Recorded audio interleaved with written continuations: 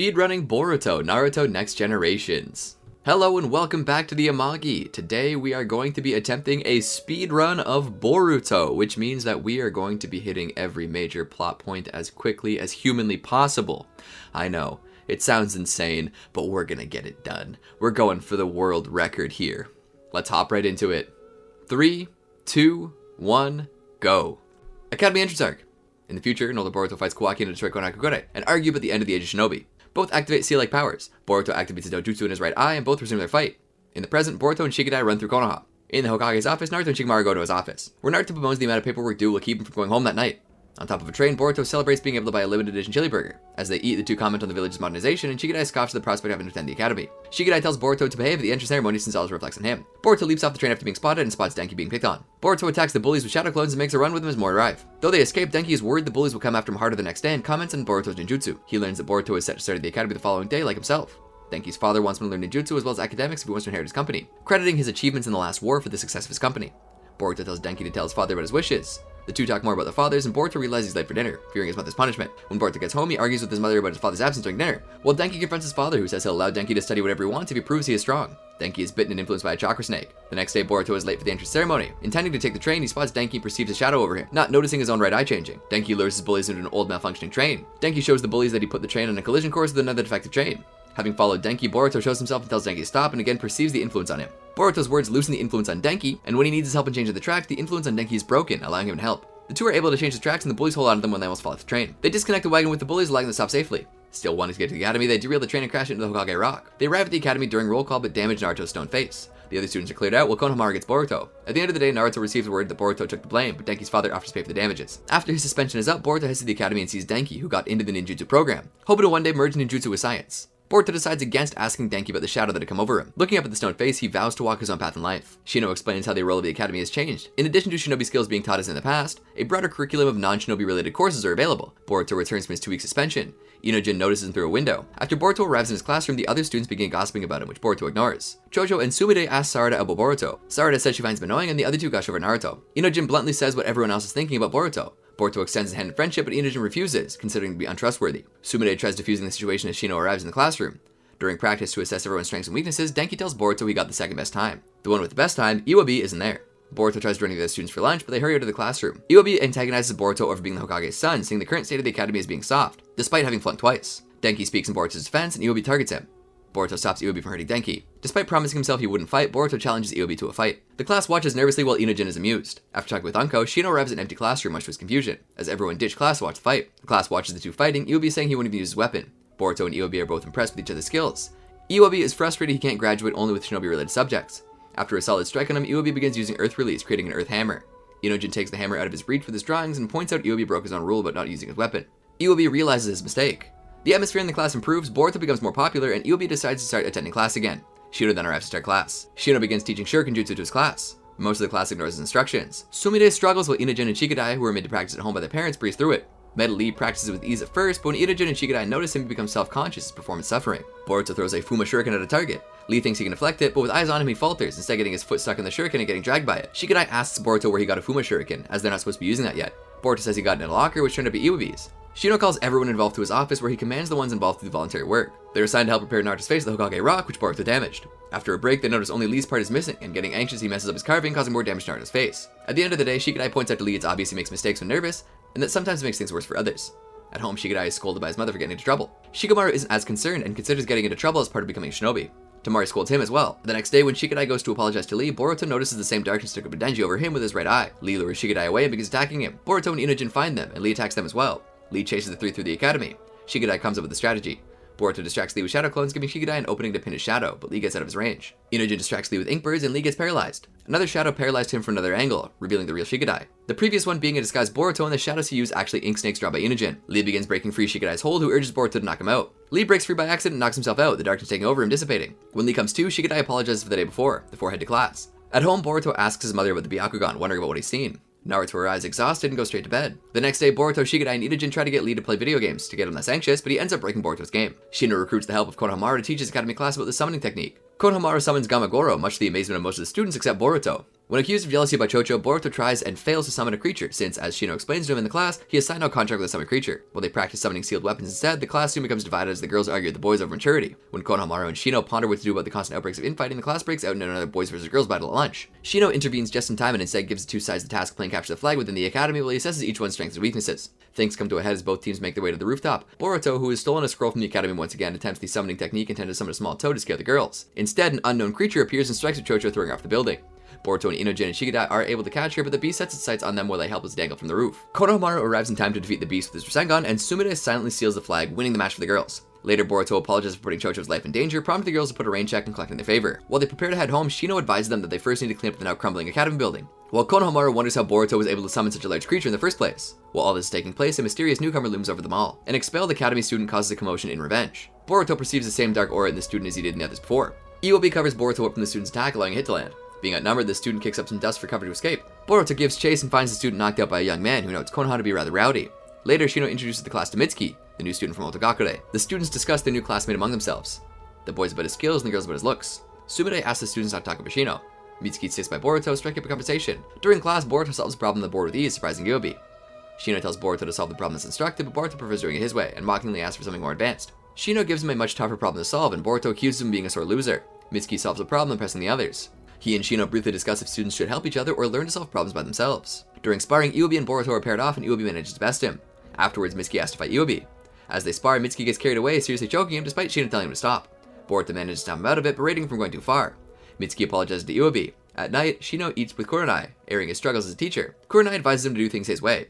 Mitsuki talks to someone through a white snake. The next day, Shino throws a welcome party for Mitsuki. Sumire asks Shino about his efforts, and he explains his own difficulties having friends in the past. Shino's insects act up, ruining the party.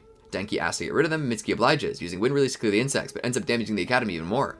The students talk about Shino, unimpressed by him, which he overhears, getting him in a sullen mood. After first period, Shino asks for time off. A ruckus starts happening at the academy as one of the repairmen starts rampaging, destroying what's left of the academy under the influence of the Dark Spectre. Mitsuki comments on Boruto's ability to see it, piquing Shikadai's interest, who speculates that Mitsuki is the reason people are acting out. Sarada distracts the repairman, allowing Shikadai to pin him down for Iwobi to strike. However, he doesn't go down, so Boruto tackles him and the two fall over a balcony.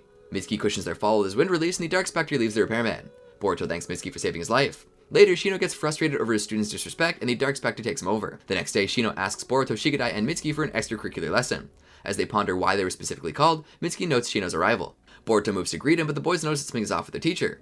Shino declares that he will give them their final lesson. Boruto finds Shino to be odd. Shikadai scolds Boruto and apologizes for whatever they did to get out of trouble. Still angry, Shino attacks them with his insects.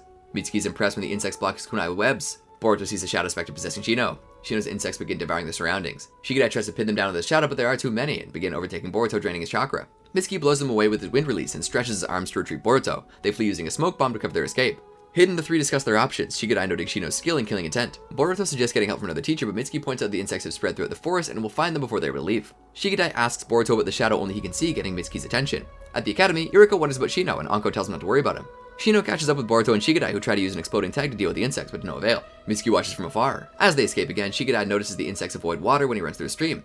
Mitsuki regroups with them, claiming to have gotten lost. He asks Boruto about the other people who went berserk after being possessed by the shadow that only he can see. Shikadai grows suspicious of Mitsuki. Mitsuki says they should kill Shino, as he wants to do the same to them. Shikadai points out Shino's been unconcerned with using chakra, saying that he can use that to their advantage, but it'll require some being bait. Shikadai wants it to be Mitsuki because he doesn't trust him and to expose other abilities he might have. Boruto wants to make up for driving Shino to snap in the first place and argues that he can still create shadow clones despite having had his chakra drained earlier. Boruto tries to get to Shino with shadow clones and makes use of the webs to place an exploding tag near him. Shino manages to avoid all of his attacks and immobilizes Boruto and Shikadai. Shino then tells him he realized their plan to get the water and get rid of his insects and notices Mitsuki in the distance. When Shikadai points out he's used most of his insects, and Mitsuki extends his arms underwater, dragging Shino down. Shino releases aquatic insects, and Mitsuki employs lightning release to stop them, forcing the shadow spectre out of Shino. Mitsuki puts Shino on land and begins drowning, having used too much chakra. Boruto dives after Mitsuki, and he begins drowning as well. Despite having depleted most of his chakra, Shino dives in after the two and manages to get them out by summoning a giant insect. Later, Shino apologizes for attacking them, and the students apologize for ridiculing him, acknowledging his strength. Shino reports the incident to Naruto. He and Shikamaru both agree that the matter needs to be investigated and ask Shino to help them. Boruto eats with Shikadai and sketches what the possessing spectre looked like to him. The two speculate why it's possessing people, its purpose, and why only Boruto can see it. Sarada complains about the boys to Chocho and Sumire, but the conversation is cut short when Sumire gets a feeling that someone is spying on them. The three share the concerns of the other girls. The boys overhear them but don't think it's related to the Shadow Spectre. The girls take an alley after Chocho buys chips and manage to capture the stalker. The boys hear screaming and they rush there. Chocho recognizes their stalker as Magare Kakure Mino from another class. Shikadai checks Boruto if he's possessed and Boruto confirms he's not. They question why he's following Chocho, but he reveals that Sumire is following because he has a crush on her. Chocho encourages Magide to confess his feelings to Sumire. He does, but Sumire rejects him, and he leaves him hurt. During class, someone leaves a message to Sumire on the blackboard. Mitsuki asks around and finds out Magide didn't go to class that day. Several notes for Sumire fall over the group, prompting them to watch over her. The boys and girls are separated by a metal wall in the academy. The girls hide in a storage room, but someone knocks over smoke bombs. Sumire opens the door to clear the smoke and gets separated from Chocho and Sarada. Denki arrives, asking if she's okay, and gets knocked up by Magide. The boys reach them and all of them get to Sumire and Magide on the roof. Boruto notices the shadow possessing Magide. Magide disguises himself and starts attacking. Chocho admonishes his way of getting attention from Sumire and tells him to better himself. She offers him chips. As he accepts them, the shadow leaves Magide, who breaks down crying. Magide gets gaunt and faints. The boys talk over food, speculating Magide got weaker due to chakra exhaustion. Shikamaru delivers Naruto a report suggesting the same. At night, Mitsuki communicates with someone about Boruto's findings. From the moon, a shadowy figure observes the stars, noting a constellation as a sign of a coming harvest. Boruto, Denki, Shikadai, and Ioya watch a movie about Kagemasa. The four discuss the movie at dinner and compare it to actual life as a shinobi. Riding the train, Boruto and Shikadai discuss the specter only Boruto can see. At home, Boruto creates a few shadow clones to overview the event so far. Boruto still doesn't want to tell Naruto about it. Boruto goes out to eat and meets Shikadai, who suggests maybe he's awakening the Byakugan. Mitsuki reveals himself, agreeing that Boruto should find out more about his Byakugan. That night, Boruto has a dream, where the stargazing figure tells him his eye will be important, with promises of an awesome fate. When he wakes up, remembering the dream, Boruto notices his sight is different, and manages to catch a glimpse of his eye in the mirror. Boruto gets excited about it. Shikamaru hands Naruto a report of the incidents, and they wonder if Boruto, who is near everyone, is involved the right target. Tired, Naruto goes home. There, Boruto is confident he's wakened the Byakugan. The others are skeptical of it, angering Boruto. Hinata tells him to talk with his grandfather, who will know if Boruto really has the Byakugan. Shikadai, Denki, and Mitsuki discuss the possibility of Boruto having the Byakugan. Naruto takes Boruto and Himawari to the Hyuga compound, where Hiyashi and Hanabi are related to see them. Hiyashi explains the nature of the Byakugan to Boruto, confirming Naruto's earlier words about the training required to use it. Hiyashi calls Boruto to the courtyard, wanting to fight him and see if he does have it. Hiyashi explains to Boruto that if he has awakened the Byakugan, it will manifest itself in battle even if Boruto can't activate it at will. Something that both he and Hanabi will be able to tell. Hanabi decides to take her father's place, sure it will be all for nothing if he simply throws at his back in the fight. Boruto is up for it. Himawari asks Naruto if Boruto will be okay as they watch him and Hanabi sparring. Naruto assures her Boruto will be okay. Boruto tries making a distraction using shadow clones and a flash bomb, but Hanabi sees through it. Boruto goes at it once more, this time managing to surround Hanabi with the shadow clones, but she repels him with the 8 trigrams palms revolving heaven. Hanabi tells Boruto there's no sign of the Byakugan having awakened him, but assures him it's still possible it will.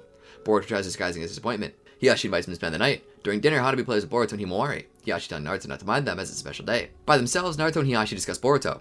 Naruto isn't disappointed in Boruto for not awakening the Byakugan, happy that despite it not happening, Boruto tried so hard to prove it did. Hiyashi tells him about Himawari, Naruto telling him that she hasn't manifested the Byakugan since it first awakened. Hiyashi asks Naruto to keep him updated and to bring her again if anything else happens. Hanabi talks to Boruto, sure something has happened, otherwise he wouldn't have claimed to have awakened the Byakugan, nor sparred so seriously to prove it. Boruto bumps into Sarada at night and the two briefly discuss Kagemasa from the movies. Boruto catches the glimpse of someone possessed by the specter and follows him to the academy. He recognizes him as the actor who plays Kagemasa, who has put on some weight. He attacks Boruto over his comments on his physique. When he has Boruto pinned down, Sarada deflects one of his attacks. Hidden, Boruto explains the actor's been possessed by a shadow that only can see.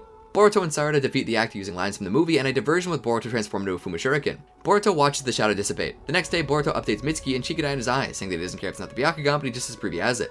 Boruto looks at the crowd trying to trigger his eye while accompanied by Shikadai and Mitsuki. They discuss how the incidents are not happening beyond the academy. Shikadai points out that their fathers have been investigating as well, making Boruto more determined to solve the issue before Naruto. The day ends without any progress. Boruto and Shikadai are confident they'll be able to continue investigating, Mitsuki having turned in their leave of absence in the academy. At home, Hinata questions Boruto about skipping classes, having been called by the academy. At the academy, Boruto insists to Hinata and Shino that he's an important duty. Hinata thinks Boruto's trying to get Naruto's attention. Shino advises him to tell Naruto what's going on. Shino's next lesson involves workplace experience, allowing Boruto, Shikadai, and Mitsuki to go around the village working at the postal service. The three are put under Tayori's service, who takes them all around the village, making and receiving deliveries. Boruto notices Naruto at an opening ceremony. Naruto notices Boruto as well and approaches him. They talk briefly about what they're doing. After Naruto leaves, Boruto has the group split up to finish their duties faster. Upon regrouping, Mitsuki informs that he heard there was an incident at Senju Park. At the park, Sai investigates the scene and collects witness statements. By the time the three arrive at the park, the scene has already been processed. Sai reports to Naruto and Shikamaru that he's found evidence of someone using research on Hashirama's cells based on trace evidence of wood release used at the park, believing to be former root members. He believes they're harvesting chakra for military purposes. Sai and Shikamaru decide to go through Root's records for clues on who it might be. Naruto goes home for a change of clothes and talks to Hinata about seeing Boruto at the village. Naruto confesses that growing up without a father, he's unsure how to interact with Boruto. At the post office, there have been complaints about deliveries. Tayori's superior Komame assigning them inventory duty while Tayori fixes their mistakes from previous days. They hear on TV about another incident at the water purification plant where their classmates were working and rush there. The academy students visit Sumire at the hospital.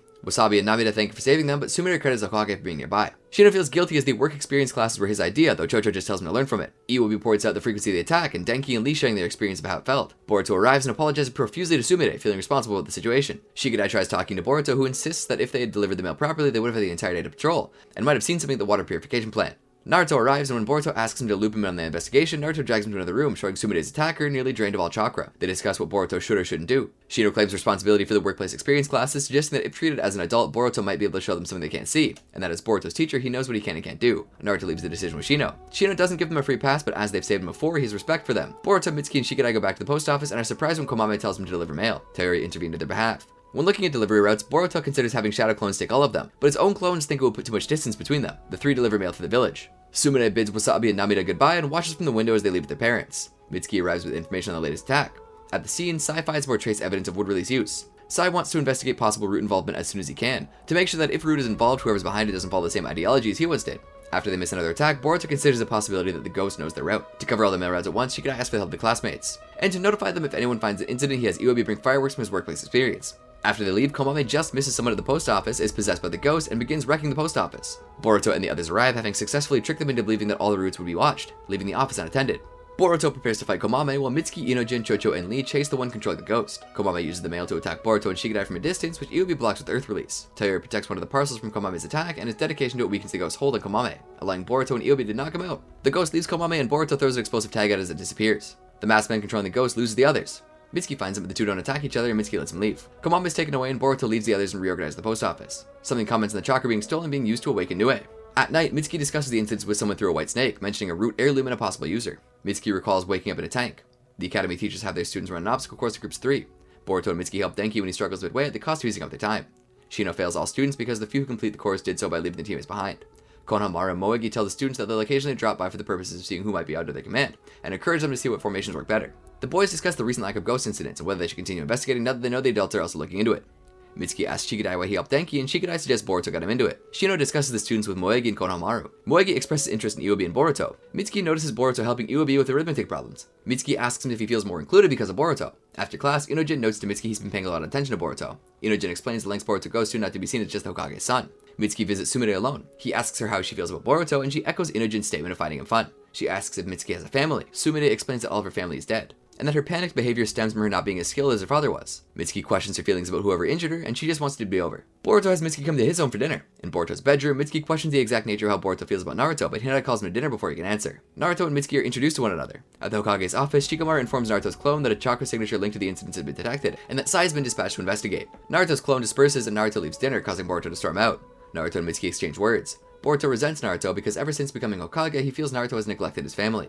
Boruto explains that he's determined to never abandon those closest to him as he perceives Naruto to have done, doing something he couldn't do. This sparks a memory in Mitsuki hearing his parents say something similar. Understanding Boruto better, Mitsuki confesses he knows who's behind the ghost incidents. Sai investigates the hideout of Tanuki Shigaraki, a missing former root researcher who is an avid follower of Danzo, and in charge of developing a weapon based on Hashirama's cells, codenamed Gozu Tenno. Despite not finding him, Sai finds a picture of him with a little girl and realizes who the culprit is. Mitsuki reveals to Boruto that Sumide is the one behind the incidents. Shikamaru informs Naruto of Sai's discovery and the current search for Sumide. He also informs Naruto complaints are being filed that the attacks continue to happen because the police force performed insufficient vetting of those involved. Kakashi arrives at the Hokage's office, claiming responsibility for himself and Tsunade, having both decided not to expose the identities of everyone involved in Root.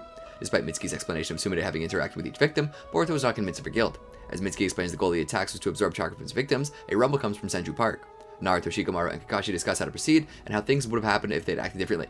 Kakashi says that his investigation led to the discovery that the Gozu Tenno had been embedded into Sumide's body. As Sai and company track Sumide down, he resolves not to let the incident be blamed on people who test Root. Knowing that she's been discovered, Sumide thinks back to her father's words of getting revenge for Danzo and prepares to launch her last attack. Before she can, Sai apprehends her at the park, but she summons Nue before he can restrain her. As Boruto and Mitsuki spot Nue from afar, Boruto decides to hear the truth from Sumide herself. After he leaves, Mitsuki's contacted through the White Snake and is tasked with eliminating Sumide. Kakashi arrives and severs a portion of Nue's snake tail. Sai distracts Nue with an ink bird, allowing Kakashi and other shinobi to raise walls around it. From its severed tail, several others sprout, chasing the Konoha shinobi, draining the chakra of those it can catch. Mitsuki tells Boruto that Nue will drain everyone in the village and that it will only stop if the jutsu user dies. Boruto is determined to save both the village and Sumide. Mitsuki acknowledges that it's an answer he would never give and expresses interest in learning more about their differences.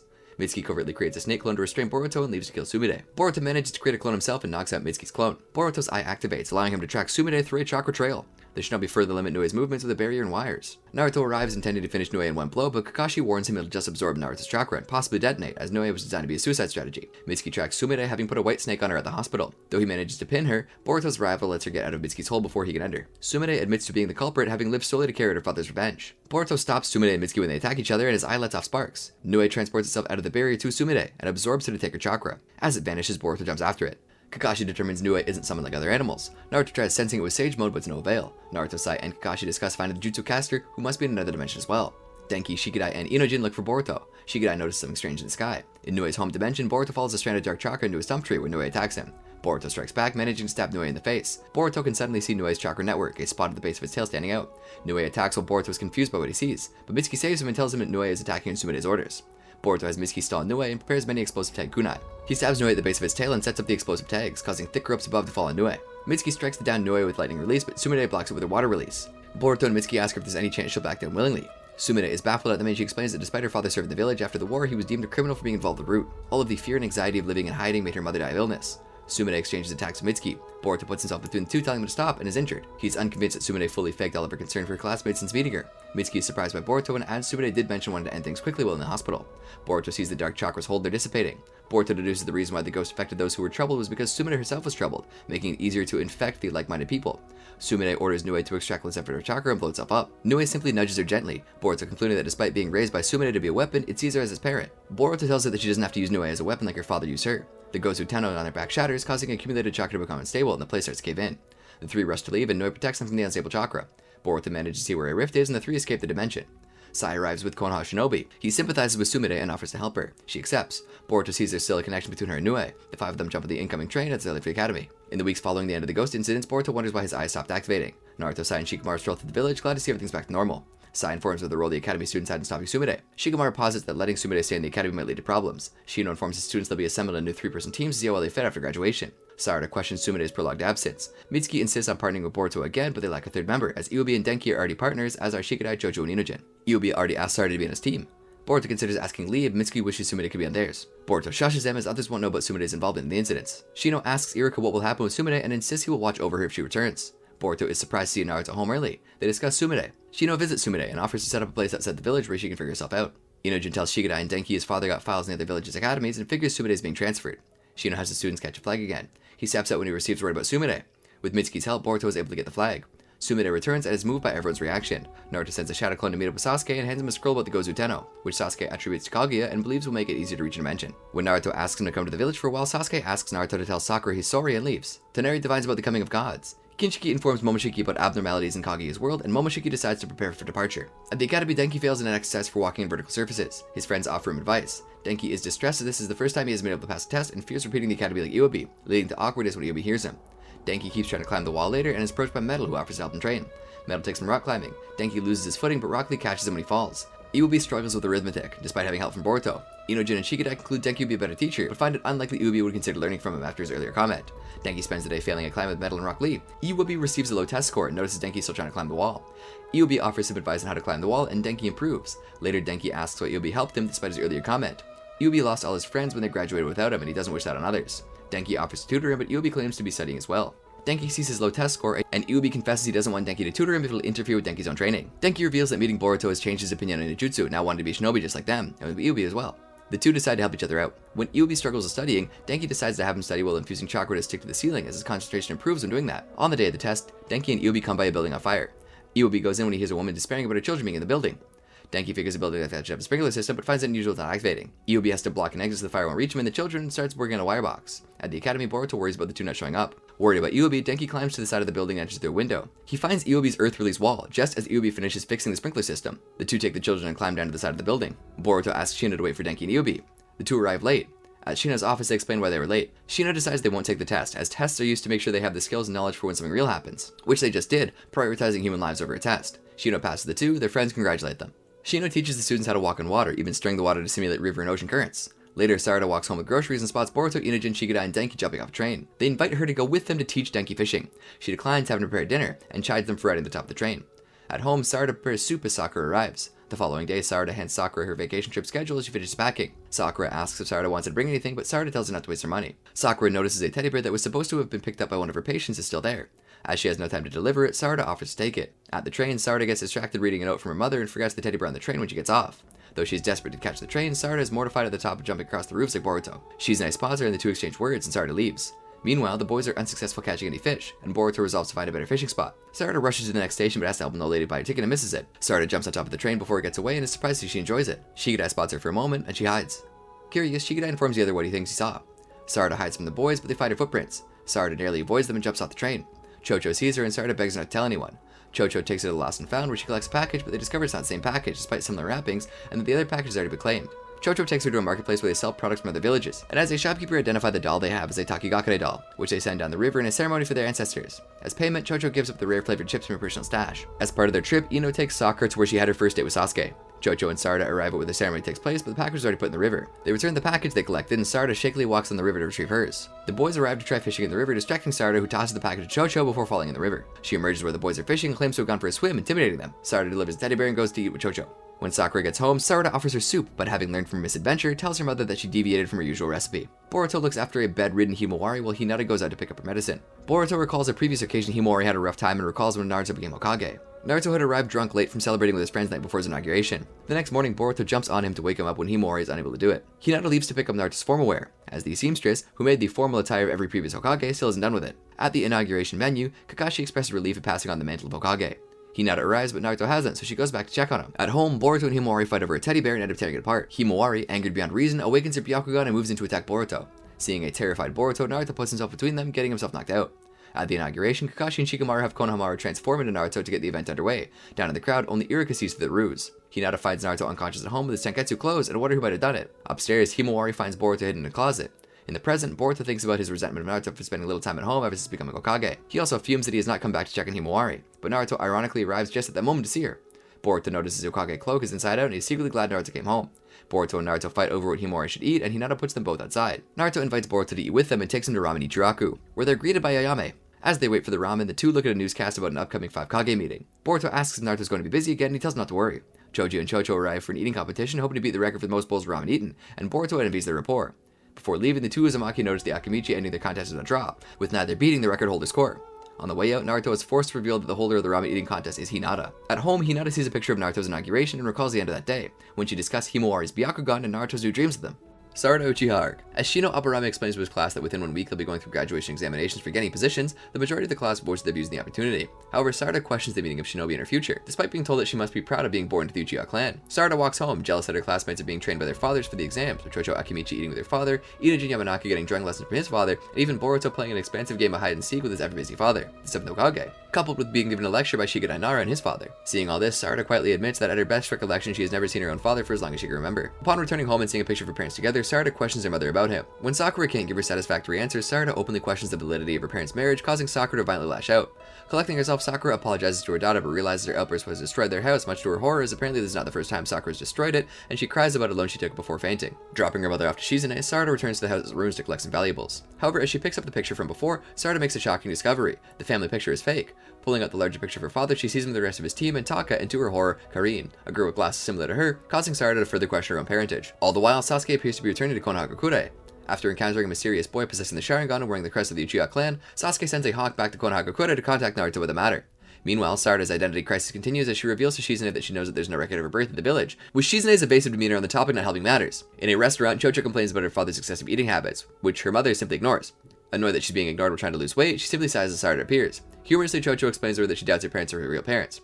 This is challenged by an eavesdropping Mitsuki, who simply states that it was normal for girls their age to start questioning their identity, angering Chocho. Sarada eventually decides to simply find her father herself or ask the 7th Hokage about her dilemma. In his office, Naruto sees Sasuke's hawk and realizes the situation that Sasuke is in and consults Kakashi. Together, they come to an agreement that the boy is not an Uchiha survivor, but more likely another one of Orochimaru's experiments. Naruto leaves a shadow clone around the village with Shikamaru as he heads out to meet Sasuke and Yamato. Sarada, however, secretly hears this and tries to trail him until she realizes Chocho has invited herself along too, thinking Sarada is helping her find her real parents. Elsewhere, the mysterious boy meets a person cloaked in an Akatsuki mantle, informing him of his brief fight with Sasuke. They both declare they cannot forgive Sasuke for killing his older brother Itachi and promise to make him pay. Naruto asks Shikamaru to apologize to Boruto for him and heads off to meet with Sasuke. Just as Naruto leaves, Boruto arrives together with Mitsuki with the intent to bring Naruto his lunch. Sarada offers to bring the food to Naruto, and though he's hesitant at first, Boruto later hands it over to Sarada, and she heads off towards Naruto with Chocho. Unbeknownst to them, however, the two are being watched by a tiny creature with a single Sharingan. At a remote clearing, the mysterious boy Shin is ordered by his father to capture Sarada. Sarada and Chocho continue to pursue Naruto to deliver his lunch, which Naruto notices using Sage Mode and hurries back to them. Stopping momentarily as they catch their breath, Sarada and Chocho are intruded by Shin. Sarada remarks upon his Sharingan as her mother had told her that aside from Sasuke, they were the last one of the Uchiha. When Sarada refuses to go with him, Shin quickly engages and overwhelms the girl in a brief scuffle, which Naruto intervenes in the end to save them. Angered by Naruto's appearance, Shin activates his own Mangekyo Sharingan and uses the dōjutsu's abilities to attack the three with the Kusarigama. Following the brief skirmish, the strange Sharingan creature appears and urges Shin to retreat, noting that they cannot defeat the 7th Hokage. Shin agrees, and the creature with the same Mangekyo pattern as Shin teleports them away.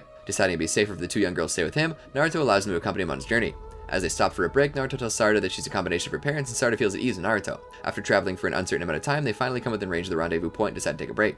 Too excited to meet with her father, Sarada sneaks away from the group and continues onward. While imagining her first encounter with her father, Sarada's intense emotions allowed her to awaken the Sharingan. Arriving at the temple, Sarada finally encounters Sasuke and is overwhelmed by her emotions. However, Sasuke, taking notice of her Sharingan, mistakes her for Shin's comrade and draws a sword, frightening Sarada. As Sasuke attacks, Sarada shouts "Daddy," and Sasuke ceases upon realizing that it's his daughter. While Sarada sulks the fact that Sasuke didn't recognize her, Naruto and Chocho converge on the scene. Sasuke demands an explanation from Naruto as to why he brought along children, which prompts Sarada to reveal that she wanted to ask him about the identity of her biological mother, along with a slew of other questions regarding Karina in the photograph and the reason behind his absence. Sasuke refuses to answer any of her questions, and Sarada storms out of the temple in anger. As Naruto attempts to comfort her, he recalls when Sasuke held a meeting with the 5 Kage and Sakura where they discussed an issue revolving Kaguya, the White Zetsu army, and the possible emergence of a new threat. As Sasuke has taken it upon himself to investigate this matter, Naruto informs Sarada that her father is one of the greatest shinobi alive.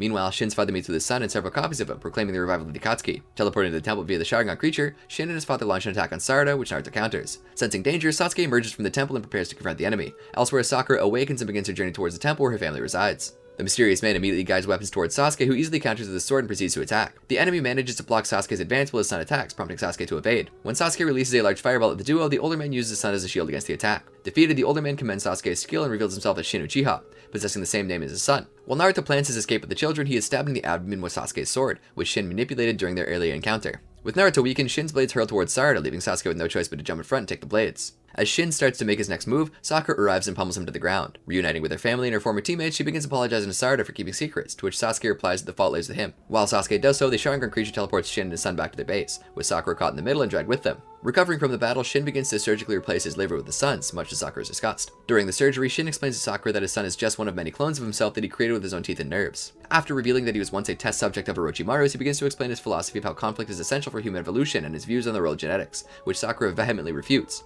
Meanwhile, without any leads to go on after Sakura's capture, Naruto's group decides to meet with Orochimaru and ask him what he knows about the situation. After a briefing with Yamato, they enter the hideout and reunite with Orochimaru, Suigetsu, and Jugo. Without wasting time, Orochimaru explains Shin's history. He was a former experiment whose unique body could accept anything transplanted into it without rejection, which made him the perfect test subject. This resulted in multiple Sharingan being implanted with his body and his right arm being harvested for Danzo Shimura. Eventually, Shin learned about and became fascinated with Itachi Uchiha, leading him to abandon Orochimaru and taking all but one clone with him. Orochimaru informs the group that the clones are unlike any standard shadow clone technique, and that they can only be stopped by being killed. Orochimaru's speech discussed Sarada, and Sasuke demands to know Shin's whereabouts, to which Orochimaru agrees to tell him so Sasuke can kill Shin for him. While changing rooms for more information on where to go to find Shin, Sarada gets Suigetsu's attention, so they sneak away from the rest of the group. In a private location, Sarada requests that Suigetsu do a DNA test with the use of an umbilical cord that Suigetsu thinks belongs to Karine, to confirm if Sakura or Karine are her birth mother. After comparing DNA from both Sarada and the umbilical cord, the test seemingly reveals that Karine is Sarada's real mother. Meanwhile, noticing Sarada and Suigetsu be gone, Naruto finds the location and eavesdrops on their conversation, becoming angry at the idea that Sasuke was unfaithful to Sakura and at Suigetsu's involvement. While Suigetsu awkwardly exits the situation, Naruto attempts to remind Sarada that they must save Sakura from Shin. However, a devastated Sarada with her Sharingan activated lashes out at Naruto for lying to her and denounces any relation to Sakura. After calming down from her tirade, Sarada explains to Naruto that since everything she knows has been a lie, she intends on leaving the village and continuing her journey alone.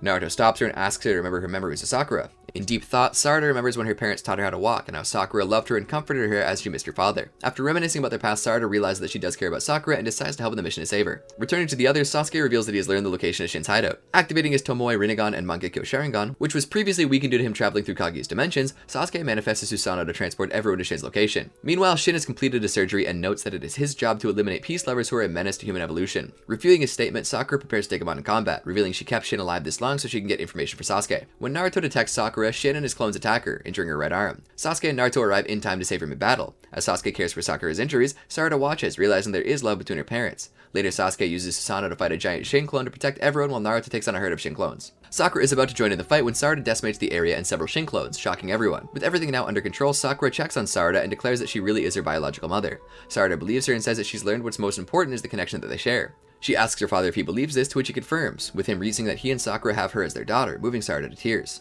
Sasuke asks Naruto what they should do with the Shin clones, and Naruto decides to place them in a new orphanage in Konoha. After returning to the village, Chocho is relieved to know that she's not an adopted child after all. Sarada and her parents have their first family dinner before Sasuke returns to his traveling the next day. Before departing, he notices that Sarada is sad and comforts her by hugging her and poking her on the forehead, assuring her that he will come home soon. When Sakura attempts to receive affection from him, Sasuke teases her by walking away and bidding them farewell, much to her disappointment. The Shin clones are dropped off at the orphanage that is operated by Kabuto Yakushi and Urushi, and Kabuto tells the clones that he will be giving them their own names and he will be their new father. At the academy, Boruto thanks her for delivering the lunch to his father. However, she refutes him and thanks him instead because he helped her realize that it is her dream to be Hokage, which he brushes off. At Orochimaru's hideout, Karin yells at Suigetsu for his actions. The umbilical cord used for the DNA test was between Sarada and Sakura. Karin reveals that Sakura traveled with Sasuke on his journey while she was pregnant and that it was Karin who helped with Sakura's delivery in the hideout. Even though she still has feelings for Sasuke, Karin says that all that matters to her is that Sasuke is happy and that she is friends with Sakura. Karin then orders Suigetsu to apologize to Sarada and give her a new pair of glasses. In the final scene, Sarada smiles at the family photo of her parents and herself. School trip arc. On Konoha TV, Ikkyu Madoka addresses the state of affairs of the Land of Waves, which Anko Mitarashi and Iruka Umino watch at the Konohagakure Academy. In Iruka's office, Naruto Uzumaki informs him that the academy field trips will be fancier from now onwards, starting with a visit to the Land of Water. The meeting is interrupted when Boruto Uzumaki attempts to pull a prank on Iruka. The next day, in Shino Aburami's classroom, Boruto is punished for his earlier prank and is tied up while suspended from the ceiling.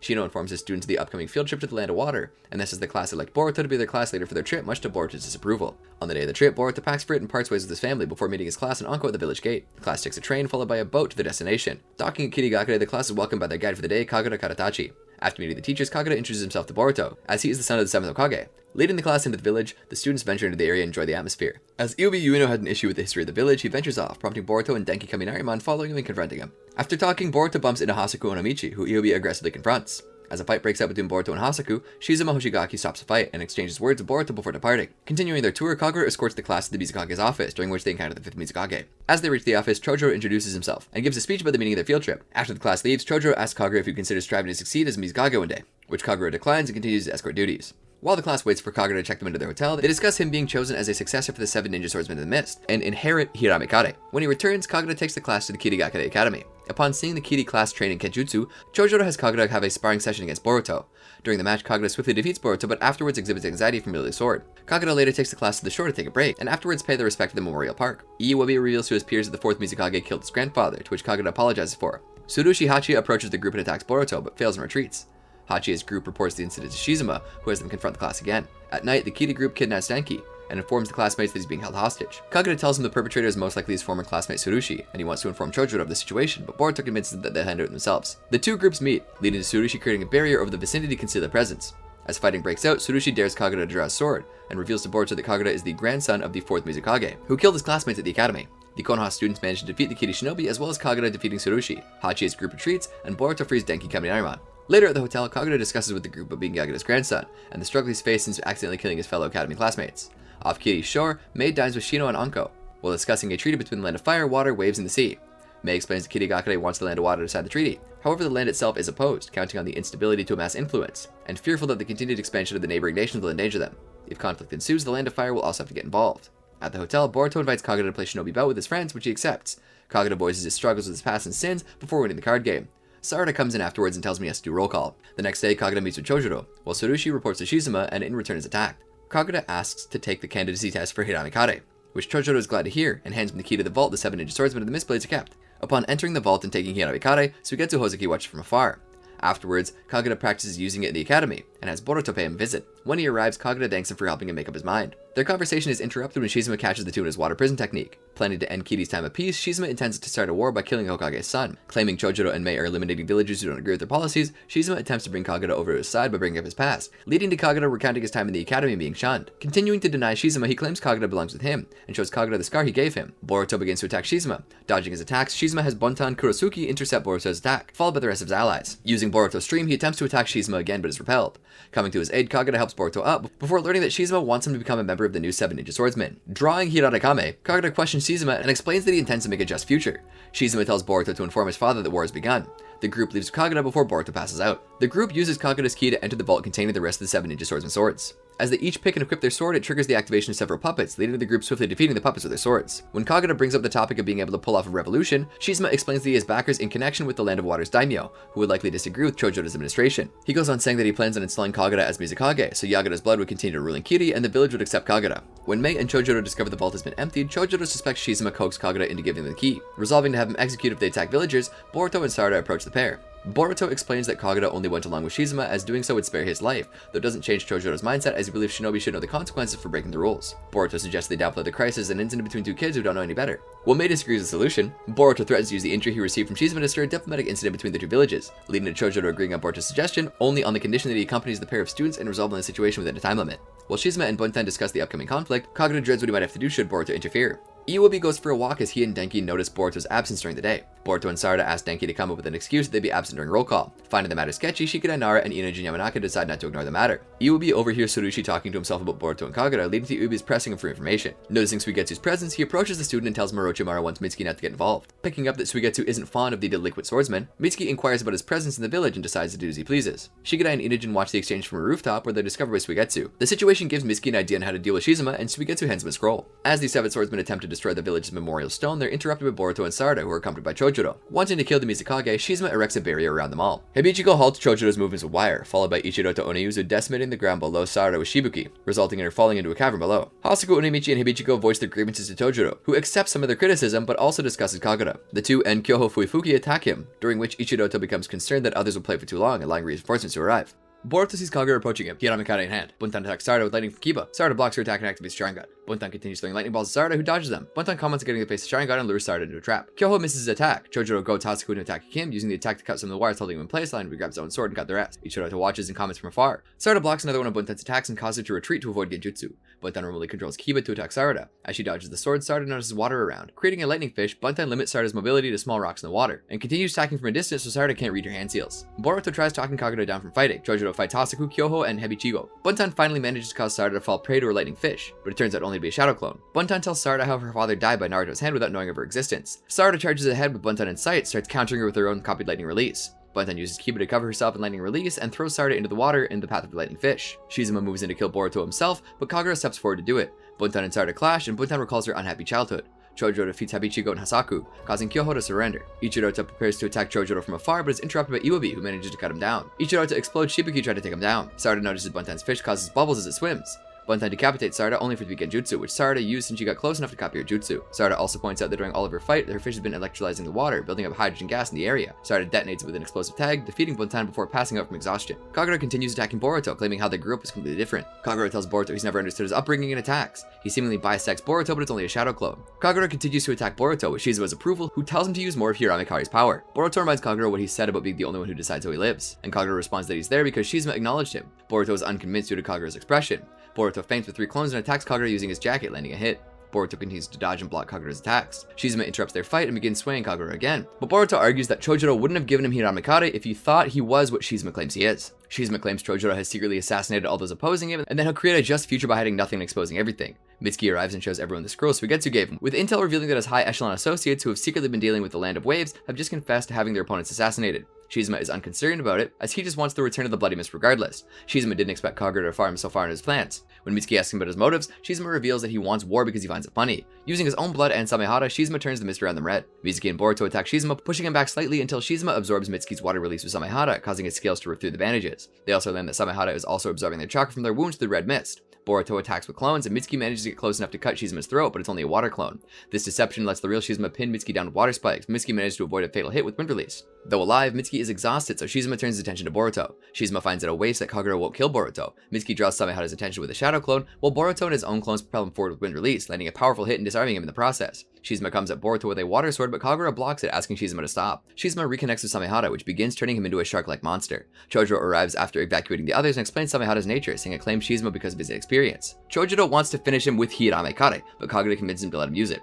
Kagura engages Shizuma, but is weakened after having chakra drained. Boruto comes to his aid and takes half the weapon. Together they manage to separate Shizuma from Samehara, ending the fight. Iwabi arrives with Tsurushi, who is carrying Sarada, who warns Boruto to be late for roll call. Iwabi carries Boruto, and the Konoha students depart as the red mist dissipates. Boruto's class bids Kitagakure farewell. Chocho arrives late, having bought numerous souvenirs. Boruto notices Kagura's absence, unaware that he's watching the ship depart from afar. Boruto returns home and is confused by Himawari's sullen attitude as he recounts their excursion.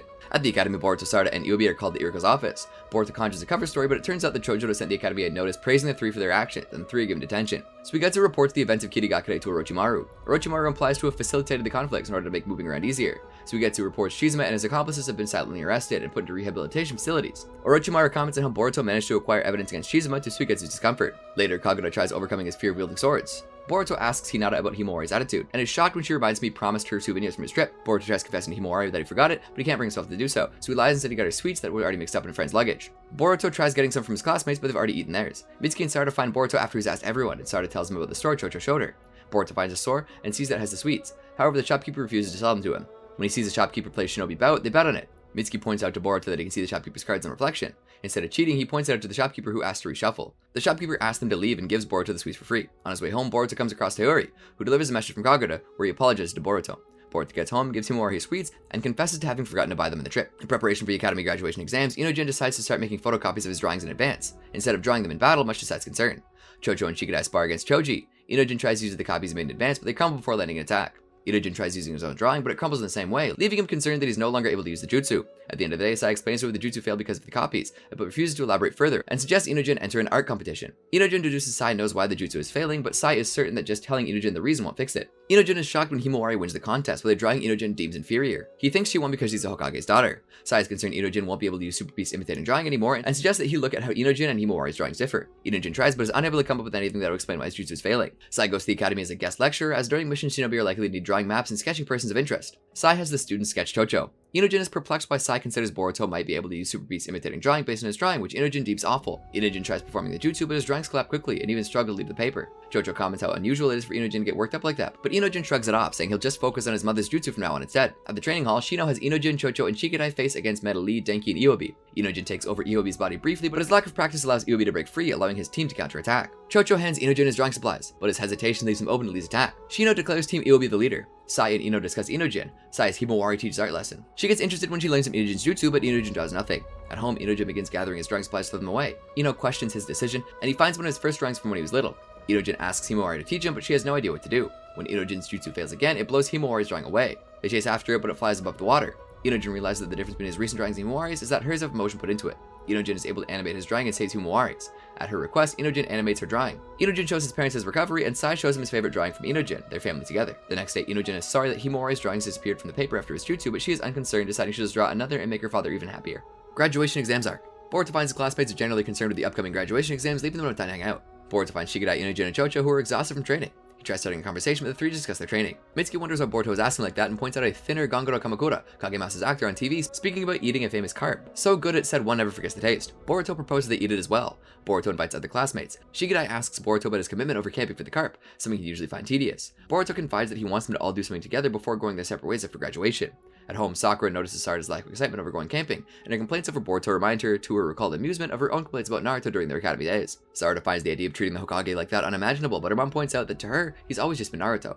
While they weren't that close at the academy, he's now a dear friend that's closer than family. She doesn't know if friendship is forever, but the friends she made are still her friends today. Boruto and his classmates set up at the camping site. They go fishing for the carp, but fail to catch anything. One of the caretakers says the rains have caused the carp to hide in the rocks, making them that much harder to catch.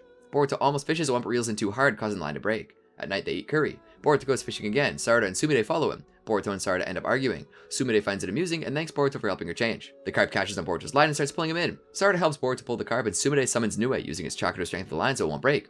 Their classmates arrive and each use their ninjutsu to help reel the carp in. They all eat the carp, and Sumire points out the starry sky above them. At the moon, Toneri struggles to smooth over space-time distortions. During a parent-teacher conference, Shino informs Hinata that despite the occasional lack of commitment with classes, Boruto's performance is exceptional. When asked what type of shinobi he wants to be, he concerns with the lack of interest in anything particular, and confident that he'll figure out something by graduation. Shino shares his concerns about Boruto with Anko. Boruto and his friends discuss their parent-teacher conferences. Despite the examples his friends gave him, Boruto still hasn't found a compelling reason to become a shinobi. They discuss the structure of the graduation exams, proctors, and past exams. After class, Boruto is approached by Sukiya, who is writing a story about graduating students. Boruto takes Sukiya to interview his classmates. After interviewing them, Sukiya asks Boruto why he joined the academy, and Boruto mentions trying to be better than his father. At home, Boruto asks Hinata why she became a shinobi, and she tells him about how as a Hyuga, at the time it was simply expected of her and her late cousin Neji, and surprises Boruto by telling him how strict his grandfather was.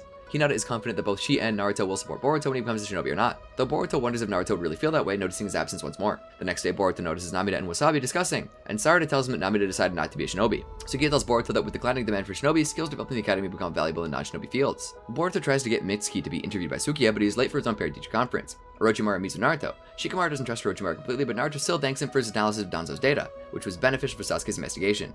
Boruto finds Sarada hesitant to get involved in Namida and Wasabi's issue, until Boruto finds out that she's afraid to get involved in a matter like this. She'll never surpass Naruto's Hokage. Sarada thanks him for the advice and manages to talk Namida into admitting that she really does want to be a shinobi, despite her family issues. Boruto thanks Sukiya for allowing him to hear everyone's stories and asks if they'll meet once Sukiya covers the graduation exams. Sukiya hints they will and offers him advice going forward. Going home, Boruto asks Mitsuki about his conference, and Mitsuki says he wants to remain a shinobi in Konoha because of Boruto, pointing out how he changed those around him, like Denki, Iobi, Sumire, and Mitsuki himself. Boruto just wants to remain together and is fine with becoming a shinobi first and figuring it out from there. Talking to Iruka, Kakashi removes his Sukiya disguise. Iruka is glad Kakashi volunteered to proctor the graduation exams and asks him not to go too hard on them. Kakashi clarifies that even in peaceful times, they can't allow students with contemptuous attitudes to become shinobi, and that his graduation exam will be a bit challenging, wondering how many will succeed. Boruto's class take the written exam. Denki and Iubi celebrate successfully stealing the questions from the teacher's lounge. Boruto considers it cheating, but Sarada points out Shino telling them to check their questions to make a strategy beforehand, implying the test was their intelligence gathering skills. They wait for their practical exam. Shino grades the written exams and Boruto gets a perfect score. Kakashi notes this and finds Boruto to be a bit too confident. The next day, the class is greeted by Shino, Anko, and Konohamaru to Forest. They explain the rules for the exam, giving each student a white bandana and pointing out targets on themselves. If a student has their bandana taken, they fail, but if a teacher has the target destroyed, they can no longer fight the students. The exam lasts a day. Boruto is unconcerned and Kakashi arrives, revealing himself to be the exam's proctor, intending not to let any troublemaker become a shinobi. Kakashi has a single bell that the students have to take from him, implying only one of them will graduate. Kakashi gives him the signal, but Boruto attacks using kunai, and Kakashi reveals that it's wood. Kakashi remarks that Boruto is similar to Naruto, and they give the go. Various students take different approaches. Some go after Kakashi directly, others are staying back a bit to let others act as distractions. Shikadai planted a tracker on Kakashi, but Shino uses a bug to remove the tracker. Anko uses genjutsu to make a couple teams go around in circles and prepares to fight Shikadai, Inujin, and Chocho. Konohamaru knocks out Renga, Suru, and Hako along with Namida and Wasabi. Boruto doesn't want to waste time on Konohamaru, and Sarada allows him to go straight for Kakashi, believing there's a reason to go after Konohamaru first. Boruto and Mitsuki are blocked by Shino, who Mitsuki decides to deal with. Boruto searches for Kakashi from a giant tree, baits him with a shadow clone. Anko uses snakes against Shikadai, Inujin, and Chocho, but the students she had caught in genjutsu show up, having broken free. Mitsuki prepares to go all out against Shino. Sarada and Sumide use the Sharingan and Nue against Konohamaru. Boruto uses shadow clones against Kakashi. Mitsuki defeats Shino, who tells him to go ahead. Kakashi considers Boruto to be a cut above the rest, but still unsuitable to be a shinobi for lacking one decisive trait. Boruto baits Kakashi with a Boruto stream while coming from the ground below, but Kakashi considers Boruto to have tuning level skills and pins him down after sneaking behind him with a genjutsu, considering this to be the end of the line for Boruto. Kakashi has Boruto pinned down in a way that would require Boruto to break his own arm to break free. He admonishes Boruto's lack of resolve and motivation to change and reveals his Sukiya disguise. Kakashi believes Boruto's influence on his classmates have made them unsuitable to become shinobi. Mitsuki and Iubi attack Kakashi, forcing him to let go of Boruto to defend himself and counterattack, allowing Boruto to escape with Iubi's help. At night, several of the students gather, Wasabi healing Boruto and Boruto wishing she'd look after Mitsuki, who is injured by Kakashi. Boruto tells him of Kakashi's assessment of their class and Boruto's influence and apologizes. Iubi aggressively tells Boruto that he's made this far because of Boruto, something he intends on telling Kakashi. Denki and Sumide share Iubi's opinion. Mitsuki also tells Boruto that by watching him, he'll learn to do things for other people by his own volition. The group takes notice of the 24-hour time limit, and they still have their bandanas despite some of them being knocked out unconscious before, and that while injured, the teachers might get in pursuit. Boruto determines the exam to be a test of their resolve. The targets, bandanas, and the bell all hide the real test, namely how they choose to tackle the problem. Kakashi, Anko, and Konohamaru discuss the exams watching over the captured students, saying the class will fail if they don't come to rescue them. Boruto formulates a strategy. As the fastest in the class, Metal and Wasabi will distract Anko, while Sumide has Nue under the cover of several smoke bombs stealthily equip the captured students with earplugs as Namida also sneaks in. The Anko they fight turns out to be a clone, but the real one gets knocked out by a frightened Namida with a sonic scream. They finish freeing the captive students. Boruto distracts Konohamaru, allowing Denki, Iubi, and Mitsuki to lock them in place with Fuinjutsu, almost suffering a heavy hit from Sarada. Konohamaru stops a punch from Denki at his target, but he gets hit anyway. Sarada and Boruto had transformed into one another, allowing Sarada to get close enough to cast Sharingan Genjutsu on him not to notice Denki's kunai in his fist. Suru arrives, telling them only Kakashi remains. At sunrise, Boruto attacks Kakashi with shadow clones. His classmates are disguised as Boruto clones. Kakashi knocks him down as well, but when Boruto gets close enough and signals it, they all hold Kakashi down with Fuinjutsu as they do with Konohamaru. When Boruto gets too close to the bell, Kakashi uses lightning release against them, but they don't fall back. Boruto only manages to ring the bell before the 24 hours are up. Kakashi passes them all. They're all confused as they didn't get the bell. Kakashi explains that they wouldn't have been able to acquire the bell at all. He explains that in the shinobi world, those who break the rules are called scum, but those who don't value their comrades are worse, and when they all came together as a team, that's when they passed. Shino congratulates them and releases the transformation on their bandanas, which were forehead protectors all along. The students celebrate. Iruka scolds Kakashi for being too rough on the students. Boruto leaves home after breakfast with it wearing his forehead protector, putting it on only after being out of his parents' line of sight. Shikamaru drops by Naruto's house to inform him of his various duties for the day. At the academy, the Geni discuss and wonder how they'll be put into teams. When Namida warns everyone Shino's arriving, Iubi's sudden movement causes him to bump into Boruto, knocking him to Sarada, almost kissing her by accident, but she blocks him with her foot. Shino arrives after a brief explanation on 3-man teams. Shino begins informing the Geni of the teams. Denki, Metal, and Iubi are Team 5. Wasabi, Sumide, and Namida are Team 15. Hoki, Hako, and Renga are Team 25, Enko, Doshu, and Suru are Team 40, Inujin, Chocho, and Shikadai are Team 10, much like their parents were, leaving Boruto, Sarada, and Mitsuki as Team 3. Sarada questions being on the same team as Boruto, as while she acknowledges his skill, she doesn't feel they're compatible, putting their team's teamwork into question. Sarada feels she can't afford to take detours from her goal of becoming Hokage. Konohamaru informs that she can appeal her decision to the Hokage.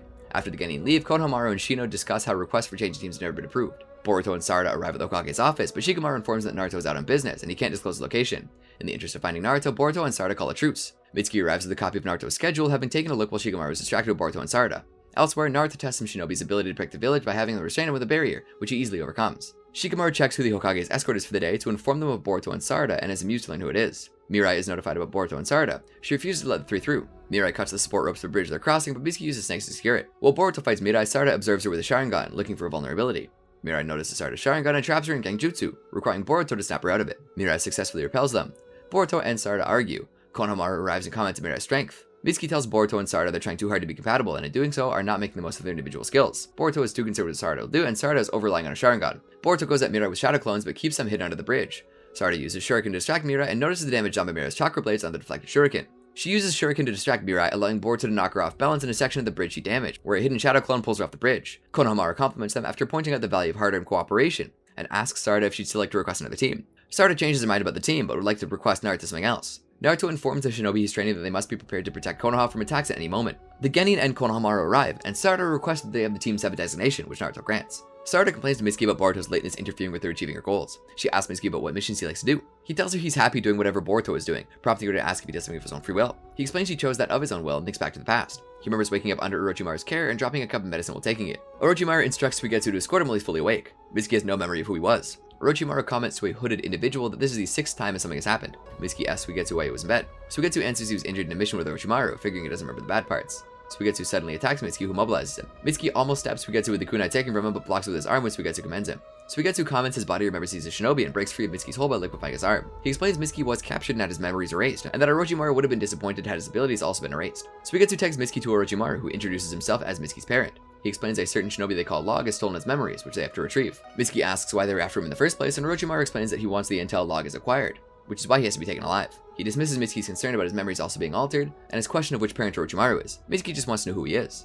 They go after Log. Orochimaru has Mitsuki disrupt Log's barrier, which Log detects. They meet Log, who intended to go after them himself. He tries paralyzing them, but it only works on Mitsuki. Log and Orochimaru battle, their speed impressing Mitsuki. Orochimaru attempts to use snakes to poison him, but his armor blocks their fangs. Log uses a jutsu to have his armor cover Orochimaru and hold him in place. Orochimaru tells Mitsuki he can use senjutsu. Log moves in to strike Mitsuki, but is paralyzed himself with the venom of a small snake. Orochimaru manages to slip through the gaps in his armor. Orochimaru tasks Mitsuki with watching over Log while he goes in search of something. Log asks Mitsuki to take off his mask and tells him Orochimaru is deceiving him. Mitsuki removes Log's mask, revealing him to be an older version of Mitsuki. Log explains they're both synthetic humans created by Orochimaru. He goes on to say the thing Orochimaru is after is the original source from which they were both cultured, and that he has stolen but couldn't destroy, as Orochimaru held the key to open his container. Log wanted to destroy it as it was created by Orochimaru's narcissism and greed, saying that when he escaped Orochimaru, he just created another. Log wants to destroy Orochimaru. Orochimaru returns and says the manner of their creation is irrelevant, and that he loves him the same. Orochimaru and Log each press their opinion on Mitsuki, causing him to snap and activate a stage transformation, saying that as a child he is not interested in what they, the adults, think. He takes the container and the key and leaves. Orochimaru comments on Mitsuki's achievement with Log, revealed to be the hooded individual Orochimaru talked to earlier.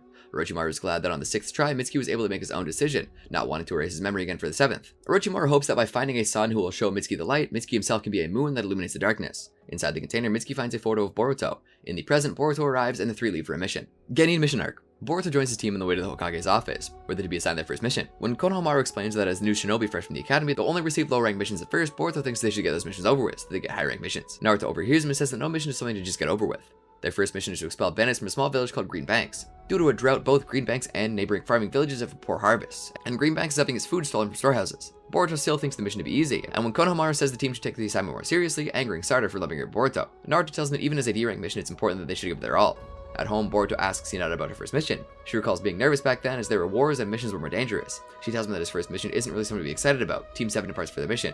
Naruto tells Shikamaru he has filled Konohamaru in on the details of the mission and remembers Shikadai is also having his first mission. His mission is to escort a rich lady around. Shikadai and Itajin carry a purchase while Chocho engages in conversation with her. On the way to Greenbank, Sarada tells Boruto to not do anything that would reflect poorly on her record, as to not hinder her path to becoming Hokage. As the two bicker, Mitsuki comments they get along well, angering both. Konohamaru stresses the importance of what Naruto told them and adds that they should not try resolving things on their own. A Russell nearby gets the Genin on edge, but it's just a wild boar, and Konohamaru comments they have a long way to go if they get startled so easily. They reach a suspended bridge to Greenbanks and ring a bell to announce themselves. Kiri sees their children and doubts their skills, but lowers the bridge nonetheless. Team 7 is informed of the recent passing of the previous village leader around the time the attack started, and that his daughter has taken over his position. They're introduced to Kiri, who informs them as they've been able to deal with the bandits on their own for a while, other villages have also hired shinobi. Konohamaru asks the Genin to speak with Kiri in private. Konohamaru tells Kiri that the conflict with other shinobi will make it at least a B-rank mission, which he believes the Genin not prepared for. When the three discuss the implications of not completing the mission, they hear a commotion, find an enemy shinobi that has killed a villager, and Boruto engages in combat. Konohamaru interferes when Boruto is attacked, and Ashimaru is told to retreat.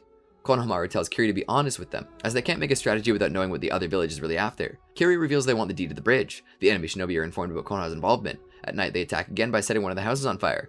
Boruto saves a villager from being attacked, and other villagers start attacking them. Konohamaru determines they're being controlled with genjutsu.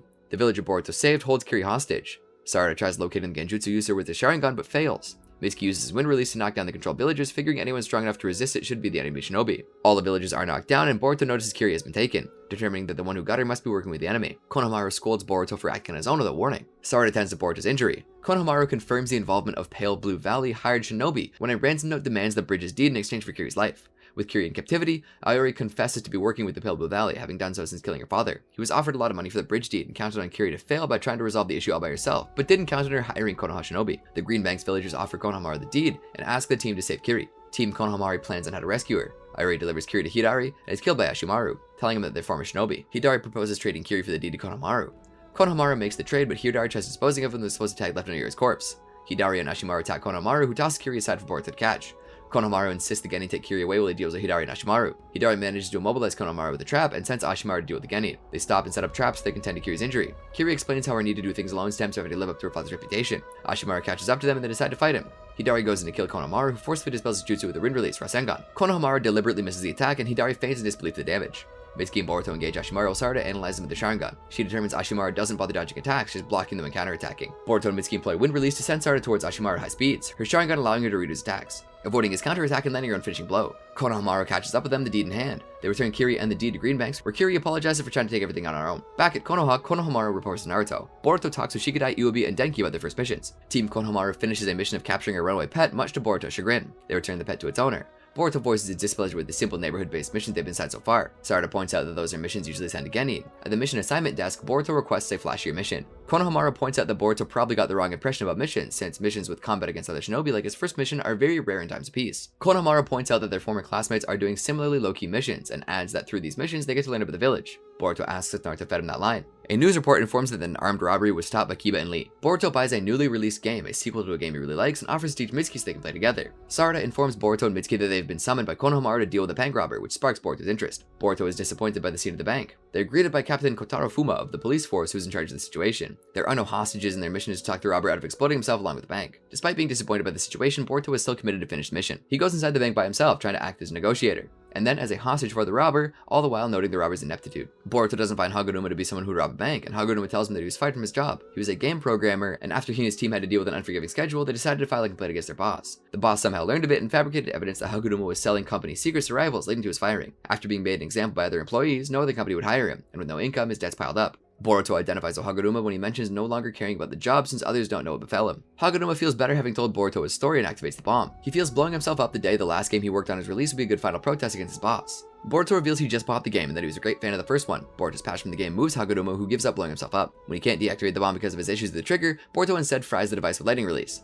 Boruto comes out of the bank with Haguruma. At the police station, the captain informs the team that after seeing that the device would not have caused any casualties and that Haguruma was under extreme emotional duress, the punishment was not likely to be severe. When Mitsuki asks what Haguruma will do now, Boruto asks Denki to find him a job at his family's company. Captain Kotaro informs Konohamaru that someone instigated Haguruma into barricading himself in the bank. Just then, a fellow officer gives him surprising news. Outside, masked individuals are on the move. Byakuya gang arc. Kotaro and Konohamaru inform Boruto, Sarada, and Mitsuki that the hostage situation was just a distraction, allowing noble thieves called the Byakuya gang to steal jewels from the vault. Boruto insists on going in the vault with them, feeling cold from the security system. Considering the security measures in place, Kotaro suspects an inside job. Outside the vault, Sarada finds a frozen flower. 5 days go by without any new developments. Denki explains to Boruto that noble thieves steal from the rich and give to the poor. Boruto asks Shikadai his opinion on it, and is surprised to learn Shikadai answers that they must have their reasons, as there is more to what they know than they learned in the academy. Their talk is keeping Shikadai from understanding a shogi strategy he's studying. Sarada makes a breakthrough in the case and informs Boruto and Mitsuki on her theory on an ice release user, who would have brought their body temperature down not to trigger the thermal sensors. At Boruto's suggestion, they don't report their findings so as to be kept in the loop on the investigation. Boruto takes him to Katasuke to find out more about ice release without alerting the investigation. Shikadai saves a child from injuring himself too seriously when playing with explosive tags, and a bystander picks up a shogi piece he drops. Katasuke confirms their ice release theory and shows them a more clandestine side of Konoha where they might find the Byakuya gang. They find a posting about selling the stolen jewels. Shikadai still struggles with the shogi strategy, and the bystander returns the shogi piece. The two talk and play shogi for hours. Shikadai offers him the set, having more at home, hoping to play against him again the next day. Shikadai asks his father to teach him new tactics, and Shikamaru gets carried away, angering Tamari when he ignores her call for dinner. Boruto, Sarada, and Mitsuki meet with the thief, pretending to be a buyer. The thief they're meeting is a decoy rigged with explosive tags. The real thief questions their allegiance to the rich, considering them to be thieves themselves. He uses the jewel for a distraction to flee, but leaves them a trail of frozen footprints to follow. They follow the footprints to the water system by a mountainside and up the mountainside to an impoverished village. The thief traps them with ice and reveals the jewel was already sold, as profit used to fix the water system for the village. Boruto doesn't pursue the thief when he frees them and is later conflicted about the case. The thief reports to a partner who says another plan is already set up. The thief leaves for guard duty. Shikadai waits for his shogi partner. As usual, search procedures yielded no results. Kotaro drafts the recently graduated Genin into the search for the Byakuya gang, instructing them to report anything unusual as they go about their regular missions, and not to engage them in battle. The Genin discuss what to do if they're attacked, and Iwabi is surprised by Boruto's reluctance to battle. The Byakuya gang commits a robbery near where Team 5 is aiding a construction company. Iwabi pursues them as they flee, and blocks their escape with earth walls. However, they easily break free, and Metal is injured when protecting Denki from an icicle. At the hospital, Uran lectures Iwabi and tells him to stay home. as they watch news reports on the Byakuya gang and see that they're well received by poorer populations. At home, Himawari asks Hinata about the gang, and while Boruto agrees with helping those in need, he disagrees with hurting others to do so, and considers Naruto responsible, seeing these social inequities in question to be due to his ineffectiveness. Later, the genin discuss the gang, their merits and methods. The Byakuya gang prepares the robbery of a pawn shop. Ryogi decides to go ahead, claiming he wants to memorize the area. The others are concerned that Ryogi will betray them, but Gekko doesn't share their opinion. Boruto goes to Kataske for more games. Spotting Shikadai in the park, Temari tells him that she'll be busy because every Chunin and above is going on missions because of the Byakuya gang. Shikadai and Ryogi play shogi. They discuss the village and recent attacks until Boruto arrives and shows Shikadai the limited edition games he got from Kataske. Shikadai introduces Boruto and Ryogi to one another. Boruto finds Ryogi to be familiar. A cold wind blows when Ryogi leaves. At the pawn shop, Ryogi arrives late and warns him not to flee towards the park to avoid coming across genin. Sumire and Wasabi notice them robbing the pawn shop, but as they leave, the gang spots them and attacks. Temari attacks the gang, Namida arriving with her. 3 of them escape, while Temari chases the other back to the park, passing by Boruto and Shikadai. Temari asks them for diversions, but he manages to escape. Temari, having picked up on Shikadai's hesitation, tells him that it's okay to take risks sometimes, otherwise all the great things will pass him by. Ryogi regroups with the rest of the gang, and Gekko receives words of support from the other villages and decides to go ahead with the next phase of his plan. A protest against the Kaminarimon company is held, over supposed exploitative practices. The Byakuya gang is pleased with the growing turmoil in Konoha. Ryogi confirms to Gekko that this is all ultimately for justice. Sai and Shikamaru report to Naruto the latest developments, and they speculate possible reasons and outcomes. Boruto goes to check on the situation with his friends. Shikadai acts detached from the situation when asked about it, confusing the others. Ryogi thinks back to how he became part of the Byakuya gang. One day his father returned home fatally injured from a mission. When Ryogi's mother tried to help, she was also killed in front of him. The assailant tried attacking Ryogi, who tapped into his ice release abilities to stop him before passing out. When he woke up, Gekko told him he killed the man who attacked him, and then the funeral for his parents was over. Gekko offered to teach Ryogi, who accepted the offer. Gekko introduced Ryogi to the Byakuya gang, claiming to be the real job he and his father did, besides shinobi work. Gekko claimed that he and Ryogi's father began questioning their role as shinobi, tasked with only fulfilling missions as ordered by those above him, acting as pawns. Thinking back to his mother's words about his father helping people, Ryogi decided to join the Byakuya gang. Gekko finds Ryogi reminiscing about the past and notices the shogi piece in his hand. Ryogi says it from a friend, and while Gekko outwardly encourages him, once out of earshot says it soon won't matter anyway. Ryogi meets with Shikadai to play shogi, and they play until after dusk, with Shikadai beating him. Shikadai asks Ryogi if he's with the Byakuya gang, noting he knew the reputation of Kataske's lab despite claiming to be a recent arrival, concluding that he had known that from casing the village. Ryogi tries deflecting, but Shikadai points out the lamp Ryogi brought with him to play after dark is on the list of stolen goods. Ryogi reacts to the claim and notices Shikadai tricked him into confirming his suspicion. Shikadai doesn't intend to turn him in, but wants him to stop. When Shikadai says he'll end up being someone else's pawn, Ryogi gets angry. He says Shikadai doesn't understand him at all, and accuses Shikadai of not bothering trying to surpass him in anything he does, not even trying to stop him from fleeing. Ryogi leaves and meets up with the rest of the Byakuya gang. Gekko says it's time to implement the final part of their plan. After Ryogi leaves Shikadai, Chocho and Inojin arrive, telling him they've been requested due to the protests against the Kaminarimon company. Gekko and Ryogi watch as protesters march against the Kaminarimon company. Gekko praising Ryogi's strategy. One of the leading protesters has a mark on his neck. Ryogi mulls over what Shikadai might do. At the police station, the genin are shown flyers that have been distributed inciting violence among the Kaminarimon company. As the protesters are only ordinary citizens instead of shinobi, there's only so much a shinobi can do against them without using excessive force. Boruto feels conflicted having to go against citizens. Kotaro distributes the assignments. Team Moegi is assigned to spot near the company headquarters. At the hospital, Iobi is frustrated having to stay put, but Lee tells him that orders are absolute. Shikadai studies the distribution of protesters and security forces, recognizing it from somewhere. Chocho recognizes the patterns as shogi pieces, causing Shikadai to recognize the decoy strategy Ryogi used against him. Shikadai asks Inojin what the building located in the opening is, and Inojin explains it's Kataske's lab. Realizing the Byakuya gang's plan, Shikadai feels torn between obeying his orders and taking action to foil their plan. Shikadai leaves his post, followed by his teammates. Team Konohamaru spots Team Moegi moving, and Boruto goes to check it out. Mitsuki tells Sarada to trust Boruto. The Byakuya gang invades the lab, going straight for the ninjutsu data with Kataske. The protesters arrive at the Kaminarimon company headquarters, and the police refrains from using ninjutsu against them. On the way to the lab, Shikadai explains to Boruto that the lab is the target. Inojin and Chocho find it uncharacteristic for Shikadai to act without proof, but support him nonetheless. Having analyzed their movements, Denki informs Sarada the protesters' actions don't match against what normal people would do. Using her Sharingan, Sarada spots a leading protester with a mark on his neck. At the research lab, they find downed personnel, and Shikadai and Boruto find Kataske, who informs them of the stolen work. Kataske planted a tracker on Gekko, and gives Boruto a terminal to follow the signal. Despite being suspended, Denki goes to the police and reports the cursed seal placed on many of the protesters, raising the possibility they're under genjutsu. Denki's father is proud of him. Gekko explains to the gang the nature of what they stole, and assages Ryogi when he asks if they'll help people. Chocho, Shikadai, Boruto, and Inojin catch up with them, and Shikadai notices Ryogi. The Byakuya gang splits up so Gekko can get away with the stolen data. Shikadai and Boruto go after him while the others hold the rest of the gang back. At the protest, Konoha shinobi begin breaking the genjutsu on the protesters. Chocho and Inojin make short work of most of the gang, but struggle against Oko. They're saved by Shikamaru.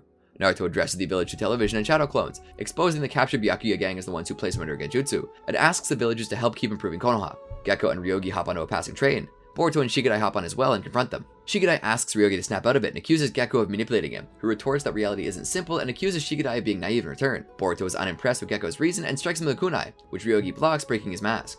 Shikadai asks Ryogi why he protects Gekko, and Ryogi tells him about how Gekko saved him. Shikadai says that's no reason to become a thief, and Ryogi criticizes his belief of how life works, attributing it to living in a prosperous village. Shikadai says he's trying too hard to fit into a too tight mold, and asks if their shogi playing was a lie. Ryogi answers it was an act to get closer to him.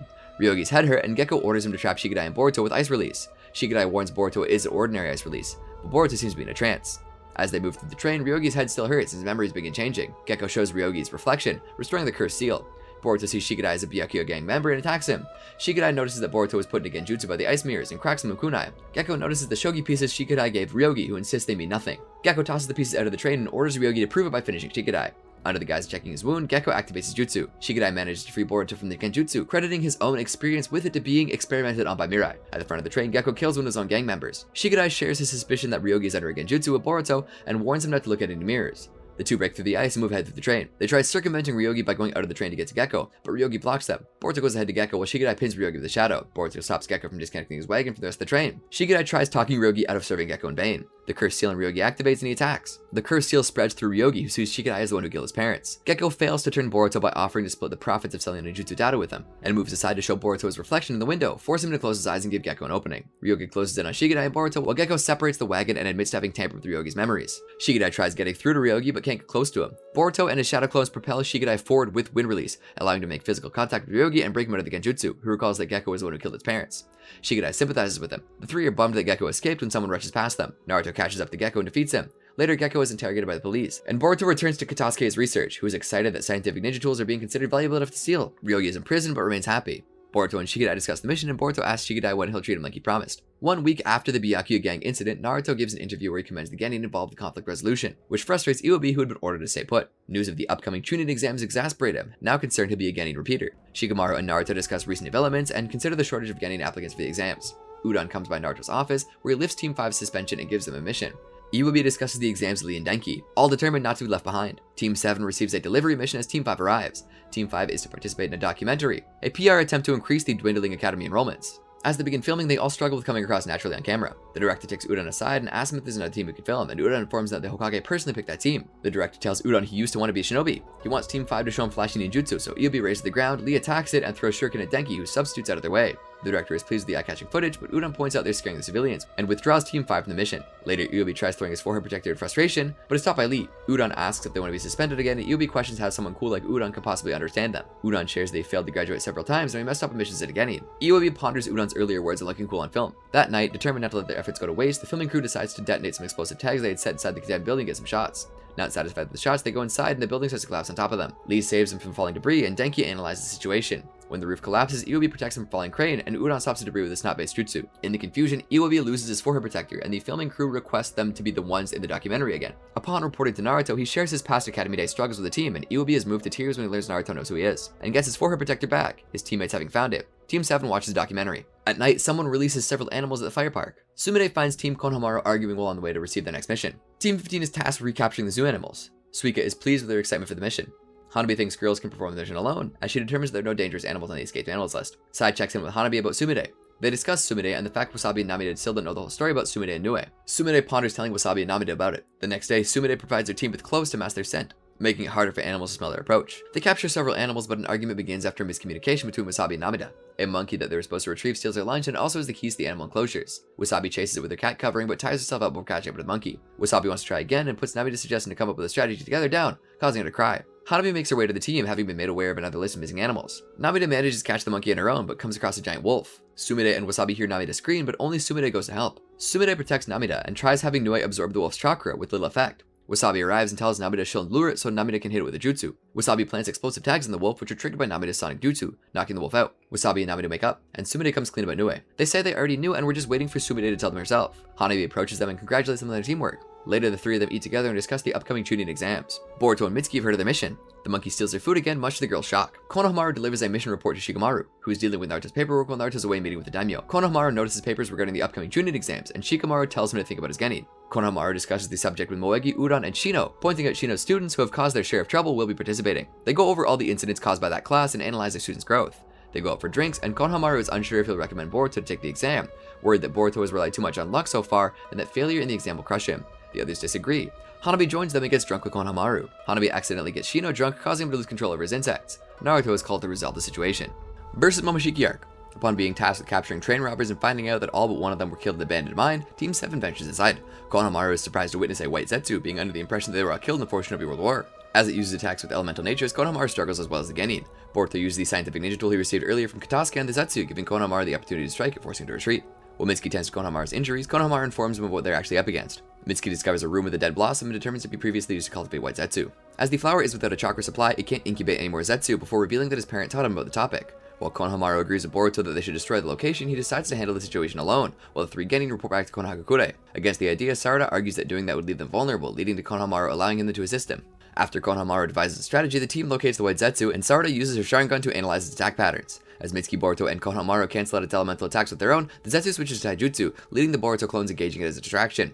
Seeing an opportunity, Boruto stops following the strategy and attempts to attack it, which results in Zetsu pinning Boruto down until Mitsuki pulls him off. Then Konohamaru destroys it with his Rasengan.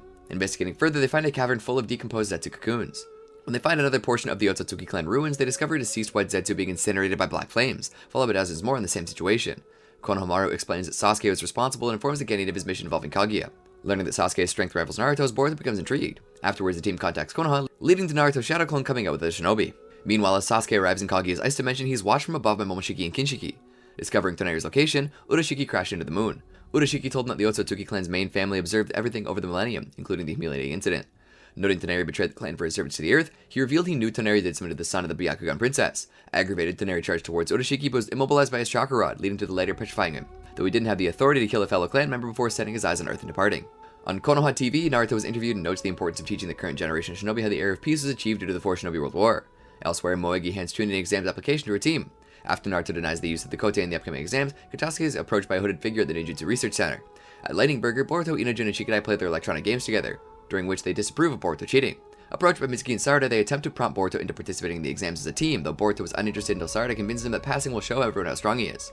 Arriving home for Himawari's birthday, Boruto finds Naruto there to his surprise. As the celebration begins, Naruto disappears, revealing to his family that he was just a shadow clone, which infuriates Boruto. With the party being over, Boruto goes upstairs where he finds Naruto's old battered jacket, leading him to throwing it out the window. As someone rings the doorbell, Boruto runs over and prepares to punch Naruto, but discovers it's Sasuke who blocks his attack. Sasuke asks Hinata if Naruto's around, to which she informs that her husband's still at the office. Having met Sasuke thrills Boruto. Attempting to leave to confront his father, Boruto is stopped by Sasuke. On Sasuke's way to meeting Naruto, he discovers the jacket Boruto threw away. At the Hokage office, Shikamaru discovers Naruto exhausted, followed by Sasuke arriving with the scroll he obtained earlier, and recounts his encounter with Kinshiki and Momoshiki Otsutsuki. Leaving, Sasuke notices Boruto arriving and decides to block his path. Impressed, Boruto asks to become Sasuke's student. Asking if he can perform the Rasengan yet, Boruto says he'll learn it in order for Sasuke to accept him. Later, Boruto approaches Konohamaru at the Sarutobi clan compound, and asks him to be taught the Rasengan, which he agrees to. While struggling to grasp the first step to perform the Rasengan, Boruto gets hints from cooking with Himawari, leading him to going to the next step, the Jutsu. After managing to perform the Rasengan and demonstrating to Sasuke, the Uchiha notes that it's small, leading to Boruto throwing his Rasengan away in frustration before leaving. Sarada approaches her father, who says he's being too strict, leading to Sasuke correcting the pair's assumptions, which he revealed he was going to accept Boruto as a student. Venting to Katasuke, the scientist offers a kote to Boruto. Elsewhere, Mitsuki speaks with Orochimaru, who advises the Genin not to reveal his true strength during the exams.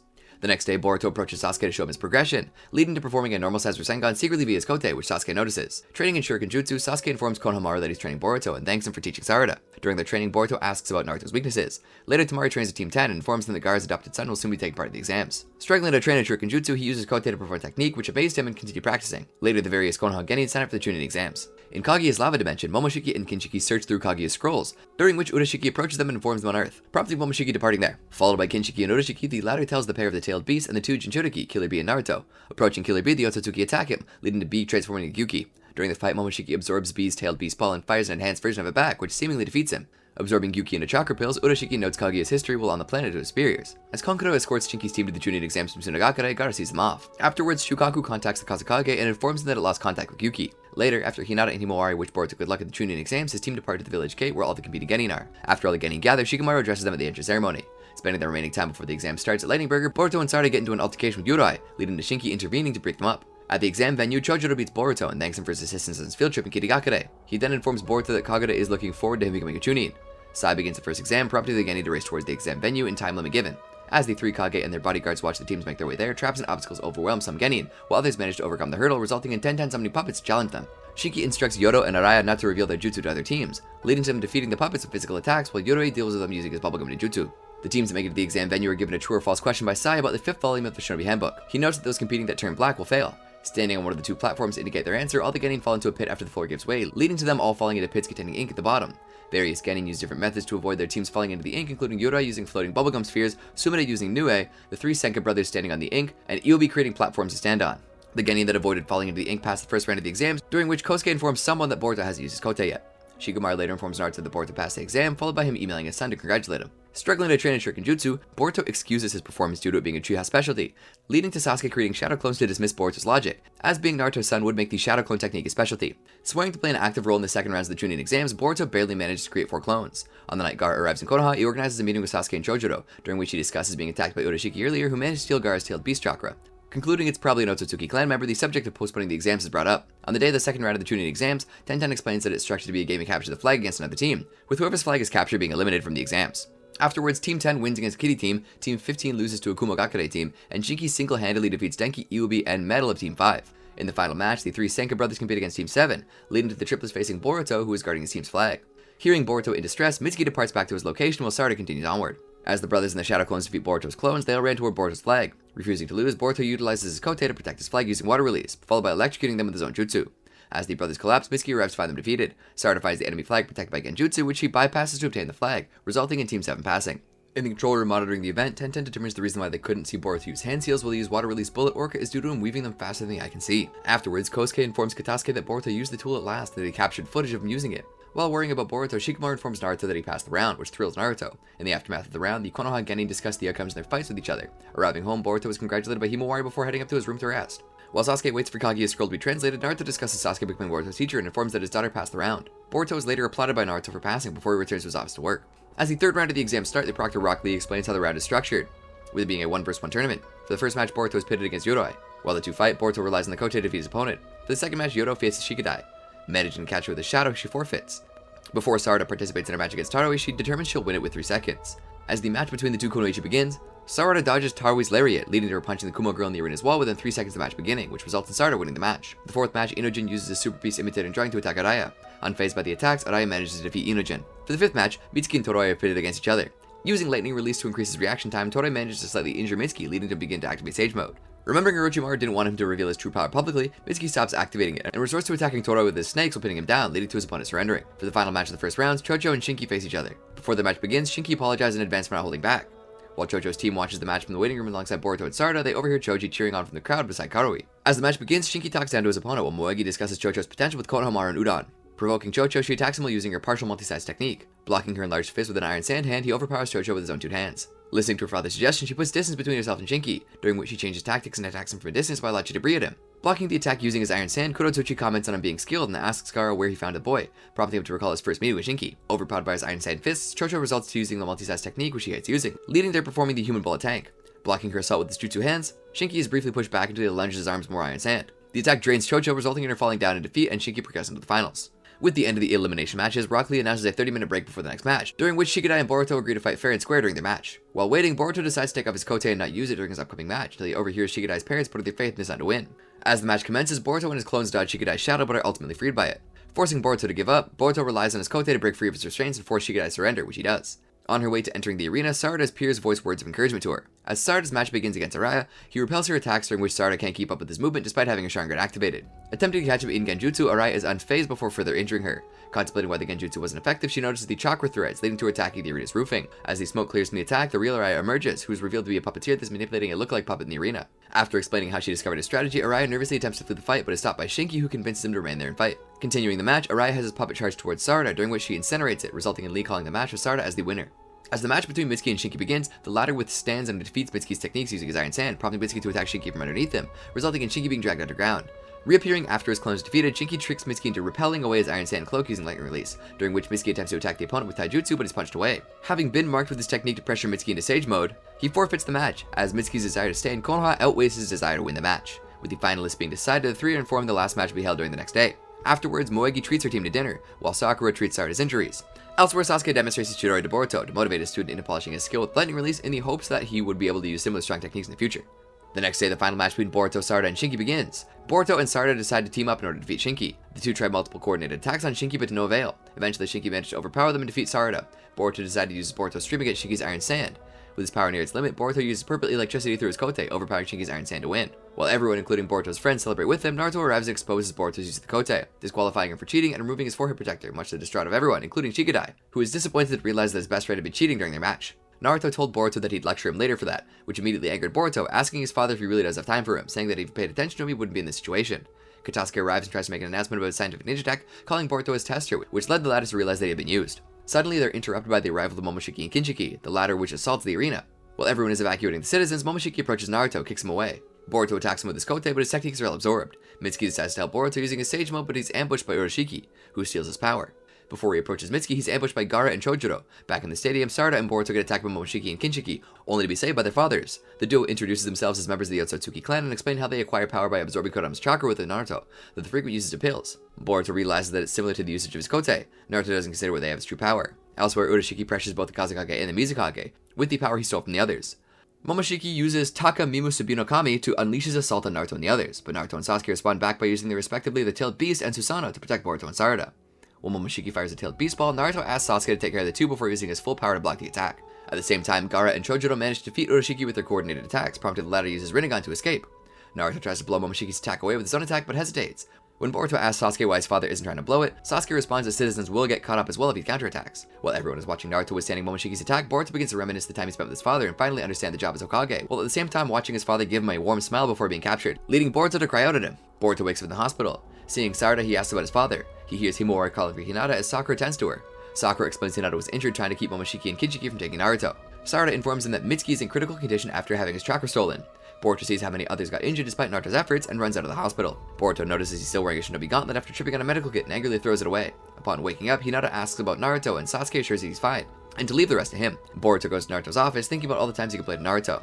He finds and wears Naruto's old clothes. Sasuke tells Boruto he's in a similar situation Naruto used to be in, scorned by others. He reveals he can still sense Naruto's chakra and that he intends to rescue him with Boruto's help. The other Kage arrive saying they'll help, so everyone pools all of their knowledge on each of the Otsutsuki's abilities. The Kage questions Sasuke's decision to bring Boruto along, but he assures him he has a reason. Sasuke hands Boruto his own forehead protector with Naruto's scratch on it and explains the history behind it. As Sasuke, Boruto, and the Kage prepare to leave, Sarada asks Sasuke to go with them. He instructs her to help Kakashi and Shikamaru protect the village, as she's the only other person with a Sharingan. Boruto tries apologizing to Shikadai, but he says they have more pressing matters and that he'll listen to what he has to say later. Sasuke opens a portal with his Rinnegan. Hinata arrives and is shocked to see Boruto in Naruto's old clothes. The sight reminds her of her husband when he was younger, and that moves Hinata to entrust Naruto's safety to her son. They then leave to rescue Naruto. In a wasteland where a god tree resides, Momoshiki drains Kurama's chakra from Naruto. Kinshiki explains that this god tree was created from a man who also harbored a tailed beast, which Naruto understands to be Killer Bee. Momoshiki complains about how long the process is taking, having absorbed only half the chakra in Naruto. Naruto says he won't make it easy for them, that as a shinobi, they've had to persevere to develop their abilities. Momoshiki explains how they're able to effortlessly acquire power, which Naruto links to the Shinobi Gauntlet, realizing his own lack of effort in trying to understand Boruto, which is what drove him to cheat with the Shinobi Gauntlet. Momoshiki resumes extracting his chakra. The four other Kage arrive, interrupting Momoshiki and cutting Naruto free from his restraints. The Kage fight Momoshiki and Kinshiki while Sasuke and Boruto check on Naruto. Naruto notices Boruto is wearing his old clothes. When he tried to apologize to Boruto for not being there for him, Naruto replied that it was alright and he just wants to hear more about Naruto's past. Boruto asks Naruto to tell him the story after they get back home. In Konoha, Shikamaru instructs other shinobi to make sure that no one is missing, and to be on the lookout for Oroshiki. Shikadai asks them if they shouldn't send reinforcements. Shikamaru sees his concern for Boruto as like his for Naruto. He explains the current situation using shogi analogies. Sasuke, Chojuro, and Kurotsuchi fight Kinshiki, which leads to Chojuro and Kurotsuchi pinning Kinshiki down. The others focus on Momoshiki, Gaara using his sand to offer others footing while pursuing him. Boruto warns Naruto of Momoshiki's ability to absorb and amplify any ninjutsu used against him. Momoshiki notices Kinshiki has been incapacitated, and upon checking Boruto with his Byakugan, notices that Naruto is unable to pass on his power to him, and offers to show him how his clan does it. He converts Kinshiki into a chakra edible and consumes it. Sasuke attempts to strike him but fails. Momoshiki's appearance changes, including manifesting a third Rinnegan on his forehead, and tells Naruto he's next. The shinobi are horrified by Momoshiki's consuming of Kinshiki for power, who replies it was the former's wish and the law within their clan. Momoshiki releases a pulse of energy that cuts clean through the god tree and pushes everyone back. Momoshiki proceeds to knock out Chojuro, Darui, Gaara, and Kurotsuchi. Momoshiki targets Naruto, and the two engage with taijutsu, and the latter gains the upper hand when he strikes Naruto's Sengetsu. Sasuke attacks Momoshiki, who evades his attack, counterattacks, and rams both Naruto and Sasuke under the ground, throwing them against the remains of the god tree. Naruto and Sasuke go on the offensive, activating their chakra mode and dōjutsu respectively, and Momoshiki manifests a weapon to counter them, leading to the trio to brawl. Eventually, Naruto manifests Kurama. Momoshiki coalesces the rocks around into a monkey in retaliation. Sasuke armors Naruto with Susanoo, and they cut through Momoshiki's monkey. Boruto watches the fight in awe. Naruto and Sasuke power down, and the other Kage ask if they're done. Katasuke arrives at Kosuke, and against the others' warnings, fires several ninjutsu at Momoshiki with the Shinobi Gauntlet. Momoshiki absorbs them, regains strength, and uses the absorbed jutsu against them. Gaara protects the group with the sand, but before they can strike back, Momoshiki paralyzes them with an absorbed Narashada ninjutsu, and for extra measure, pins Naruto down with the black receivers. Boruto remembers Sasuke's words from before, and on Sasuke's command throws his Rasengan. Naruto wonders when Boruto learned it, while Momoshiki thinks he should have stayed out of sight. He prepares to absorb it, but it vanishes before reaching him, so he turns his attention back to the shinobi. Boruto's attack connects, breaking Momoshiki's hold on the others. Sasuke explains to Naruto how he trained Boruto on the condition that he learned the Rasengan. Momoshiki consumes more chakra pills to power up for a decisive attack. Naruto tells Boruto to make another Rasengan and adds his chakra to enlarge it. Sasuke distracts Momoshiki, throwing his sword and switching places with it to get close. Sasuke's sword is a transformed Boruto who throws a kunai. Momoshiki catches it, and Sasuke switches it with his Chidori so Momoshiki strikes his own arm, while Sasuke uses the kunai to stab the Rinnegan on his hand, preventing him from using it to absorb jutsu. Boruto uses clones to distract Momoshiki, allowing his real self to attack with the Naruto-powered Rasengan. Momoshiki counters with a similar attack, but Boruto prevails. As his body is destroyed, Momoshiki's spirit talks to Boruto, recognizing that he strongly inherited Otsutsuki powers. He gives Boruto cryptic information about his future and warns him that his victory means he can't stay an ordinary human, grabbing his arm before disappearing. Katsuki is confused about recent events, unsure of what happened. Momoshiki's chakra receivers vanish. Sasuke and Naruto talk about their previous conversation about the nature of Shinobi. The 5 Kage, Sasuke, and Boruto return to Konoha. Hinata and Himawari embrace Naruto and Boruto, and Sakura and Sarada embrace Sasuke. The extensive damage caused by the attacks results in the Chunin exams being cancelled. Naruto continues to have a massive paperwork load, and Boruto's injured arm is bandaged. Boruto apologizes for his actions to Team Shinki. Naruto, Sasuke, and Shikamaru discuss how they still targets the Otsutsuki as Urashiki escaped and they still don't know the true extent of his powers. Sasuke says he'll leave to track Urashiki. Naruto and Shikamaru discuss how they got to see the skills of the participants, requiring meeting with the other villagers to discuss the outcome. Shikamaru also points out Naruto has to deal with Katsuki and informs him that Killer Bee returns to Konohagakure. Naruto wants to take time off, but Shikamaru advises to finish handling his paperwork first. Boruto and Shikadai ride the train, the situation between them awkward. They both apologize to each other, Boruto for having cheated, Shikadai for making Boruto wait so long to talk to him when he said he would after the attack on the exam. They talk about the type of shinobi they want to be. On the train back to Tsunagakure, Shinki thinks how Boruto, who he perceives as weak, went against a much stronger opponent and won. Gaara claims responsibility for telling him not to fight, but Shinki says that even if he had fought, he'd have lost. Gaara tells him to focus on his own path instead of the paths of others beside him. Sasuke talks to Boruto, who informs him he hasn't seen Momoshiki again, nor felt the same paralysis he had before. Sasuke tells Boruto to keep him updated. A snake clone Orochimaru meets with Mitsuki in order to talk to him about using Senjutsu in public. Boruto is interviewed for his participation in the fight against the Otsutsuki. Sakura asks if Boruto intends to become Hokage, but he denies it, saying that is her dream, while he wants to become like Sasuke. After she and Mitsuki leave, he undoes his bandages, thinking back to Momoshiki's words, looking at the diamond-shaped mark upon his right hand. Boruto arrives home to find Naruto, who brought home a cake to make up for missing Himawari and Boruto's birthdays. Boruto punches him in the stomach to make sure he's not a shadow clone. When Himawari jumps on the two, Hinata threatens to put the cake away. Naruto and Boruto both wake up late the next day and fist bump before they head to handle their respective duties. In the dimension where Momoshiki was defeated, Urashiki realizes Boruto is the one Toneri was observing, and notes he could pose a threat in the future, wondering if preventative measures should be taken, but sure it'll be interesting either way. Chocho arc. During a training session, Choji demonstrates some of their clan secret techniques to Chocho, but she's distracted watching TV. Chocho asks her father to sign a scroll about a background check from upcoming mission. In Otogakure, Mitsuki trains with Orochimaru and also asks him to sign a scroll. Choji and Katawi question Chocho's interest in soap operas. Later, Chocho complains about her father to Sarada. When Chocho says she needs to slim down, but she won't go on a diet, she shows Sarada her clan's butterfly mode, which slims her down. Boruto informs Mitsuki their joint mission with Team 10 is to bodyguard an actor. The two meet up with Sarada and Chocho outside the information receiving center, but Boruto doesn't recognize Chocho. On the way to receive their mission, they meet with Tomaru and Ashina from the soap opera Chocho watches, where the actors are supposed to bodyguard. At Naruto's office, Shikadai and Inojin recognize that Chocho uses a certain jutsu. Tomaru explains that he and Ashina had received death threats over shooting the soap opera. Naruto assigns Team 7 to bodyguard Ashina and Team 10 to bodyguard Tomaru. During shooting, Chocho tends to Tomaru's needs while acting like she's not interested, while Ashina just bosses Team 7 around. Chocho keeps pretending in front of Tomaru, which Sarada questions. Tomaru asks Chocho to take care of a prop ring, which makes her want to marry him. An Amagakure ninja attacks the studio, breaking through a wall. Boruto lands an attack, but it turns out to be a clone who drops a smokescreen device. He counters Inojin's attack, but Shikadai pins him down. Chocho returns to her normal way to attack, but she spots Tomaru. Afraid to show her true self, she slims back down, weakening her strike, letting the attacker get away. The producer is worried that because one of the actresses got injured, production will be delayed. Tomaru suggests Chocho take over the role. Chocho gets excited when she learns she'll be in a kissing scene. In her excitement about the kiss scene, Chocho briefly loses control of her jutsu, returning her to her true form for a moment. Sarada is impressed with Chocho when she's done with her hair and makeup. Chocho wants to deliver Tomaru the perfect kiss in their scene.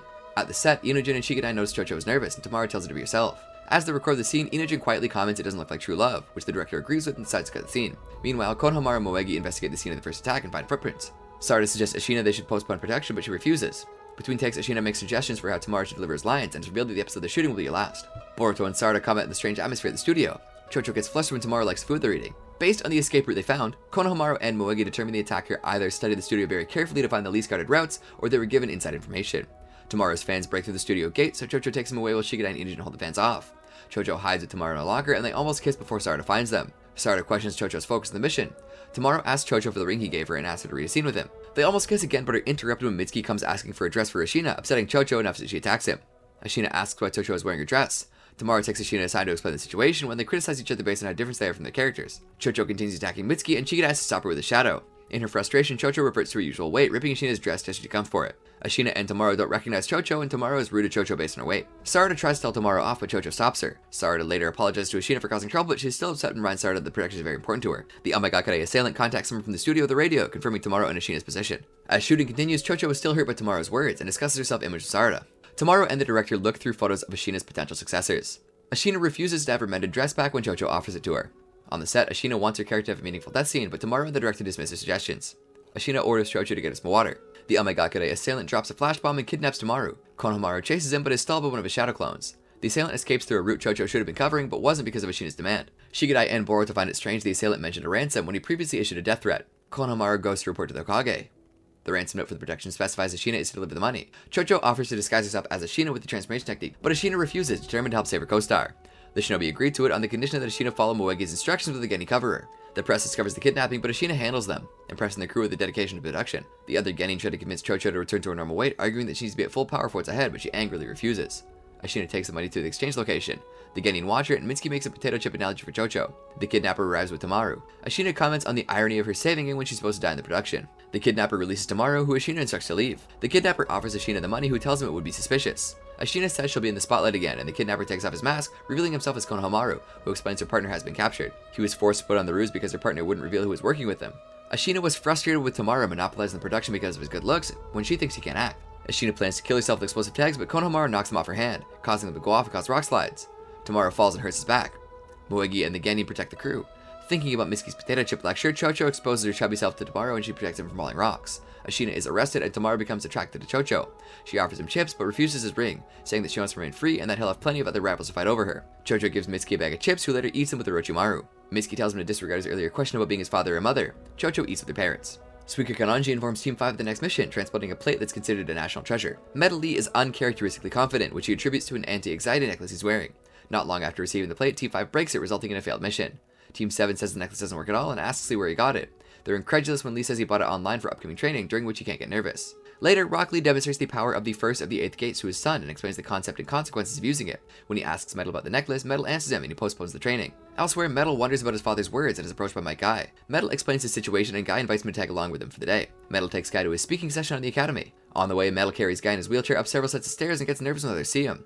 He wonders if he should get another necklace. At the academy, Iwabi is excited to hear Guy speak. Denki is interested because of his own lack of skill with taijutsu. Guy speaks to the students about using taijutsu during the war, but forgets the names of those he fought. He speaks about having no regrets and facing the truth instead of worrying about it. He offers to demonstrate his taijutsu and picks Iwabi and Metal to participate in a sparring match, where he quickly defeats them both. Later, Metal is depressed because he can't even deal with his anxiety when Guy was able to fight on one leg. Guy tells him to think about what he learned that day. Metal practices at night, still relying on the necklace. Rock Lee watches from afar and talks about it with Guy. The next day, Team 5 has another mission where they fail to capture a thief because Lee, now with 3 necklaces, made too much noise. Rock Lee challenges his son to a match and invites people to watch, saying that if he can't face that, he has no chance of learning the 8 gates. Guy questions Metal about his anxiety, finding that to be his true self. The next day, Metal shows up to the challenge and removes his necklaces, having learned from Guy to accept that he's anxious. Metal fights, and despite receiving several hits and being nervous from having an audience, he continues fighting. As his nervousness increases, Metal's movements become more erratic, making them harder for Rock Lee to read. Metal opens the first gate unconsciously, surprising his father and lands a hit on him, meeting the victory condition Rock set. Guy declares Metal the winner, and they explain to Metal that he managed to open the first gate. Team 5 meets with Team 7 when they receive another mission. They ask about the necklace, and Lee owns up to his anxiety. They're tasked with transporting a valuable vase. However, when Suika warns Metal not to break it, he begins to feel nervous, and his friends try to stop him breaking the vase. Mitsuki's disappearance arc. Mitsuki wakes up after dreaming of when Laga and Orochimaru both try to swim to join either one of them, surprising a dream. At the Lightning Burger, Mitsuki tells his friends about having his first dream and wondering what to eat. Boruto is surprised he's never had a dream, and Chocho complains about him taking too much time to place an order. When Boruto asks him, he confesses he never felt like rebelling against his parent. They're joined by Shikadai and Itajin, who has a chick on his shoulder. They explain it's from an egg that hatched the day before when they were fulfilling a mission in a poultry farm and got attached to him. When Sarada and Boruto explain it and print it on him, Mitsuki mentally compares it to first seeing Boruto after not deciding to choose either Laga or Orochimaru. Sarada reminds their team that they have security duty for the 5 Kage summit. At the summit, due to the topic being the Otsutsuki clan, they also invited the previous Kage, Kakashi, Mei, and A. Darui notices Onoki's absence, and Kurotsuchi says he came with her but gave it the slip. They surmise he's sightseeing. While keeping watch, Boruto is bored and asks Mitsuki to tell him something interesting. Mitsuki instead asks if he ever felt like his thoughts weren't his own. He wonders if his attachment to his friend is like the chick that imprisoned on Itajin, like a genjutsu they can't break. Boruto dismisses the concern, saying they're not chickens, and Mitsuki asks if he has any fun stories. Boruto tells them about a question his father gave him this all the day before about the hardest rock in the world. They notice some shinobi by the location, and Mitsuki goes to ask what's happening. Sarada tells Boruto he should be more mindful of Mitsuki's troubles or he'll stop liking him. Boruto answers that they're good friends and that it'll never happen. Mitsuki informs them the shinobi are looking for Onoki, exciting Boruto, who is sure that as Tsuchikage he's bound to know the answer to the question. As they examine his drawing, Onoki passes by, taking it and commenting that it doesn't look like him. Onoki knows who Boruto and Sarada are, but not Mitsuki. They tell him he needs to go back to the summit, but he doesn't want to attend a boring meeting. He mock threatens them with dust release, but throws out his back. Boruto asks him about the hardest rock, and Onoki says he'll tell him if instead of taking him back to the summit, he shows him around the village. Boruto and Mitsuki agree to it. Sarada questions it, but Onoki tells her the summit will be boring. At the summit, they discuss the missing Urashiki, and Naruto says Sasuke is left to investigate. Kurotsuchi is exasperated by everyone's easygoing attitude. In the village, when a construct beam is about to fall on a civilian, Onoki protects the civilian with his dust release, impressing the Genin, but passes out from the effort. When he wakes up, he mistakes Boruto for someone called Kozuchi. Kozuchi. When asked about it, he explains Kozuchi was his grandchild who died at a young age. As promised, Onoki explains about the hardest rock, saying it's the unbreakable will of Shinobi. When Boruto and Sarada begin bickering, Onoki asks Mitsuki about his will, who finds it complicated and unsure. Onoki says if he keeps going at it, it must be the truth. Boruto asks Onoki not to let Naruto know he told him the answer, but Onoki reveals that he asked Naruto the question, who just asked Boruto without actually knowing the answer. Onoki tells him to visit them if they ever go to the land of Earth, and wants more dumplings before going back to the summit. After dropping off Onoki, Boruto thinks it was a trick question, but Mitsuki found the answer satisfying.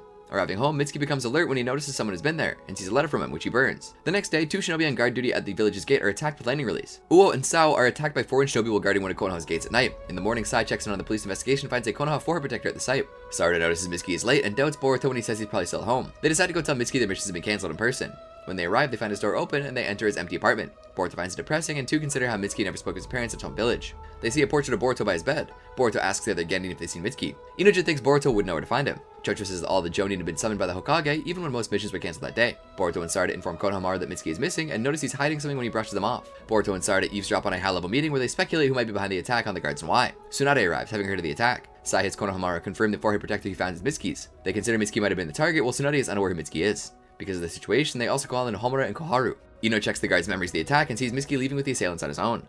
Boruto and Sarada don't know what to make of it. Konohamaru considers Mitsuki might have an ulterior motive and suggests contacting Mitsuki's guardian. Naruto reveals to those who don't know that Mitsuki is Orochimaru's son. Tsunade is angry and the advisors consider Mitsuki to be as dangerous as Orochimaru. Naruto says he's accepted Mitsuki as a shinobi, and Shikamaru adds that Orochimaru's research will be important when finding the Otsutsuki. Boruto and Sarada discuss Mitsuki's loyalty and how there's still much they don't know about him. Sarada says that as a shinobi they must consider every possibility. Boruto wonders if the Hokage Sarada wants to be just has amazing skills. He then admonishes her for not giving Mitsuki the benefit of the doubt before leaving. Shikadai informs Boruto the village is under increased security alert that a tracking team is being assembled to look for Mitsuki and warns Boruto not to do anything stupid. Near the attack site, Boruto finds one of Mitsuki's snakes being attacked by a remnant of one of the attackers.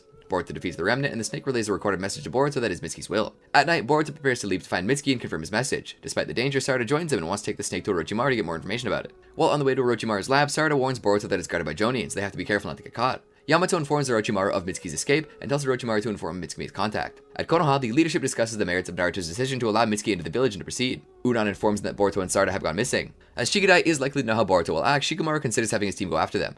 Konohamaru asks to go as the missing Genin are his responsibility. He's conflicted about Mitsuki and asks Naruto why he placed him on the team. Naruto wanted Konohamaru to get to know Mitsuki without the possible bias of knowing he's Orochimaru's son getting in the way, but regrets that Konohamaru had to fight out like this. Shikamaru doesn't allow him to go. Inojin and Chocho wonder how Boruto and Sarada came to go after Mitsuki. Shikadai is more concerned with the village turning on them. Moegi arrives and they depart to retrieve Boruto and Sarada. Sarada disguises herself as Mitsuki and draws the Jonin away from Orochimaru's lair, allowing Boruto to slip in unnoticed. While looking for Orochimaru, Boruto finds a tank with a Mitsuki clone growing in it. Suigetsu finds him and Orochimaru introduces himself to Boruto. Orochimaru explains to Boruto that all the Mitsuki are his experiments. He isn't worried about Mitsuki's disappearance. As if anyone discovers Mitsuki's Acer as his experiment, a curse seal in him will activate, self-destructing Mitsuki so the secrets of his research will remain safe. Boruto is disconcerted about what Orochimaru is actually worried about. The Jonin traps Sarada in a barrier, but Karin rescues her, tells her that Boruto is waiting for her, and transforms into Mitsuki to draw the Jonin away.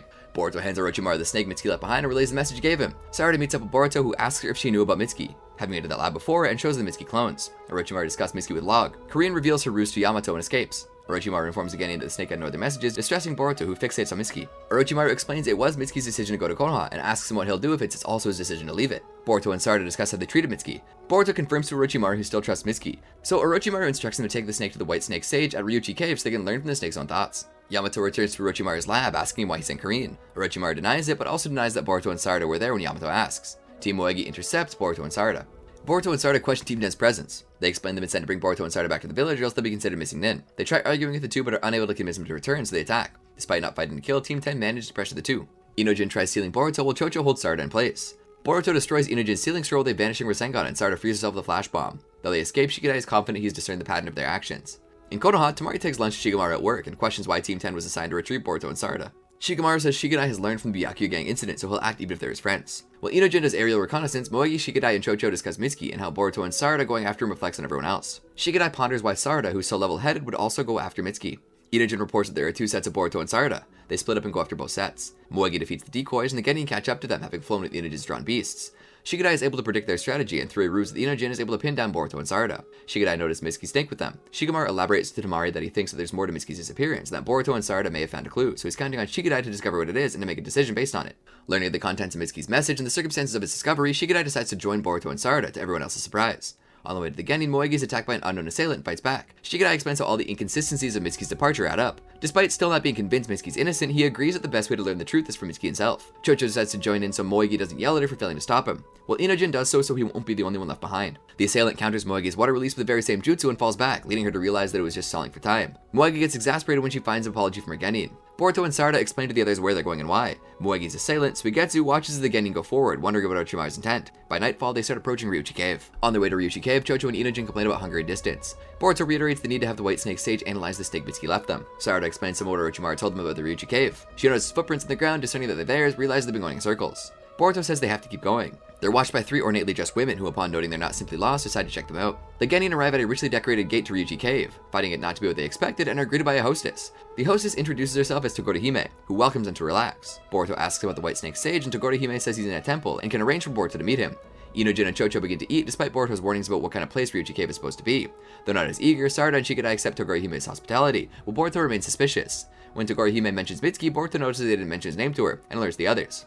Toguro Hime's face distorts to that of a snake and says they should have just eaten the food. The facade of their location dissolves. Toguro Hime laments missing out on eating the chakra of the children, and a voice in the fog speaks to her, reminding her that they didn't fail the test to weed out those searching for Ryuchi Cave. Toguro Hime retreats into the fog, telling them not to assume they'll survive until the end. They venture deeper into the fog towards the source of the light. They get separated in the fog, and Boruto follows another figure into the cave. A door closes behind him, and he notices that the door has grooves where stone bits in the room fit. Ichikishima Hime congratulates him, always disappearing, and Boruto looks at her reappearing elsewhere. She explains that he'll only be able to leave if he fills out all the spaces on the boulder. Revealing her snake face, Ichikishima Hime explains she doesn't like fresh chakra and prefers faint, weak chakra she can drink. Boruto takes his time filling the wall, but there's one groove none of the stones fit into. Boruto doesn't want to waste time here, so he can search for Mitsuki. Ichikishima Hime asks if Boruto is there to acquire the sage's power, and he says he's only there to find Mitsuki.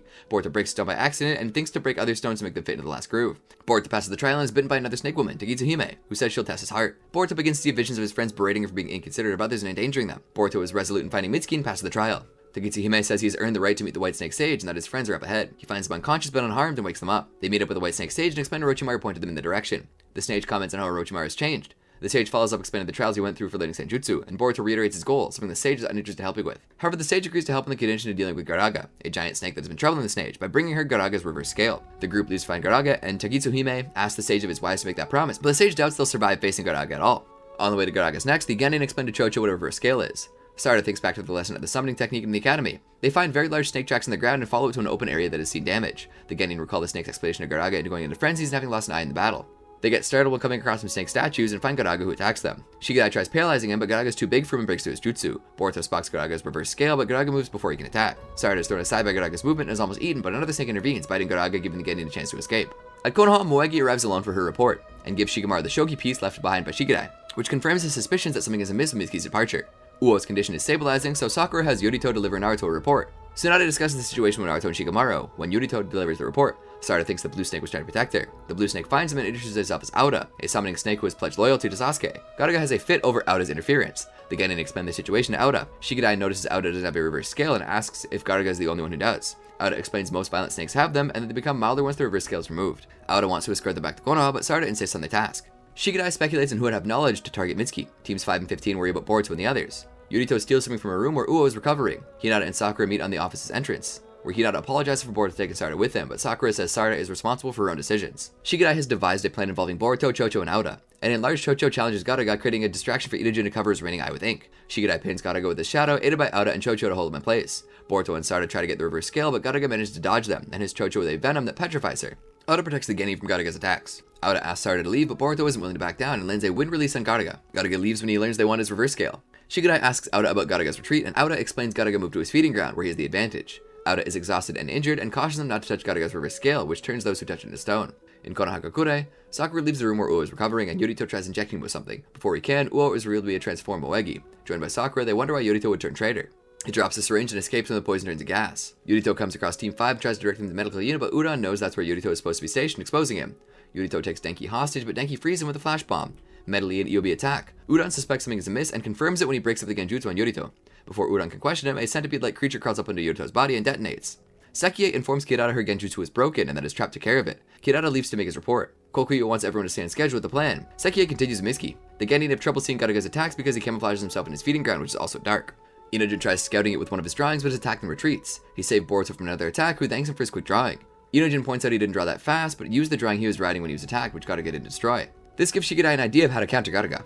Shikadai deduces Garuga is tracking them through heat, which Inujin's strikes don't emit. Using shadow clones to throw Garuga off, Boruto was able to land a vanishing Rasengan on Garuga's reverse scale, giving the others an opportunity to use explosive tags to collapse the ceiling on top of him. Garuga emerges from the rubble, so Shikadai tries holding him with the shadow while Boruto propels himself to get the scale. Garuga opens his blind eye. Boruto enters Garuga's mind and learns how Garuga lost his eye when he acted as a summoning snake from Shinobi. His summoner wanted to retreat during a battle, but he wanted to keep fighting, so his summoner used lightning release against him, costing him his eye. Boruto explains why they need his scale and the two argue about betrayal. Garuga wanting to see how Mitsuki's betrayal will lead to Boruto's death. Boruto decides not to take Garuga's scale by force, but decides to enter a summoning contract with him so he'll be able to see if Boruto fails to bring Mitsuki back. Garuga agrees, adding that he'll eat Boruto if he fails. They return to the White Snake stage, Chocho restored, and when she asks him about the scale, Boruto summons Garuga. The White Snake sage reveals her true form and shows them Mitsuki Snake's thoughts. Mitsuki had these snakes stop the hearts of the guards to convince the assailants they were dead. They told him he could find answers to his questions if he went with him to the Land of Earth. Boruto was glad Mitsuki saved the guard, but Shikadai points out he still went with the enemy. As the Genin leave the cave of the Land of Earth, the White Snake sage mulls over Boruto's strange and inescapable destiny. The Genin leave the foggy limits of the cave. Chocho feels tired and claims to have spotty memory on what happened. Boruto is relieved that Mitsuki isn't a traitor.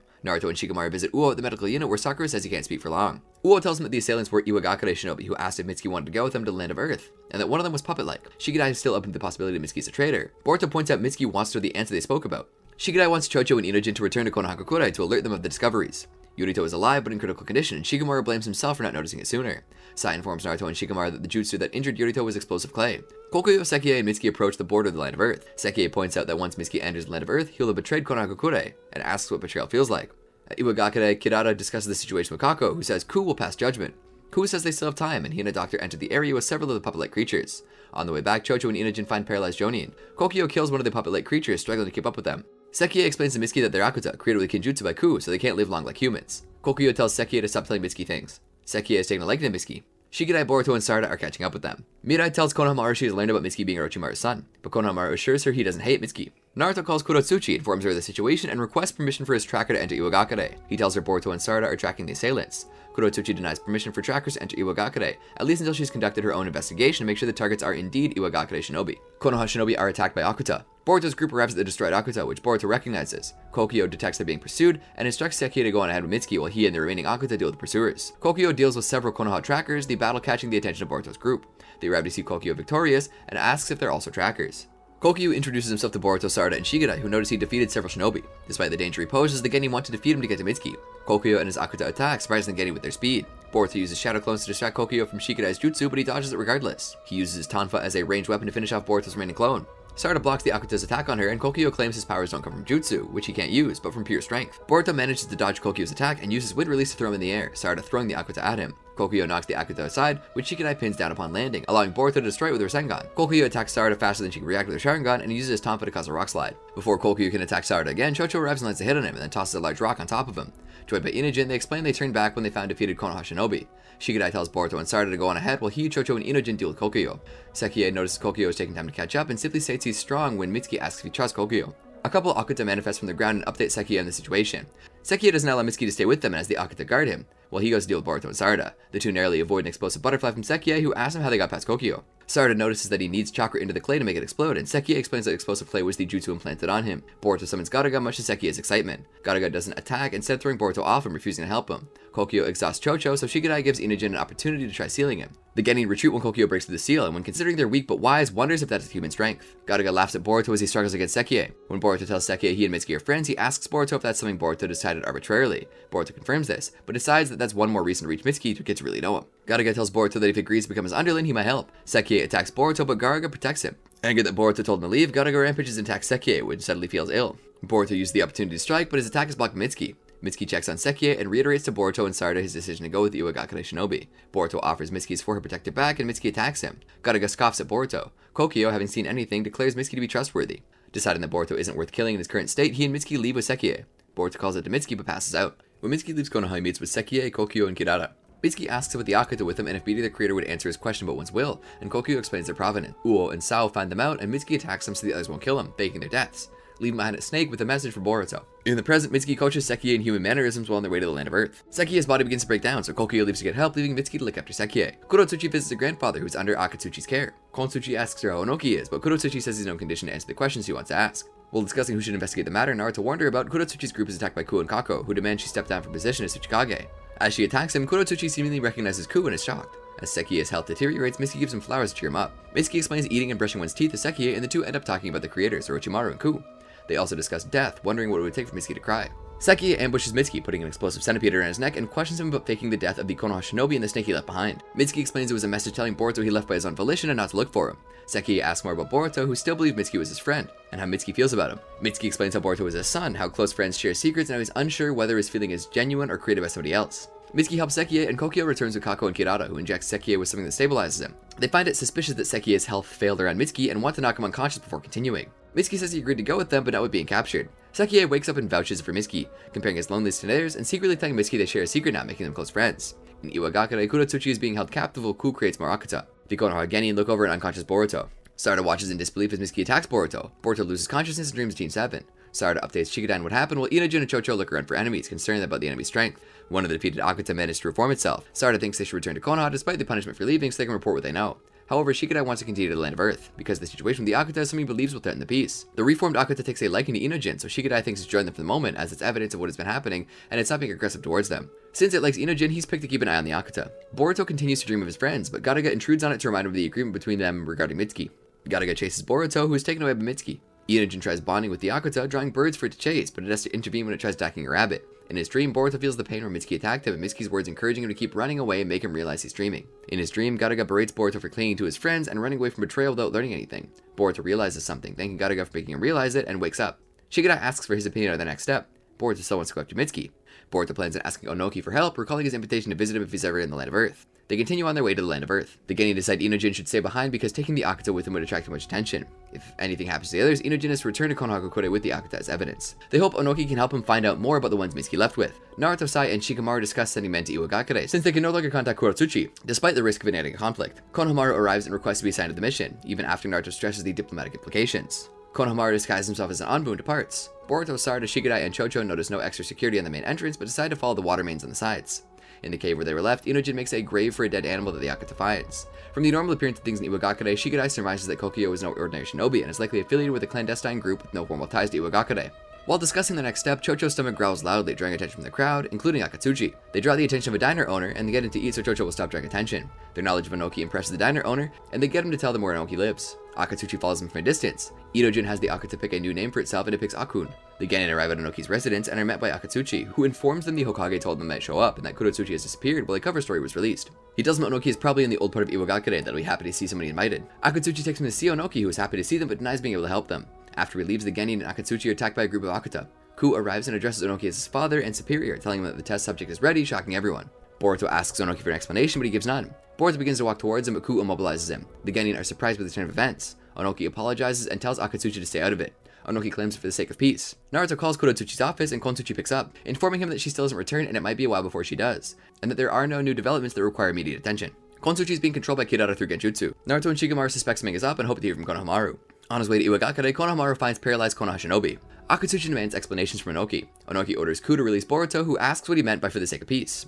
Onoki claims it's to prevent the repeating of a tragedy. 5 years prior, Iwagakure was attacked by rogue ninja and many young shinobi lost their lives. He points out Konoha was also recently attacked by the Otsutsuki. He wants there to be someone to fight these threats instead of risking the lives of the youth, and that Mitsuki will help him with that. Sekiya meets up with Mitsuki, telling him he has to take him to Ku. He shows Mitsuki to his room and shows him how the Akuta were created. Mitsuki notices there are many, and Sekiya explains that they'll soon have more Akuta than there are shinobi in Iwagakure to protect young lives. Mitsuki asks if they'll die in their place. Kokyo and Kako arrive and are displeased with Sekiya showing Mitsuki around. Sekiya takes Mitsuki to see his room, and Kako volunteers to end Mitsuki already, while Kokyo wants to wait for further orders. Onoki says Mitsuki will help him at the final stage of their plans, but Shikadai points out that if it gets out that he harmed Konoha Shinobi, the Hokage will take action. Onoki says he planned to do everything in secret and has no intention of hurting them. Boruto begins fighting Ku, who has the Akuta attack as well. They discover their masks are their weak spot when one of them collapses when Sarada destroys it. Ku imprisons Boruto with an earth barrier, which Akatsuchi breaks with his earth golem. Ku destroys Akatsuchi's golem with dust release. The Genin want to retreat to the rendezvous point. Ku exchanges blows with Akatsuchi, sending him flying towards a pillar which collapses on top of Onoki's vehicle. Boruto saves Onoki. One of the Akuta manages to capture Shikadai. Kokyo and Kako hurry past Sekiya and Mitsuki, who find it suspicious. Mitsuki asks about the drawings in Sekiya's room. Sekiya explains they're his and that his master created them to protect the people he cherishes. Sekiya wants to create friendships worth protecting so he can get stronger. He asks Mitsuki for confirmation that humans grow stronger when they have someone to protect. Mitsuki is surprised by the question but confirms it. Sekiya shows him a drawing of them.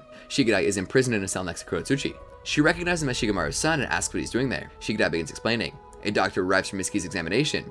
It reveals the Juin jutsu that would destroy Mitsuki to prevent information about Orochimaru's experiments being discovered. Kurotsuchi explains to Shikadai it all started when she rejected one of Onoki's proposals in the wake of the attack 5 years prior.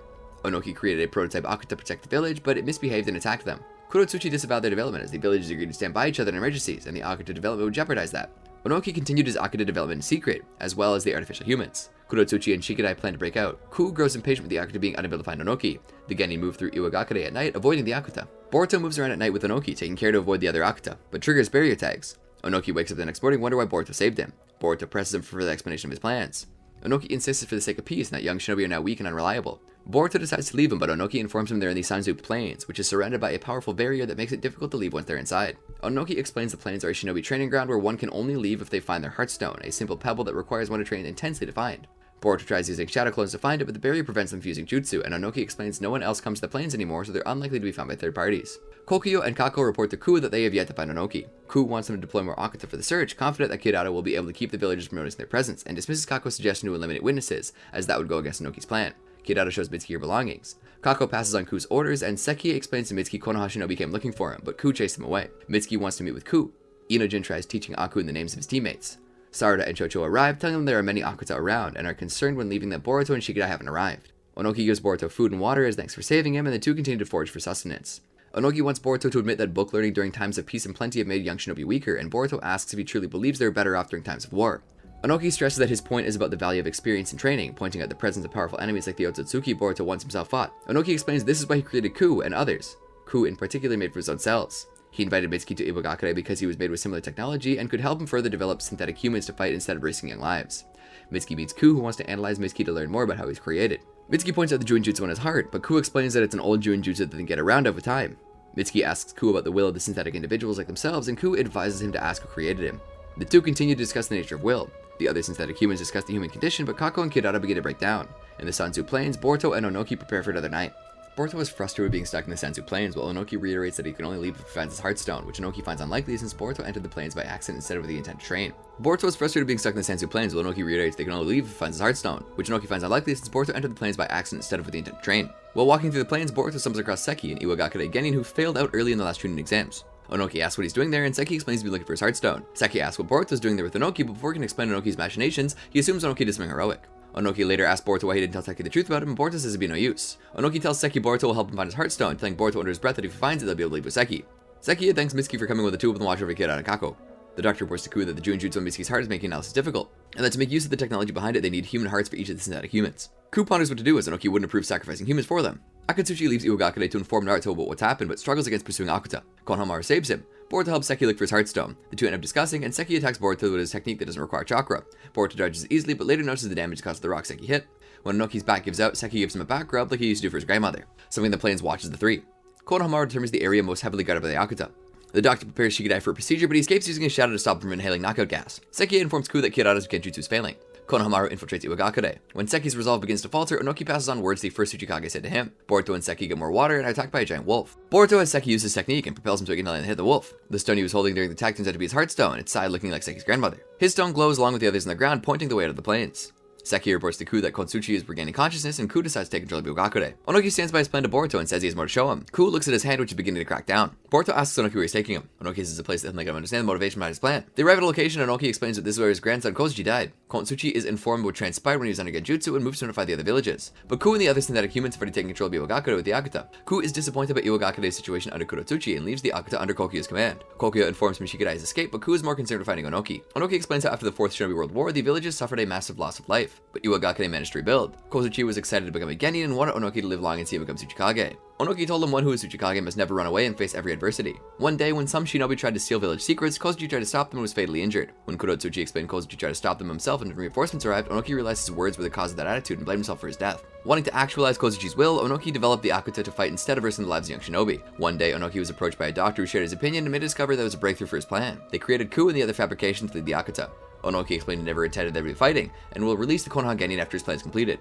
Boruto asks him what the sample was, and the doctor showed him. Onoki reveals it was a Wazetsu. Boruto was incredulous that Onoki risked using something so dangerous, and Onoki agrees there's much they don't know, and that's why they needed Mitsuki to stabilize them. Onoki assures him that Mitsuki will be free to do as he pleases after they stabilize the synthetic humans. Ku is taking control of Iwagakure and imprison those who would try to interfere. 5 of the captured shinobi are to be used as sources for hearts for them if Onoki approves. Boruto understands Onoki's benevolent intentions, but points out that when he fought the synthetic humans that they had personalities and wonders if they're really different from humans. Onoki is confident that what Boruto sees as will as the fabrications are merely functions. Boruto asks if he truly believes that, pointing out how strongly Onoki's belief in will is, recalling their conversation in Konohagakure. Onoki is taken aback but assures him he doesn't know about the fabrications. Boruto counters that he knows Mitsuki and saw how they interacted, and knows Mitsuki has a will, pointing out Onoki has no real proof the fabrications lack a will of their own.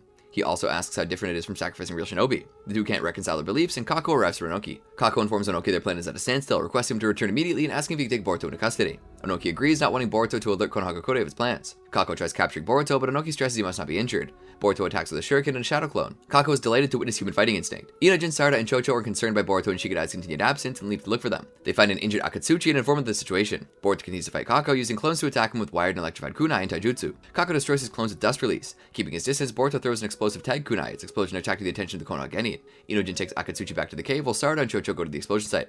Boruto creates more clones to fight Kako, who finds the feeling exhilarating. Boruto manages to stab Kako, but it turns out to be a rock clone. Sarada and Chocho arrive just in time to prevent Kako from using dust release. Kako is excited to have more opponents. Ku commands the Akuta looking for Shikadai. Shikadai destroys an Akuta when approaching the Tsuchikage's office and is spotted by another and manages to make a call to the Hokage's office where Shikamaru picks up the phone. The two talk and Shikadai manages to escape before Ku arrives at Akuta. Boruto, Sarada, and Chocho struggle against Kako, having to keep the distance to avoid his dust release. Boruto notices he has an opportunity to attack them with it and he didn't, and wonders about why. Kidada finds Akun by the cave where the Genin are staying and uses her genjutsu against Inojin when he attempts to steal her. Shikamaru informs Naruto, Kakashi, and Tsunade of what Shikadai told him. Naruto and Shikamaru want Kakashi and Tsunade as former Hokage to explain the situation to other villages, while Naruto deals with the daimyo in getting permission to interfere with Iwakure's affairs. Sarada analyzes Kako while Boruto and Chocho attack him. She determines that after using dust release there's a window of 20 seconds where Kako can't use ninjutsu, and he uses the opportunity to attack him with fire release. Kako tries forcing more dust release attacks during the window, and the strain causes his body to begin to break down. Onoki watches from afar. Kako manages to corner Boruto, but the strain of a big dust release attack is too much for his body to handle and he dies. Boruto thanks Sarada and Chocho for their help. Onoki asks why Kako didn't obey him, and Boruto reiterates the fabrication have a will of their own. Inojin arrives and holds Boruto hostage, being under Kidada's genjutsu. She wants to take everyone to see Ku. Onoki escorts the captured Konoha Genin and Akatsuchi, keeping them from interfering with his plans. They arrive at Iwagakure when Onoki is shocked to see remnants of battles all over the village. He asks Kidada about what happened and she instructs him to go to Ku directly. Ku says all is going smoothly according to plan, but Onoki questions it, asking where the villagers are and why the Akuta are roaming the streets. Ku claims the situation has changed drastically in his absence, that the fabrication's lives already began to run out, and that he has secured humans from whom to harvest hearts. Boruto questions Onoki on what he claimed to have been the fabrication's objective. Onoki denounces Ku's actions as the opposite of his will, and he intends to sacrifice young lives instead of saving them. Ku shows him his deterioration, but Onoki orders him to release those in custody. Ku questions Onoki's commitment to his own plan and willingness to sacrifice the fabrications and knocks him out. The other fabrications question his action, but Ku rationalizes it as Onoki being temporarily not in his right mind. Ku takes Onoki inside and orders preparations for the transplants to begin, and allows the other fabrications to do as they please with the Genin. They briefly discuss the fabrication's purpose and nature, and just as the Akuta are about to attack the Genin, an explosive tag kunai is thrown at them. The smoke of the explosion giving them cover to escape. Shikadai calls them out and frees them, wanting to take the opportunity to leave the village when the Akuta are still watching over captured citizens. Kokyo catches up to them and blocks their path. Shikadai wants Boruto and Sarada to go after Mitsuki while they deal with Kokyo. Akun wakes up and remembers Inojin being taken and leaves to find him. Kidada intercepts Boruto and Sarada, who knows she uses genjutsu. Sarada activates a Sharingan. Team 10 struggles against Kokyo and Shikadai risks himself to let the others escape. The doctor is praying for the transplants and Sekiei thanks Mitsuki for what he's done for them. Shikadai lures Kokyo to a trap he and Inojin set up, hiding a source of light for after Kokyo destroyed the ones around it, noticing that it lacks jutsu and has no long range attacks. Kokyo tries forcing his way out of Shikadai's jutsu, but Chocho lands a hit first. Kokyo hits back but begins to crack down and deteriorate, and wishes to see how strong his opponents really are. Akun is getting near to them. Konohamaru finds the Akuta production site, and Mitsuki finds him. Shikadai wants Chocho to land another hit, but Inojin points out he's learned their strategy. Shikadai says there's another jutsu Inojin can use, but Inojin isn't sure it'll work on him. Shikadai says it's what they have. Shikadai uses himself as bait, and Inojin is able to take over Kokyo's body with mind-body switch technique. Kokyo is able to force Inojin out and dodge Chocho's human bullet tank. He moves to attack Inojin, but Akun obstructs his vision, giving him another shot. Kokyo destroys Akun's mask when dealing with him, but receives a heavy hit from Chocho. Kokyo can't understand how other humans endanger themselves to fight, and Shikadai explains that they make up with other kinds of strength, such as strength of heart. Kokyo denies having such strength as he lacks a heart, but Shikadai points out Inojin was able to take him over. Kokyo ponders it as he dies. Akun manages to say Inojin's name before perishing. Inojin tries to downplay Akun's death while crying. Kidada has paralyzed Boruto and Sarada with a genjutsu, intending on playing with them. Ku attends to Onoki, who tries to dissuade Ku from continuing his plans, but Ku continues to believe Onoki's weakness is clouding his judgment. Team 10 is exhausted after fighting Kokyo and wonder how Boruto and Sarada are faring. Caught in Kidada's genjutsu, she controls their movements like a puppeteer. Sarada tries breaking the genjutsu on Boruto with a Sharingan, but Kidada forces him to close his eyes. She wants to play them like their dolls, drawing out their injuries. Onoki ponders on Boruto's assessment of fabrication's will and of Ku's own words and actions. He thinks back to first meeting and naming Ku, as well as the other 4 fabrications. Onoki tries leaving his room, but his path is blocked by an Akuta. The doctor attends to Sekiei's deterioration, and Sekiei asks him how their lives will be after receiving hearts. He's not concerned about being strong, but with protecting his friends. The doctor leaves Sekiei alone with Mitsuki. Sekiei tells Mitsuki he heard of Kokyo and Kako's deaths, and recounts feelings about it. He asks Mitsuki how that will change once he has a heart, and Mitsuki explains that having a heart doesn't make him a human. Mitsuki relays Ku's orders to the doctor. Having made back from the Senzu plains, Sekiei has been avoiding the Akuta and runs into Akatsuchi, who updates him on what happened. As all other shinobi have been imprisoned, Akatsuchi tasks Sekiei with rescuing Onoki. Mitsuki shows Sekiei a completed artificial heart, and Akuta updates Kidada on their heart situation. Not wanting to miss it, she makes Boruto and Sarada stop holding back as she leaves. Sarada is able to put herself under a new genjutsu by looking at her Sharingan's reflection on Boruto's sword and then breaks the genjutsu on him. As Mitsuki is about to deliver Ku's heart, Boruto and Sarada arrive. Mitsuki holds him at bay with a lightning release, and Ku binds their movement with an earth release. Boruto tries appealing to Mitsuki not to help Ku. Mitsuki hands Ku the heart, and while he celebrates, Mitsuki strikes him from behind. Ku drops the heart, revealing these guys snakes. All are shocked by the betrayal. They hear explosions from afar, those being from Konohamaru destroying the Akuta production site as arranged with Mitsuki. Kurotsuchi frees the captured Iwagakure Shinobi. Onoki manages to escape his room. Team 7 faces against the remaining fabrications. The damage Mitsuki inflicted causes Ku's body to begin to break down. Ku departs to get medical attention, but Sekiei prevents Boruto from following him with explosive clay. Mitsuki wants Boruto and Sarada to go after Ku while he deals with Sekiei, who is furious with him. Kyoto blocks Boruto and Sarada with Akuta. Mitsuki tries to dissuade Sekiei from fighting so his body doesn't break down any further. Sekiei attacks Mitsuki, all while accusing him of pretending to be his friend. Boruto and Sarada destroy a few of Kyoto's Akuta, whose body begins to break down as well. Kyoto brings out a gigantic Akuta to kill Boruto and Sarada. Boruto summons Garaga to help. In between discussing with Boruto, Garaga fights the giant Akuta. Sada moves against Kirada, managing to distract her with a Sharingan Genjutsu, leaving herself an opening to land a lightning release attack on her. Kirada orders the giant Akuta to save her, but Garaga constricts it till it breaks down, one of its chunks crushing her instead. Sekiei continues to attack Mitsuki while throwing accusations at him, who denounces Ku's path and thinks Sekiei can still be saved. Sekiei manages to get Mitsuki to fight back by threatening to kill Boruto. Mitsuki disables Sekiei's explosive clay with his lightning release. Seki finds Onoki sneaking out and explains he was sent by Akatsuchi. Ku reaches the doctor but is informed the donor's escaped, so he decides to get the doctor's heart. Mitsuki offers to take Sekiei to Orochimaru, but Sekiei is too damaged, and muses on how they are alike and how they're different, their feelings and motivations. Sekiei dies. Kurotsuchi leads the Iwa Shinobi on taking back the sectors of Iwagakure. Mitsuki catches up with Boruto and Sarada at the old city, and they find Ku recovered with a new heart. Ku revels in his new power. The Konoha Genin consider him too dangerous to be left unchecked. On their way to the old city, Seki needs a break, but Onoki spots the recent damage to the old Tsuchikage office, and thinking of Kozuchi, says this is the moment he can't miss. Ku fights Mitsuki, trapping him with stone pillars, saying they should see eye to eye as they're both man-made. Sarada and Boruto disagree with him, Ku using a sword to knock Boruto back. While Boruto says Mitsuki never truly intended to join them, Ku claims that Mitsuki had many opportunities to ask for help while Konoha but didn't, instead going to meet other artificial humans like himself. When Mitsuki hesitates in denying it, Ku takes it as proof, saying Boruto never noticed his struggle, and because of that he can't claim to be Mitsuki's friend. When Ku readies a dust release to use against Boruto, Mitsuki breaks free of the stone pillars with Sage Mode and goes on the offensive. The falling debris traps Boruto and Sarada inside. In Konoha, Shikamaru is stressed trying to get official permission to enter the land of Earth. Naruto notices Sai is also stressed, which he attributes Inojin also being there. Wasabi eavesdrops on them and informs teams 15 and 5. They want to go help their friends but have been ordered to stay put. Naruto prepares to depart, and teams 5 and 15 request permission to go with him. Naruto refuses to endanger their lives, but they're willing to face the consequences of going without his permission. Naruto appreciates their dedication, and Sai and Shikamaru don't stop them from going. Sarada works on clearing the debris. Boruto admits they should get to know more of Mitsuki, but Sarada says they've done enough. The rest of the debris gets cleared by Seki, who explains Onoki is with them. He asks Boruto to take him to Ku. Ku is impressed with Mitsuki's Sage Mode and wants to use his body to create more fabrications. Mitsuki constricts Ku with the snakes, but he creates a golem to wield his sword and cut through the snakes, which forces Mitsuki out of Sage Mode. Ku prepares to further weaken Mitsuki, but Onoki arrives with Boruto and Sarada. Onoki asks Ku when he's strayed from protecting the weak, and Ku says he's merely a vessel for the hatred Onoki passed down to him. Ku prepares to kill the others, but they escape in an underground stream. Onoki recalls Ishikawa's warning of his will of stone being replaced with hatred. He wakes up in that same room. Boruto asks Mitsuki if he found what he's looking for. Mitsuki explains what Onoki told him, that he's seen many things since living in the village, and that he's not sure if he's empty, he is sure of his will. Boruto says he and Sarada want to get to know the real him and gives him back his forehead protector. Mitsuki wants to lure Ku away when they take Onoki away, as there are clones of him, but Boruto says the one in front of him is Mitsuki. Ku arrives at the location. Ku takes control of the debris using it to destroy Boruto's clones. Sarada destroys a boulder coming at Boruto. The Genin struggle against Ku while Onoki despairs at young lives being at risk again. Sarada uses Sharingan to dodge Ku's boulders and he prepares a dust release attack. Sarada and Mitsuki attack her with their own ninjutsu, using its explosion as a smokescreen to get him, holding his arms apart so he can't weave hand seals. He throws them aside as Boruto throws himself at Ku, who punches them with a rock gauntlet, revealing it as a shadow clone, the real Boruto coming after him and landing a Rasengan on Ku's heart. A weakened Ku prepares a giant dust release to finish him off, but Onoki counters it with one of his own. Onoki admits he allowed his commitment to Kozuchi's will to be twisted, and then he must set it right, his dust release overpowering Ku's, killing him and taking a substantial part of the building with it. Seki finds them. Onoki gives them his final words and passes away. Kurotsuchi and Akatsuchi arrive with Naruto and other Konoha Shinobi by sunset. Konohamaru says he'll give his report to Naruto and hugs Mitsuki. Mitsuki apologizes for giving them so much trouble, thinking he won't be allowed back in the village, but teams 5 and 15 arrive, all glad Mitsuki's okay. The Konoha Genin take the Thunder Train back to Konohagakure, while Naruto stays in Iwagakure longer to attend Onoki's funeral. Mitsuki is confined to a different railcar, under supervision of Sai and Konohamaru.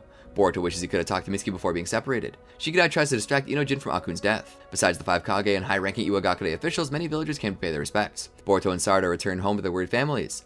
Back at the village, Naruto wants to praise Boruto and Sarada for standing up for Mitsuki, but Sai and Shikamaru point out he can't, so as punishment, he means to remove their Genin rank. They ask about Mitsuki and are told he's still being debriefed, as there's lots of intel only he knows. Naruto has them leave their forehead protectors. Sai and Konohamaru debrief Mitsuki, ask him why he chose against informing anyone in the village of his plans. Sarada is concerned that Mitsuki will be blamed for the situation in Iwagakure and be forced to leave, or that he might have to leave on his own. Boruto has faith in Mitsuki. While asleep, he's mentally contacted by Garaga since Mitsuki being back in the village marks up the end of their contract. They exchange words and bid each other farewell. Sarada wakes him up and informs him Mitsuki's debriefing is over. The two look for him. Mitsuki makes small memorials for the fabrications. Boruto finds him and Mitsuki apologizes for the hurt he's caused. Boruto recalls Onoki's words and tells Mitsuki that there are many sides to his will, and that his questions are a natural part of it. Sarada arrives and they share a laugh. Orochimaru discusses Mitsuki's development with Log, who informs him the body of the scientist responsible for developing the fabrications has gone missing. They wonder who might be responsible. Boruto, Sarada, and Mitsuki walk through the village and hear the official account of the situation of Iwagakure in the news. Boruto thinks he spots a heartstone in the river, but cries when he remembers Onoki's teachings. As their sensei, Konohamaru wants to take responsibility for their actions, but before they can decide anything, Kurotsuchi and Akatsuchi arrive from Iwagakure, and want to personally thank the Konoha Genin for their actions, adding they'll always consider them shinobi at Iwagakure. Naruto understands what she means. Team 7 has their Genin status reinstated, and they prepare for the next mission. Parent and Child Day arc. Naruto and Shikamaru watch the announcement of the Parent and Child Day holiday. The two discuss how shinobi life has changed their days. Shikamaru tends to free Naruto's schedule so he can spend it with his children, but several shopkeepers arrive at his office needing signature in several forms. Naruto confirms Shikamaru's commitment to freeing his schedule. The day before the holiday, Boruto and Himawari wonder if Naruto will be able to make it. Hinata assuring them he will before leaving to visit her own father. Naruto only arrives in the morning. Boruto leaves the train and tells him Himawari's been waiting. He finds her sleeping on the floor. After Naruto wakes her up, she says she'd like to go buy a Kurama plush toy with him. He wants to take a nap first, but sees the toy's limited edition sale for the holiday. Naruto chooses to go with her instead of sleeping. Himawari explains how the toy works, and Naruto compares it to a baby. Kurama gives Naruto his own commentary. They find several people already waiting for the store to open, and they also find Kiba. Naruto explains he was Hinata's teammate, but Himawari was too young to remember him for the first time they met. Kiba shows her Akamaru and Akamaru. She pets them both. Kiba is there to get the Kurama plush toy for his girlfriend. It sells out fast and Kiba isn't able to get it, and Naruto gets a Shukaku toy by mistake.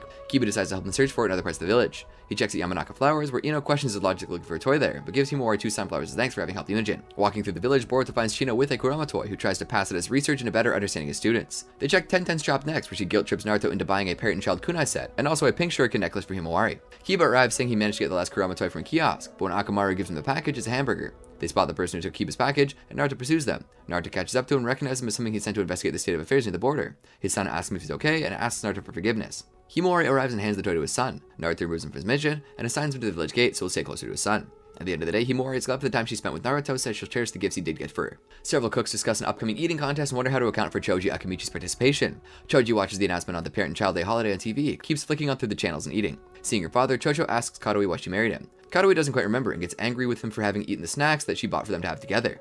Kadoi throws him out and then asks him to buy more chips, and she goes to replenish snacks. Choji and Chocho run into Boruto and explain the situation. Chocho spots an advert for a Parent and Child Day eating contest and wants to enter it with her father so she can prove to Kadoi he's a role model for their daughter. At the contest, they also find Sai and Inojin, Rock and Metal Lee, Shikamaru and Shikadai participating as well. Choji and Chocho advance to the second round and are surprised when another team ties with them. The Inara and Yamanaka also advance to the second round. The team tied with the Akamichi, the Dotonbori, introduce themselves and boast they'll win. The Akamichi, the Dotonbori, and the Nara advance to the semifinals. One of the cooks watches them and later conspires with the Dotonbori, afraid that Choji will make her go bankrupt if she wins. The Dotonbori and the Akamichi advance to the finals. Kadoi watches the contest, and Boruto spots Shino in the audience with the Kurama doll. While the Akamichi recover, Kadoi expresses her doubts over the value of the eating contest and the recklessness. Boruto wants to try the spicy burgers for the semi-final and manages to find leftovers of the Dotonbori, but finds them not to be spicy at all. During the final, the conspiring cook puts shallow bowls to the Dotonbori to give them an advantage. Boruto brings them their meal in irregular bowls. Chocho struggles to finish the dish by herself and reminds Choji that delicious meals are meant to be eaten together, something Kadoi also shouts from the audience. With newfound determination, the Akamichi catch up with the Dotonbori. The cook interferes using ninjutsu to cause the dumplings to grow. Rock and Metal try to deal with it but are ineffective. Kadoi uses lightning release to release her daughter, but it takes Choji growing in size to end the issue by eating them all and then burning the calories through converting them into chakra. The Akamichi win the contest. Sakura and Sarada hear Naruto's announcement of the Parent and Child Day holiday on TV, and Sakura apologizes for having to work that day. Sarada tells her not to worry as Sasuke isn't there either, and she promised to help Boruto with shuriken training. She wonders where Sasuke is, unaware that he's in Konohagakure. Boruto recognizes Sasuke on the street, who asks him about all the family activities. Boruto explains the new holiday. Sasuke asks about Naruto, and Boruto adds he's with Himawari today, before telling Sasuke where Sarada will be, and suggesting he spend time with her. Waiting by a stream, Sasuke thinks back to times he spent with his father, when he mastered Fire Release, Great Fireball technique. Sarada is surprised to see him. Sasuke explains that he just got to the village and that Boruto told him where she'd be, and invites her to go to the festivals. Sarada is happy that Sasuke came to the village, but he explains he dropped by because he had business to attend to near the village, cutting down on her excitement. Watching other parents with their children, Sasuke struggles to bond Sarada. The two spot Naruto carrying Himawari as they search for a Kurama doll. Sarada envious of their bond. He thinks back to how he enjoyed being carried by Itachi and offers to carry her, but she finds it embarrassing and walks off. Kakashi approaches Sasuke, pointing out that all his time alone has dulled his social skills, and suggests that Sasuke take hints from the Icha books. Sasuke comes across Shino doting on his Kurama doll, and after an awkward silence, he asks about Sarada. Shino comments on her talent and the difficult path she has chosen. Sasuke asks about any parasites on her, which Shino misunderstands as a negative comment on insects. When he talks to Sarada again, he tries using Kakashi's advice from the books but ends up further antagonizing her. Boruto finds Sarada training by herself and asks her about Sasuke. She confesses she doesn't think her father knows about her at all, but Boruto surprises her asking if he knows about Sasuke at all, and that she should tell him if there's anything she wants to do. Sasuke complains to Kakashi about his advice, and the two come across Sakura. At home, the two talk about how Sarada perceives Sasuke, and Sakura explains Sarada wants to be Hokage. He finds her training with shuriken and explains that he too once wanted to be Hokage, but his version of it was warped until Naruto set him on the right path. Sasuke helps her with the shuriken training. On the way home, they come across Boruto, and Sarada gives him the same advice he gave her. At home, Naruto apologizes to Boruto for having spent the whole day with Himawari, and gives him the Parent and Child kunai set he bought at Tenten's shop. Boruto asks Naruto to train with him since it's technically still Parent and Child Day. At his home, Shino continues doting on his Kurama doll. On a mission, Team 15 prepares to fight, Hanabi instructing Namida to stay back protecting the clients. A deflected shuriken cuts Namida, who asserts she can fight and begins to well up. Taking notice, her teammates cover their ears and Namida cries out, knocking out all their enemies and the merchants they're supposed to protect. The three praise her jutsu, but Namida gets flustered. In the Information and Receiving Center, Wasabi and Sumide inform Namida the doctors have cleared them, and Team 7 congratulates them for defeating the Garakura gang. When Wasabi and Sumide don't respond, Namida explains they lost their hearing because of her jutsu. Mitsuki points out that if this keeps happening, Namida might get her teammates killed, prompting her to decide training with new jutsu. Namida practices water release, surprising her teammates, but her jutsu lacks the power to even damage the target. Sumide suggests re-evaluating her calling on tears technique, but Namida insists on using new jutsu and asks Hanabi for help. Hanabi considers chakra control to be the issue and has Sumide use her own water release, which does destroy the target. Hanabi explains that when her emotions take over and she begins to cry, that disrupts her focus. She asks Hanabi to teach her. Hanabi has Namida try to mold her chakra rule, dodging her attacks, using her Byakugan to evaluate her chakra control, but Namida is unable to do it. Next, she has Namida try increasing the distance of her attack. Wasabi and Sumide is slightly scared of Hanabi. Hanabi explains how she can modify her jutsu and her water release's reach increases. Next, Hanabi wants Namida to knock over a thick log to train the power behind her jutsu. Sumide and Wasabi decide to train harder as well in solidarity with Namida. The next day, Namida spars against them and continues to improve. The next mission is once again to guard the same merchants who are now in possession of a historical document by the first Hokage. The Garakura gang members recognize Team 15, warning the leader about them. They fight, but Namida's water release has little effect on their water clones. One of the assailants pressures her into close quarters, but Sumide uses Nue, who grows bigger, to intervene. The rest of the group uses the distraction to flee with their merchandise. Hanabi orders the girls to stay behind while protecting the merchants, while she goes after the Garakura gang. Sumide sends Nue to aid her. Namida is frustrated that her water release was useless against them. One of the merchants reveals they still have the first Hokage's document, but the Garakura leader reveals himself, glad to have stuck around. Sumide wants the other two to run away with the merchants, but Namida intercepts a shuriken meant for her. The Garakura leader sinks them into the ground with an earth release. Namida blames himself for the situation, but her teammates point out that she's gotten stronger. The gang leader takes the document and considers it lucky Namida didn't cry. Namida decides to cry, so the gang leader runs away. Wasabi encourages her to cry, but remembering the focus of her training, and she applies it to her calling on tears technique, increasing its power and reach and narrowing its focus, managing to hit the Garakura leader. Free from his jutsu, Sumide summons Nue, whose disappearance alerts Hanabi of the fight. Wasabi and Nue attack the remnants of the gang who try to flee. Namida tries using her jutsu again, but having spent so much chakra, she's unable to focus again, knocking everyone out. Hanabi thinks Namida still has ways to go. Beating Team 7 again, they congratulate them again and question their most recent hearing loss, but Namida explains how she used her cry to protect them instead. Team 10 captures a bandit group at a wind power plant. One of the assailants drops an explosive tag when Shikadai hurries to catch him himself, damaging part of the structure. Inojin and Chocho comment on Shikadai being a bit off and impatient. A month prior, Tamari is invited to attend a banquet where important land of wind figures will meet. Enshu discusses politics and appearances with Shikamaru and presses on the need of Shikadai's improvement with Nara's shadow jutsu, which Shikadai overhears. As he leaves, Shikadai asks his father why he puts up with Enshu, who in turn explains they've been indebted to the clan leader since Shikaku's time. In the present, Shikadai's Genin friends discuss his struggles at Lightning Burger. Boruto questions why Shikadai doesn't use word release anymore, and Shikadai and Denki relate to feeling under pressure due to family affairs. Team 10 is left on standby regarding an upcoming delegation from the land of wind to visit a power plant like the one they've defended. Later that day, Shikadai learns his team is put on standby because of the request put in by Enshu, who wants to prevent Shikadai from jeopardizing the clan's reputation, but instead counsels him to get into politics. Enshu agrees to stop meddling with Shikamaru if Shikadai agrees to his proposal. When Shikadai brings it up his family, Tamari is surprised by it, but Shikamaru supports him on the condition that he's doing it for himself. Shikadai informs Moegi and his friends about his decision. Shikadai visits the wind power plant he protected with Denki, who helps maintain their systems. Shikadai informs Denki of his intended career change, but before they can discuss it, an issue arises with the batteries due to a structure damage. While Denki tries fixing the problem, he tells Shikadai how he intends to use the situation to improve the village. When Denki's solution doesn't work, he speculates there must be a cut wire. One of the windmill turbines connected to the affected battery can resolve the situation, so Shikadai uses wind release to turn it, allowing Denki to fix the issue. A part of the ceiling collapses, but Shikadai saves Denki with the shadow imitation technique. Shikadai decides he won't be a politician after all. He informs his parents and asks Tamari to teach him proper wind release. Enshu arrives with forms for Shikadai to sign, but he tells him he changed his mind. Enshu is done with them. Later at the Lightning Burger, Shikadai informs his friends about his change of mind for not becoming a politician, much to their surprise. Jugo arc. Mitsuki informs Boruto they'll be having a joint mission with Team 15. Boruto notices what appears to be a peeping Tom and startles him with a kunai, causing him to fall from a tree. They notice him holding a nest of eggs and apologize to him while tending his fall. Tosaka demonstrates his expertise, identifying the eggs by licking them. Tosaka returns the nest to the tree, and explains how genes determine species traits. When Boruto says he's more than just genes, Tosaka asks to lick him and they gain leave. Konohamaru explains Hanabi is aiding with the border patrol due to an apparent infiltration, so he'll lead both teams. Suiga Kanonji tasks them with investigating bird attacks in the village near the forest and the outskirts of the Land of Fire. As they don't have experience with birds, Tosaka was assigned to provide assistance. On their way, Sarada is disgusted when Tosaka licks bird droppings to confirm their diet. Team 15 plans to leverage their experience from previous animal-related mission. The group spends the following day researching, with Wasabi using her cat covering cover ground. Near the village, Tosaka notices a lack of bird chirping. They rescue a villager being attacked. Boruto is approached by a fully transformed Berserk Jugo. Jugo pins him down near a ledge, but is pushed into a river by Nue. Boruto thanks Sumide to return to the group who's tended the villager's injuries, and alert them of the monster they fought. Namida notices something with Sumide. They notice the village's breathing is getting shallower and his temperature is rising. They arrive at the village and Tosaka speculates it's bird-borne disease. A village elder explains that the birds began changing about a month ago, destroying crops and attacking people, and also beastly cries can be heard from the forest. They add the first to change were waterfowl, from the river that comes from the mountains, that runs along the village and flows into the land of rivers. Konohamaru advises them to stay away from the river and only use well water for their needs. A pattern starts appearing where villagers were injured, and Konohamaru is shown by other villagers in the same spreading pattern. The villagers bring an unconscious Jugo who was found by the river. Sarada and Mitsuki recognize him, and Jugo claims he slipped and fell into the river when he wakes up. Nue is apprehensive of him. One of the sick villagers wakes up and attacks Tosaka. Konohamaru has the Genin evacuate the villagers while he deals with Berserk villager. Jugo lures the villager and knocks him out, concealing a partial transformation, and tells Boruto to stay away from the forest before leaving. Mitsuki notices the villager no longer has the pattern on him. Konohamaru explains the nature of cursed seals to the Genin and is suspicious of Jugo's involvement because of his association with Orochimaru, who uses cursed seals. The group splits up to cover more ground. Boruto throws a rock to confirm the suspicion he had based on the villager's testimony, when the cries were echoes. They determine the source of the sound, a cave entrance to the door. They find Jugo struggling to gain his transformation at the end of the cave, and Boruto recognizes him as a monster who attacked him, warning Sarada they need to flee. Jugo turns around, announcing he'll kill them. Boruto and Sarada flee the cave and intend to warn Konohamaru. Konohamaru and Mitsuki arrive just in time to protect them from Jugo's attack. Konohamaru berates them for not contacting right away and explains that Jugo is under complete cursed seal transformation and running on killing instinct. Konohamaru fights Jugo with the Genin providing range backup, but Jugo shrugs off all attacks. He grabs Konohamaru and begins absorbing his chakra. Konohamaru lands a Rasengan on his face, which sends him into the ground. Jugo's transformation partially recedes, and seeing Konohamaru drained on the ground, he walks away. The Genin follow Jugo, discussing the appropriate course of action while Jugo tells him to stay away. They find Jugo passed out by the body water with many birds, his transformation fully receded. Konohamaru arrives at Team 15 and Tosaka and notices an injection device near Jugo. Tosaka examines Jugo to compare his condition to what they saw happen to the birds, and comments on finding the natural habitat of an endangered bird species. Jugo wakes up, and when an inflicted bird attacks them, he removes the cursed seal. Jugo refuses to answer Boruto's question, handing them the kunai he used to kill birds earlier. They take an injured Konohamaru back to the village, but Boruto conceals the events until they have more information. Konohamaru says he should be good after 4 or 5 days of rest. Wasabi is concerned that he could have contracted the cursed seal through his wounds like the birds did, but Tosaka explains he took Jugo's blood and discovered his cursed seal and the birds are different. Konohamaru asks Mitsuki about the device he found, and Mitsuki confirms it from Orochimaru's research, with Tosaka adding it's a powerful tranquilizer, having licked it. Mitsuki speculates it's a drug to suppress the cursed seal. Konohamaru instructs Team 15 to report back to Konoha and request backup, and Team 7 to keep an eye on Jugo from a distance and look out for more cursed seal suppressing drugs. Team 7 and Tosaka observe Jugo by removing the bird's cursed seal, but struggles to keep it contained in his own body. Tosaka is touched by his love for birds.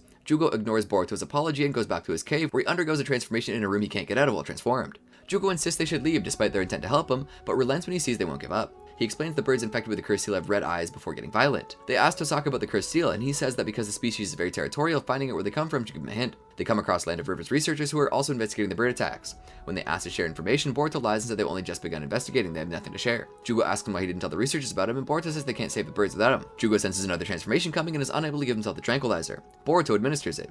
After the episode passes, Boruto insists on helping him, as he's the only one who can help the birds. Jugo trusts him with more doses of the tranquilizer. On their way back to Konoha, Team 15 is attacked by 2 siblings, who use some sort of device to activate cursed seals. Team 7, Jugo, and Tosaka discuss their lack of progress and wonder if something else is afoot.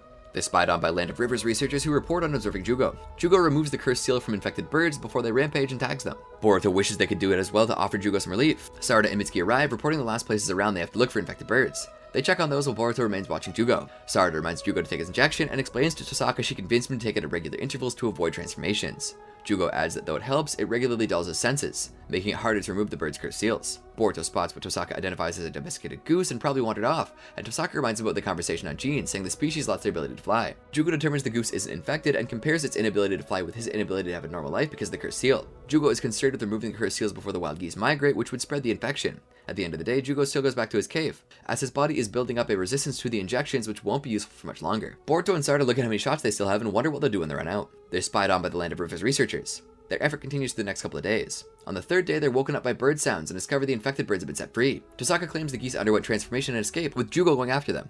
They find Jugo struggling to contain his transformation. Sarada goes back for his shots, but finds they're missing even in the cave. She arrives back to the group just in time for Jugo's transformation to complete. They dodge his first attack and he blocks Mitsuki's kunai. Boruto distracts him with the Rasengan while a clone gives them cover with a smoke bomb. Jugo disappears in the smoke and they realize he's headed for the village. Jugo destroys a village and almost kills a villager, but is hit with tranquilizer shots by the Land of Rivers research group. They restrain Jugo and the village headman thanks them. The headman explains he called them just in case. And as Jugo's transformation recedes, he feels deceived because the Konoha Shinobi knew his identity and withheld it. The researchers want to take over the situation and then explain their friends when to get back up. They show an unconscious Namida and Wasabi, both infected with the cursed seal. Sarada asks about Sumide, but Momo and Sasami claim they only found the 2. Hidden in a tree with Nue on watch, Sumide thinks back to Team 15's battle. Momo and Sasami easily defeated Wasabi and Namida with their cursed seals and infected them. Sumide summoned Nue to help them, but instead he fled with Sumide. The Land of Rivers researchers begin to set up and request Tosaka to lend his expertise. Boruto wants to stay, but the village headman rescinds his request for help. Tosaka assures him he'll take care of Jugo and the birds. Boruto feels frustrated. Boruto watches the birds and thinks about Jugo being taken away. Sarada and Mitsuki try to reassure him and suggest focusing on finding Sumide. The Land of Rivers researchers prepare to begin experimenting on Jugo. Sumide and Nue look for Namida and Wasabi, but run into Karin and Suigetsu. Nue attacks Suigetsu, who retaliates. Team 7 hears the ruckus of their confrontation. Suigetsu's counterattack is enough to cause Nue's summoning to end. Team 7 arrives. Mitsuki and Sarada recognize Suigetsu and Karin before Boruto can attack. They tend to Sumire, and Suigetsu explains that they're late to take Jugo back to Orochimaru. Team 7 explains Jugo's situation, and Suigetsu decides to get him back from the researchers so as information on his cursed seal and connection to Orochimaru remain concealed. Suigetsu is unconcerned by Jugo's efforts to save the birds, annoying Boruto, pointing out Boruto has just met him, while Suigetsu has known him for years. Boruto requests that they wait until Sumire wakes up so she can tell him what she knows about Wasabi and Namida's cursed seal infections. Karin and Sarada catch up with each other, and Karin wants Sumire to bite her for healing. Mitsuki teases Suigetsu. Jugo wakes up, and Tosaka explains where they are. Suigetsu explains to Boruto that Jugo has tried to overcome his destiny before and has come to accept it. Boruto counters he knows someone who is trying their hardest to live the way they want, and compares that to Jugo's commitment to help the birds despite the risks. Mitsuki informs him Sumire is awake. Sumire tells him that the twins with cursed seals wearing collars, who Boruto remembers as a part of the Land of Rivers research team. Sumire speculates they're doing something they don't want discovered. Suigetsu believes they're after Jugo's cursed seal. Karin decides everyone should collaborate, lest unfavorable reports are made to Konoha, which would eventually reach Orochimaru due to their involvement. Sarada and Karin will lure the twins away so the others can go and rescue everyone else. Momo and Sasami boast about their cursed seals to a restrained Wasabi and Namida. The research leader tells them to clean up their mess and sends them after Sumire. They spot her, actually a transformed Sarada. Sumire will look for her teammates, Mitsuki will look for Konohamaru, Boruto and Suigetsu will look for Jugo. Sasami finds Sumire's movement suspicious. Boruto and Suigetsu run into Tosaka.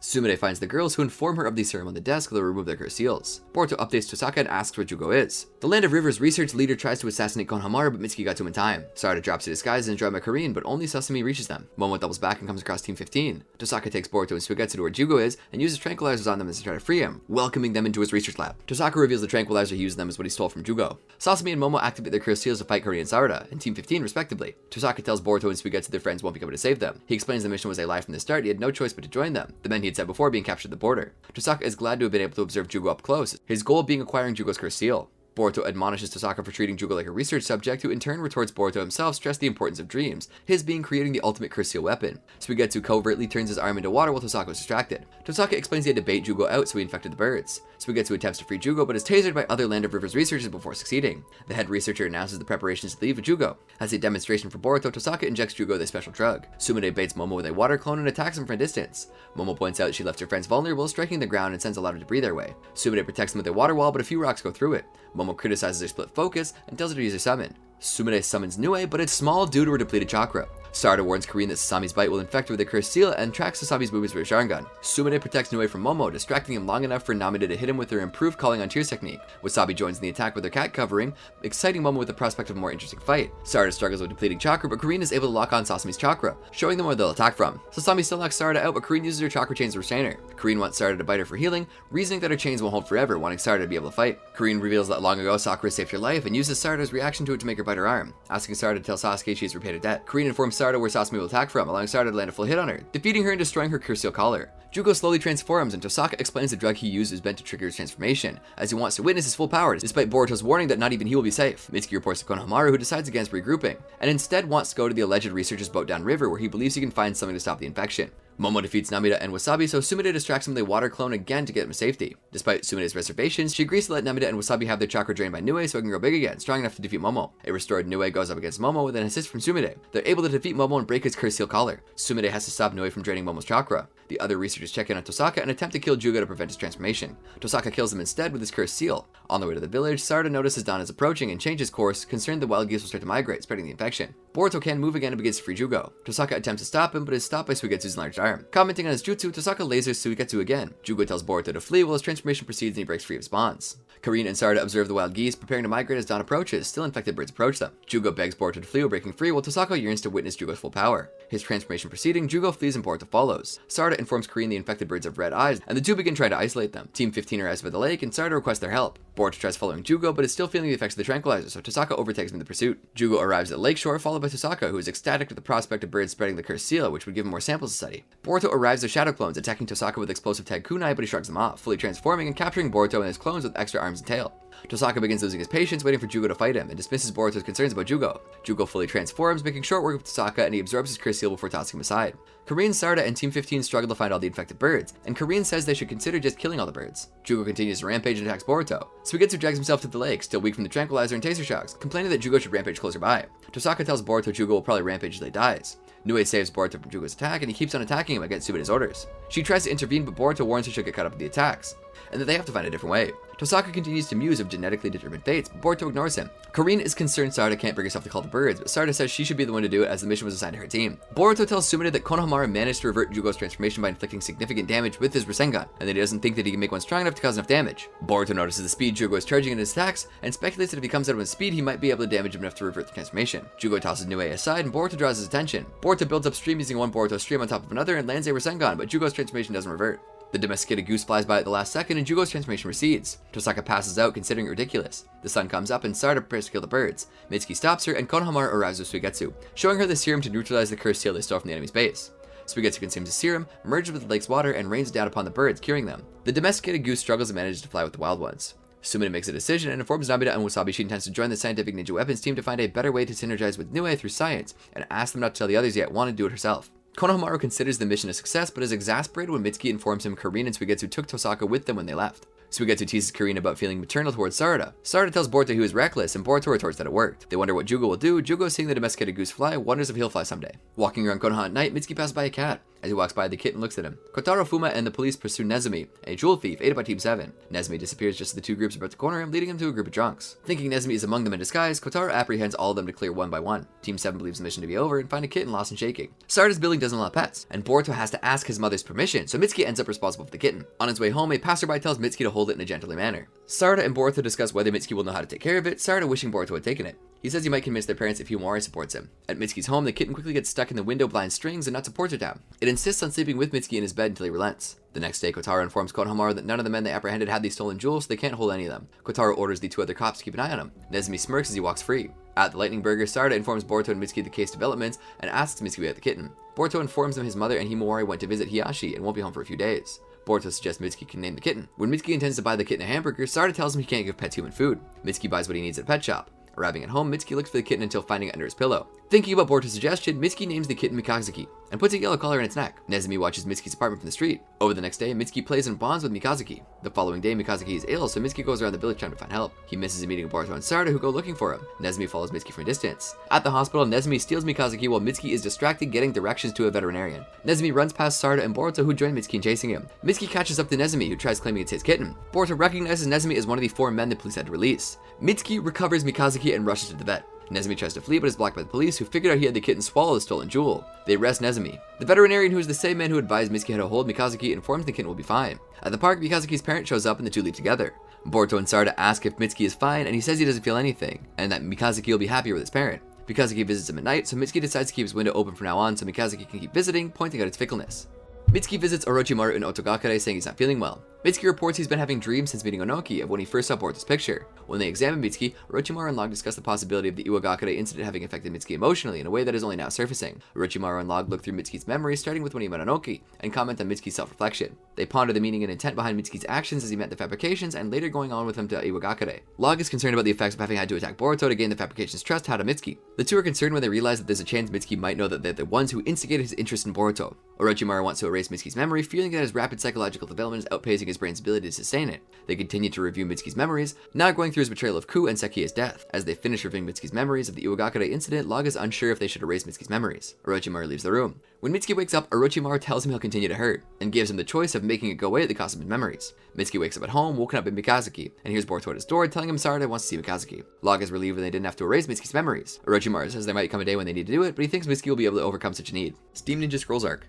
Mirai prepares to leave on a mission accompanying Kakashi and Might Guy and says goodbye to her mother and a memorial to her father. On her way, she muses on why her father chose her name. While praying to her grandfather, Boruto, Shikadai, and Shikamaru pass by, Shikamaru having taken them to try a new burger. Shikamaru asks if she's using Asuma's chakra blades, which she confirms, but as she can't use them like Shikamaru does. Shikamaru points out that she shares Asuma's chakra nature, so she shouldn't have difficulty mastering the blades. Mirai offers Shikamaru an answer to a quiz he made her, but it's the wrong one, and Shikamaru points out that she's overthinking it. After the Nara leave, Mirai tells Boruto of her mission. Arriving at the gates, Mirai is disappointed by the casual and leisurely attitudes of Kakashi and Guy. They point out she's supposed to blend in a civilian. Mirai mistakes their casual conversation as an advanced form of blending in and continues working herself up, even mistaking an old man on the road for a potential enemy. They arrive at their destination and go to several shops. A pickpocket tries to steal Kakashi's wallet, but Kakashi immobilizes him. The pickpocket throws the wallet to his partner, who Mirai chases and stops with a genjutsu. She hands the pickpockets over to the police. Mirai is upset for letting the pickpockets get so close, but Kakashi was so carefree. Kakashi points out that the wallet he allowed to be stolen was a fake, and that there are other ways of dealing with problems of power. They arrive at a tree Kakashi considers to be hallowed ground, as it's where a movie adaptation of Ichu was filmed. Curious about the reaction, Mirai asks them what the books are about, but they refuse to say anything due to their age. They take a photo to remember the occasion. They talk about the vacation when Mirai asks about the mission. She learns there's no actual mission, much to her shock.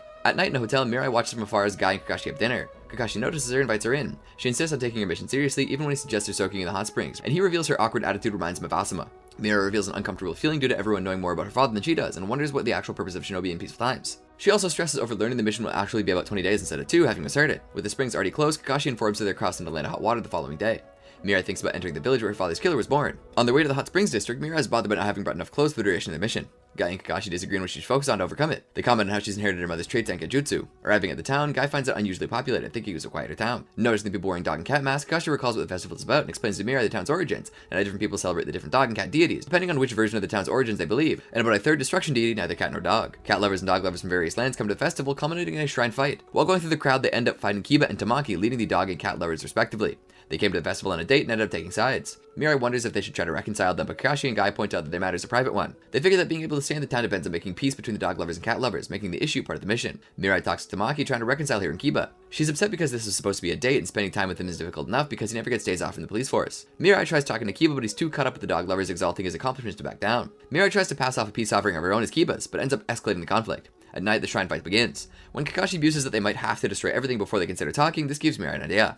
She asks Guy for a lighter and uses its flame to use a fire release to fake an appearance as a destruction deity, presenting it as half dog and half cat. The devout worshippers promptly believe it, but Guy attacks the apparition and destroys the wall, separating the dog and cat hot springs. The festival goers take it as a sign that Guy is a messenger of the destruction deity, telling them to stop being divided and celebrate as one. Kiba and Tamaki make up. Mirai gets to take her bath. Kakashi tells that using the lighter for fire release is just like her father, explaining she used both their parents' jutsu to solve the issue. Kakashi leaves to soak in another hot spring, leaving Mirai wishing to learn more about her father. Mirai shares a hot spring with Tenten and thanks her for bringing extra clothes. Tenten says it's no issue as she intended to take a few days off to go to the hot springs anyway. She's concerned that Guy will stir up trouble with his hot-headedness. They hear Guy screaming, claiming he saw a ghost. Mirai gets Guy to sleep, and Tenten warns her to remember putting her clothes on before heading out. Kakashi joins them, having returned from buying snacks. Kakashi asks about Guy and then explains he claims to have seen a ghost, but won't know more until he wakes up. Tenten believes Guy saw a ghost, but Mirai doesn't believe in ghosts and swept the room. Kakashi says their snacks were gone and thought Guy had eaten them, which is why he left to get more. Tenten takes it as proof that there's a ghost, while Mirai wants to prove that there isn't one.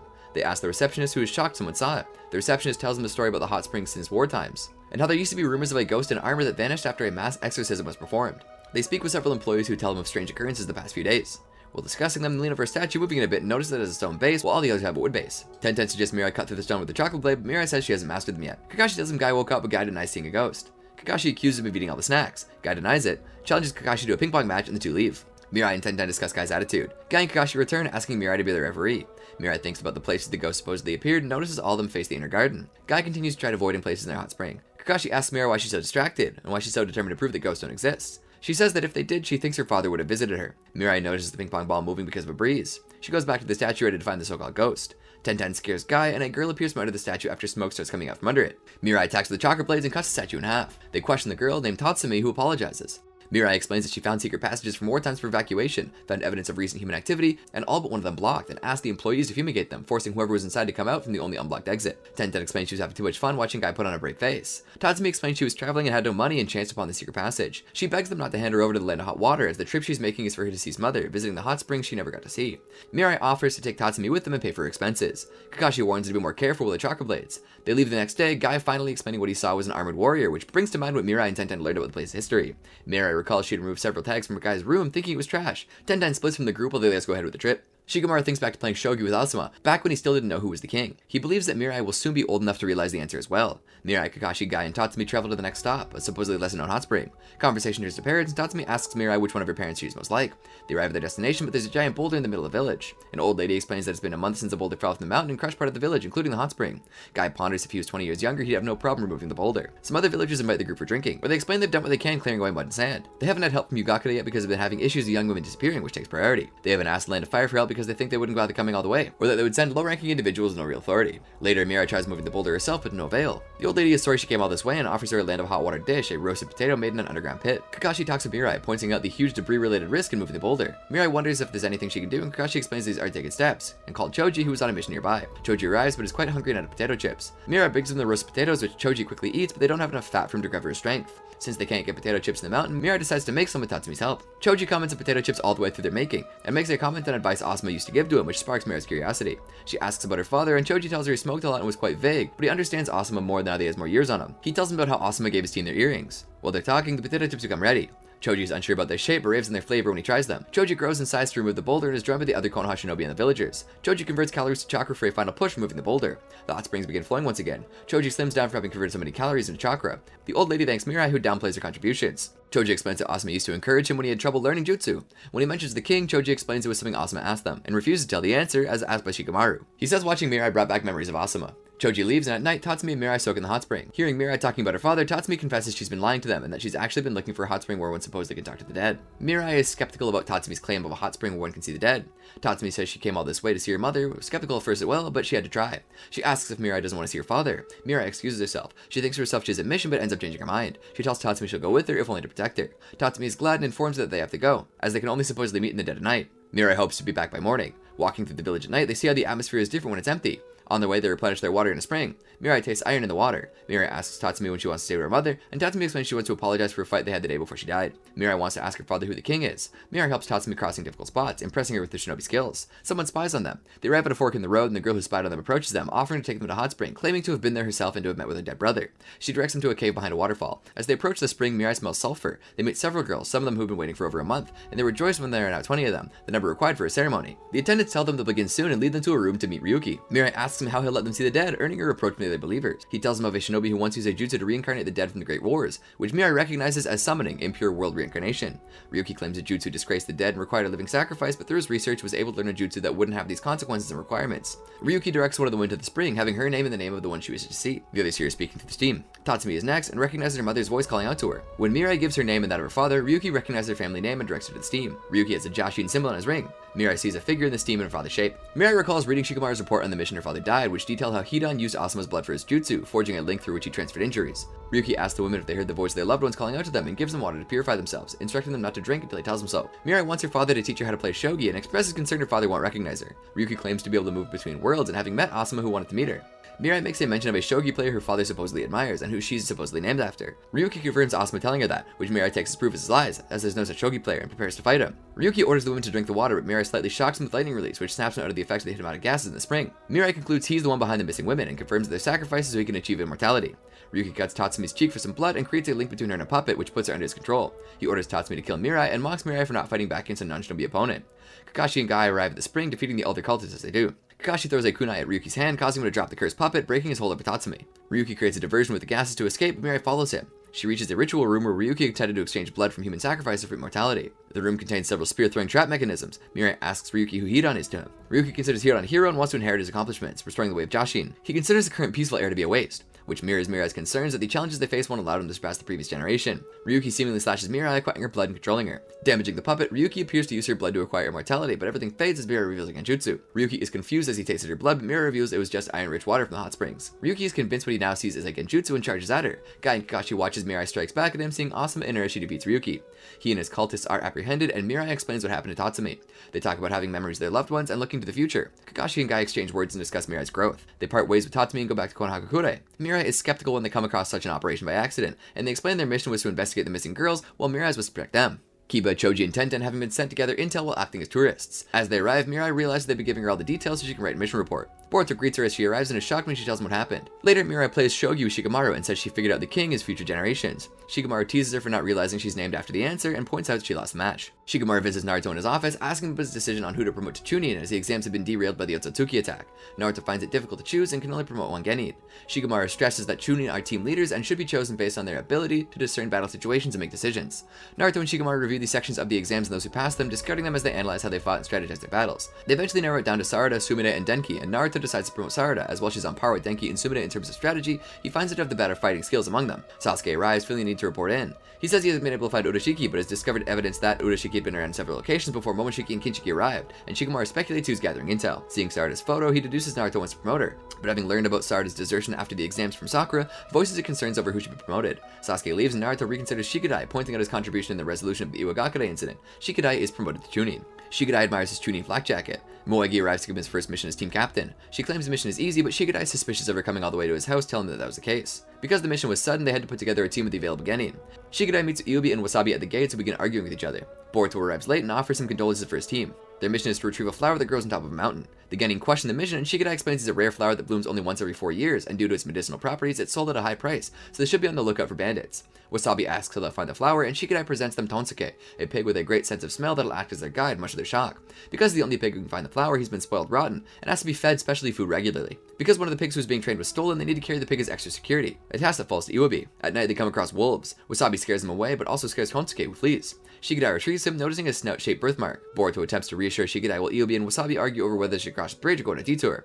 Shikadai decides they should cross the bridge, but when Wasabi and Iwabi begin arguing again, the bridge starts swaying and it scares Tonsuke, who almost falls if not for Boruto and Shikadai. Shikadai forbids Iwabi and Wasabi from talking to each other for the rest of the mission. They come across bandits, and Iwabi and Wasabi both charge. Boruto warns Shikadai about a trap, but Shikadai injures his leg and Tonsuke escapes. The bandits are defeated, but Boruto recovers Tonsuke. Shikadai decides to finish the mission by himself. Tonsuke suddenly starts eating forest mushrooms, much to Shikadai and Boruto's surprise. Shikadai notices the lack of birthmark and deduces the pig was switched with the stolen one during the skirmish with the bandits. They find the bandits but can't give chase because of Shikadai's leg injury. Wasabi and Iwabi discuss Shikadai's decision, and Iwabi spots Shikadai's blood in the trap. Boruto attempts to make a bridge with the shadow clones across the ravine, but the gap is too big. Shikadai wants to jump the ravine even with his injury, but Iwabi arrives and uses earth release to make a bridge. He and Wasabi apologize for fighting. Boruto wonders how to find Tonsuke, and Shikadai says Tonsuke will signal him. As he hasn't been fed in a while, Tonsuke starts crying, allowing Wasabi to pinpoint him with a cat hearing. They're able to ambush most of the bandits of Boruto and the shadow clones. Shikadai lures Tonsuke with his food, allowing Iwabi to separate it from the bandit leader with earth release, and pins the bandit together with the shadow.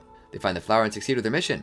Back in Konoha, Moegi reveals the mission was also a test to see if Shikadai was a capable leader, assigning him with people other than his usual teammates. Shikadai realizes he still has a long way to go as captain. While walking through Konoha, Sarada spots Boruto, Medley, and Shikadai eagerly opening extreme Shinobi picture scrolls packs. Sarada asks them about it, and they explain about its popularity. Boruto is bummed out to get another repeat card of his father, and Sarada considers all three immature for being so into it. Chocho calls her to try another new dessert, and Boruto considers them the same as well. While comparing new cards, the boys run into Shino, who gets uncomfortable learning Kiba and Akamaru are featured in cards while he isn't. The three know how strong Shino is, and Boruto wants to make him a card, pointing out the Kaminarama company manufactures them. They manage to get an audience with Denki's father, who shows them a list of the next card series, which still has an open slot. Denki's father has such respect for Shinobi, he's had a hard time picking a final one. They advocate for Shino's inclusion, but Medley ends up suggesting his own father, as he's not present on the list. Denki's father can't make up his mind, so Denki suggests they pick another one who will make a bigger profit. The company will make a survey and let the customers decide who'll get the final spot. Boruto and Shikadai campaign for Shino with shadow clones and distributing leaflets. Medley and Denki, who Rock Lee once trained, put advertisements on the trains. Checking on the current tally, Rock Lee is leading the votes. So to raise Shino's profile, Boruto has Iwabi make a Shino stone face near the Hokage Rock with his earth release in exchange for one of the super rare 7th Hokage duplicate cards Boruto has. Medley uses taijutsu to try carving Shino's face into his father's. Boruto creates shadow clones to use wind release Gale Palm to carve Shino's face back. Shikadai thinks it'll all end in trouble and leaves. Boruto and Medley end up carving the giant stone face into a small statue and are stopped by Shino and Rock Lee. They say they don't want to stand out like that but appreciate their effort. They notice a fire nearby and the Genin worry they won't be able to rescue the person in time. Rock Lee kicks the statue into the building's water tank and Shino uses insects to remove the person from the fire. When the second series is released, Boruto calls Shikadai out for just abandoning their efforts. When they open their packs, there are both Rock Lee and Shino cards. Denki explains that their profiles were significantly raised by the fire rescue, increasing both of their demands, leading Denki's father to add an extra spot. However, they keep getting duplicates again. Sarada and Chocho leave for a second round of new desserts. In the Hokage's office building, Sai works on a map. Kakashi arrives and comments on the building being empty save for him.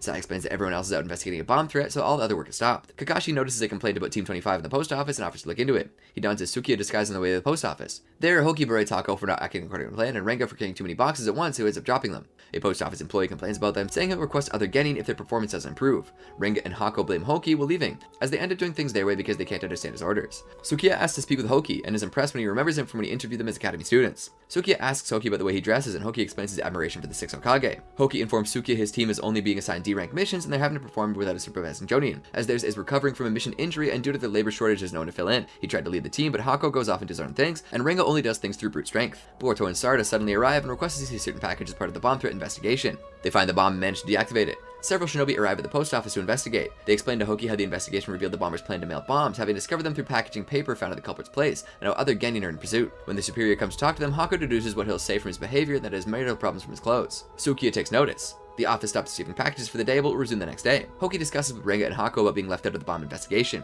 He later confides his frustration to Sukiya. Sukiya suggests he's not taking his teammates' feelings into consideration and comments on Hako's perceptiveness. Hoki knows about it and that Renga's strength allows him to excel in defense. He realizes they ignored his orders before because Hako had anticipated the clerk's schedule and Renga picked up several boxes at once to make up for lost time. Hoki becomes frustrated with himself. Sukiya tells Hoki how the 6 Hokage made mistakes in the past and lost a friend over it. Sukiya asks him how the Genin knew which package was the bomb. Hoki explains that if the department store had wrapped up the packages, they'd have the store's stickers on it, and the one Boruto and Sarada had no stickers. He recalls 3 other stickerless packages earlier. He gets Hako and Renga to find another bomb. They figure the bomber sent multiple bombs, counting on security being relaxed after the first one was discovered. There's one bomb whose package was already set up, but they can't be sure of where it is because there's no set order of deliveries, so it's up to postal workers when to deliver packages. Hoki confides in his teammates and they go after the remaining bomb package. He asks Hako to take lead as her keen perception should allow her to assign tasks. She asks for who is responsible to deliver in the area, which Hoki has memorized. Based on who it is, Hako decides where he'll make his delivery, at a train station having observed the clerks of the mission. They find the bomb but are unable to deactivate it. With little time until detonation, Renga throws it into the air and creates a wall of protection, allowing it to explode harmlessly. Kakashi arrives, claiming Sukiya filled him in. He considers switching leaders in the middle of a mission risky, but Hoki thought about Sukiya's story about him and apologizes to his teammates. They also apologize for leaving everything up to him so they could have it easier.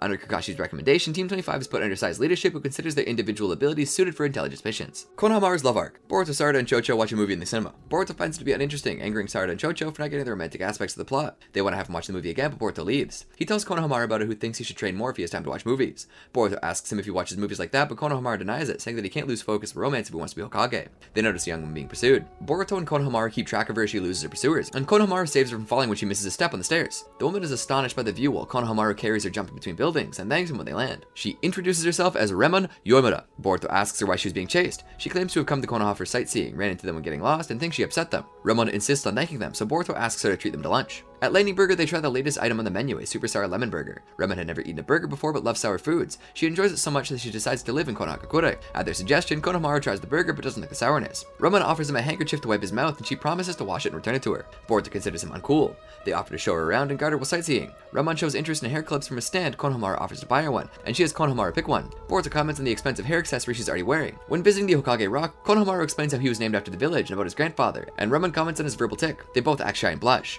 Remon trips on a rock and Konohamaru catches her. Boruto notices their awkwardness towards one another. By sundown, the men pursuing Remon find her again, but she tells Konohamaru and Boruto not to worry, revealing they're from her household and were after her because she left without informing anyone. She thanks them both for a good time and tells Konohamaru learning about his grandfather motivated her. She bids him farewell, purposely using his verbal tick. The next day, Konohamaru stares at Remon's handkerchief. Sarada and Chocho comment on his behavior and Chocho surmises he's in love. Boruto is doubtful, but when they remind him he didn't get the plot of the romantic movie, he thinks back to Konohamaru's interaction with Remon. Boruto and Konohamaru go to Remon's home to return the handkerchief, but Boruto also brings more lemon burgers. They arrive at her stately home. She notices them and states that she never wants to see them again, much to their shock. Another member of her household watches her from a balcony with a stern expression. Boruto comments on Remon's different demeanor. The stern household member approaches and tells Remon she must properly thank those who she's beholden to, and introduces himself as Kankitsu Akitsuki, Remon's fiancé. Kankitsu asks them to leave as they're busy with wedding preparations. Konohamaru wants to return the handkerchief, but Kankitsu insists they leave. Konohamaru complies to Boruto's confusion. Boruto asks Konohamaru about the situation, but he says nothing. On their way home, they find a girl from Remon's village who cannot remember her way home, so Konohamaru insists on taking her to the village. Kankitsu questions Remon about her attitude, telling her not to worry about the handkerchief, offering to buy her everything.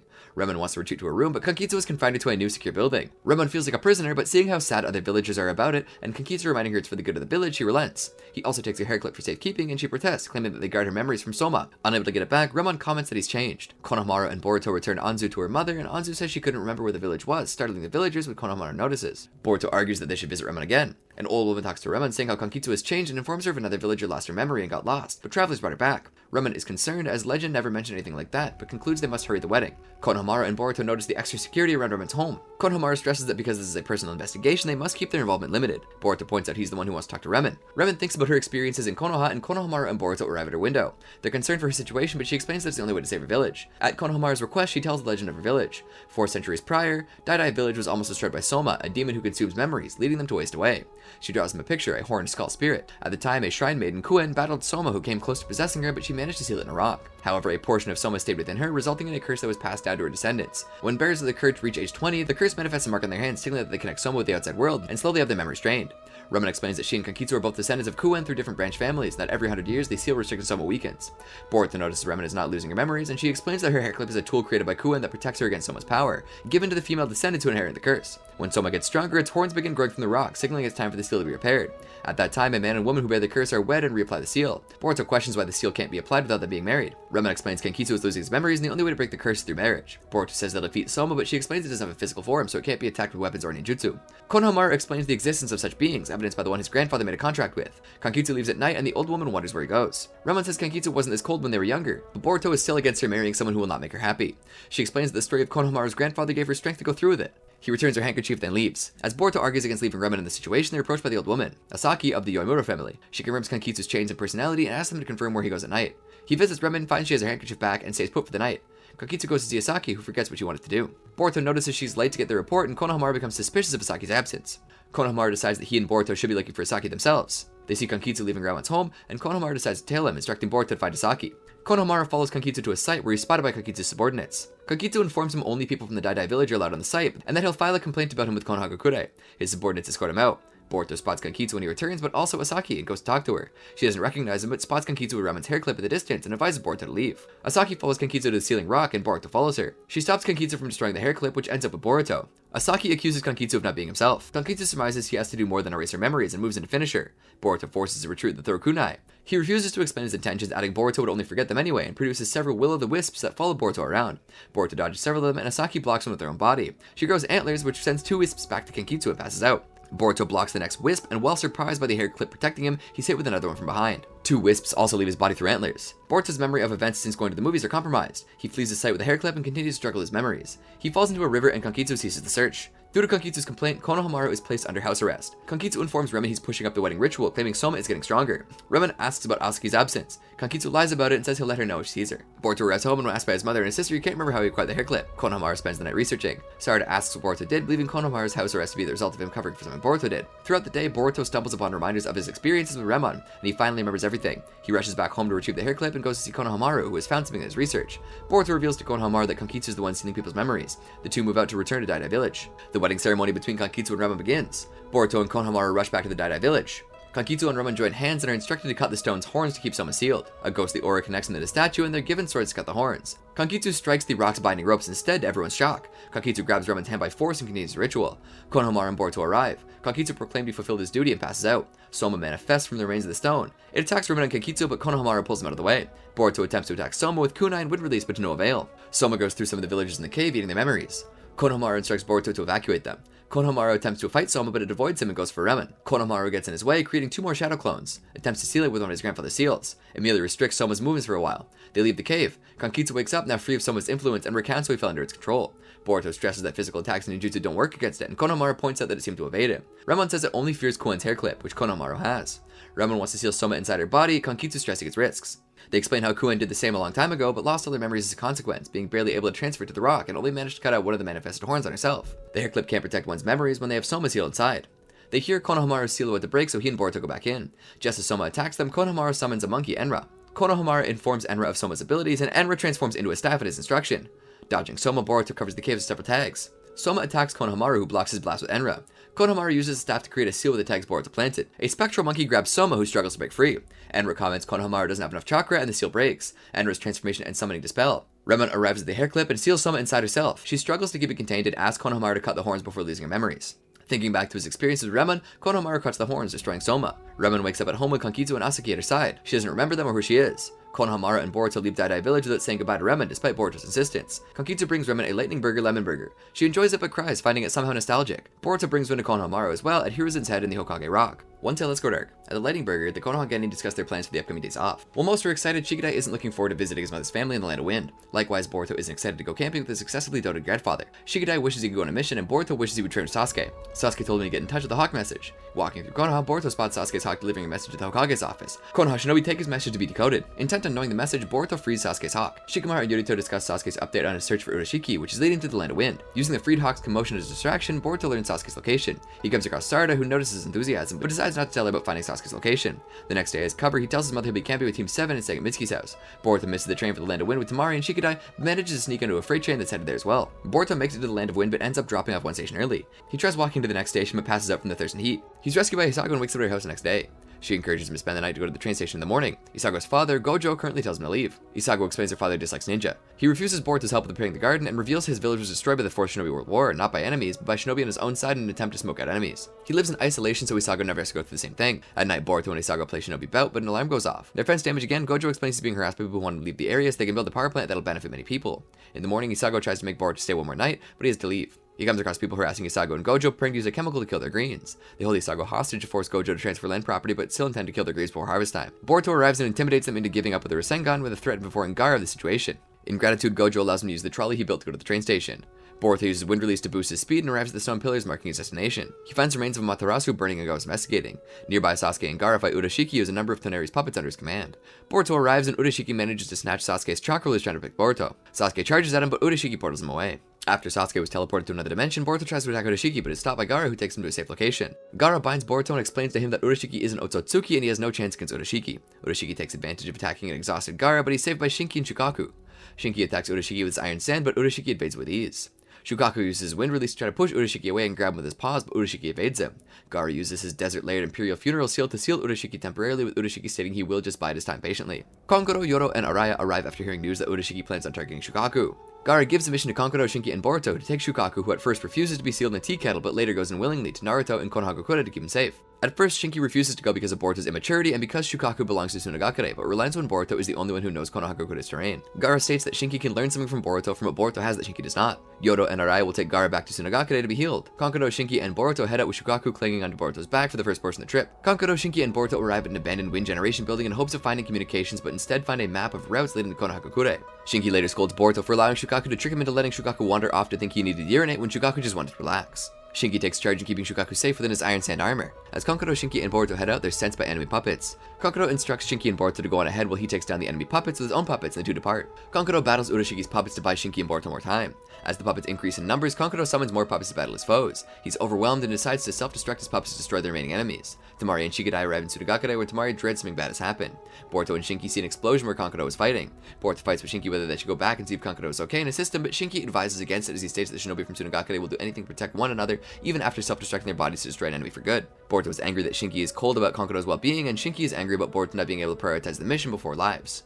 Shukaku appears and tells Boruto how Shinki was similar to Gaara until Gaara was saved by Naruto, who gave him a different path, instead of fighting for hatred to fight to protect people, and never giving up on that. This surprises Boruto, who decides to go see if Kankuro is okay. Temari and Shikadai meet up with Yodo and Arai, where they inform them that Urashiki teleported Sasuke to another dimension and Shukaku was targeted. Temari orders them to continue escorting Gaara back to Tsunagakure. Temari and Shikadai meet with Boruto, who is also there to find Kankuro. Temari deduces that Shinki and Boruto had an argument. She is touched by Boruto's dedication for Kankuro, but reminds him that a shinobi must not let their emotions get in the better of the mission. Shikadai notices a pile of the destroyed puppets and a hole next to it burrowing down in the sand. Temari, Boruto, and Shikadai go search for Kankuro, but also fear something bad is happening to Shinki as well. Shinki is attacked by one of Urashiki's puppets, where he goes out in full battle. Urashiki escapes from his seal, which Gaara senses.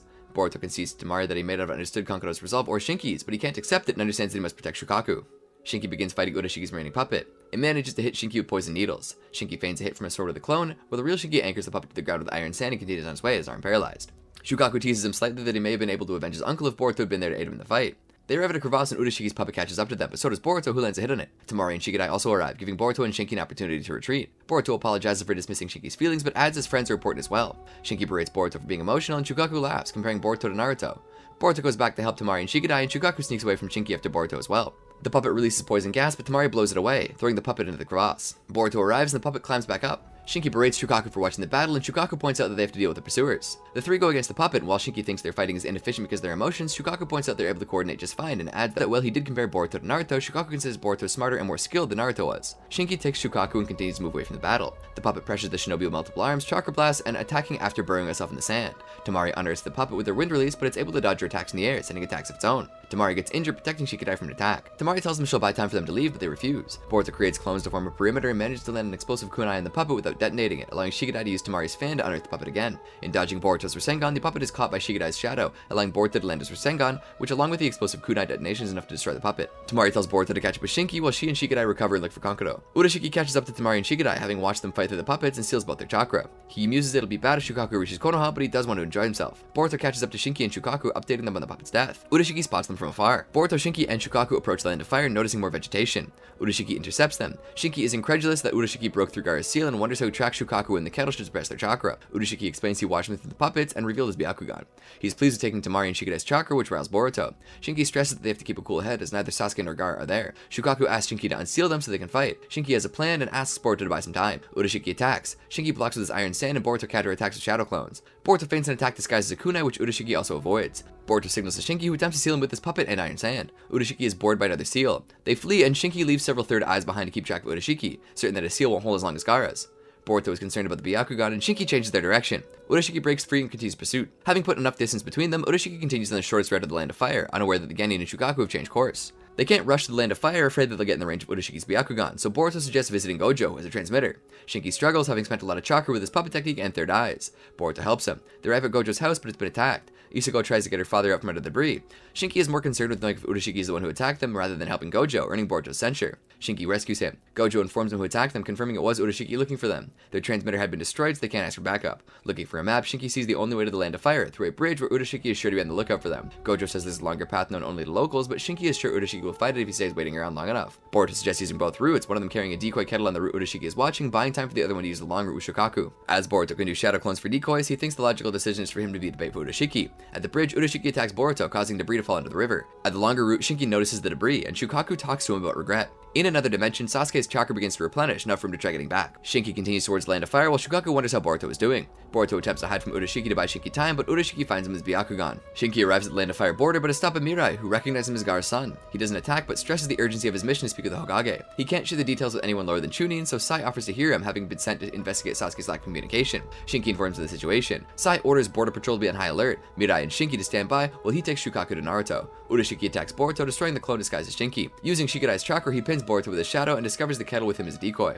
Urashiki intends to use Boruto as a hostage to trade him for Shukaku. Boruto manages to land a superficial hit with the clone. Urashiki attempts to steal Boruto's chakra, but is blocked by Shinki's iron sand. Shinki tells Boruto he's guaranteed Shukaku's safety and proceeds to attempt crushing Urashiki. Urashiki breaks free of his iron sand and switches to the Rinnegan and attacks. Boruto sends a lightning release shuriken which Urashiki blocks, but the charge goes through his fishing rod just the same.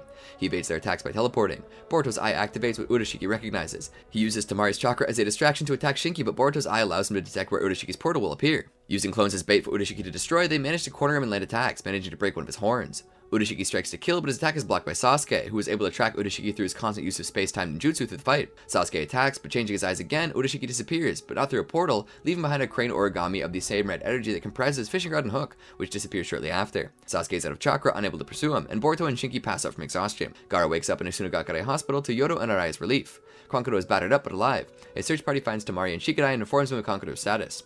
Naruto is informed of the situation by Shukaku, wanting to leave immediately, but Sasuke arrives and stays his hand. 3 days later, Naruto discusses the issue with Gaara, who wants to warn the other Kage. Shikadai informs Boruto that Shinki had been discharged, and Boruto rushes to the train station to say bye. Shinki asks Gaara what he meant before, as he feels he has learned nothing from Boruto. Boruto arrives and reprimands Shinki for not saying goodbye to his friend. Shinki acts haughty, but smiles anyway as he leaves. At Konoha, Naruto, Sasuke, and Shikamaru discuss the situation. They're concerned about the other tailed beasts, now that they know Urashiki wants to collect massive quantities of chakra. They wish to convene a 5 Kage summit. Shukaku complains about the situation, and Naruto explains they'll stay with him. Shukaku only agrees because Gaara asked him, feeling uncomfortable sharing a roof with Kurama. Kurama and Shukaku exchange insults. Naruto arrives home with Shukaku, explaining they'll stay with them until an official safe house is picked. Boruto and Shukaku greet each other, and Himawari is instantly taken by how cute she finds Shukaku. Boruto asks Naruto and Shukaku about the tailed beasts. Naruto gives him a brief history of tailed beasts and Jinchuriki. He later meets with the tailed beasts in their mental plane, though Matatabi, Kokuo, and Chome decide not to participate. They talk about their protection, and the others comment on Shukaku's absence in the meeting, which Kurama teasingly attributes to the current situation. While talking Himawari in, Naruto and Kurama recall how she knocked them both out while she awakened to Byakugan. Shukaku overhears and becomes intrigued. The next day, they all leave together, Shukaku eager to learn how she knocked out Kurama so they can tease Kurama about it. They spend the next day together and ultimately end up at the Senju Park, where Naruto takes a nap. Shukaku sees nothing unusual about Himawari, so they ask her aside and questions her about it. She doesn't remember any of it, and Shukaku disregards her. Shukaku falls asleep, and the kettle is picked up, being mistaken for trash. Boruto and Himawari ask a park employee who explains the trash is being taken to a scrapyard. As they watch a trash compactor, Himawari blames herself for not watching Shukaku closely. The stress of the situation triggers her Byakugan, allowing her to find Shukaku's kettle. Shukaku awakes from the ruckus and sees Himawari with the Byakugan. When it deactivates, she has no memory of it. Boruto breaks their fall. At night, Shukaku and Kurama actually bond over how the Uzumakis drive them crazy, and are never boring. Shukaku figures Kurama actually likes them. The next day, Naruto takes Shukaku away, who waves Himawari and Boruto goodbye with their tail. Naruto and Shikamaru discuss the tailed beast safe houses, and Shikamaru muses at how Shukaku sleeps so carefree, and how he doesn't understand tailed beasts at all. Naruto says they're just like a family. Boruto rushes through breakfast to go train with Sasuke. Hinata compares Boruto's excitement to Naruto's when he go train with Jiraiya. Boruto would like to meet his father's master, but Hinata informs him he passed away and offers to show him photos. She shows him and Himawari photos of Naruto, Jiraiya, and their friends when they were young. Boruto notices Sasuke isn't in any of the photos, and Hinata deflects the issue. While talking about dinner, Sarada complains to her mother that Sasuke is still absent, Sakura saying he left early to go to the Hokage's office. Boruto visits them looking for Sasuke and mentions wanting to ask him about Jiraiya. Sarada recognizes the name as the author from the book her father had read during Family Day. Sarada and Boruto figure that reading the book will help them know about Jiraiya, and since that is Kakashi's favorite book, it contains advice on how to be successful. As it's an old book, they go to a flea market. They witness Shino and Kiba stopping a thief and ask him about the book. The two confirm Jiraiya is the book's author, and Shino explains his background as one of the Sannin. Boruto and Sarada insist on learning about the book, and Sarada's interest is sparked even more when Kiba mentions it's a novel. Kiba and Shino stress they're too young to read it. Believing the book's depth to require more life experience to be understood strengthens their resolve to read it. They come across Choji and Chojo in a stall trying to sell their old clothes. Choji gets flustered when asked about it, and when he mentions mentions the romance novel, Chocho voices interest in reading it as well, and directs him to an old bookstall. Kui and Daurei are interested in buying the clothes, but feel insulted when Chocho doesn't remember them. Chocho salvages the situation by making a promotion and goes with Boruto and Sarada. At the bookstall, they learn that there's several books in the series, and while there is one available, Choji intervenes, saying they're too young. The discovery of an archaeological relic is mentioned on TV. The two are frustrated about not finding the book. Boruto goes to training, and Sarada asks him to tell Sasuke to come home early if they do meet. Boruto finds Sasuke and asks about Jiraiya. Sasuke explains that the relationship between Naruto and Jiraiya was much deeper than what they have. Boruto asks about Sasuke's absence in the photos when his parents were young, and he doesn't get Sasuke's answer. Sasuke curtly tells him not to read the book when Boruto asks about it. Boruto arrives home frustrated, and seeing the archaeological relic on TV, which is having the Funjutsu on it research, he vaguely recalls the symbol on it. Hinata tells him more about how Jiraiya influenced Naruto. Boruto finds copies of Jiraiya's books among Naruto's belongings, but Hinata skims through it and declares him too young to read it. Sasuke arrives at home late and sees a meal ready for him with a note from Sarada. Naruto calls Sasuke and informs him that they've received notice from Border Patrol that Urashiki had been indiscriminately stealing chakra. Urashiki comments on human craftiness and having concealed the tailed beasts. Time slip arc. Mirai fights Urashiki, who has already defeated several of her comrades. He asks her about the tailed beast that the Hokage hid, but she defiantly says she wouldn't tell him even if she knew.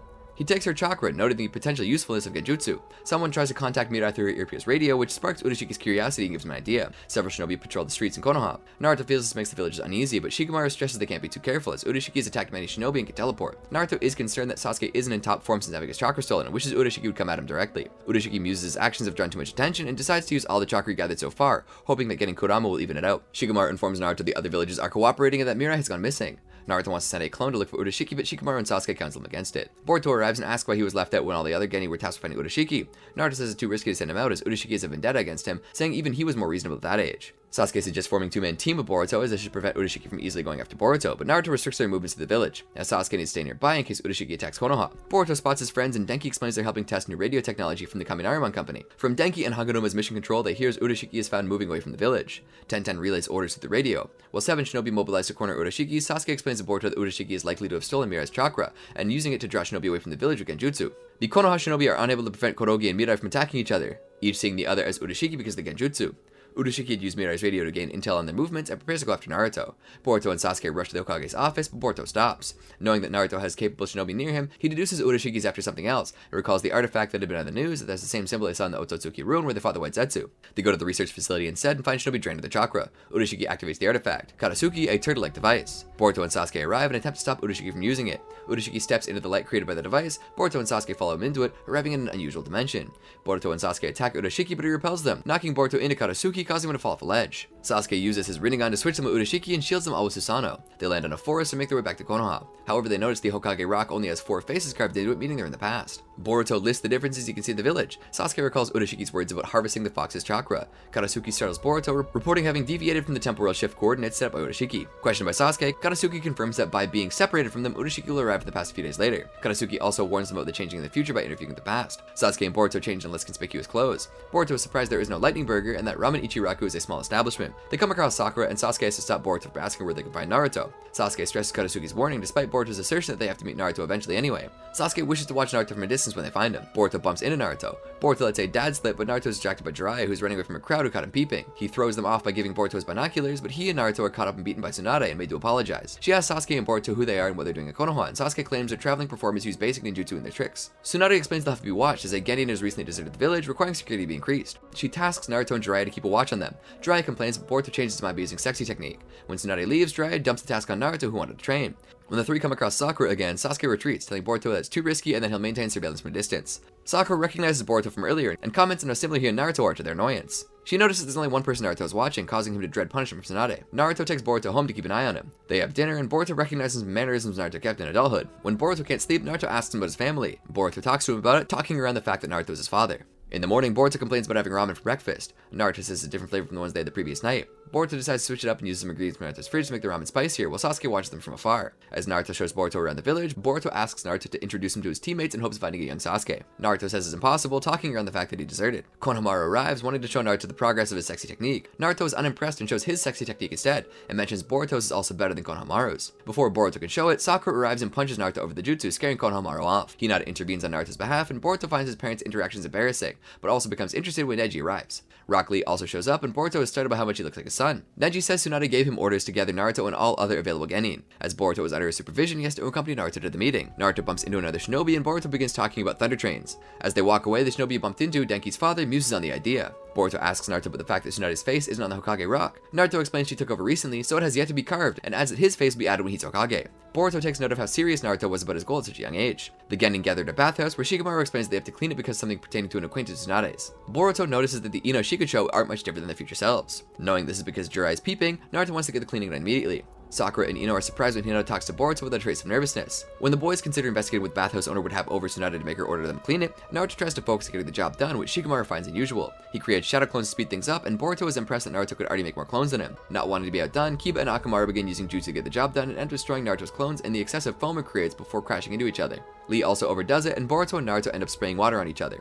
Choji slips and knocks them over. An employee comes to see what the noise is about and recognizes Naruto from the day before, exposing him. At the end of the day, the Genin complain about having to deal with problems caused by Naruto, who stresses it was Jiraiya's fault. Shino compliments Boruto's moves but finds flaws in it, unaware that he'll be the one to train Boruto. The Genin needle Naruto about Boruto being able to surpass him and suggests he become Shinobi. When Boruto questions their need for personnel, they mention their recent desertion.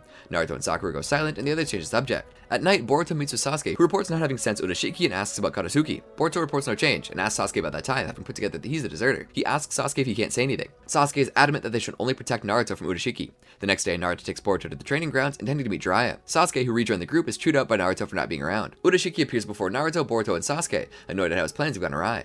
Urashiki complains about Boruto's consistent interference with his plans. Sasuke attacks him, but before Boruto can get Naruto to flee, Urashiki's line finds his way to Naruto. Urashiki yanks back his line, but he's surprised there's no chakra on his hook. Sasuke speculates to himself it's due to the Fuinjutsu sealing the Nine Tails. Urashiki opts to restrain Naruto instead and dodges Sasuke again with his Rinnegan, noting he's not at full power. Jiraiya arrives just in time to witness Urashiki dodging Boruto's Rasengan. Having secured Naruto, Urashiki traps Boruto, Sasuke, and Jiraiya with rocks and leaves to figure out why he can't extract the Nine Tails chakra. Jiraiya asks who Urashiki is, and talking around the fact that they're from the future, Sasuke explains that Urashiki is after the Nine Tails and that they're here to stop him. Sasuke mentions a possible connection between Urashiki and Akatsuki to make his story more believable. Satisfied with the explanation but still wanting for details, Jiraiya breaks him out of the rock prison with the summon toad. Urashiki tells Naruto he'll extract the Nine Tails from him. Boruto explains Urashiki's ability to Jiraiya, who in line with Sasuke's earlier speculation, attributes the failure to the seal keeping the fox in Naruto, and stresses that if Urashiki forcibly breaks the seal, everyone will be in danger and Naruto will die. Urashiki reaches inside Naruto through his seal, getting into his subconscious. He makes his way to Konoha, telling it he's getting his chakra back, but the seal repels Urashiki, burning his hand. The Nine Tails chakra begins leaking, and Urashiki is only able to extract a bit of it, determining it necessary to further weaken the seal. Sasuke senses the Nine Tails chakra.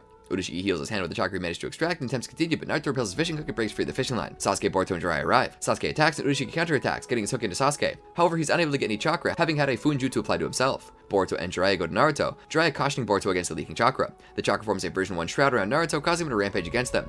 Boruto tries talking to him and briefly manages to calm Naruto down before the chakra causes him to attack. Jiraiya applies a sealing tag to suppress the Nine Tails chakra. Fighting Sasuke, Urashiki portals away to reformulate his strategy. While bandaging Boruto's injury, Jiraiya explains the prejudices Naruto faced from the villagers. Knowing Urashiki will be back, Jiraiya offers to train Boruto and Naruto together. Naruto complains about how early they have to train and that Boruto lied about being a ninja. Boruto says he's on a secret mission and can't freely share his name and identity. Naruto decides to trust him.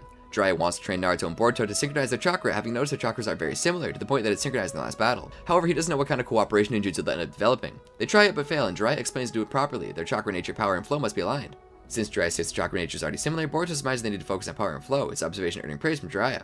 They tried again, but the trauma of being attacked by Naruto when the Nine Tails chakra made him rampage hinders Boruto's performance. Jiraiya asks them what they'll visualize when trying to sync, and based on Boruto's answer, he confirms that he knows Rasengan, much to Naruto's surprise. Boruto realizes that if they both try to sync visualizing the Rasengan, the power and flow of the chakra will be better aligned. Jiraiya wants them to go back to Rasengan basics and gives them a rubber ball to pop. They're unable to do it, but are in sync enough to expand it a bit. Jiraiya leaves them training to run an errand and observes Sasuke keeping an eye on them from a distance. They keep at it, unable to pop the ball, Boruto's trauma still interfering until Boruto runs out of chakra. Naruto realizes Boruto's uneasiness when he records from his hand and feels guilty. They take a break. Boruto stresses over not being able to talk to anybody and walks around and comes by the Hyuga estate where he watches Hinata and Neji training. When he leaves, Neji approaches Boruto, having noticed him when he sparred with Hinata. He asks Neji why he and Hinata treat each other so formally and informally. Neji briefly explains their history and notices something on Boruto's mind. Boruto tells him about the situation with Naruto. Neji tells Boruto not to pity Naruto and explains how he taught Neji one can determine another's fate. Boruto was encouraged by Neji's words. Jiraiya tasks Sasuke with bringing the boys something to eat. Sasuke talks to Naruto and the two talk about the situations. Naruto is encouraged by Sasuke's words. At Konoha, Sakura bumps into Sasuke, who rushes away, but a paper drops from his clothes into a puddle, which she picks up and looks at.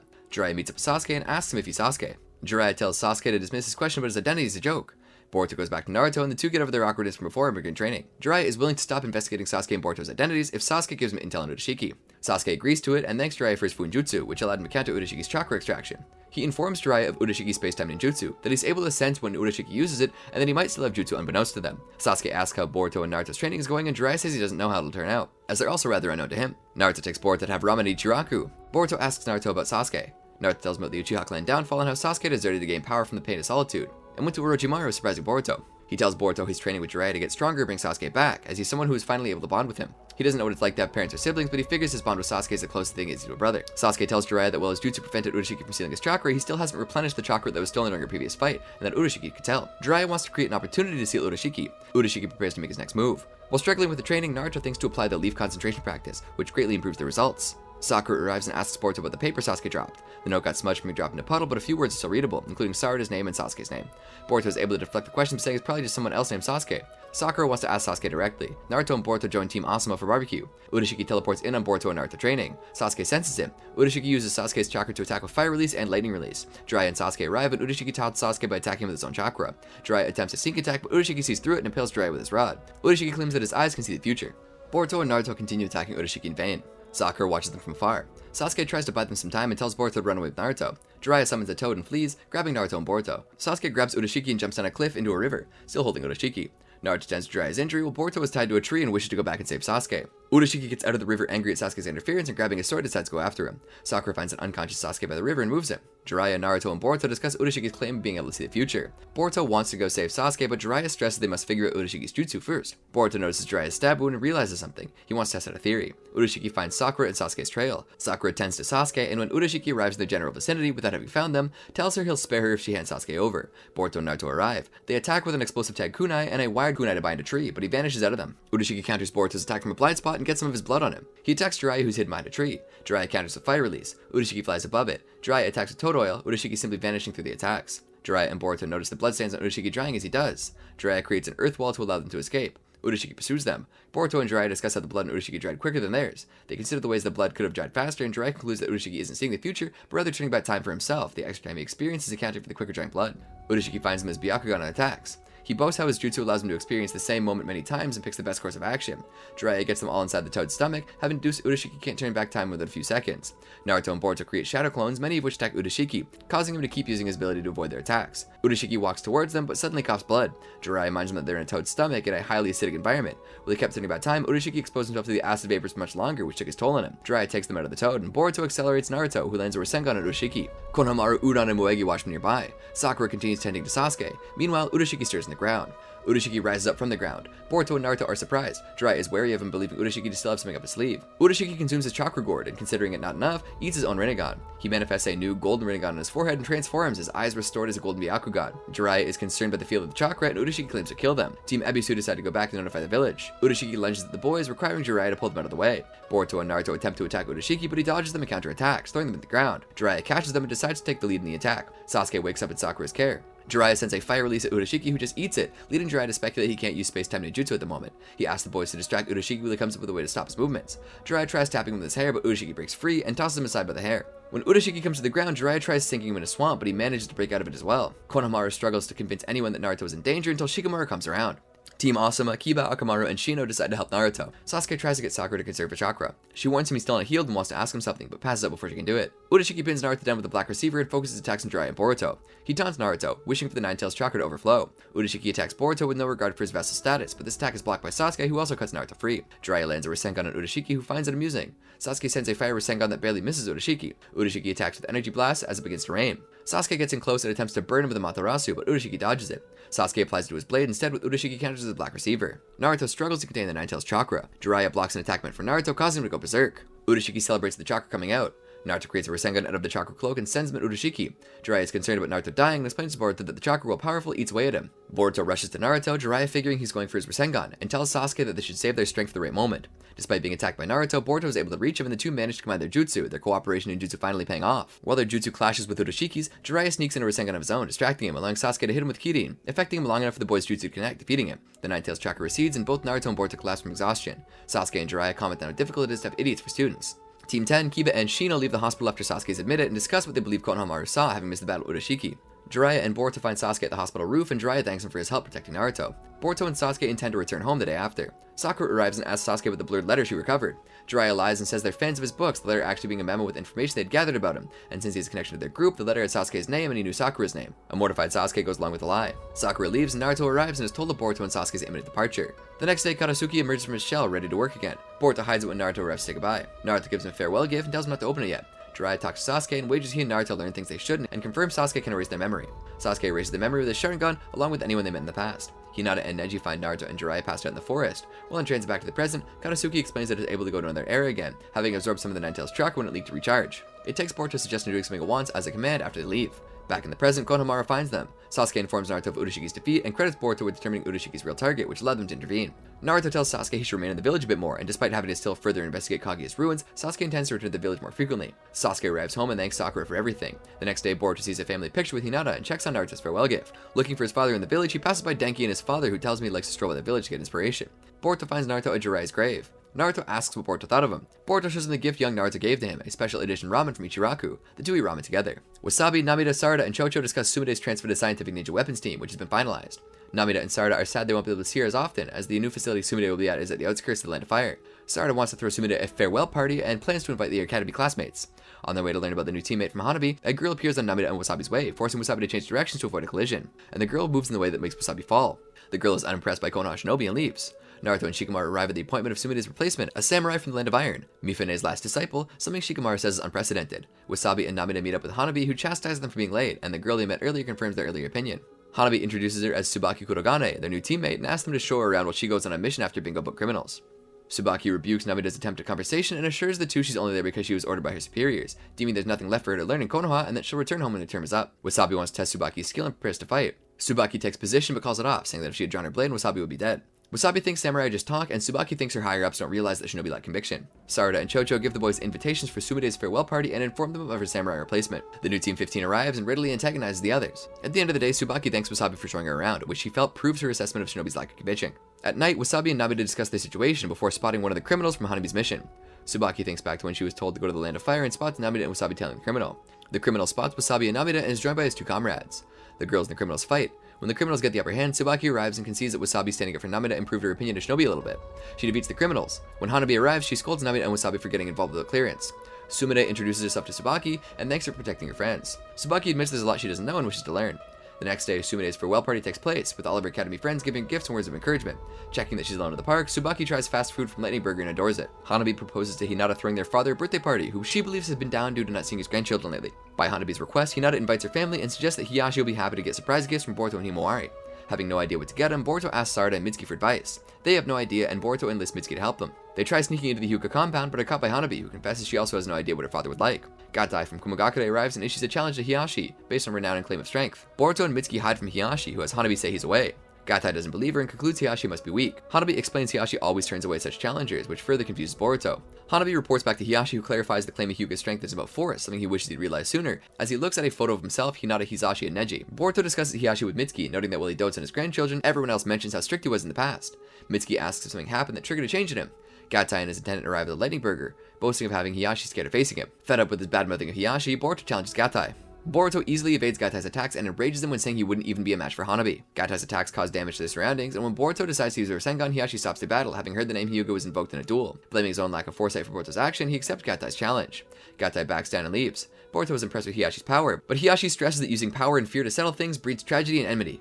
Boruto doesn't understand why Hiyashi allows himself to be mistaken for weak and can't stand others making fun of him. Hiyashi admits that he has no standing to lecture Boruto and that he lived a very different life until he learned better, but refuses to elaborate and leaves. Mirai arrives, having heard Shinobi were fighting, and Boruto says it was just a misunderstanding. Learning that Mirai's mother, Kuranai, used to be Hinata's team captain, Mitsuki suggests asking for her insight on Hiyashi. Mirai takes him to her mother, who has an idea of what Boruto wants to know, but is unsure if she should speak on internal family matters. Mirai and Mitsuki excuse themselves, and Kuranai tell Boruto of the Hyuga affair and how it shaped Hiyashi. Mitsuki asks if Boruto knows what to gift him, and Kuranai points out that his past is why he cherishes time with his grandchildren so much. On his birthday, Himawari gives Hiyashi a scarf, much to Hiyashi's surprise, and Boruto wants to take a family photo, as to have a record that they're happy. Hiyashi is overcome with emotion. At night, after Hinata and the children are asleep, Hiyashi asks Naruto if he gave Boruto the idea while he makes some tea. Naruto says it was all Boruto. Hiyashi thanks Naruto for changing Neji, him, and the Hyuga. The next day, Mitsuki and Sarada ask Boruto what he got for Hiyashi. Hiyashi appears at the Uzumaki home, wanting to spend time with Boruto, much to his embarrassment. Team 40 struggles to retrieve a lost pet for a mission. Enko fails to keep her power in check and goes berserk, asking her teammates to run. She attacks Suru and Doshu. Suru binds Enko with her hair, and Doshu reinforces it with his restraints, but she breaks free, forcing him to knock her out with a blowgun. Team 40 discusses the situation with Team 7, who points out her clan's possession summoning never went out of control when they were in the academy. Because Enko's rampage sent their sensei to the hospital, they're assigned Ibiki Marino as their new team leader. Team 40 is intimidated by his reputation. Ibiki wants to disband Team 40 and uses Enko's abilities in interrogations, as he considers Doshu and Suru incapable of getting over their fear of her, and says that no one overcomes their fears. They think Ibiki's reliance on tranquilizers to subdue Enko when she goes out of control isn't good for her. Ibiki leaves them with Enko and tells Doshu and Suru that they'll be transferred to new teams. Later, Doshu and Suru discuss Enko's willingness to go with Ibiki. Team 7 offers them to help in any way they can. Going through a psychology book, Sarada suggests they turn their fear into interest and try making it fun. They try watching a scary movie, but Sarada is the only one scared during it. The next suggestion by Mitsuki is about getting used to fear until their bodies feel safe in the situation. Team 7 goes to the zoo where they get permission to get close to the giant maned wolf. Doshu and Suru give it a try without much success. Boruto spent the day bothered by Ibiki's claim that no one overcomes their fear. Suru and Doshu try picking up a stray cat, but it gets scared of them and runs. Ibiki tells Enko that her former team leader informed them that her thoughts and feelings were triggering her episodes. Enko says she first decided to wear gloves to obscure her affected arms after a friend saw her clan jutsu was passed down to her and got scared of her, and that it worked for a while until her teammates saw it. His mention of them being assigned a new team triggers her jutsu when she destroys Ibiki's blowgun before he can tranquilize her and decides to leave the village. While Ibiki mobilizes Shinobi to go after her, wanting to steal her arms and cut them off if necessary, he orders Doshu and Suru to stay behind. They follow him anyway until they find her, and he explains what triggers Enko to go to control isn't fear, it's loneliness. Ibiki shields them from Enko's attacks. Doshu and Suru apologize for making Enko feel lonely, and she manages to regain control. Suru asks Ibiki if he understood Enko because he also feels lonely after being perceived as scary. He doesn't give a conclusive answer. Team 40 finishes their lost pet mission, working together with that issue. The lost pet takes a liking to Ibiki. Team 10 ambushes a criminal at night, Shikadai predicting where they'll run. The criminal is able to take a hostage where he threatens to kill if they advance. With the clouds blocking the moon, Shikadai can't cast a shadow for his jutsu and tells Inojin to use my body switch technique. Inojin hesitates, having a limited success within the past, so Shikadai uses his own jutsu when the moon reappears, pinning the criminal, allowing Chocho to knock him out. The following day, Team 10 discusses the events of Team 7. Inojin and Chocho end up discussing over him letting her eat his fries cold. Later, Chocho asks what's wrong with him, for example, if Shikadai making a chuni before them is bothering him. Inojin denies it. Chocho expresses interest in working with the clan's jutsu, which Inojin finds uncharacteristic of her. At home, Inojin asks for help training his mind-body switch technique, which gets Ino excited. The next day, Chocho accompanies Inojin, and the two watches Ino demonstrates the jutsu on a tanuki. Ino has him try it, and Inojin has no issue controlling the tanuki. Next, she has him try it on Chocho, but he can't stop from eating her favorite chips. Ino wants him to try it again, but Inojin doesn't think he can overcome Chocho. So Sai suggests he train his super beast imitating drawing instead. Inojin agrees to it, but Ino and Sai begin discussing how to train him. Ino insisting on him focusing on his willpower, while Sai says he won't get it until she gives him a more logical explanation. Inojin and Chocho watch and comment on them as discussion escalates. Inojin tries stopping the argument in vain. Chocho suggests Inojin take over one of them with his jutsu, but he doubts he can do it if he can't even control her. Chocho asks why he gave up before even trying. Inojin attempts to stop Ino, but she overpowers him anyway. He tries it on his father, who allows him to try speaking to Ino. He apologizes profusely, but the generic nature of his apology angers her more. Inojin leaves Sai's body, and Ino chastises him for bringing the sign of the fight. Inojin tries going into Ino again. He admits he hasn't mastered it, messing it up halfway, and tells her how he had heard she'd once saved Sai with the jutsu, which is why he wants to master it so he can protect others. While they talk, Chocho gives Sai advice on what to do to end their fighting. Chocho tells Inojin to leave, and he sees his father hugging his mother. Inojin comes to and is embarrassed by the hug, and changes the subject and praises Inojin's jutsu. At the end of the day, Inojin promises to treat Chocho to burger and fries. The next day, Chocho and Inojin tell Team 7 of Inojin's training, and Inojin treats Chocho. They ask for demonstrations, so while pretending to deny, Inojin weaves the hand seals hidden under the table and takes over Chocho. They see Inojin's taken over, and he eats the fries in Chocho's body. Mujin Bandits arc. A group of prisoners are taken by boat to Hokage Castle, where they are branded by the warden. Among the prisoners are Boruto and Mitsuki. Mujo explains their new status as prisoners and leaves Banga to give further instructions. One of the prisoners attempts to escape, activating Mujo's jutsu. Boruto and Mitsuki think back to being assigned a mission to infiltrate the prison and collect information on who the leader of the Mujin Bandits is from a former member before the bandits got him killed inside. Boruto and Mitsuki were sent because arrangements to have Kokiri protected inside would take too long, as Kusagakure, who administers the prison, hasn't been targeted by the Mujin's crimes, so they don't feel obligated to prioritize obtaining that information. Konohagakure was able to arrange with the master of the prison to have a fake brand applied to Boruto and Mitsuki. Sarada is to infiltrate the prison by posing as a journalism student conducting research. Boruto and Mitsuki are introduced to the cellmates and claimed to be from the land of water, serving 8 years for robbery. Bango shows Sarada around and answers her questions. He believes Mujo is too soft on the prisoners because he thinks they can be rehabilitated. Adai shows Boruto and Mitsuki that they can smuggle things in for them. They learn that the Mujin is number 2, Sukyo, is in solitary after getting into a fight with Kokiri, the defective they're supposed to protect, who was sent to the medical ward. Adai explains that it's difficult to be sent there, but that eating the poisonous plants that grow in the prison should be enough.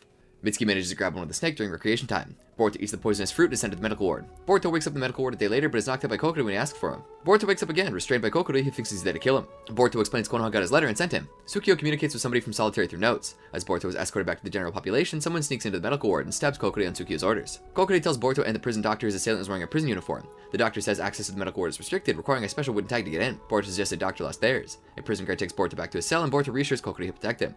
Back in his cell, Boruto updates Mitsuki on what happened, and they decide to have Kokiri transferred to their cell so they can watch him at all times. Mitsuki sends Sarada a snake with a message, requesting Mujo to place Kokiri in their cell when he's discharged. Despite being in charge, Mujo's request is denied by Bengo, who claims that the empty spot in their cell is for the next prisoner coming in, and is steadfast but following protocol in that prisoners are returned to their original cells. He stresses the danger of making such a precedent. Mujo can't force the issue and takes pills to cope with the pain. Sarada comes out of hiding after Benga leaves, and Mujo apologizes for being unable to help. Benga complains to a guard that Mujo is just a figurehead of the clan and that he's the only one who actually runs the prison. Sarada leaves Boruto and Mitsuki a note explaining Benga's interference with prison management, and investigates Benga's office. Haya delivers Benga a message from Sukyo demanding to see him. Sukyo bribes him to deal with Kokiri. Sarada narrowly avoids Benga and leaves his office. Prisoners are allowed outside for exercise time. Boruto and Mitsuki ask around for information on Benga. Mitsuki tries talking to Kadama, who he determines to be protecting the flowers. Arai agrees to help Boruto and reveals prisoner Dorago might know something. Dorago is interested when Boruto says he wants payback on Benga, but can't give away anything for that thing, and proposes a test of willpower. The light from the prison's lighthouse hinders his sleep, so he asks Boruto to get his light bulb. Mitsuki discreetly reminds Boruto not to use ninjutsu, as that would blow the cover. The prisoners bet on whether Boruto will be successful, and only Kamada bets on his success, albeit by accident. Boruto avoids guards, traps, and lightning strikes, and gets the light bulb, but triggers an alarm. Dorago knew it would, and declares Boruto to be in prison for life now. Boruto manages to get away by using lightning release and charged light bulb, resulting Flash hiding his escape, and he tells Dorago to hold his end of the deal. Kamada asks the guard to take care of his earnings and to mail something for him. Mujo confronts Benga over a handbook detailing his bribe deals with prisoners, and reverses a previous decision, putting Kokori in Boruto and Mitsuki's cell. One of the doctors reports his wooden tag is missing, which triggers a lockdown and a full prison sweep. Mitsuki determines that the only opportunity a prisoner would have to steal one was when Boruto was taken to the medical ward, and as all prisoners were locked in their cells, Kokori's assailant had to be one of their cellmates. The prison goes into lockdown. Boruto asks his cellmate to check on their belongings, and he and Mitsuki explain that they deduced about who stole the medical tag and attack Kokori. Kamada is suspicious of Boruto's claim not to be Sukiya's accomplice, but Arai believes in him. Benga announces they'll begin searching for the medical tag, and that if found, everyone in the culprit cell will have their sentences extended and be sent into solitary if they can't determine who in the cell is the culprit. Sarada wants to question Sukiyo, and Mujo wants to assign a guard to accompany her. When Boruto discusses the attack on Kokori with his cellmates, Kamada finds the assailant to be stupid and said he wouldn't have messed it up. Kamada tries to get Kokori to say why Sukiyo wants him dead, but Arai warns him that Kamada is conniving and will use any valuable information he learns, and also calls his bluff when he prepares to fight. Arai also discreetly warns Boruto about Kadama, not to be deceived by the appearance that he doesn't care about anything. Arai voluntarily shows his bunk, and when Kamada refuses to let him search his, Arai points out he frequently talks to the guard Haie, suggesting that he's in touch with Sukiyo. Kamada instead mentions how he saw Arai making his way to the medical ward the day before and accuses him. He claims that he went to the cafeteria to see the smuggler and shows the chocolate he got as proof. The lockdown sweep continues. Sarada interviews Sukiyo, who sees through her and asks her why she's pretending to be a reporter. Kamada still refuses to let them search his bunk, and Kokori goes through Kadama's by mistake. When Kadama says he didn't agree to it, Mitsuki finds the medical tag in his sheets to Kadama's surprise. Arai calls Kadama a coward and reveals he used to be respected by all the prisoners, but in reality he spied on them on behalf of the guards, and told on the friend who tried to escape. While Mitsuki and Boruto are willing to hear him out, Arai is adamant not to trust him. When Arai mentions the Mujina gang, Mitsuki points out that none of them had mentioned the Mujina. They accuse him of having hidden the tag in his sheets when he volunteered to show his bunk, and slipping into Kadama's bunk when everyone else was distracted.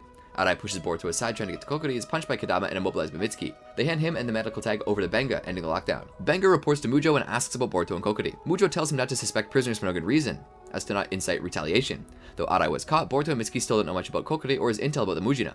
Boruto and Mitsuki discuss Kokori and ask him about the money he stole from the Mujina. Kamada tries ingratiating himself to Kokori to know about the money. Benga visits Sukiyo, who tries to get him to transfer Kokori to another Hokage castle, where Sukiyo's underlings can kill him. Benga tries getting information on Boruto and Kokori from Kamada, pressuring about his sick sister and the money he won from Dogaru, and offering him hamburgers. He reveals he got the hamburgers with Kamada's earnings, and has a letter he wrote his sister where he claims to have saved a boy from a rogue ninja in the Land of Lightning. He threatens to reveal her his crimes, and offers to let him see her after her surgery if he can find out what Boruto and Kokori are up to. Mitsuki sees Kadama looking over the ruined flower bed, and Kadama claims not to remember why he looked after them. Boruto has Sarada put Kokori under a genjutsu, making him see Sukiyo beating Boruto and asking about the money. Kokori reveals he donated it all. Kamada overhears it. Mitsuki confirms this, seeing in the news that the Medical Foundation recently received a mysterious donation. Kokori explains he used to be an accountant and regularly moved money around on behalf of the company's clients. One day he learned it was the Mujina's money, putting it together from various newspapers reporting the robberies, and ran away in desperation, not noticing he still had the Mujina's latest earnings. He donated it, but was later spotted by Mujina members, who chased him until he jumped down a waterfall and swam away. Determined to atone, he tried to stop men from pickpocketing a woman, but it turned out the woman was the pickpocket and was charged as her accomplice. Kamada overhears everything and is conflicted, having learned about Kokori's donation helped his sick sister. Shikamaru inside reports Naruto that Kusagakure informed him that Kokori is to be paroled, so they have to inform Team 7 to coordinate with Mujo. Kamada lies to Benga about there being nothing between Boruto and Kokori, but Benga knows his tells and beats him up. He has Haie send Kamada to solitary and extended sentence. Mujo informs Benga of Kokori's parole and has him suspended for arbitrarily extending prisoners' sentences. Mujo's condition acts up, and Benga keeps him from taking his medicine. He burns up Kokori's parole papers, takes control of the prison, and informs Sukiyo he'll have Kokori transferred. At night, Boruto notices Kamada's absence, and everyone is notified that Benga is in charge. Benga informs Kokori of his upcoming transfer. Boruto decides to break out before Kokori can be transferred. Mitsuki draws seagulls in with a call, while Boruto spreads breadcrumbs around. Boruto, Mitsuki, and Kokori are ordered to clean the bird droppings. They use the opportunity to go over escape plans to Sarada. Mitsuki uses snakes to discover an escape route, and Boruto has learned from Dogaru the upcoming schedule of food supply ships. However, they still have to remove the heavenly prison jutsu from Kokori. Based on Sarada's research, Mitsuki had to tamper with the above-ground drinking water tank, which they can't get Kokori next to, so the prison employs its spare underground tank, which takes in and filters seawater. The tank is new, but the older unused underground water tank is still in place, and should have minimal security on it. Sarada intends to tamper with the valves on it to be filled up as well. They arrange a signal to let them know when they can move Kokori. Kadama spots one of Mitsuki's lookout snakes, but assures them he's only there for the bird droppings. Concerned about Kadama's history of snitching, Mitsuki follows him and binds him with snakes, surprising him by being able to use ninjutsu. Mitsuki can tell Kadama is hiding something and sympathizes with him, recalling his own time infiltrating enemies. Kadama reveals how his plan to escape with his friend Kiku resulted in his death. Benga discovered Kiku, and instead of allowing their deaths to make them martyrs to inspire other prisoners to keep defying the staff, he lied and said Kadama reported the escape attempt, turning the inmates against him. Kadama didn't deny it because he felt guilty for being late to escape with Kiku, and assures Mitsuki that he won't tell anyone. Togaru, who in reality answered to Benga, reports that Boruto has asked about the food supply ships, and that Sarada has asked Tsukio about his relationship with Benga. Benga has his guards look for Sarada, who creates a distraction to turn the tank valve. Benga intercepts Sarada underground, and when she tries to force him to leave her alone by implying her knowledge and abuse of his power, he attacks her with fire release. She dodges it, but his attacks hit a gas line, and the explosion causes the floor to collapse, and Sarada falls through. Kadama overhears Benga calling off the search for Sarada, and is commanded to stay away from the gas leak in the underground, but makes no mention of it to Boruto and Mitsuki. Despite the lack of signal, Boruto trusts that Sarada managed to carry her part of the plan, so their escape is still on schedule. Boruto and Mitsuki move Kokiri around at night, Mitsuki relying on his snakes to alert them to the guards' movements. As they near the tank, Kokiri is concerned about Sarada's lack of communication, but Boruto is confident she'll pull through. Sarada is unconscious and the water level at her location is rising. Benga goes through Sarada's belongings and finds evidence of her working with Boruto, Mitsuki, and Kokiri. Benga goes over to Boruto's cell where he destroys Boruto's shadow clone with a fire punch. He orders the guards to find them, with orders not to engage them and notify him. The prisoners are riled up by an escape attempt. Benga fails to have Kadama inform on the fugitives. After he leaves, Kadama discovers a hole dug up by Mitsuki. Boruto tells the others that his shadow clone was discovered. Sarada wakes up and is surprised by the presence of seawater underground, before moving to join the others and notices the rising water level. Benga discovers Sarada's notes on using the old water tank. Benga sends a summoning after the fugitives.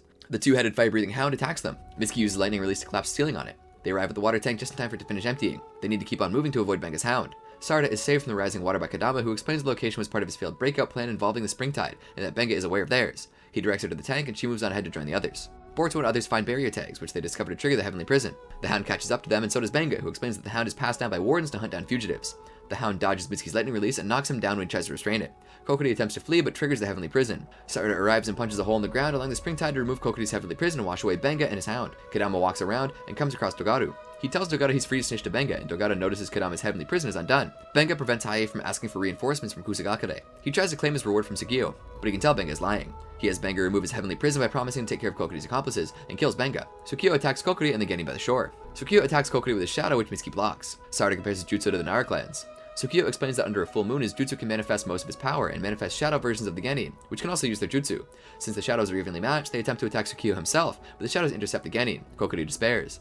Prison guards discover Benga's body. As they fight, the Genin realize that their shadows are also using their chakra for using jutsu. Kokiri hands Boruto a notebook with information on the Mujina gang he has, in case Tsukio kills him. The guards turn on their searchlights looking for escapees. Kokiri notices the shadows avoid having their connection with the Genin under the searchlights. Tsukio uses his lightning attack to take down the men operating the searchlights. Kokiri protects Boruto from Shadow's attack. Sarada punches the ground, the desk giving them cover. Prison guards find Tsukio, who attacks him with the Genin's shadows. Kokiri informs the Genin of what he discovered about Tsukio's jutsu. The Genin attack their shadows, and Tsukio creating a smoke screen of distraction, giving Kokiri time to get to the searchlight, which dissipates the shadows. Tsukio produces a sword out of his own shadow, which doesn't fade under the searchlight. Mitsuki and Sarada accelerate Boruto at Tsukio, who is thrown off the cliffside.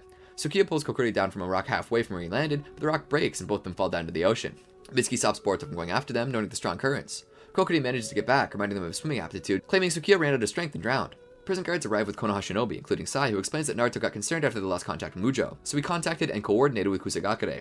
Sai also informs him that while bold, their escape attempt was unnecessary, as Kokiri's sentence had been unlawfully extended. Boruto passes Kokiri's intel on to Sai. They depart Hozuki Castle once again under Mujo's authority. At the Konoha police, Kokiri corroborates his intel on the Mujina bandits, including their boss and his jutsu, and later leaves under a new identity. He arrives at a Mujina bandits hideout where he reveals himself as their leader, Shojoji, who had taken Tsukio's identity to go after Kokiri, and then Kokiri while the other two were under the water. He laments having his jutsu and identity revealed to Konoha, but his sure luck will favor him again.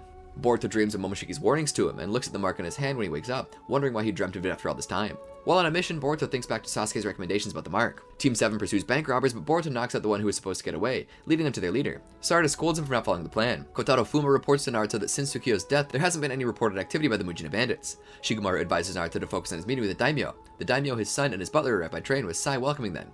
Tento, the son, is excited to meet Sai, who he recognizes from his extreme Shinobi picture scrolls card collection. Ikkyu leaves Tento under Yamaoka's care, while Sai escorts him to meet with Naruto. Tento wants to buy more cards. Boruto buys a pack but is disappointed in getting another card of his father, which he gives Iwabi. Sarada and Chocho don't get the appeal of the cards. Boruto leaves after failing to get a rare card he's been after. Tento arrives at Yamaoka and wants to buy all the packs at the store. He notices Iwabi with Naruto's rare card and tries to buy it from him. Iwabi refuses, so Tento keeps buying at all the food stores they visit to get Iwabi to agree. Boruto stops Iwabi from hitting Tento and teases him, saying he has 5-7 Hokage cards and telling him to keep trying to buy out all the cards. Boruto and the others leave the shop. The next day, Boruto is assigned to escort and bodyguard Tento. The Mujina bandits watch the village from afar, aware of Naruto and Ikkyu's meeting, and prepare to make a move. The Mujina bandits leave to notify Shojoji. Boruto meets Tento at the Konoha mountain villa, which has been entirely rented by Ikkyu. He He has Boruto show him jutsu, and Boruto attempts to shock him with the harem technique. Tento just laughs, as he's used to such women's presence. Boruto accuses him of not having friends. On move, Tento shows him his card collection, which stuns Boruto as he has a super rare card Boruto is after.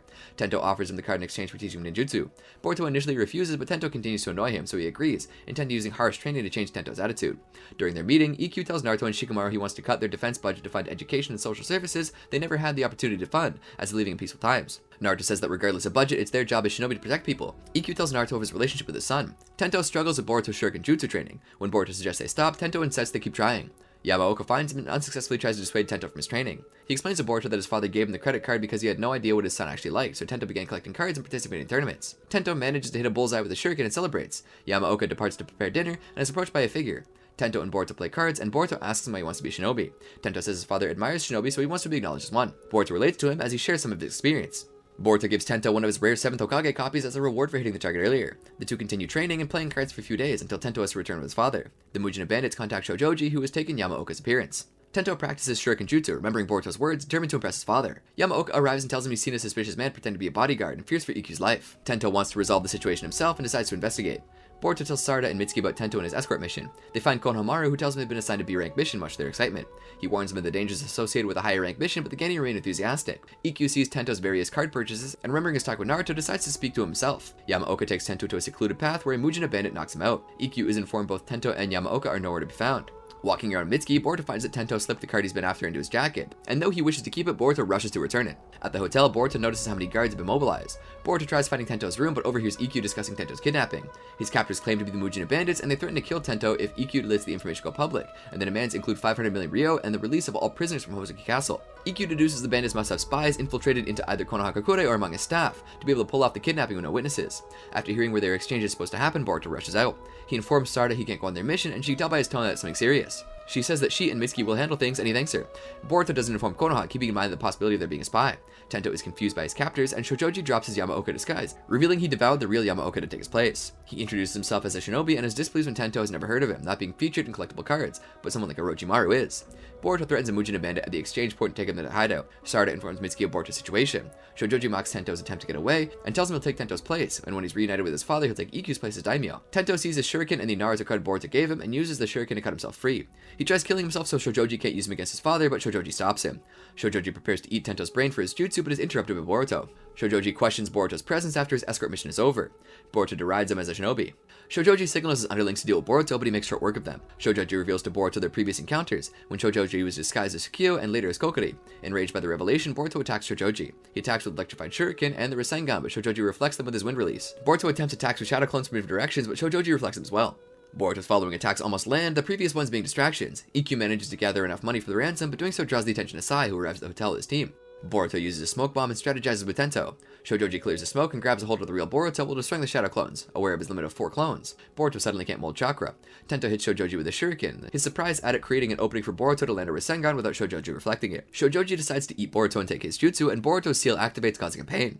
Shojoji seemingly recognizes the seal and for a moment fears Boruto might be part of a certain organization, before realizing Boruto has no idea what he's talking about. Shojoji attempts to attack, but is restrained by Mitsuki and knocked out by Sarada. Sarada and Mitsuki notice the seal in his hand. Sarada questions why he kept it hidden, and Boruto explains Sasuke told him to do it. EQ arrives, relieved of Tento's safety. Sai also arrives, having captured the gang's spies. Konohamaru congratulates him on defeating Shojoji, but stresses they abandoned a previously accepted mission, and confirms Kokuri's disappearance after leaving Konoha. Team 7 sees Tento and EQ off at the train station, and Boruto returns the card Tento gave to him, wanting to get it himself. Sai and Ibiki prepare to interrogate Shojoji, who claims to only collaborate if they'll offer something as valuable as the intel he can offer. Sasuke arrives, and his reputation is enough to get Shojoji talking. He doesn't know specifics about the seal on Boruto's palm, but knows a group that takes interest in such seals, called Kara. He also diverges that these seals are different than Orochimaru's curse seals. Team 7 sees a notice regarding medical ninjutsu training. They're taught some in the academy, but this is a more advanced course, and each team has to send a representative. Boruto and Mitsuki aren't interested, so they suggest Sarada, as her mother is the one teaching the class. Sarada hesitantly agrees. Naruto, Shikamaru, and Sakura review the applications. They comment on how it's been difficult to schedule the class with the recent group being involved in so many incidents, and they hope the class uncovers some of the aptitude for medical ninjutsu. Sarada worries about taking the class, and she doesn't have any aptitude for it when she's at the academy. Sarada overhears Shikadai and Inojin talking about how perfect the Hokage is, unaware they're talking about trading cards, and feels compelled to excel, and she attends to be Hokage. The next day, she attends the class of Hako, Wasabi, Inojin, Dosho, and Iobi. They all either assume her aptitude or count on her to help lead them if they struggle. Sarada perks up when Sakura explains the beginning of the lecture, followed by a written exam, as she's better at those than in practical application.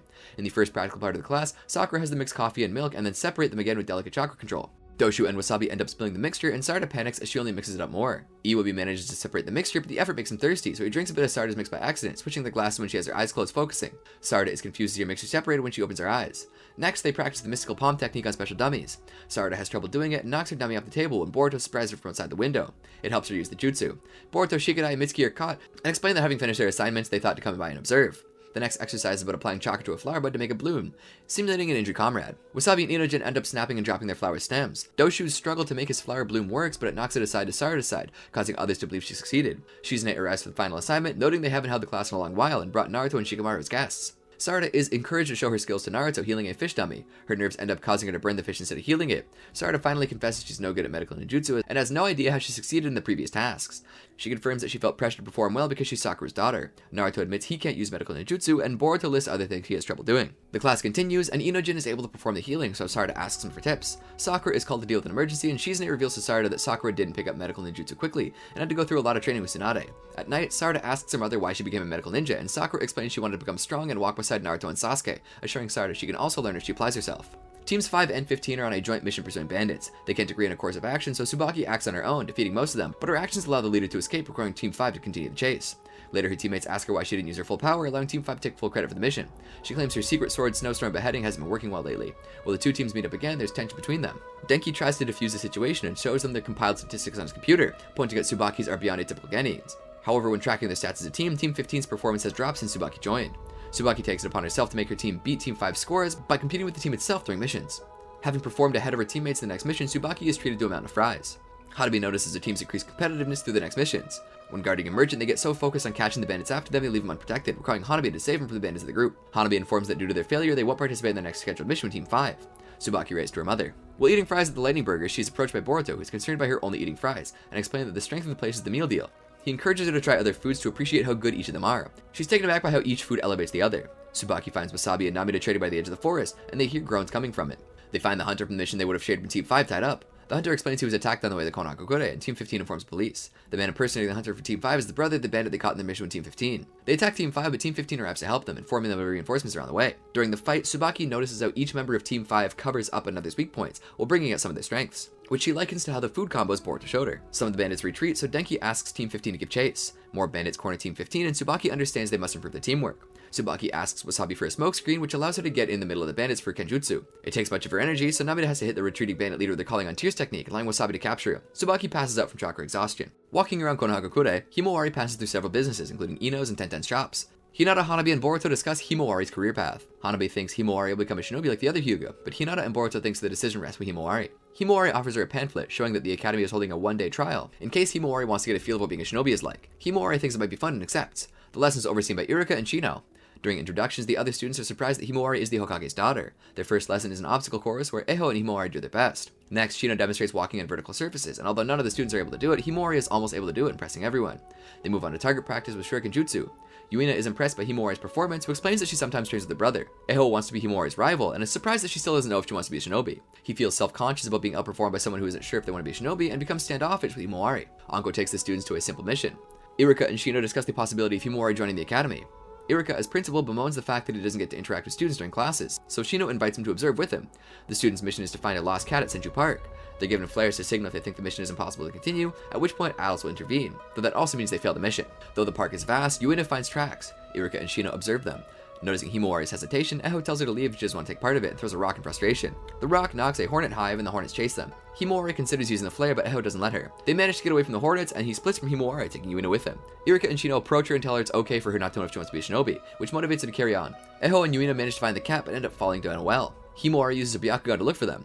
Though she finds them, Eho refuses to let her help him. He prepares to use his flare, so Himawari jumps down the well to stop him and motivates him not to give up. The three of them lean on each other to climb out of the well. Eho apologizes for his behavior and tries to get her to hit him as punishment. The teachers watch from a distance, satisfied with the result. At home, Himawari tells her mother and brother that she wants to learn about all kinds of jobs and insists Boruto to help her out. On a rainy day, Mitsuki finds Mikazuki, who leads him to an injured and bleeding man. The man asks if Mikazuki is his before passing out.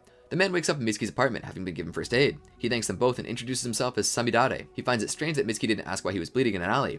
Mitsuki says he doesn't care either way, unless Samidare wants him to ask about it. The following day, Samidare's injury is healed, and Mitsuki asks if he has to go somewhere. Samidare explains he's come to visit his little sister, who works at a big company in Konoha. Mitsuki compares his pride in his sister to Boruto's and Himawari. However, Samidare says he's not a good big brother. Samidare wants to thank Mikazuki and buys him a new collar with a bell. Mitsuki notes he has a way with cats, and Samidare says his sister, also named Mikazuki, had one. Samidare leaves his Boruto and Sarada approach Mitsuki, telling him that they've been summoned for a security mission. Kotaro wants them to protect the president of the Kaneki Corporation, a chemicals corporation on par with the Kaminarimon Company. He is the next likely target of the Rain Killer, a serial killer who always kills his victims with a thin, sharp tool on a rainy day. All of the victims so far have connections to an accident on a Kaneki chemical plant years prior. At Kaneki's residence, he surprises Kotaro by claiming he remembers nothing of the incident and refuses the security details, believing his own bodyguards will suffice should the need arise. Kotaro has Team 7 guard him secretly from a distance. It begins to rain. They spot someone approaching, but Kaneki's bodyguards fall over before even being attacked. The intruder makes his way to Kaneki. He tries leaving with Kaneki, but Boruto and Sarada engage him. Mitsuki recovers Kaneki and pursues the raid killer. Mitsuki attempts to attack him with snakes, but they killed from a distance. The killer escapes by jumping into a river. Mitsuki meets Samidare the following day and asks if he's able to meet his sister. He says he did, but she yelled at him. Mitsuki notices he's a shinobi, and he claims he used to be, having quit after being an obedient dog for years. Mitsuki asks him about his past as a shinobi, and Samidare evades the questions. He says he quit because he wasn't there for his family when they needed him most, and now it's too late. Kotaro and Team 7 review what they know about the case. Mitsuki notices something in the records of the chemical plant incident. Policemen inform them that Kaneki had been kidnapped, even though it's not raining. Kaneki wakes up with the killer at Mikazuki Yamashi's grave.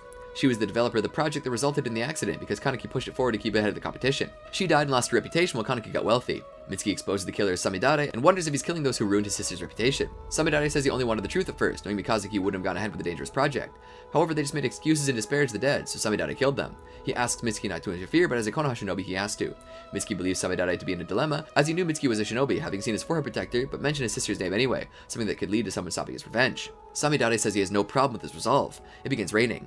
Samidare uses water release, which Mitsuki blocks, and counterattacks with lightning release. Mitsuki explains how he deduced how Samidare's jutsu worked. Samidare tries killing himself with his jutsu. The next day, the investigation on the plant accident is reopened, and Mitsuki visits a comatose Samidare in the hospital, putting the collar he bought Mikazuki in his wrist. Choji demonstrates their clan's butterfly mode to Chocho, but she's uninterested in training in it. He has to treat her to sweet bean soup to get her to train.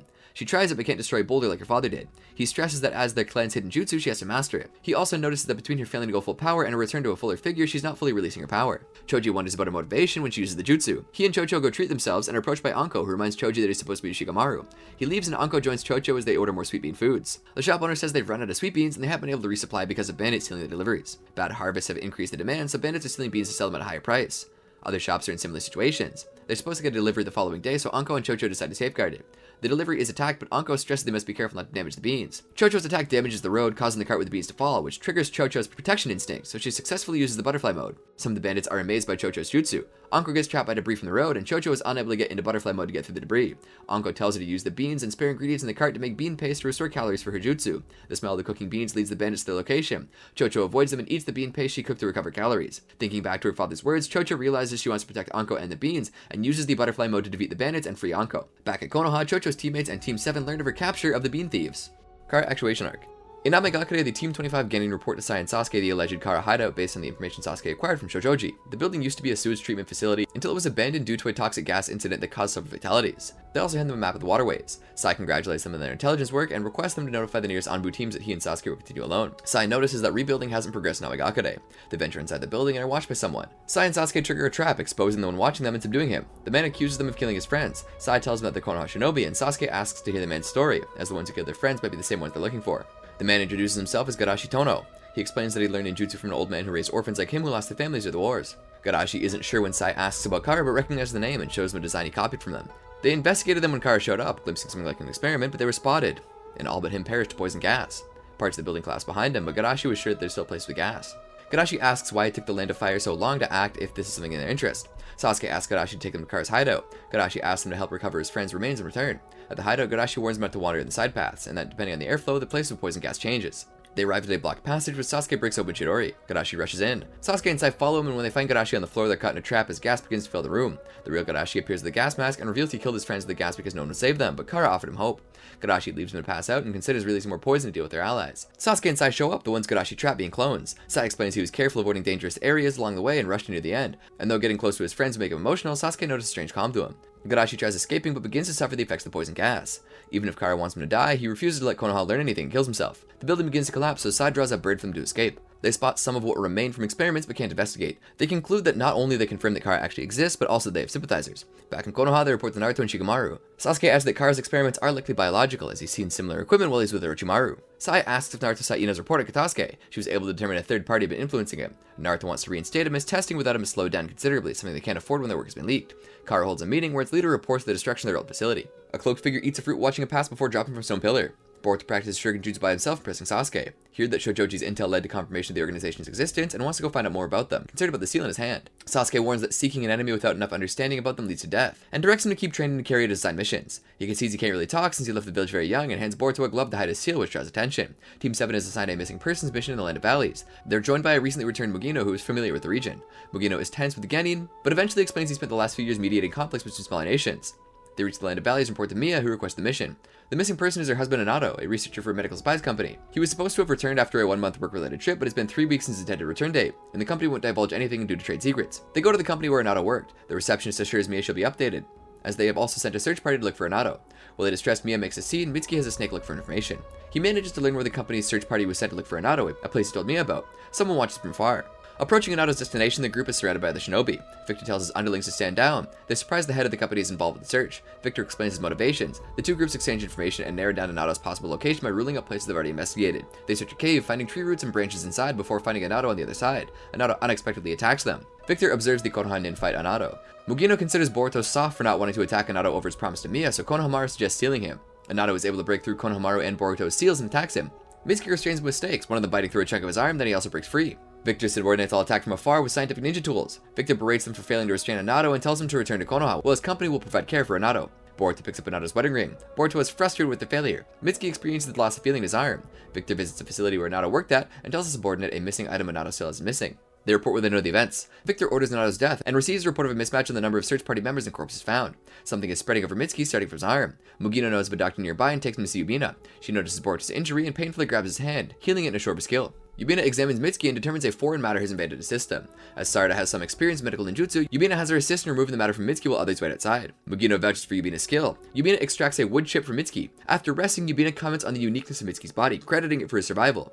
She shows them the wood chip she extracted and reveals it was created with wood release. Mugino finds it unlikely that Anato would have Hashirama cells, but Yubina shows him another patient with similar symptoms. Konohamaru and Mugino explain the dangers of those cells. Yubina wants to use Mitsuki's resistance to treat her patients. She doesn't know her patient's origin, who was just left unconscious on the door. But knowing that Hashirama's cells are involved, she connects to a black market rumor she's heard. Mugino and Konohamaru are apprehensive, as the only black market around the area is in the Land of Silence. The group arrives at the Land of Silence, narrowly avoiding a trap by thieves. Because many of the criminals there are hostile to the 5 great Shinobi countries, Konohamaru has them remove their forehead protectors. Konohamaru and Mugino give Boruto and Sarada a brief history lesson on the Land of Silence, and Mugino voices opposition to having them in the mission, considering too much for Genin. Boruto is adamant about not letting others become victims like Mitsuki. Noticing the ruined gates, the Jonin explain that they don't have a proper village to protect. The Shinobi of the Land of Silence follow money and power. Walking through the black market, they notice many Shinobi who are wanted in the bingo book and figure the rumors about the Hashirama cells spread far. They take note of the many things sold and stolen in the market. They ask for information at the shop, but the proprietor has no interest in them if they're not buying anything. Boruto gets separated, defeats the shopkeeper's subordinates, and threatens them into giving information.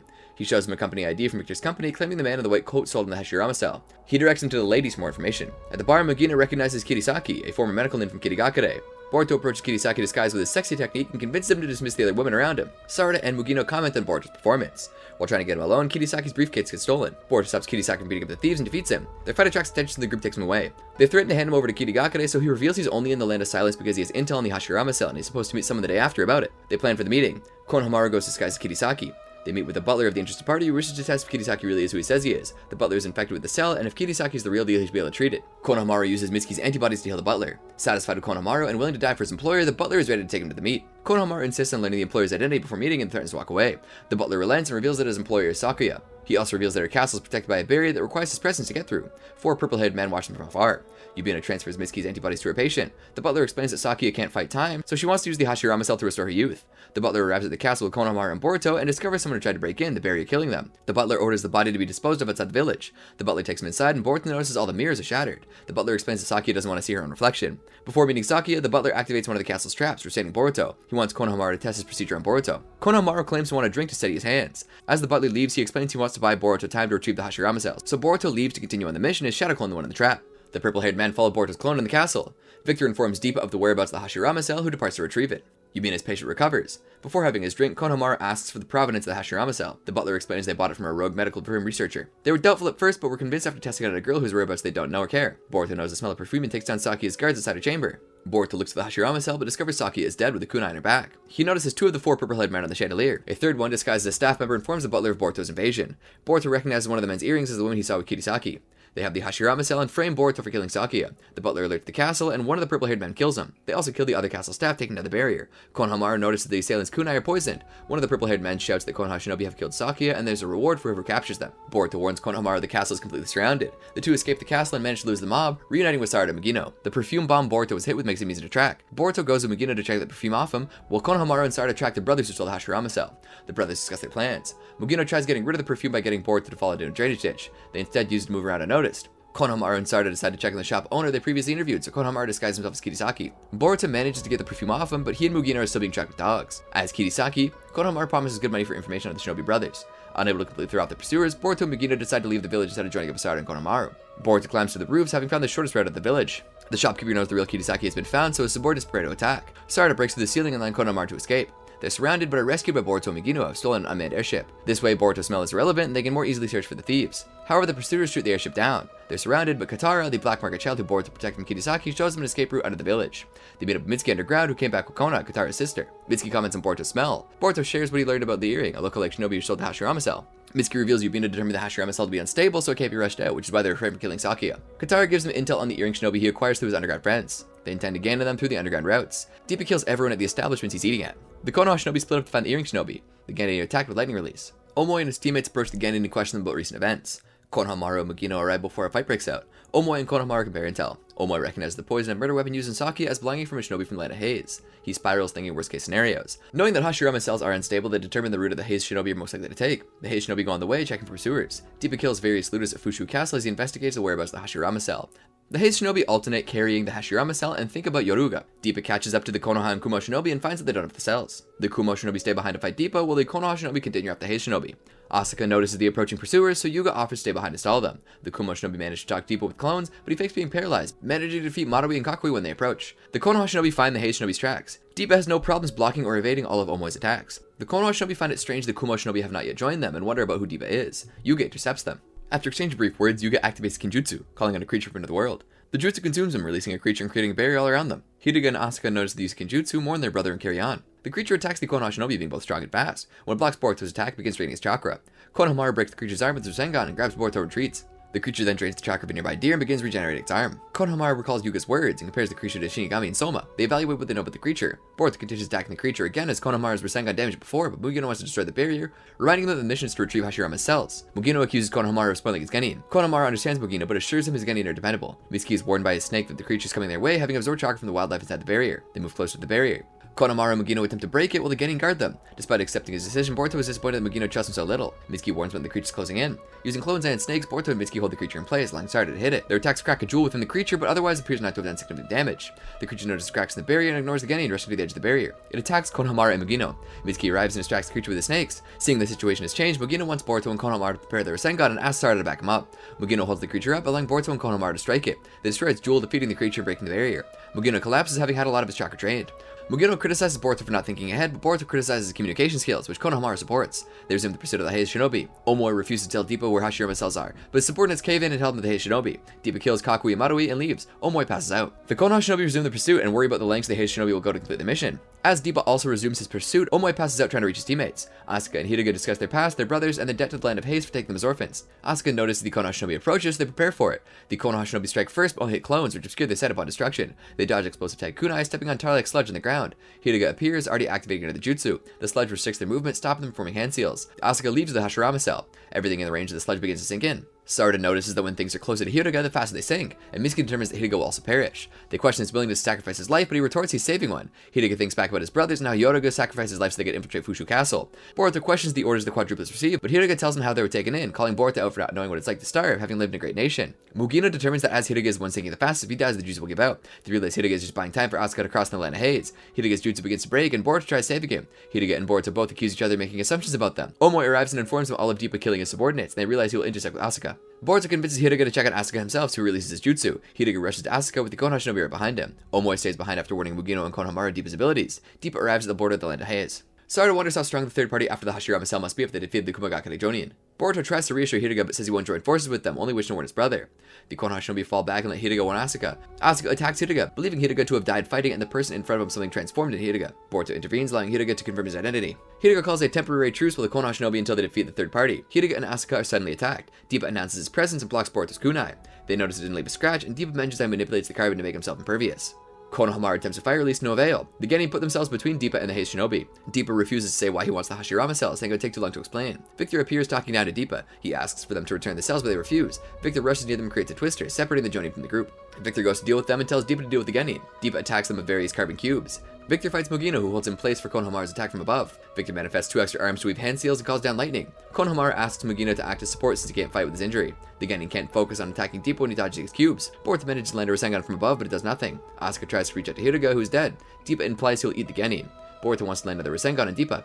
Mitsuki lands a surprise lightning release, which does nothing. He attacks with snakes while Sarada analyzes Deepa's movements with a Sharingan for an opening. She manages to dodge and deflect his cubes and moves out of the way at the last minute as she runs out of chakra, revealing Boruto right behind her. Deepa feigns pain from Boruto's attack for a moment and laughs at his attempt. Deepa carbons up his finger and flicks Boruto aside. Deepa prepares to crush Boruto with his foot, but Asuka draws his attention with the Hashirama cell and sets off an explosion with his Kinjutsu. Deepa has no scratch on him, but is irritated that the Hashirama cell is in danger.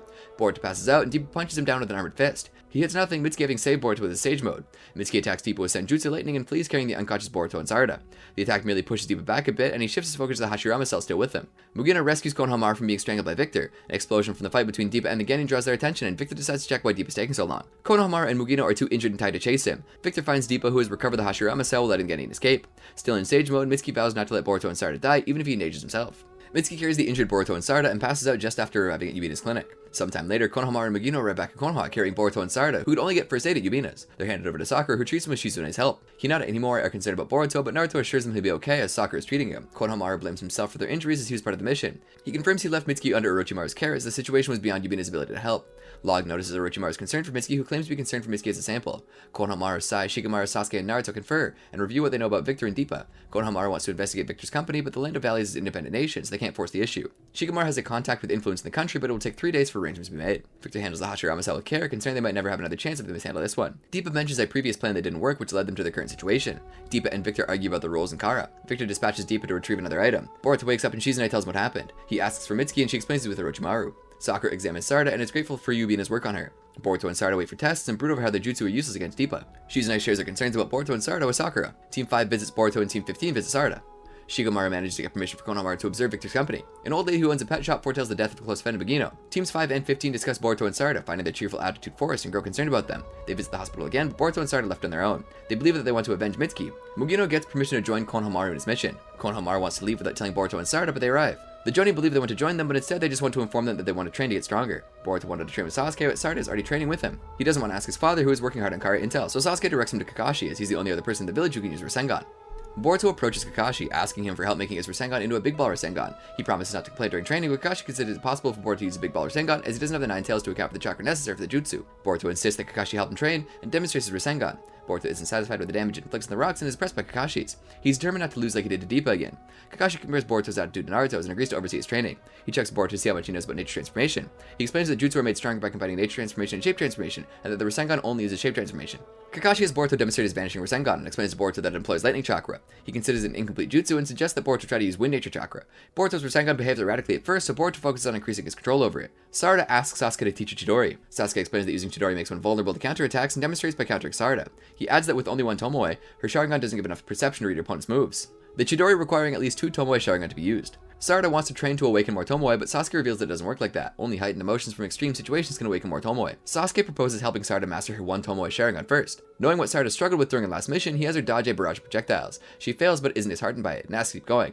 Konohamaru and Mugino investigate Victor's company, but are only shown more legitimate labs. Discussion gets more aggressive when they ask about the Hashirama cell, but Konoha can't force the issue without escalating it into a diplomatic incident. Himawari misses her brother during dinner, and Hinata explains Boruto's determination for getting stronger. When Boruto asks for advice on his training, Kakashi refuses it, but instead tells him what Naruto learned when training Wind Ninja transformation.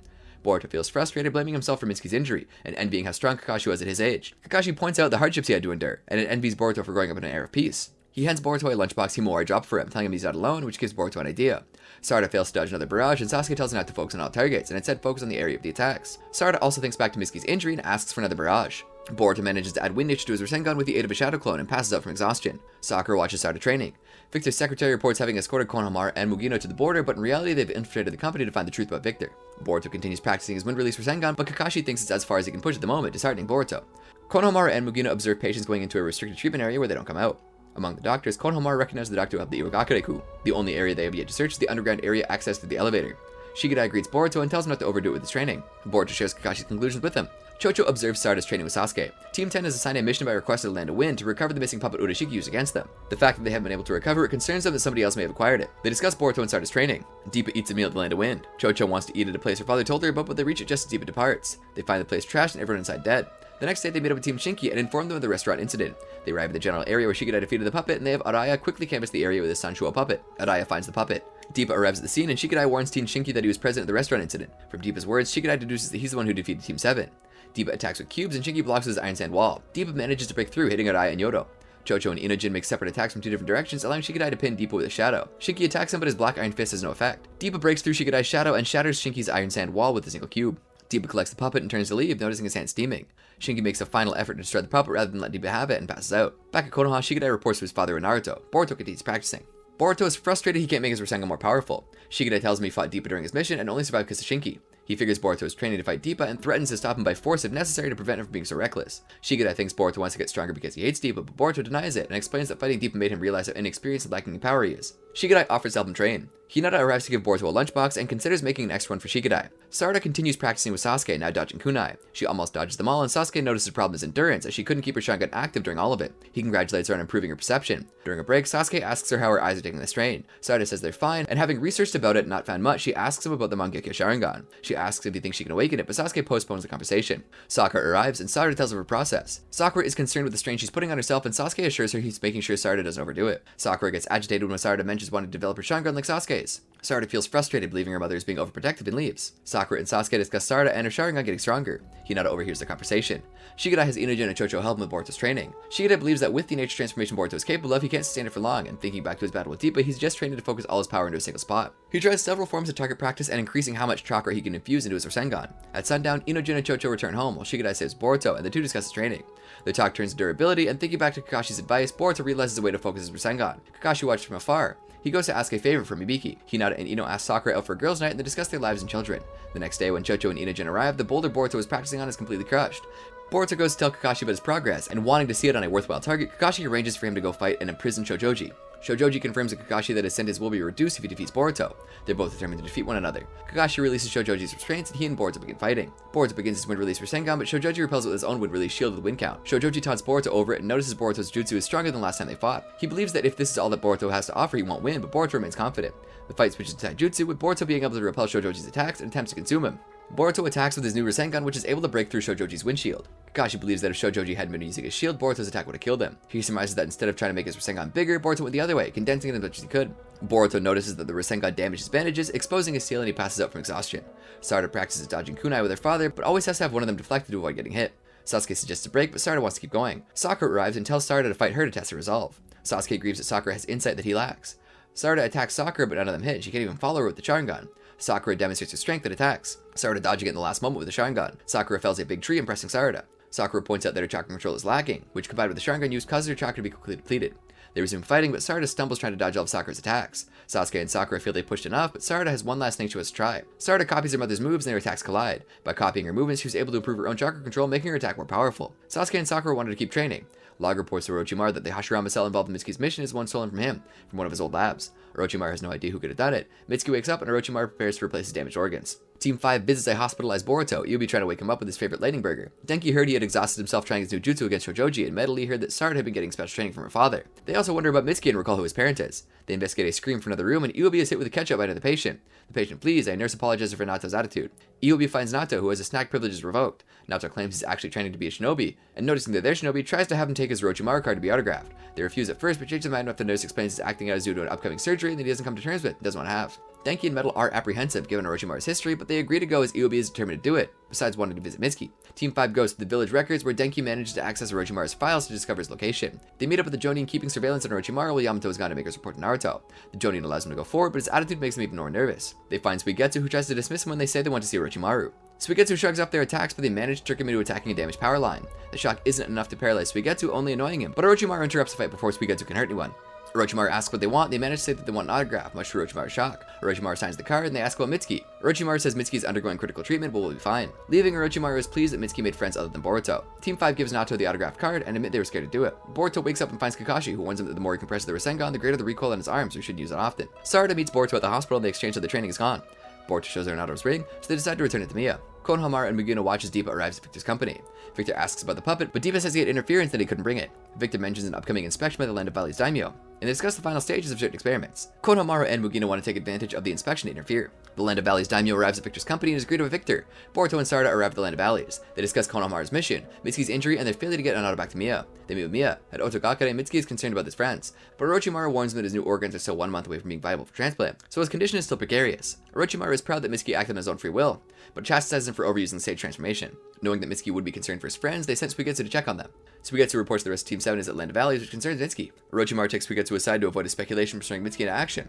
Mitsuki wants to join his team, so Log sedates him. At Victor's company, he and the daimyo discuss Konoha's attempts to interfere with their affairs of the Hashirama cell. Victor takes the daimyo's retinue into the company's restricted area. He has his secretary take him through decontamination areas, which has an effect on him. Mia tells Boruto and Sarada that she was told that Anato was attacked by people who were after his research and killed. Boruto tells her that the company was responsible for it over something that they're researching. Victor shows the daimyo his research, claiming that with the Hashirama cell they're on the verge of curing previously incurable diseases and making aging a thing of the past. The daimyo commits to protect his research from interference, but one of his guards snaps him with the genjutsu, allowing him to see the human subjects of Victor's experiments. His guards are actually Konohamaru and Mugino, who disguise themselves as guards before they arrived at the company. They notice the daimyo had been placed under genjutsu during decontamination. Mugino cuts off Victor's right arm. Konohamaru apologizes for infiltrating the daimyo's group and explains that they knew about Victor's experiments. Victor's severed right arm moves on its own and activates countermeasures before returning to Victor. Victor repels Mugino with wind release. Victor's employees attack the Konoha Jonin. A god tree sapling begins to grow in the lab. Konohamaru protects the daimyo from it. Victor abandons the Iwa doctor to serve as nourishment for the god tree. Victor's secretary arranged for company employees together in a room to serve as nourishment as well. Mia wants to meet Victor in person to know what happened to Anato, but Boruto and Sarada tell her it's dangerous and that Konohamaru and Mugino are already investigating. The ground begins to shake, so the Genin tell her to go somewhere safe while they decide to help the Jonin. Victor and his secretary watch with interest as the god tree bud begins to bloom. Victor and his secretary observe the god tree. Mugino and Konohamaru fend off against the tendrils. The god tree absorbs the valley's daimyo's chakra, causing him to pass out. Mugino also has his chakra absorbed. Boruto and Sarada continue to make their way to Victor's company. Behind the tree's tendrils, Konohamaru and Mugino also have to fight Victor's employees. Mugino gets stabbed, protecting Konohamaru from one of them. Konohamaru destroys part of the tree with his Rasengan, earning time for the daimyo to get to safety. The tree continues to grow, much to Victor's excitement. The god tree begins absorbing the chakra of Victor's gathered employees on the ground floor. Konohamaru asks Mugino to leave with the daimyo and notify Konoha. The daimyo is their only witness, without whom the entire incident will be covered up. Konohamaru finds the captured employees and begins fighting the tree again. Victor sends his secretary to take care of things. Boruto and Sarada arrive to help Konohamaru. They explain why they've come. Konohamaru fills them in on the situation, which they link to the previous fight against White Zetsu in the ruins. The Land of Valley's citizens begin evacuating, but Mia decides to go to the company. Victor attacks the Konoha Shinobi. Victor reveals he cultivated this tree from a splinter of the god tree he recovered from the battlefield during the 4 Shinobi World War. He collapses the floor beneath them, separating Sarada and Boruto from Konohamaru. Sarada breaks their fall and they notice the people Victor experimented on. Before they can do anything, Deepa arrives. Deepa laughs and they decide to fight him again. Victor's secretary prevents Mugino from leaving with the daimyo. The secretary attacks but is blocked by a hooded figure who makes her disappear. The figure is revealed to be Orochimaru, surprising Mugino. Another hooded figure helps Mugino stand his feet. Orochimaru observes the situation with interest. Deepa belittles Boruto and Sarada when they think he wants more power from the tree's fruit. He reveals he just wants to eat and experience more tastes and textures. His rationale enrages Boruto and Sarada, who vow to take him down. Boruto attacks Deepa with a barrage of clones, which Deepa easily pelts a carbon. Sarada attacks from above, blocking the cubes in her way, but Deepa deflects her kunai with a ring of carbon cubes. Boruto and Sarada note the versatility of Deepa's jutsu. Deepa proclaims it's time to hunt. Sarada's explosive tag kunai and Boruto's electrified shuriken have no effect on Deepa. Boruto asks Sarada to buy in time to prepare his new Rasengan to push through Deepa's defense. Deepa reiterates his wish to know the flavor of the chakra fruit. Konohamaru fights Victor, who rationalizes his goal as not wasting the sacrifice employees made. He compares regular humans as nourishment and stepping stones for superior humans to the relationship between smaller and great nations. Konohamaru attacks him with fire release, which Victor blocks water release. Sarada's fire release has no effect on Deepa, who sends a ring at Boruto, preventing him from building up his Rasengan. Sarada comments on the limited capabilities of a 2-person team. Deepa boasts of his jutsu. Victor attacks with earth release and fire release, impressing Konohamaru, who only ever saw his grandfather using all changes in chakra nature. Victor prepares to strike him with lightning release, but is blocked by Orochimaru's snakes. Orochimaru makes it clear he's not there to save Konohamaru, but to reclaim his stolen Hashirama cells. Orochimaru blocks Victor's fire release with a summoned snake, which strikes and decapitates Victor. Victor regenerates his head and counterattacks with lightning release, severing Orochimaru's arm, who also regenerates it. Orochimaru attacks with wind release, severing both of Victor's arms, who also regenerates, and breaking his peg leg. Orochimaru considers Victor's body interesting, but his regeneration to be imperfect, and surmises that Victor wants to eat the chakra fruit to regain his lost body parts. Victor steadies himself with his extra arms. Deepa continues to overpower Sarada and Boruto. He almost lands a solid hit on Boruto, who is rescued at the last moment by Mitsuki, who joins the fight. Deepa shrugs off Mitsuki's wind release and blocks Boruto's advance, and breaks Sarada's kunai when she gets close. Deepa attacks him with carbon whips. Sarada is incredulous Deepa has yet to use his full strength. Deepa aims a big cube at Boruto, which Sarada blocks. Stressing her goal to become Hokage, Sarada's Sharingan gains a second Tomoe. Deepa is angry at Team 7's lack of hopelessness. Mia arrives at the company and witnesses Victor's true form. The god tree buds begin to open, so Victor approaches it, ignoring Mia and Konohamaru's censure. The flower sends tendrils to pull Victor in, and Orochimaru explains that it's just a copy and that mere humans can't handle the fruit. Deepa blocks Mitsuki's lightning release, dodges Sarada's taijutsu, and blocks Mitsuki's wind release before striking through him, who's actually a snake clone. Deepa grabs the real Mitsuki and kicks him aside before dodging and blocking Sarada's taijutsu. Sarada's punch manages to chip Deepa's armor before he punches her aside. Boruto manages to attack with his compression Rasengan. More cracks appear in Deepa's armor, who decides to fully cover himself in black and white armor and kicks Boruto aside. Orochimaru and his clones burn Victor's imitation god tree with the barrier and tell Konohamaru to leave. Boruto refuses to back down, and Deepa grows angry when he sees bits of the burned god tree falling down and decides to kill the genin. Boruto prepares to attack again, and Sarada warns him about his arm. Deepa turns his gauntlet into diamond. Deepa and Boruto clash, Deepa's armor growing more cracks. Mitsuki supports Boruto, wrapping his arm around Boruto's and adding his senjutsu chakra to the attack. Sarada also adds her chakra to it. Together they overpower Deepa, breaking his armor and body. Deepa considers how close he got to taste the world through the god tree's fruit. He gets buried by the falling debris. They leave the building with Konohamaru. Mitsuki dismisses Boruto's concern for his injuries, saying he'll heal fast. Mia is willing to testify on their behalf about the incident. Orochimaru leaves, telling Konohamaru that he already notified Naruto. Konohamaru is glad Mitsuki was able to recover. Team 7 is glad to be together again. Namida learns how to play extreme shinobi picture scrolls with Inojin. Tsubaki Kurogane asks Boruto about his arm. Teams 7, 10, and 15 catch up with one another.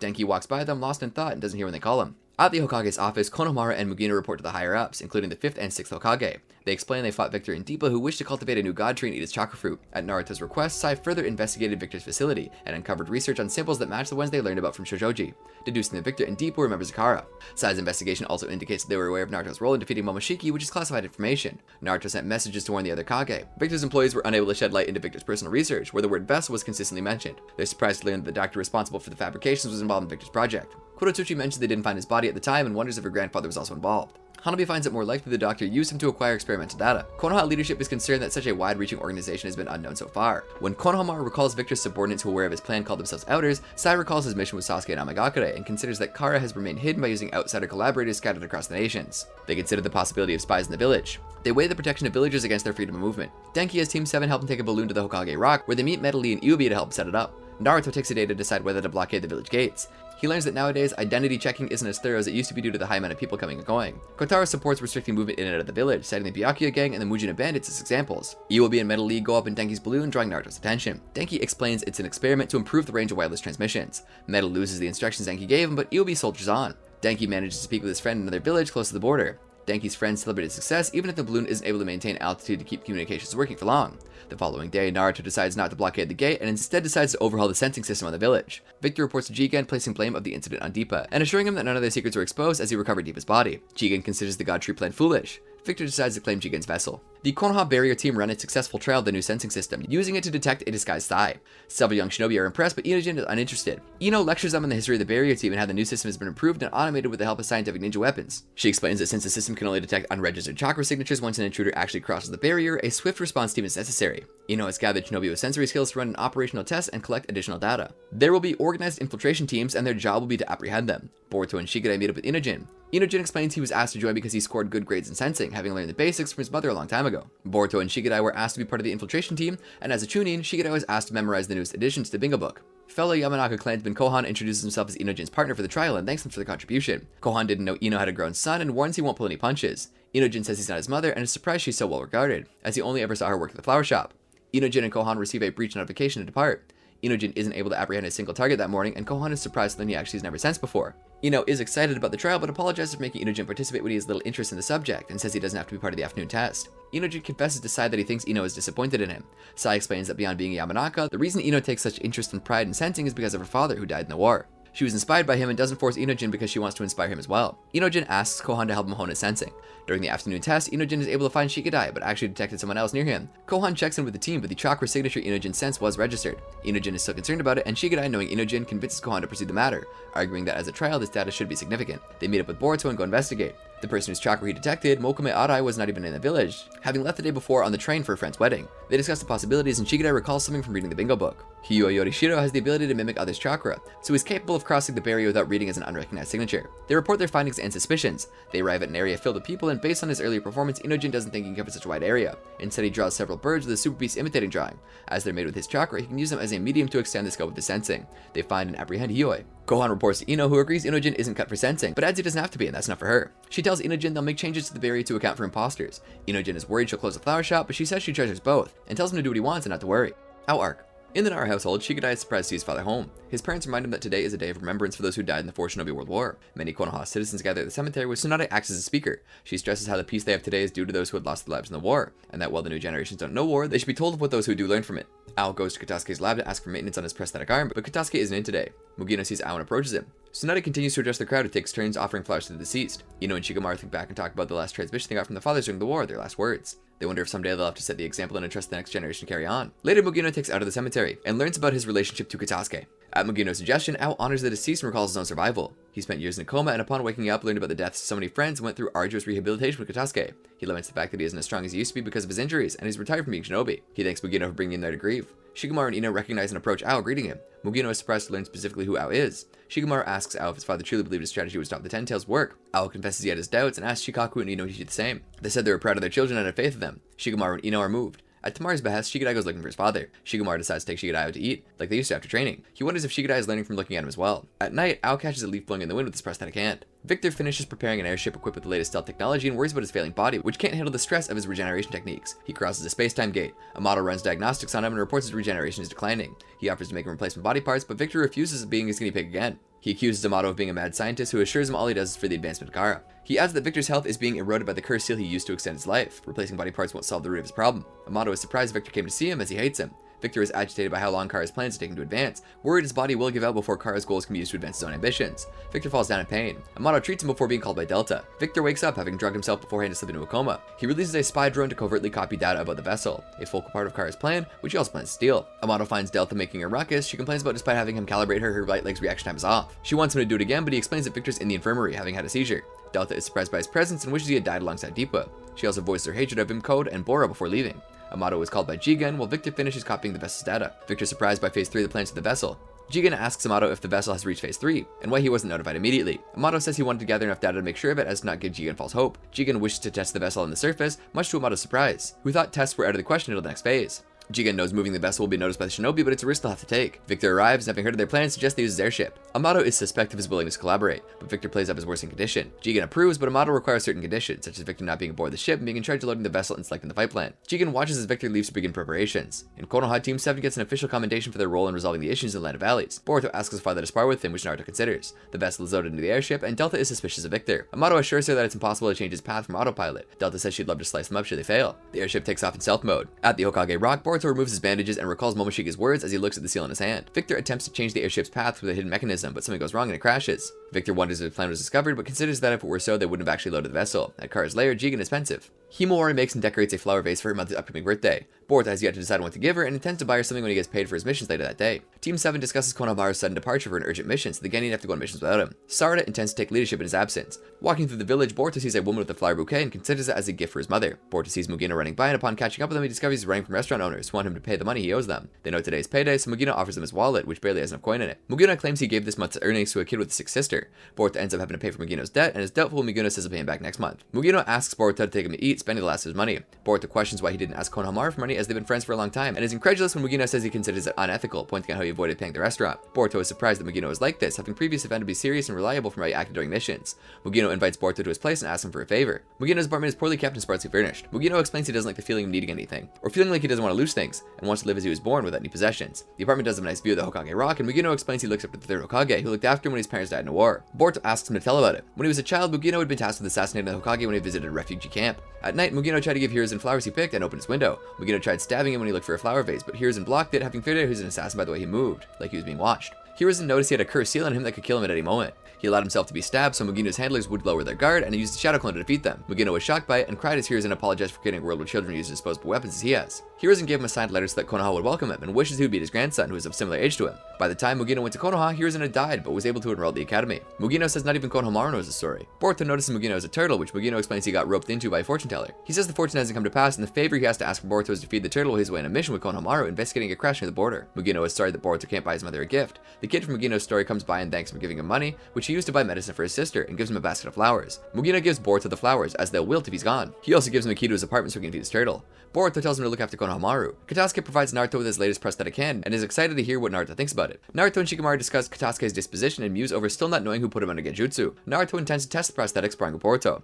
Boruto arrives home and shows Himawari the flowers, saying her mother will have plenty of flowers to put in the vase Himawari made her. Jigen informs the other inners of the vessel's loss. They argue about the delay that causes their plans and who's to blame for the incident. Most of them blame Victor, who tries to deflect it to Amato, whose absence in the meeting in questions. Jigen says that Amato is busy with matters that no longer concern Victor. Koji Kashin offers to retrieve the vessel as the airship carrying it did so in an area under his jurisdiction. The rest of the other inners present agree to let him handle it, and Koji says he will contact the outer agent to assist. After the meeting is over, Victor considers retrieving the vessel himself and is glad the theft of the vessel's data hasn't been discovered. He disparages Koji, who answers back, revealing he was in the same room as Victor since the beginning of the meeting. Victor moves to attack him, but Koji strikes first. Victor maintains someone tampered with his airship, but Koji incinerates him. His jutsu is strong enough to overcome Victor's regeneration. Koji also destroys the drone with stolen data. Amato has informed Jigen of what Deepa knew, having regenerated his head and brain enough for him to report back. Having no further use for Deepa, Jigen has Amato dispose of his head. Koji reports having dealt with Victor to Jigen, who in turn informs everyone of the precise coordinates of the airship crash and orders him to kill anyone who has seen the airship. Konohamaru and Mugino approach the crash site. Several genin gather to watch the sparring between Boruto and Naruto. Mitsuki helps Boruto prepare. Boruto is happy his father managed to keep a promise, and is glad to have an opportunity to make up for past mistakes and show him that his growth in his training. Shikamaru confirms to Naruto that he hasn't told Boruto he'll be testing a new prosthetic hand. The sparring begins and Boruto using shadow clones as decoys to attack Naruto from behind. He throws a Rasengan, which Naruto extinguishes. Boruto uses electrified shuriken to blind him, so he only spots the Rasengan when it's near him, but Naruto extinguishes it again. Boruto wants to clash the Rasengan and uses shadow clones to propel himself with Naruto. The Boruto who has the Rasengan is a shadow clone, and the real one attacks from afar with a water release and lightning release combo. Naruto blocks it with an earth release wall. He punches through the wall and absorbs Boruto's jutsu. Boruto heads to the wall and Naruto kicks him from behind, knocking him down, ending the match. Naruto acknowledges Boruto's growth. Later, Naruto confirms to Boruto his prosthetic hand was a scientific ninja weapon, explaining that Katasuke developed it based on Momoshiki's ability, though it isn't capable of releasing the jutsu it absorbs. Boruto admonishes Naruto for using it when he chastised Boruto for using it before. Sasuke arrives and points at the differences at how they're used. Sarada asks when he came back, and he says he just returned from investigating Kara. Konohamaru and Mugino enter the crashed airship and find an empty container. Something approaches them from outside the airship. Konohamaru is suspicious of the empty container and copies data from it. Mugino recognizes one of his assailants as a subordinate of Victor's and is attacked by an automaton. Mugino urges Konohamaru to run as more automatons appear. In Konoha, Sasuke reveals he hasn't discovered any worthwhile information about Kara, much to everyone's surprise. They speculate their headquarters must be underground and recall that Kara also has ties to the seal in Boruto's hand. Katasuke arrives, further stoking Boruto's disdain for scientific ninja tools. Naruto affirms their and Katasuke's worth as supports for the Hokage and assigns Team 7 to escort Katasuke and the prosthetic to another lab. Boruto walks away and Naruto requests Sarada and Mitsuki to keep an eye on Boruto's seal. Despite Shikamaru's concern, Sasuke is certain that Boruto will come around about the mission. Sarada understands Boruto's feelings about scientific ninja tools, but wants to live up to the expectations of receiving a mission straight from the Hokage. Mitsuki explains that while he's always tied his choices to Boruto, he'll be part of the mission even if Boruto isn't, and that this isn't any tool, it's Naruto's hand, which plays a part in protecting the village and everyone in it. He adds that with Kara making moves, he can't afford to let Sarada face danger alone. Boruto is convinced, as Mitsuki thought he would be. Amato does maintenance on Jigen, who is still concerned about uncovering the traitor responsible for the crash. Amato is confused, so Jigen explains that while Victor did try to steal the vessel, somebody else had the ship crash. His agreement to an unnecessary move was bait to drive him into action. Amato asks how he knows it wasn't Victor. Jigen felt the vessel being moved through the Kawa before the ship crash, something that Victor couldn't have done. Ever since discovering the vessel, Jigen had been worried this thing would happen. Amato takes Jigen's words as an order to investigate the other inners, which he confesses will be troublesome. Team 7 and Katasuke take the Thunder Train for their mission, where they find Ao.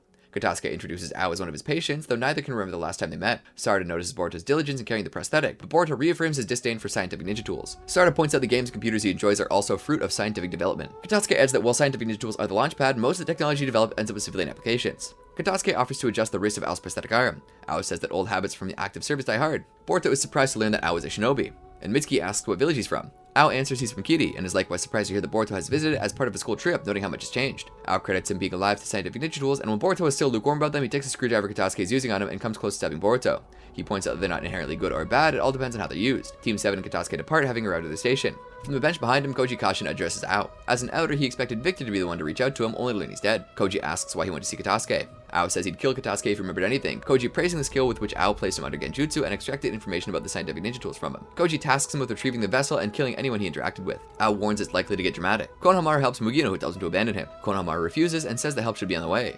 Koji notices a box with intel and weapons, though he believes Ao might not need them. Sarada notices Boruto's more positive disposition, which he credits to Ao, who he wants to meet again. Ao considers seeing combat again for the first time in 16 years. Delta is called by Code, who is leisurely waiting alone. They trade barbs about the vessel's retrieval before Amato arrives. He reveals Victor's treachery and death to them. Katasuke and Team 7 arrive at the research facility, which is headed by one of his juniors. They find Nue running around, but he is paralyzed by Akita Inuzuka using the shadow imitation technique through a Shinobi gauntlet. Team 7 are surprised to see Nue and Sumire there. Sumire explains some of her efforts to learn to coexist with Nue as part of the research team. Akita is excited to have Katasuke's latest prototype to test. Despite their enthusiasm and Katasuke's insistence that how they're used matters, Boruto remains unconvinced of scientific ninja tools' value. As part of the mission, Team 7 helps test other tools, some of which Boruto even has fun testing.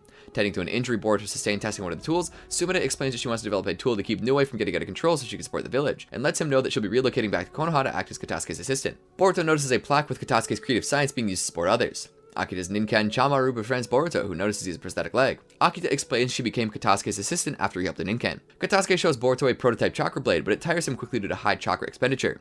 Boruto concedes the tools have a role in supporting the village. Boruto has a call from his father. At Kara's headquarters, Amato does maintenance on Delta and Code, who continue to trade insults. They consider Boro might have stolen the vessel before he checks in. Naruto informs Boruto they've lost contact with Konohamaru and Mugino, and has his team check in on them as they're the closest. Naruto's concerned that despite being too capable Jonin, they have been able to get in contact, and wonders if Kara might be responsible. Sai and Shikamaru share his concern. Amato shows Jigen the scans he had made of the other inners to identify the traitor among them. Code spies on them. A boy looks at the sunset. Akita provides Team 7 with manuals and the scientific ninja tools as they leave. She attributes her concern with Chamaru and Katasuke joining them. Katasuke wished to test a prototype mechanical suit made for caregiving that was modified for combat. Sarada finishes packing and they say goodbye to Sumire. Arriving at the airship crash site, they notice several scattered puppets. Boruto wonders if Konohamaru defeated them, and Sarada looks for signs of a puppet user. Katasuke gets carried away examining the airship and notices the open empty container.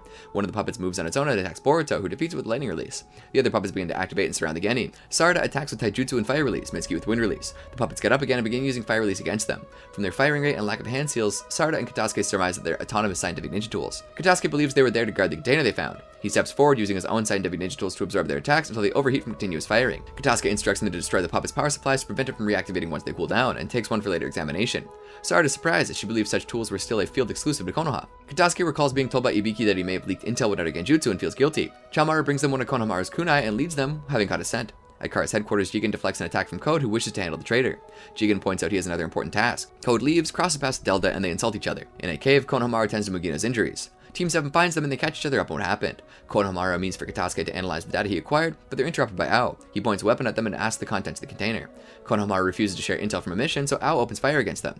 Sarada recognizes it as the same attack the puppets use. Katasuke absorbs Ao's attacks, allowing Konohamaru to break his weapon with Rasengan. He asks about the container and about Kara. Ao shoots Konohamaru in the face with a hidden prosthetic in his chest.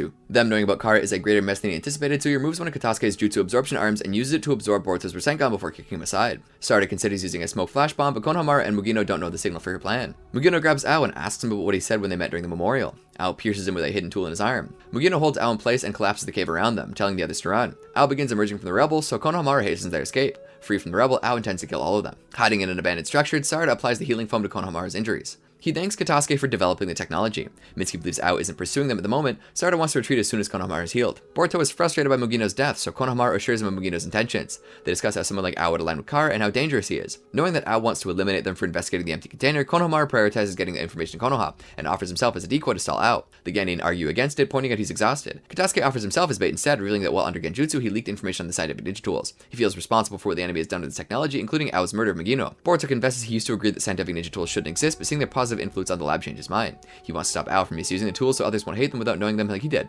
Konohamaru is convinced to deal with Ao instead of the decoy strategy. At Kara's headquarters, while trading insults, Code tells Delta that Jigen believes it's a traitor among the inners.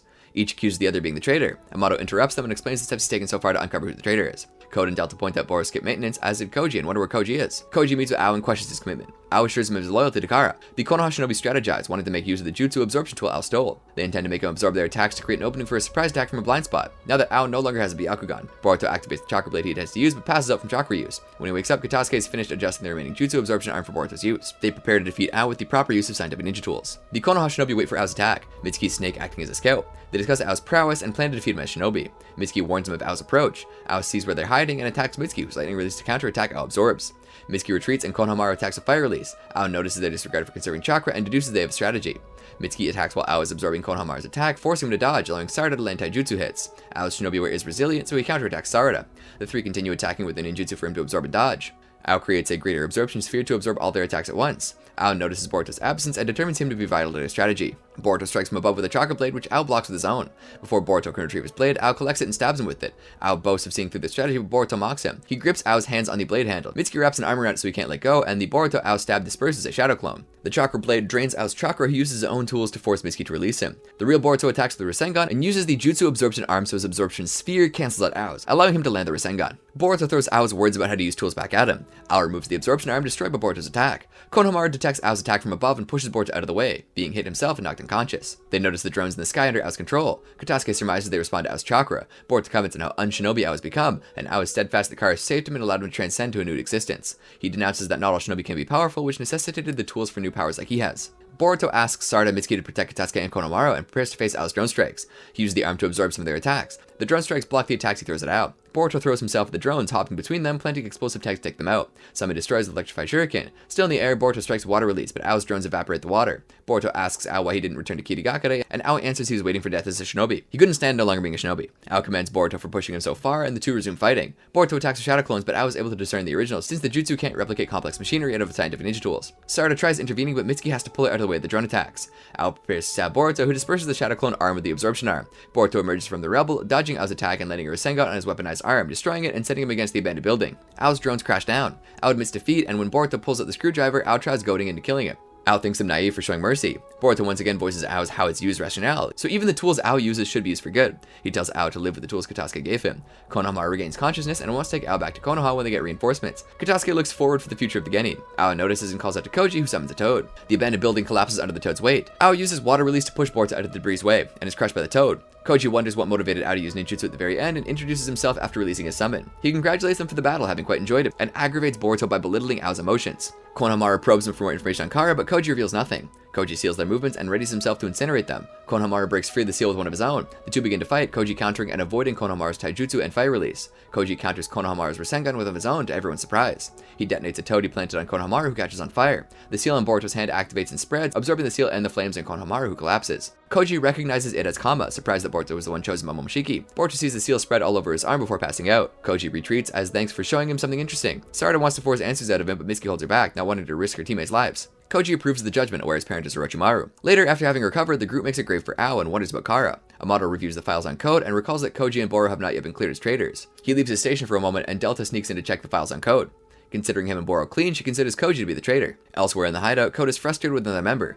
Konohamaru wants to return to the village because they have a lot to report on. Boruto asks about Chamaru, but Katasuke assures him that if anything happens, he'll return to the lab on his own. They find the remains of a battle with more autonomous puppets and investigate. They're far more damaged than the ones that Team 7 defeated. Chamaru draws their attention to a passed out boy who they believe to be the one who defeated the puppets. Despite Konohamaru's warning, Boruto approaches him and notices that he has the same mark as him. Kawaki arc, Kara clash. In the past, a weakened boy walks around a facility. A man the boy fears asks him about his survival. He says that despite surviving, he lost his arms, but Kara gave him new ones. He's surprised that nothing seems to have gone wrong with the boy. The boy wants to leave, causing the man to get hostile. Koji and Amato watch the two from afar, and Amato comments on Garo's recklessness. Garo asks why the boy would want to leave when he learns that he has no family outside. Garo prepares to hurt the boy, and Koji prevents Amato from intervening, telling him to watch. The boy's Kama activates, and he severely injures Garo. Amato celebrates Kara's success, while Koji remains quiet. In the present, Delta watches while Jigen has a meal. She's concerned about Koji's retrieval of the vessel, but Jigen assures her of Koji's skill and determination. He does concede that something interesting might have triggered his curiosity. Delta kicks the table aside, asking what could be so important to put off the vessel's retrieval. Jigen tells her to relax, recreates the table and the meal, and is certain that the vessel will return to them. He does allow her to go check on it if she wishes, but stresses it's still Koji's mission, so she's to take his lead and report back to Jigen if there are further issues. Delta wants to know what Koji is thinking. Code watches her from afar, thinking her to be simple-minded. Amato asks Jigen if it's wise to let Delta go, but Jigen is unconcerned. He asks Amato not to let anyone near him for a while. Delta recruits Garo to retrieve the vessel in the Land of Fire. The Konoha shinobi are concerned by the boy having the same Kama as Boruto. Boruto feels pain in his Kama hand, and the boy grunts in pain as well. Kawaki dreams back to being sold by his father to Jigen. Kawaki begins waking up, screaming to not touch him. Everyone falls back as energy surges from him. When the dust settles, Kawaki asks if they're Kara trackers. Konohamaru introduces the group as Konoha shinobi. Koji watches from afar and is joined by Delta. Saying she has Jigen's permission, she asks why he's letting the situation unfold, specifically after he reveals that Ao is dead. She tells him that she brought Garo with her to Koji's annoyance. Kawaki doesn't trust the Konoha shinobi when they ask about the airship crash, and becomes hostile when seeing Boruto's Kama. From afar, Delta is likewise shocked, while Koji remains observant. The Konoha shinobi and Kawaki are interrupted by Garo, who attacks and declares that he'll take back the vessel. From Garo's words, the Konoha shinobi deduce Kawaki is the vessel. Garo and Kawaki trade insults as they begin the fight while the others watch. As Kawaki and Garo begin fighting, Boruto's Kama glows. Koji and Delta decide to not interfere for a moment. Garo and Kawaki exchange physical blows before Garo begins shooting at him with his mechanical arms. Kawaki blocks the first shot with a manifested blade and dodges the others. He attacks with the manifested bits of weaponry from his body. They continue dealing blows, none of them doing lasting damage. The Konoha Shinobi watch in awe. When one of Garo's attacks knocks Kawaki down, Boruto tries to intervene, but Konohamaru stops him and protects him from Garo's counterattack. Kawaki's Kama activates, and Boruto reacts to it, activating as well. Kawaki wakes up and destroys one of Garo's arms with a blast from his Kama. Garo is stunned by Kawaki's increase in power and shoots at him. Kawaki absorbs it, which Mitsuki notes is exactly what Boruto did earlier.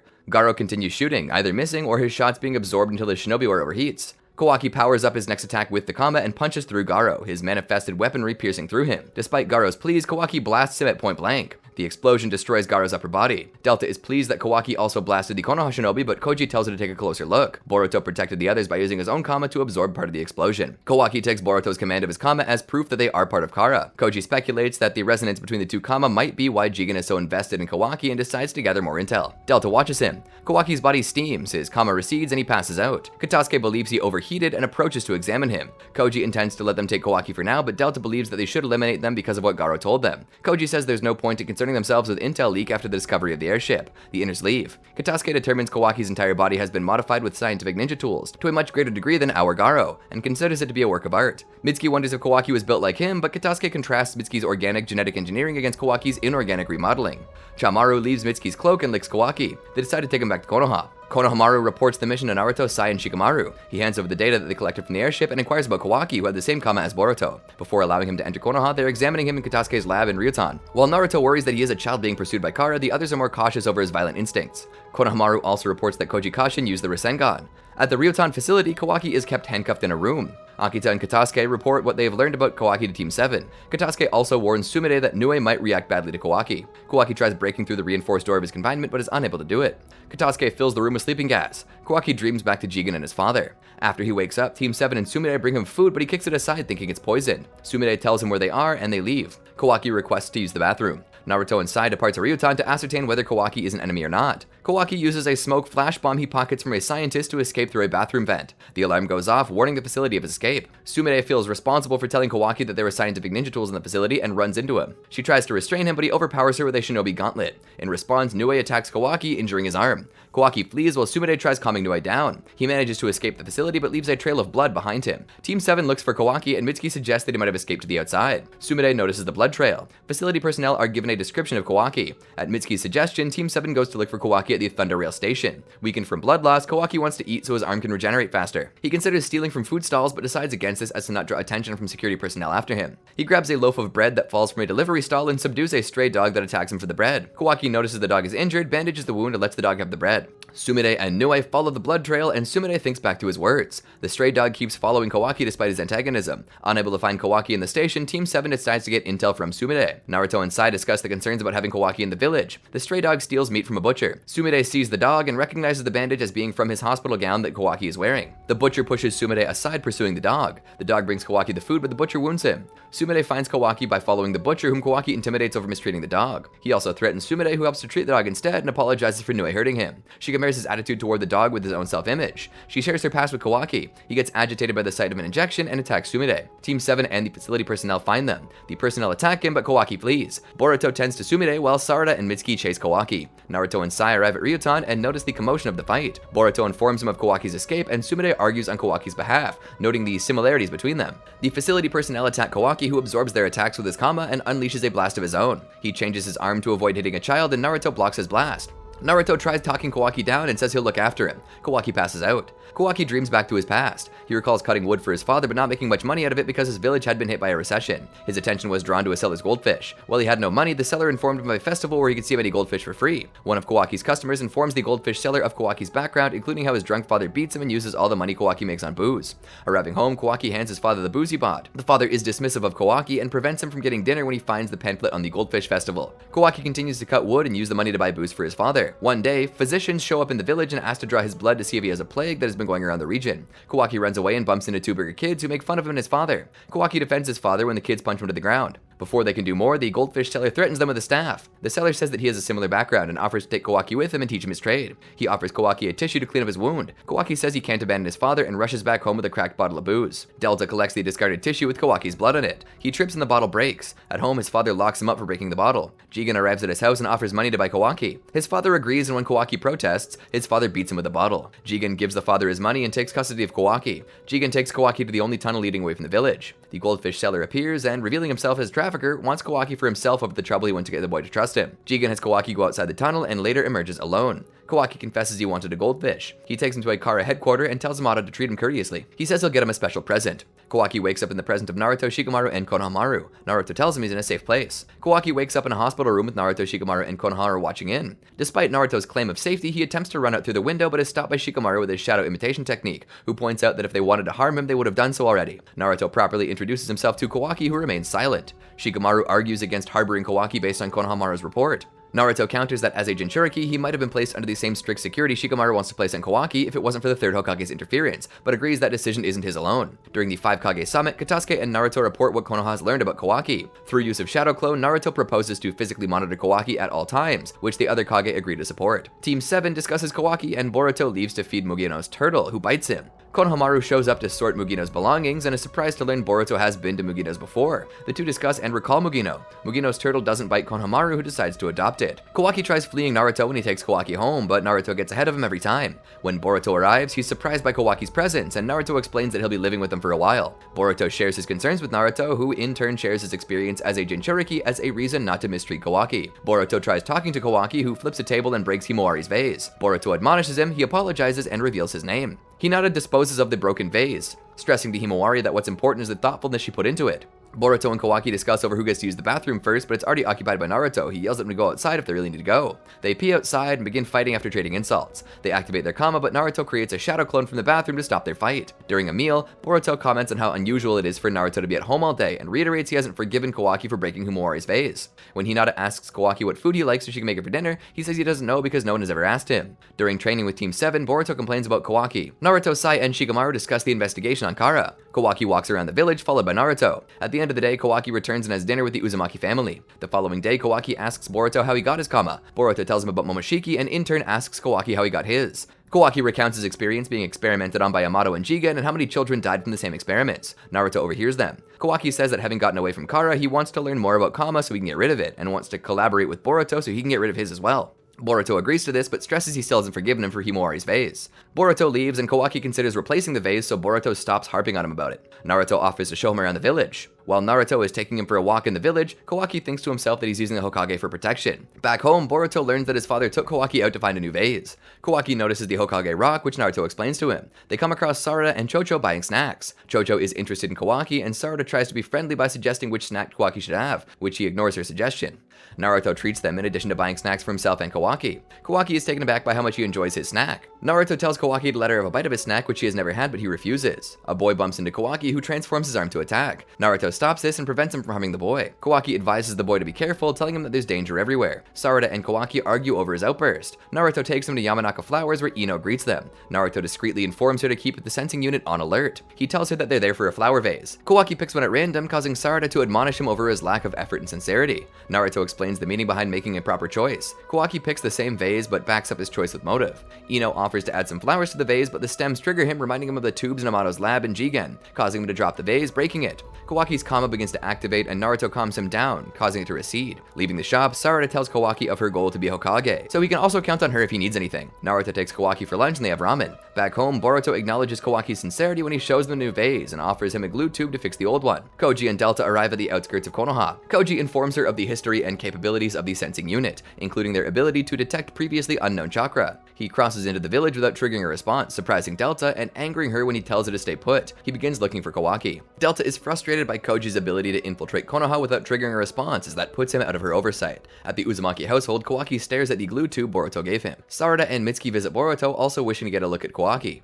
Sarada asks Boruto how Kawaki is, recalling his outbursts when she spent time with him in Naruto. Naruto arrives and offers to postpone his sparring with Boruto over the visitors. Boruto says it's no problem, and Naruto invites Kawaki to watch. Boruto and Naruto begin to spar, Kawaki recognizing when Boruto uses shadow clones. He tells Boruto to just use the Kama already, activating his so Boruto's activates in response, but Boruto still can't activate it at will. Sparring resumes, Naruto and the spectators both noticing the increase in Boruto's performance. Boruto's lightning release is even strong enough to dispel one of Naruto's shadow clones. Boruto manages to trick Naruto with a shadow clone but ends up defeated. He's unsatisfied with his performance, but Naruto credits him for fighting smarter. The two perform the Seal of Reconciliation, which Sarada and Himawari explain to Kawaki. Talking to Mitsuki later, Sarada feels inadequate thinking about Boruto's progress and decides to train with her father to learn a jutsu that only she can perform. Mitsuki is concerned about the risks associated with these powers. Kawaki recalls Boruto and Naruto's sparring and compares it to his own abusive training with Jigen. Kawaki asks Naruto about his training with Boruto, and Naruto invites him to join next time. Kawaki says he can't wield chakra and is no shinobi, so Naruto explains the nature of chakra to him. Kawaki asks about shadow clones, believing using them to beat himself up to be an appropriate form of dealing with frustrations. Naruto advises against it, having done so himself in the past, and suggests having a rival. Boruto overhears them and decides against complaining about the vase again. At the Uchiha household, Sarada and Sasuke compliment Sakura's cooking, and Sarada asks her father to train her to use the Chidori. The next day, Kawaki collects the broken vase and prepares to glue it back together. He's spotted by Koji, who spies on him through the eyes of one of his toads. Kawaki decides to fix the vase he broke. Himawari places flowers in the vase Kawaki brought. She finds Kawaki trying to glue her vase back together. He thinks that doing so is impractical, and Himawari thanks him for buying a new vase, finding it enough. Boruto listens to them. Koji watches Kawaki through his toad and thinks about his next steps. Code asks Amato about Jigen's whereabouts. Amato explains Jigen is recovering and asks not to be disturbed. He tells Code he's going through Kawaki's file looking for clues that a traitor might have accessed them, and shares his concerns about Jigen's relaxed disposition and apparent detachment to the vessel. Code assures him that Jigen is still very much invested in Kawaki, having mentioned it impossible for him to escape Jigen, even though he doesn't understand exactly what it means. He suggests Jigen already knows who the traitor is, which angers Amato for doing so much work for nothing. Amato asks Code to check on Boro, assuring him that Jigen would be pleased. When Code asks about Koji, Amato says Delta is already on it, and wonders himself what Koji's doing. Enraged by Koji's attitude, Delta deploys her spy drone, its lack of chakra meaning it won't be sensed. Despite the animosity between them, Boruto agrees to help Kawaki learn more about the Kama, finding his argument to be sound. Naruto listens to them. He and Himawari watch Boruto and Kawaki activate their Kama and begin fighting. Naruto explains Kawaki's abilities to Himawari. Satisfied with Boruto's performance, Kawaki fires a blast at him, wanting him to absorb it with his Kama. Boruto fails to do so, but isn't hurt much. With the sparring over, Naruto has them perform the Seal of Reconciliation. They both experience pain in their hands, but Boruto has a vision of Momoshiki. Through his toad, Koji notices Boruto's hand healing and speculates on it. Delta finds Kawaki through her drone and decides to get him herself. Using jets on her legs, she flies to the village. The Konoha barrier team detects her, and Ino alerts Naruto. He gives her instructions. Koji sees Delta in flight. Naruto warns the kids about the incoming danger and wants them to leave. Delta arrives before they can go. Naruto asks Kawaki about Delta's identity, and Kawaki confirms that she's a Kara Inner. Delta is aware of who Naruto is and asks him to step aside, which he refuses. Kawaki warns them of the Inner's strength, and Boruto notes his apprehension. Delta decides to kill Naruto, who instructs Boruto and Kawaki on what to do next. Naruto and Delta begin fighting, exchanging physical blows, and until Naruto gets an opening. He attempts to lend her a Rasengan, but Delta absorbs it with her modified eyes. She attacks him by transforming her legs, similar to Kawaki, and confirms her body has been extensively enhanced with scientific ninja tools. Naruto dons his chakra cloak and resumes fighting. He blocks her kick, but Delta transforms her leg, injuring Naruto. She breaks the leg with chakra arms, and she accuses him of being as much of a monster as she is while regenerating her leg. Concerned, Boruto tries intervening, but Naruto warns him against it. He threatens Delta, goading her into keeping engaged with him. He asks Delta what Kawaki is to her, and she realizes he's trying to trick her into revealing information. She removes the spike on him, and he stands up, healing the wound. Boruto is relieved, and Kawaki stresses that they need to leave. Naruto and Delta resume fighting, and when they're locked in place, Delta releases the Rasengan she absorbed from her eye. She makes use of her modified body to attack. Naruto destroys her legs with a lava release Rasen Shuriken, but she merely regrows them, so he strategizes how he should hit her. Boruto wants to create an opening for Naruto to attack, but Kawaki reminds him of Naruto's orders, and explains that by staying away, it allows Naruto to go all out, and adds that Naruto is the one leading the fight, as to keep attacks from coming in their direction. Delta comments on Naruto's abilities, but when he suggests that she surrender, she unleashes beams from her eyes. Naruto dodges them, and Kawaki is concerned, explaining that they were designed to counter regenerative abilities. Naruto deduces that such an attack must be chakra taxing, but Delta counters that it only has to hit once. She tries getting close to him to land her beams, but he keeps dodging. She spots the children through her drone and sends a beam their way. Naruto punches her, knocking the beam off course. She attacks Boruto, throwing him Naruto's way, and grabs Himawari. Boruto activates his Kama and throws a vanishing Rasengan her direction. Despite it disappearing, Delta is able to spot it with her drone and absorbs it. She throws Himawari in the air to force Naruto to get in the way of her beams. When the smoke clears, they're shocked to see that Kawaki blocked the beams with his transformed arm. Kawaki tells Boruto that they're even on the vase. Delta is baffled by Kawaki's attitude, growing more furious about the situation. Naruto instructs Boruto to take care of Kawaki and Himawari. Delta lashes out at Kawaki for endangering a body that, as a vessel, isn't his. She doesn't answer Naruto's question, so he dares her to kill him. The two trade several blows as Boruto, Kawaki, and Himawari watch. Naruto reminds her of his threat, saying that it's too late now that she hurt Kawaki, so he'll go after everyone in Kara. He gets close to her, so she fires her eye beams, which he blocks with a Big Ball Rasengan. Delta begins absorbing it, so Naruto ups the ante by growing it into an Ultra Big Ball Rasengan. Boruto realizes his strategy. Delta mocks Naruto for thinking she can't absorb bigger jutsu. Kawaki finds the strategy futile, but Boruto corrects him that it's not what Naruto is doing. Delta realizes Naruto's plan, and Boruto explains to Kawaki that he's trying to overtax her absorption. Her Shinobi war overheats, her eyes ceasing to function. Naruto explains that he realized when she fired back his Rasengan, it meant it was stored somewhere, and such storage would have a limit. Naruto boasts about his chakra reserves, and Delta tries physically attacking him. Naruto dodges it and grows his jutsu into a Super Ultra Big Ball Rasengan, landing it on her. It caves a crater in the ground where Delta lays defeated. The children celebrate. Naruto expresses his desire to have her questioned, so Kawaki urges to have her killed immediately. Delta's body sounds off and self-destructs. Naruto takes the kids out of the blast radius. Delta's drone retreats, witnessed by Koji through his toad, who comments that Naruto's power still isn't enough. He's convinced the key will be uncovering the secrets of the Kama through Boruto. Elsewhere, a couple argues over doctors being unable to treat their sick son. The village is visited by Boro and his followers, where he cures those who are sick. Boro talks them into believing that salvation can be achieved through the infinite Tsukiyomi, bringing them into his cult.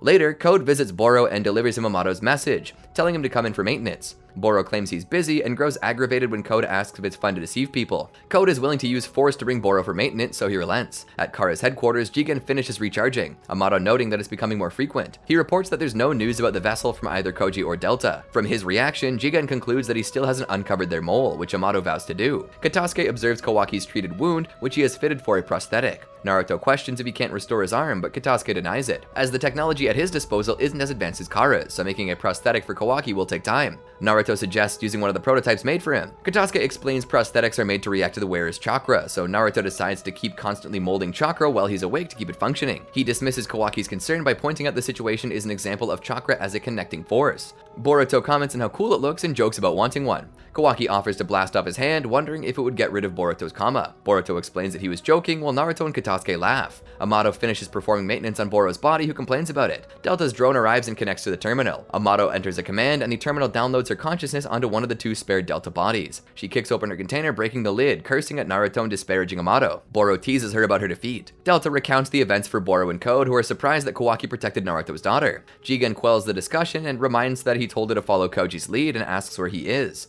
She answers that he's still in Konoha now, laying low, and that he allowed Konoha to take Kawaki to gather more intel on Boruto Uzumaki, who's also got a Kama. This revelation surprises everyone. She adds that both Boruto and Kawaki got a power boost when their Kama resonated. Jigen considers Momoshiki's final act. Naruto discusses Kawaki with Sasuke, Sai, and Shikamaru. Sasuke agrees that keeping Kawaki away from Kara is a priority, but Shikamaru won't budge on Kawaki having a security detail assigned to him. He tasks Konohamaru with keeping an eye on Kawaki. Koji keeps watching the Uzumaki household through his toad. Kawaki asks Naruto why he's doing so much for him. Naruto says it's hardly anything considering he saved Himawari, and adds that Kawaki reminds him of himself. Kawaki asks to be taught ninjutsu, which Naruto agrees to. He also begins gluing Himawari's vase back together. While training Kawaki, Naruto, Boro, and Mitsuki consistently have to remind him not to use specific ninja tools or rely on his Kama. Sasuke prepares to train Sarada to learn the Chidori and gives her a demonstration. Boruto overhears Code and Amato, learning that there is a traitor and offers to kill everyone and assemble new inners. Sarada practices the Chidori and is given pointers by Sasuke before he is summoned by Sai. She runs into Boruto, Kawaki, and Mitsuki, who are buying extreme Shinobi Picture Scrolls cards. Boruto is sullen, getting another card of his father, and Kawaki gets a rare 4th Hokage card which he offers to trade with Boruto.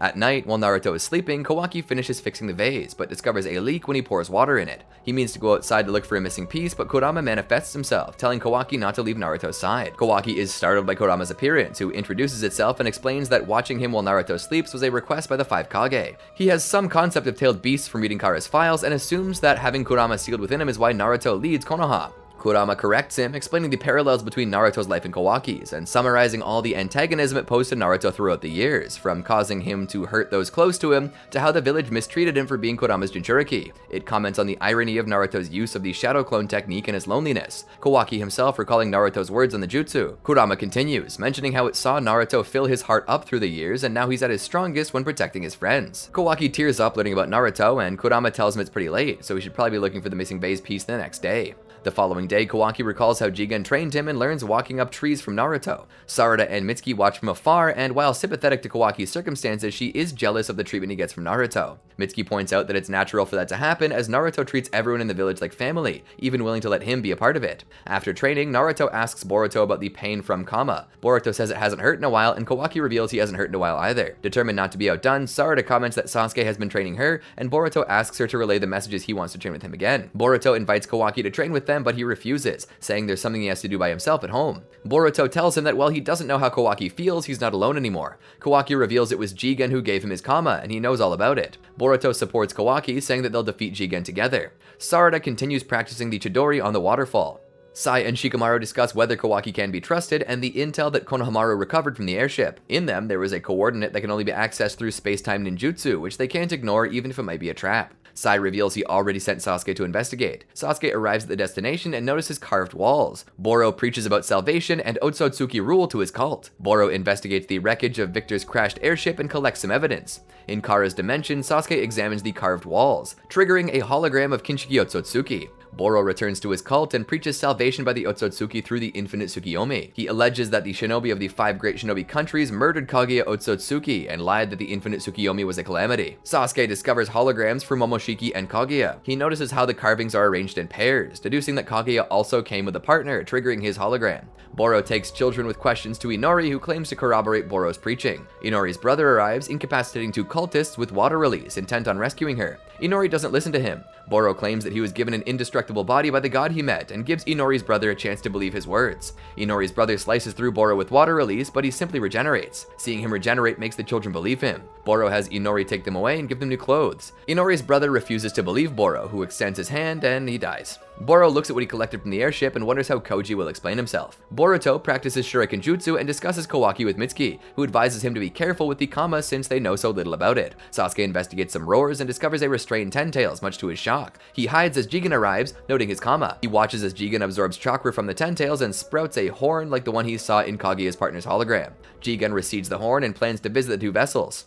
Going back home, Mitsuki asks Boruto what he'll do if the Kama is permanent. Boro remains unconcerned, choosing to focus on defeating Jigen as his mission. Watching Jigen, Sasuke wants to inform Naruto as soon as possible. Kawaki watches the mended vase, and Boruto tells him he's going to train and to get along with his father. Naruto wakes up, and Kurama tells him it had to intervene with Kawaki, so it will go to sleep for a bit. Kawaki searches for a missing piece in the vase, but Naruto tells him Hinata cleans every day, so he's unlikely to find it. Naruto asks him if it's necessary, as it's almost completely restored. Kawaki stresses that there's no point to a leaky vase, and that such comments are why Boruto yells at him. Naruto comments that he got himself another strict son, but Kawaki quietly says he's not his son. Shikadai beats Iwabi at Extreme Shinobi Picture Scroll, so he has to treat Team 10 to a meal. Team 5 and 10 discuss the recent lack of big missions, whether Kawaki can be trusted, and their opinions on him. Koji continues to surveil Kawaki, noting a lack of action since Delta's last attack. He wonders why Jigen hasn't made a move, since through Delta he must know that Boruto also has a Kama. Sarada picks up flowers her mother ordered at Yamanaka Flowers and buys some herself. Boruto loses his footing during training, and Mitsuki notices his Kama has activated. As he can't willingly activate it yet, and knowing the circumstances in which it activates, he becomes concerned for Kawaki. Hinata and Himawari leave for groceries. As Sarada leaves her shop, Ino detects and is shaken by a sinister chakra. Kawaki's Kama releases a massive chakra, turning into a portal through which Jigen appears. Koji watches through his toad. Boruto's Kama spreads further, and he and Mitsuki rush back to the Uzumaki house. Team 5 and 10 notice them. Koji is surprised by Jigen showing up in person and questions the need for a retrieval mission if he could portal directly to Kawaki. Jigen notices his toad, and Koji determines Jigen was actually investigating him. Jigen nonchalantly states his purpose to collect Kawaki and wishes Boruto was there as well. Naruto attacks, but is kicked aside by Jigen, who manifests rods to pin him down. The guards attempt to aid Naruto despite his warnings to step back. They're both pinned as well. Jigen threatens Kawaki and attempts to convince him that the hand they gave him is a monitoring device, in a sense no different than the Kama. Kawaki continues to deny him as he disparages Naruto in the village. His Kama spreads further, manifesting a horn, much to Jigen's surprise. Kurama berates Naruto for taking so long to remove the rods, and Naruto enters his chakra mode, kicking Jigen aside and checking on Kawaki. Jigen spreads his Kama and begins fighting Naruto. Naruto dodges the rods, but gets hit by one, getting Konohamaru out of the way. Jigen prepares a blast, much to Koji's surprise, and Kawaki offers to return with him if he lets Naruto go unharmed. Jigen agrees to it, but Naruto is unwilling to let Kawaki give himself up, so Jigen portals himself and Naruto to a different dimension. He intends to leave Naruto stranded, but Sasuke arrives, changing his plans to deal with both of them then and there. Jigen considers it unfortunate for Naruto and Sasuke to have met him together, making their battle necessary. Naruto and Sasuke continue it fortunate, if they defeat him early and their location makes it possible for them to go all out. Koji observes them having snuck a toad through the portal. Boruto's kama recedes. Sarada arrives at the Uzumaki house and finds the remnants of Jigen's attacks. She checks in on Konohamaru and Kawaki tells her that Naruto was taken away. Ino confers with the Konoha barrier team, confirming that Naruto and Jigen's chakra have disappeared, and orders them to continue monitoring the situation.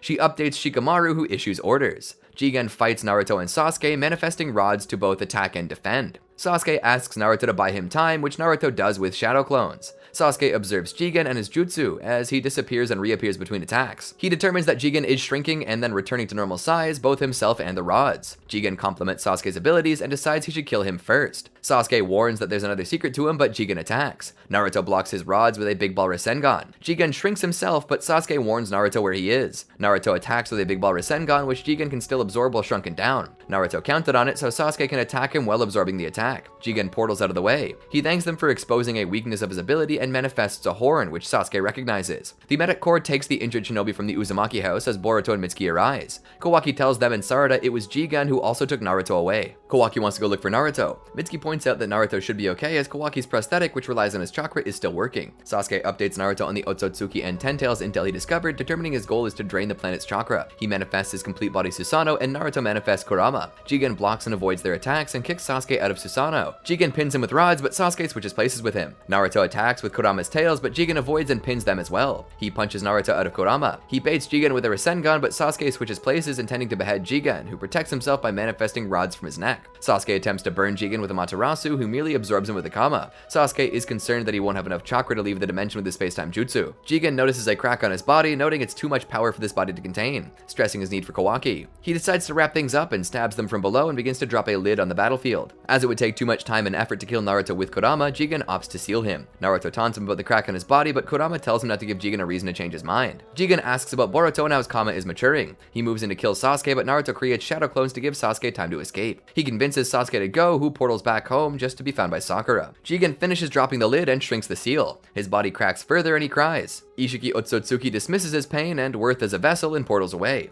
Watching through his toad, Koji deems the entire affair quite informative. Kawaki's prosthetic hand stops working, causing him to drop a photo of Naruto to his shock. Kawaki, Sarada, Boruto, and Mitsuki are stunned by the implication of Naruto's chakra ceasing to make the prosthetic hand work. Shikamaru paralyzes Kawaki and has Tatsuki put a barrier up around the Uzumaki house, and orders other shinobi to look for traces of Naruto and the enemy. He releases his hold on Kawaki and asks what happened. Wishing to save Naruto, Kawaki explains that Jigen suddenly appeared after his Kama hurt and formed a pattern he had never seen. Shikamaru comments on the Konoha barrier team's report and determines it to be space-time ninjutsu. Sarada is confused why Jigen would take Naruto if he's after Kawaki, but he says that it's because Naruto protected him. They deduce that if Jigen had simply dropped Naruto in another dimension, he'd be back by now, so they're either fighting or Naruto has defeated Jigen and he has no way back himself. Boruto suggests Sasuke, but Shikamaru reveals that he had been returned critically injured and is looked after by the medic corps. They won't be able to retrieve Sasuke's intel until he regains consciousness.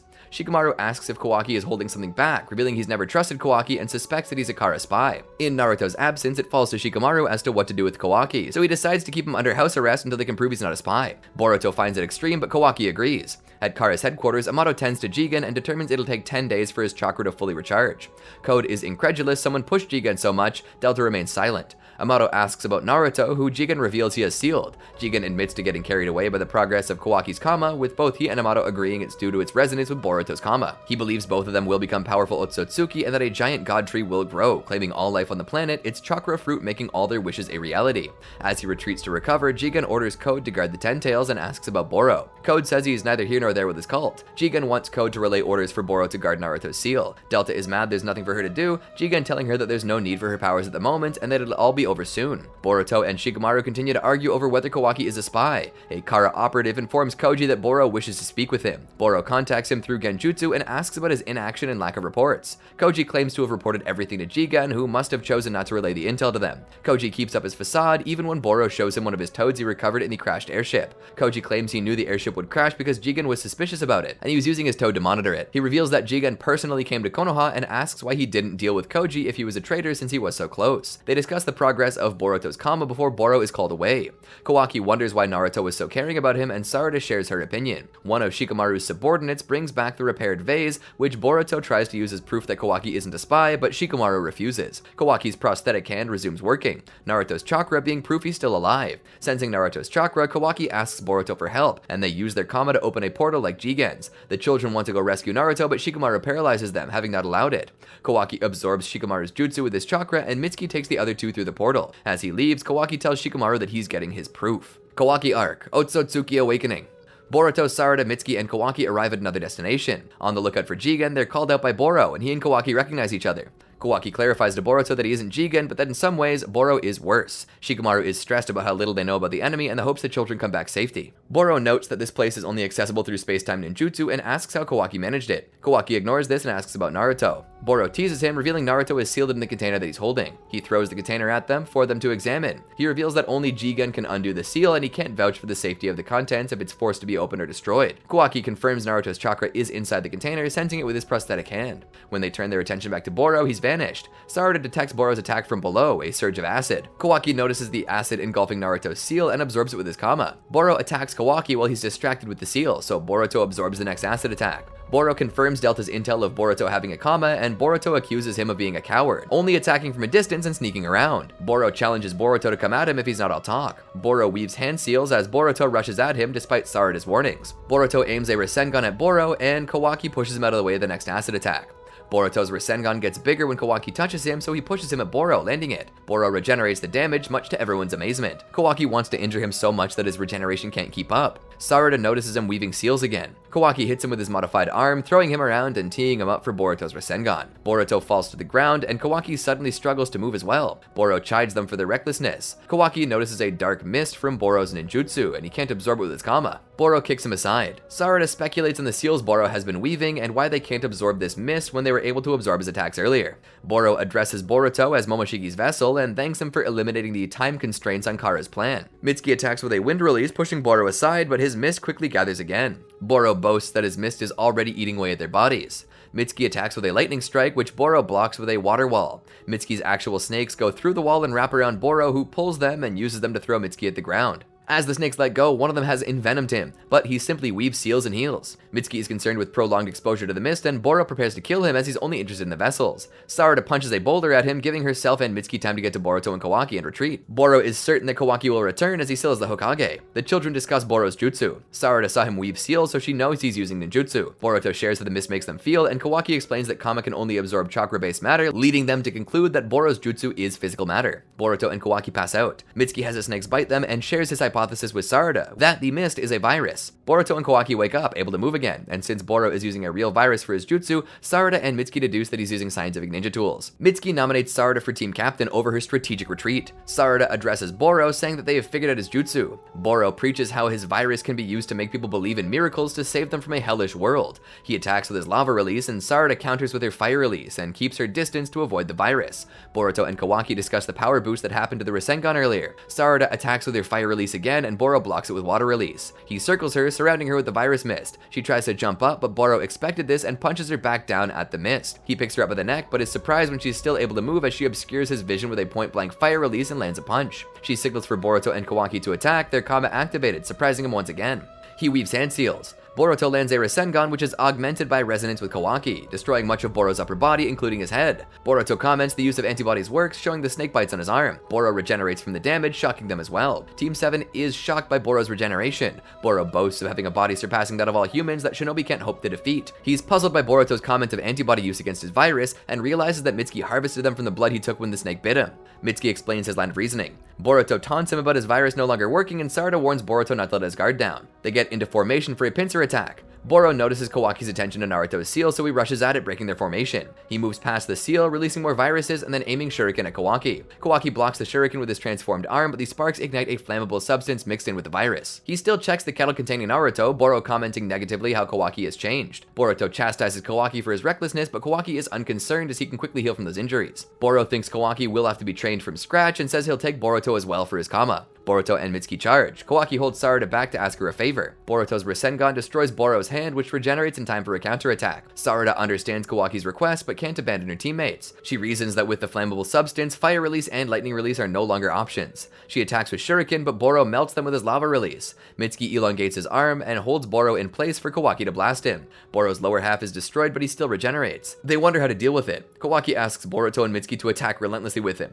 Boruto knowing he has a plan. They charge ahead while Kawaki reminds Sarada that they're counting on her. Sarada recalls Kawaki's earlier explanation about the limits of Boro's scientific tools and the requirements of a core for regeneration of the degree Boro has exhibited. Sarada observes Boro with her Sharingan, looking for clues where his core might be. Mitsuki immobilizes Boro with his snakes, but he releases more flammable substance and ignites it. Sarada wonders how there can be such a sizable core consisting of all the body parts they've already destroyed. Boro sends a burst of flammable substance at Mitsuki when he attacks him with lightning release. He weaves seals just before Kawaki's blast destroys his head, and Sarada notices something move inside him. She notices it moving again when Boruto lands a Rasengan.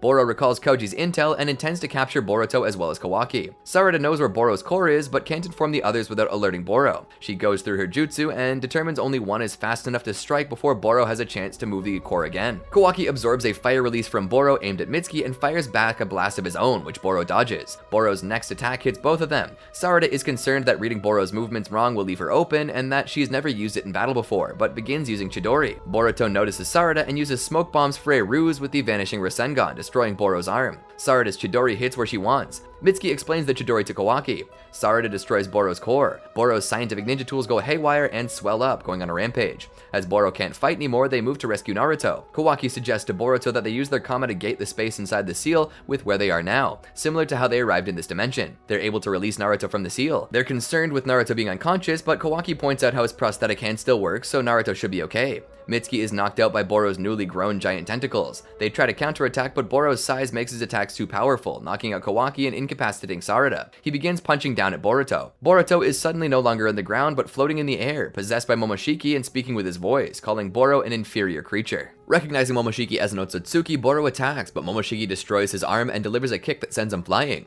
Noticing how chakra depleted Boruto is, Momoshiki lands by Naruto and absorbs some of his chakra. He resumes kicking Boro around.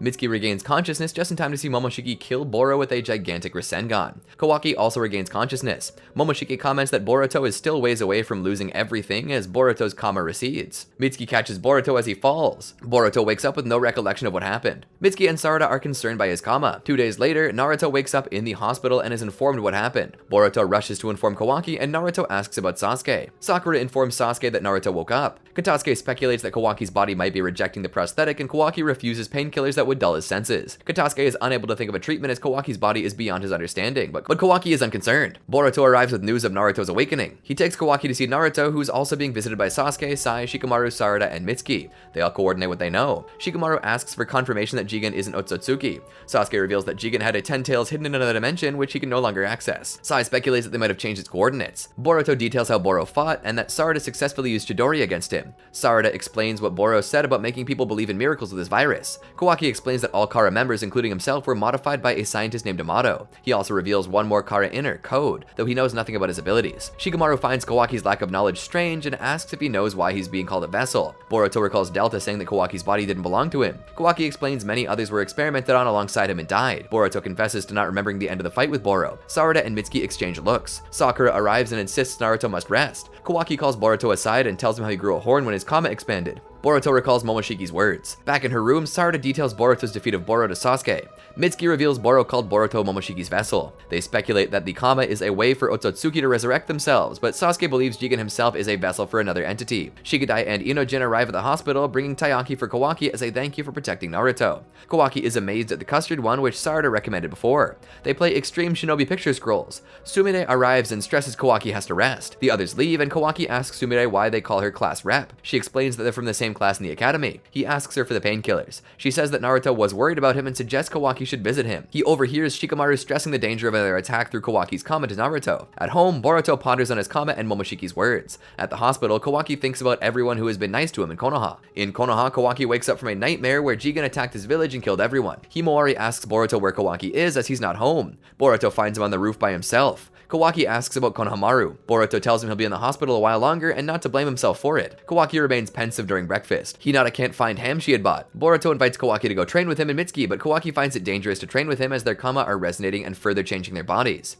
He writes a note to Naruto. Himawari gets food while Hinata vacuums the house and leaves. Kawaki notices and asks why she's sneaking out. She explains she's been feeding a wolf she calls Jaggy for the past week. Kawaki notices the wolf has several scars on him. While he snarls at Kawaki, he's friendly with Himawari. He thinks the wolf should get his own food, but Himawari convinces him to help her get food. They speculate on why Jaggy is the way he is. Kawaki relates to the wolf. When they return, other wolves are snarling at Jaggy but leave as they approach. They return home and Kawaki throws the note he wrote away. The next day, Kawaki and Himawari leave together again and they get food for Jaggy. Boruto and Mitsuki help Hinata with the garden and they discuss Kawaki. Hinata calls for Boruto. Jaggy isn't in his cave and Kawaki finds bear tracks nearby. Himawari finds Jaggy dead and Kawaki comforts her. She thinks that if he had been with his pack he could have survived, but Kawaki instead points that his white fur makes him stand out to other predators, and that by being alone he protected his pack from danger. They bury Jaggy and Kawaki tells her he has to do something alone. He goes to the village gates, but Boruto finds him there, having read the note from Hinata found while cleaning. Kawaki wants to leave because he feels responsible for Jigen getting to the village through him. Boruto reminds him that they promised to defeat Jigen together, and Kawaki blames he and his family for dulling his instincts. Shikamaru shows up, knowing where Kawaki is because of his surveillance. He stops him from leaving the village. Despite arguing against having Kawaki in the village, Shikamaru will keep Kawaki in the village because that's what Naruto decided, and that, like it or not, he's already a member of the village. Kawaki returns to find Himawari still on Jaggy's grave, and they decide to visit once in a while so he's not alone. After learning that Konoha knows about their 10 tails, Jigen had its coordinates changed and orders Code to guard it. Delta informs Jigen that Boro is dead, having investigated it after receiving no further communication from him. She also found the remains of the Hokage's seal with him absent. Jigen speculates that Sasuke is responsible, but Delta believes it was someone much stronger. Jigen sends Code on his task and orders Delta to return. In Konoha, Shikamaru and Sai tell Konohamaru about Boro's cult. Because they believe the cult can give them answers about Kara, Naruto assigns Sai and Konohamaru to investigate it. The two intend to find the teleportation device that Kawaki told Konoha that Kara uses to move around. They're welcomed by Akari, who informs them that Boro is busy and might not show up that day. She tells them of her background and that her brother was chosen by Boro to communicate with the gods directly. Akari directs them to Shirabe and Suzumi, who might know when Boro might be present. They claim Boro is away, dealing with an outbreak in a distant village. Akari asks about her brother Kagari, and they claim that Boro informed them that Kagari's role was expanded and that they should be proud of her brother. Sai and Konohamaru are shown around by Inori, who tells them about the kind of people who have come to the cult and reveals the salvation Boro preaches in the Infinite Tsukiyomi. They begin investigating Akari and her brother, whom the cult claims Boro communicated about the day before, even though Sai and Konohamaru know he's dead.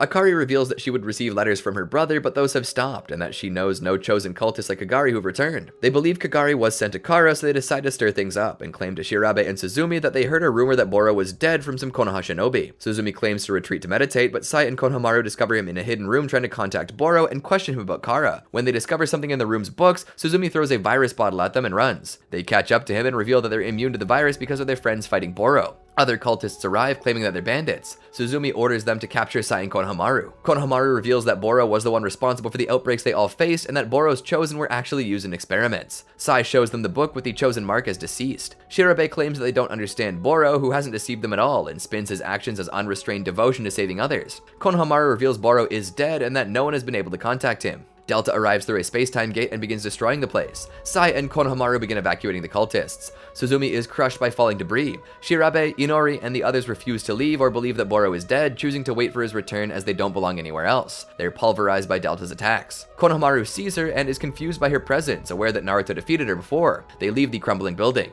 Delta leaves after destroying the space-time gate as well. Akari mourns Kagari. Back in Konoha, they report Delta's return and the information they were able to acquire on Boro's vessel experiments. They reaffirm their commitment to stopping Kara. At night, Koji Kashin infiltrates a Konoha archive facility and steals data. The next day, Team 5 and Team 10 discuss the event. Denki and Iwabi debate whether the theft was facilitated by the data being digital instead of on paper. Inojin comments on the fact that the village's barrier team detected no foreign chakra signatures, leading Shikadai to consider it an inside job. Chocho wants to catch the intruder and convinces her teammates to help her. They find the tower where Koji was staying and a computer with blueprints of the archive facility. Inojin spots someone nearby who turns out to be Kakashi. He claims to be just walking around, but Shikadai deduces he's looking for the intruder as well, by himself instead of as part of a group so as to not draw attention. They show Kakashi their discovery, and he suggests they continue investigating together, giving them earpieces. The four watch the tower and spot Koji, but he switches directions midway. Inojin follows him from the sky on one of his drawings, but loses him in a cloud. Kakashi says the intruder noticed he'd been made and abandoned the hideout, and will probably try to leave the village. He thinks the intruder went into the sewers to make it appear as if he vanished from the crowd. Knowing the intruder is dangerous from his moves and from the Jonin he took out in the archives, Kakashi goes after him alone, and instructs Team 10 to notify the Jonin on watch to seal the exit. exits. Shikadai realizes the intruder will leave the sewer not on the outskirts of the village, but on a thunder rail station. Kakashi's too far to make it in time, and Team 10 arrives as the train is leaving. Chocho enlarges her arms and throws Shikadai and Inojin under the train. Shikadai paralyzes Koji, but as Inojin gets close to unmask him, the shadow clone dissipates. Koji takes out guards and infiltrates another archive facility, but Kakashi arrived before him. After being contacted by Shikadai, he realized that Koji was trying to lure the extra security away by pretending to leave the village, so he could steal data archived on physical scrolls yet to be digitized. Wanting to know how he slipped past the sensing barrier, Kakashi attacks him with lightning-released purple electricity,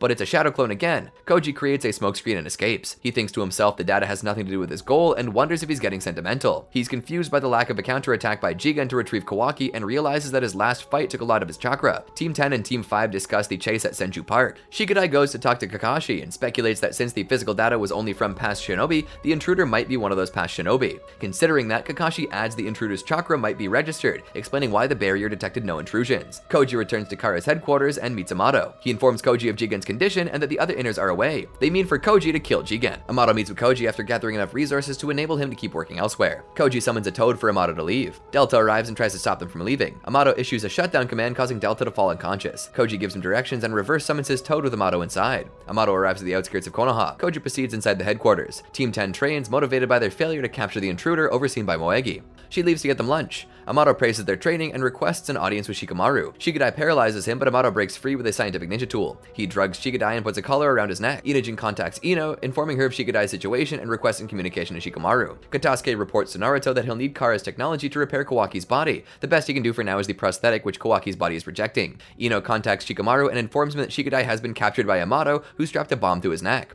Moegi returns with lunch and is startled by Shikadai's capture. She restrains Amato with earth release and backup arrives. Amato detonates a bomb like the one on Shikadai on a tree branch with a voice command, and reveals that the one on Shikadai is set to explode in 48 hours. Under Sai's order, Moegi releases her jutsu. Amato apologizes for his drastic measures, but stresses that time is critical and requires an audience with Shikamaru. Shikamaru talks to him through Ino's jutsu. Amato wants to talk to Shikamaru because he has decision-making authority if the Hokage is unavailable, which he believes to be the case, knowing of Naruto's loss to Jigen. Shikamaru takes this knowledge as proof of Amato's Kara relationship. He asks Ino to connect the others into the conversation and reveals to Amato that Naruto has been recovered. Kawaki confirms Amato's identity. Amato reveals his wish to defect to Konoha in exchange for providing intel on Kara, Jigen, the Ten Tails, and the Otsutsuki, as well as releasing Shikadai. Shikamaru is furious, and Kawaki is incredulous that Amato would leave Kara. Naruto is willing to talk in order to save Shikadai. Koji meets with Jigen, who asks for a mission report. Amato gets a rise out of Shikamaru before he's interrogated, and Naruto orders him to talk. Kawaki tells Boruto and Sumire of Amato's role in Kara, and that Jigen has never granted him leave. Katasuke expresses interest in having Amato's expertise at his disposal if his defection is approved, as it would be beneficial to Kawaki. Naruto wants Amato to share some of his intel to see if it's worth it, and promises him not to use any dirty tricks like Amato did. Amato agrees, but his glasses begin beeping. He asks Shikamaru to position them, and they begin a transmission of Jigen and Koji's meeting. Amato explains that Koji is his ally. The discussion reveals that Koji and Amato were responsible for the airship crash, which allowed Kawaki to escape. Jigen wants to know why they betrayed him, and Koji attacks. Jigen evades him and pierces Koji with chakra rods, but is only a shadow clone. Koji explains that he was created to kill him. Amato and the Konoha shinobi watch the projection of Koji and Jigen from Amato's glasses. Koji questions why task him with retrieving Kawaki when Jigen could do so by just teleporting to his location. Jigen doesn't find it odd to send someone to do what he could do at any time. He adds that the timing of Kawaki's move was intentional on his part to uncover a traitor. Koji claims they discovered Victor as the traitor, but Jigen thinks that he was used as a cover-up by the real traitors, that Koji would never make a move without Amato's say, and that they crashed the airship. Kawaki is incredulous that those two are responsible for his freedom. Jigen wants to know Koji and Amato's motives, as all inners agreed to acquire the chakra fruit. Jigen evades Koji's attack and pierces him, but it's only a shadow clone. Koji claims that he was created to destroy him. Amato explains that Jigen was severely drained by his fight against Naruto and Sasuke, giving them a rare opportunity to take him down, and that they only pretended to follow Jigen. Jigen considers Koji a mere tool to be used by Amato, but Koji is fine with it and attacks him with fire release. Jigen absorbs his attacks with his Kama, allowing Koji to position himself behind him to cover him in oil. Jigen notices several toads on himself, which ignite, burning even more intensely because of the oil. Naruto finds Koji's fighting style familiar. The burning knocks the toad, transmitting the fight down, but Amato assures them it'll resume shortly. He continues to explain that rather than being an Otsutsuki, Jigen became one. He explains the Otsutsuki nature of arriving on a planet and consuming everything on it by planting a god tree, which grows a chakra fruit containing all the chakra and genetic information of a planet, which is how the Otsutsuki evolve. They recall that Victor's plan involved creating a chakra fruit as well. Jigen absorbs the flames on him and wonders about Koji's motives. He surmises that Koji wanted to learn more about the Kama, and upon discovering that Boruto also had one, found it advantageous to let Konoha have Kawaki. Amato asks if Sasuke has been to the place of the coordinates he planted in the airship so they could know about the Ten Tails in advance. Kawaki has limited knowledge on it, so Boruto explains the role it had during the war. Amato explains that Ten Tails are what the Otsutsuki plant to grow god trees. Sai wonders if Jigen is the Otsutsuki wanting to consume the planet this time, but Sasuke says that it's the person who marked Jigen with the Kama. Chocho and Inojin watch over Shikadai, hopeful that Naruto will solve the issue. Based on Amato's words, Sasuke determines that Jigen became an Otsutsuki through the Kama. Jigen avoids an attack of Koji's by shrinking in size and pierces his shadow clone. Koji addresses Jigen as Ishiki Otsutsuki. Amato explains that Ishiki arrived with Kaguya but was betrayed by her and only survived by taking over Jigen's body, a novice monk. Sasuke asks if that's why he branded Jigen with a Kama to take him over. Sasuke asks if that's when he branded Jigen with a Kama to take him over. Amato confirms his asylum deal with Naruto before continuing, which Naruto agrees to, but Shikadai's bomb will remain on until he has it in writing. Using Boruto and Momoshiki as examples, Amato explains that the Kama functions as a highly compressed Otsutsuki backup file, slowly turning the host until they cease to exist and the Otsutsuki is reborn. Naruto demanded to know if there was a way to stop the process, and Amato stated that to his knowledge there isn't, but he believes that Momoshiki's resurrection can be stopped by killing Boruto. Sasuke asks what happens to the Kama, and Amato answered it disappears upon full decompression. Sasuke points to the inconsistency of Jigen still bearing a Kama. Amato chuckles, angering Shikamaru. Amato continues and explains that while Ishiki did take over Jigen, he didn't do it with a Kama, having been too weak after Kaguya's betrayal to make one. He shrunk himself with his jutsu and physically took over Jigen like a parasite,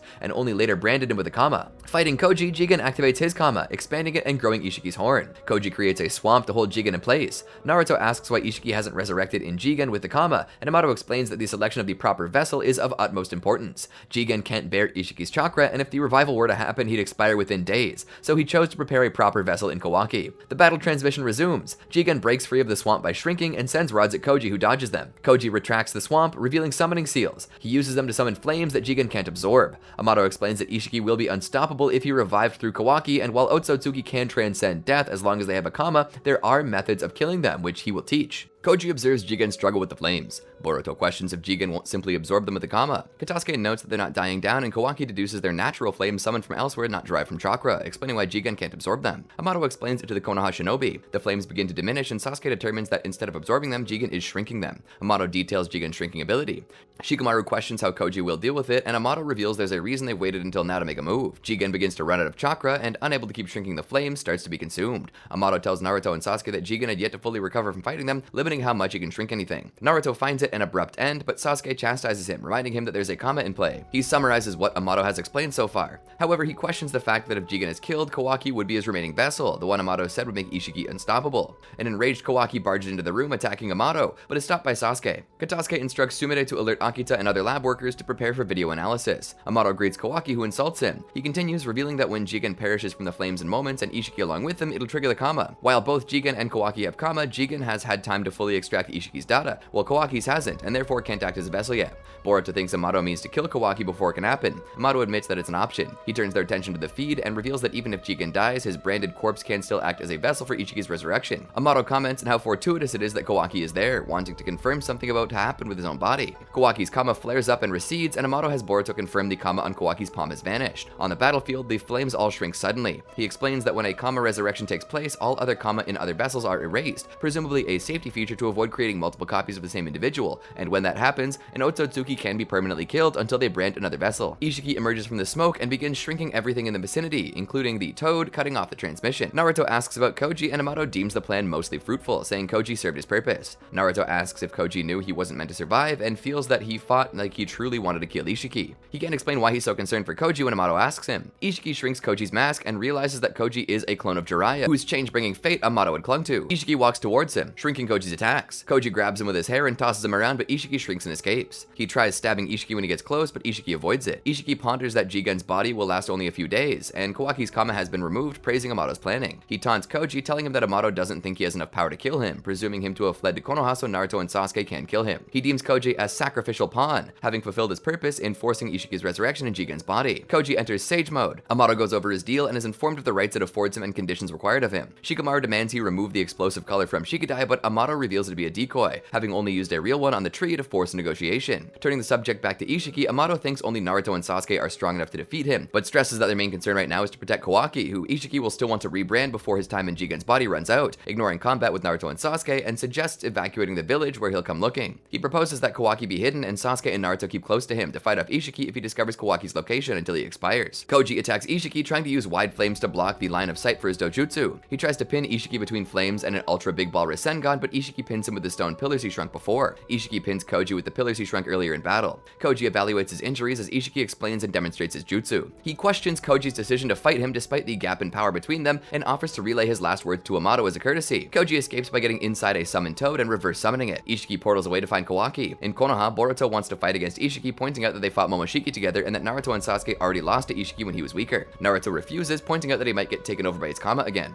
Sai arrives with Sumire and notifies them that evacuation of civilians has begun. Amato believes Ishiki will quickly find Kawaki with his Byakugan. Sai escorts them to an old root facility that is impervious to Byakugan, which Danzo has built as a precaution against a Hyugaku. Shikamaru, Kakashi, and Tsunade coordinate the Konoha Shinobi in preparation for Ishiki's attack. Shikamaru confesses he doesn't have a plan this time. Choji, Tenten, Kiba, and Rock Lee rally the Shinobi. Konohamaru visits Mugino's grave. Sasuke tells Boruto he and Naruto are prepared to die for the village, and asks about him. He confesses that they did struggle against Jigen before, and informs Boruto that Sarada told him that his being taken over by the Kama. Boruto is fearful of what he might do to the village if he's taken over. Ino alerts everyone of Ishiki's arrival. Ishiki is unable to find Kawaki with his Byakugan and considers killing people to force the information out of them. Konohamaru, Choji, Tenten, Kiba, and Rock Lee attack him, but Ishiki makes short work of them. Sarada wants to fight but is still recovering, so Mitsuki helps her evacuate from the hospital. Naruto saves Konohamaru from one of Ishiki's attacks. Ino informs Naruto that evacuation is almost over, so he can go all out. Naruto enters Six-Path Sage mode and begins fighting Ishiki. Sasuke arrives, switching places with him, and asks Naruto to cover him with thrown weapons. He and Sasuke attack Ishiki, who shrinks all the weapons. Sasuke throws his sword at him, but Ishiki can't shrink it. As it's about to hit him, the sword transforms back into Boruto, who has his Kama activated. He thinks back to his conversation with Sasuke, where Sasuke swore to take him down if Momoshiki took over again, and he asks Sasuke for his forehead protector again. Boruto creates a rift with his Kama, taking himself and Ishiki away from Konoha to another dimension. Sasuke tracks his chakra, taking Naruto with him. Boruto tells him that they can go all out now without worrying about damaging the village. They all prepare to fight. Naruto asks Boruto where they are, and Boruto confesses that he doesn't know. Naruto believes Boruto inherited his act without thinking attitude. Sasuke focuses on Ishiki's limited lifespan. Ishiki wants to punish Amato for revealing all he did and attacks. Naruto charges forward, but Ishiki shrinks past him and grabs Boruto. He estimates that Momoshiki's Kama is about 80% decompressed. Sasuke switches positions with Boruto, attempting a Chidori, but Ishiki grabs his wrist and tosses him aside, bothered by his Rinnegan. Ishiki finds it more expedient dealing with him here instead of dragging them back there if he attempts returning to Konoha, hoping that their deaths will break the citizens and convince him to hand him Kawaki. Naruto warns him not to underestimate them. Kawaki wakes up from a dream with Jigen. Amato and Shikamaru update him on what he's missed. He attempts to join the battle, but Amato points out that his Kama is gone, explaining how forcing Ishiki's resurrection through Jigen erased it. Kawaki still doesn't feel free, realizing that Ishiki came to Konoha to implant him with a new Kama. Sumire tells him to have faith in Naruto and the others. Kawaki is concerned by Ishiki's strength, but Amato stresses that all they need to do is avoid Ishiki for the remainder of his limited lifespan. Naruto strikes Ishiki with chakra arms and shadow clones, and holds him in place for Sasuke. Ishiki manifests cubes, crushing the shadow clones while Sasuke switches places to avoid them. He separates Naruto and Sasuke, pierces Naruto with several chakra rods, and further pins him between two cubes. Boruto helps clear rubble off Sasuke. Sasuke notices Ishiki aiming rods at Boruto and switches places, being hit instead. Amato and Katasuke discuss how they might avoid Ishiki for 2 days, and Amato wonders if Boruto has realized his potential value against Ishiki. Ishiki attempts to crush Sasuke with a cube, but Boruto strikes against it with a compression Rasengan. He fails to stop the cube, but Ishiki shrinks it so as to not crush Boruto. Amato explains that a Ten Tails needs to consume a living Otsutsuki to turn into a god tree. Boruto realizes Ishiki needs him for his plan and explains it to Sasuke. He threatens to kill himself with a kunai to stop Ishiki.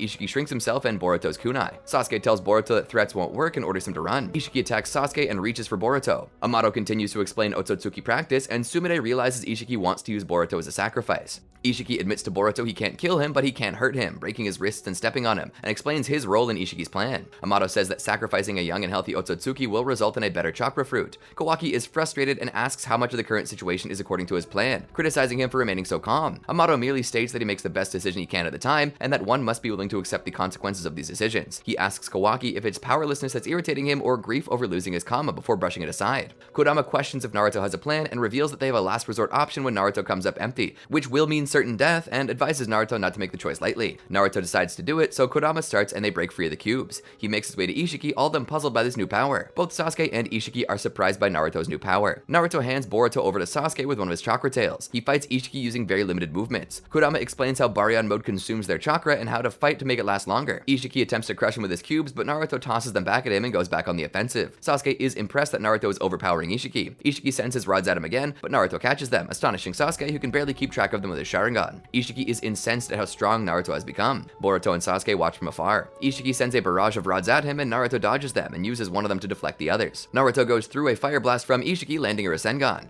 He begins to feel the toll of Baryon mode. In Konoha, Amado asks about Kawaki's prosthetic hand and is surprised to learn that it functions by Naruto sharing his chakra. Kawaki gets concerned, feeling Naruto's chakra get weaker. Ishiki realizes Naruto's power has life-shortening effects and thinks Naruto has lost his bet, but begins to cough up blood, confused. Kodama explains to Naruto that while Baryon mode expends their life force because all chakra is connected, coming into contact with Ishiki during the fight also drains his, cutting his remaining lifespan down to minutes. While touching Naruto, Ishiki detects the chakra he's sharing with Kawaki and uses it as an intermediary to pull Kawaki to where they are with a rift. Amado thinks they're done if Ishiki gets his hands on Kawaki. Boruto passes out. Kawaki goads Ishiki, saying he's happy that he gets to see him die. Ishiki dismisses it as a long nap. Naruto tells Kawaki to run, and Ishiki stomps him hard enough to get him out of Baryon mode. He manages to grab Kawaki by the throat, but Sasuke exchanges places with him. Sasuke uses a special smoke bomb made with a mineral that can occlude abilities such as the Byakugan, preventing Ishiki from finding Kawaki. Ishiki launches a widespread barrage of chakra rods trying to find Kawaki. Ishiki flies down to Naruto, yelling to Kawaki that if he doesn't give himself up, he'll kill Naruto. Kawaki thinks back to many times he hid and tried to flee from Jigen, and also his time with Naruto. He shows himself to Ishiki. Ishiki flies at Kawaki, harmlessly going through a fire release he throws at him. He grabs Kawaki and admonishes him for trying to be a shinobi. Kawaki reveals that Naruto took him on as a student, thinking he had a knack for it. He goes on to say that Naruto taught him a lot of things, giving him a reason to live. Ishiki mocks these, pointing out the prosthetic arm that allowed him to bring Kawaki there and his attachment to Naruto, which made him give himself up. Kawaki affirms that a world without Naruto isn't worth living in for him. Ishiki brands Kawaki with another kama and laughs in celebration. His body begins to break down. The kama begins to dissipate to Ishiki's confusion. The real Kawaki emerges, revealing that the one that Ishiki branded was a shadow clone, which disappears.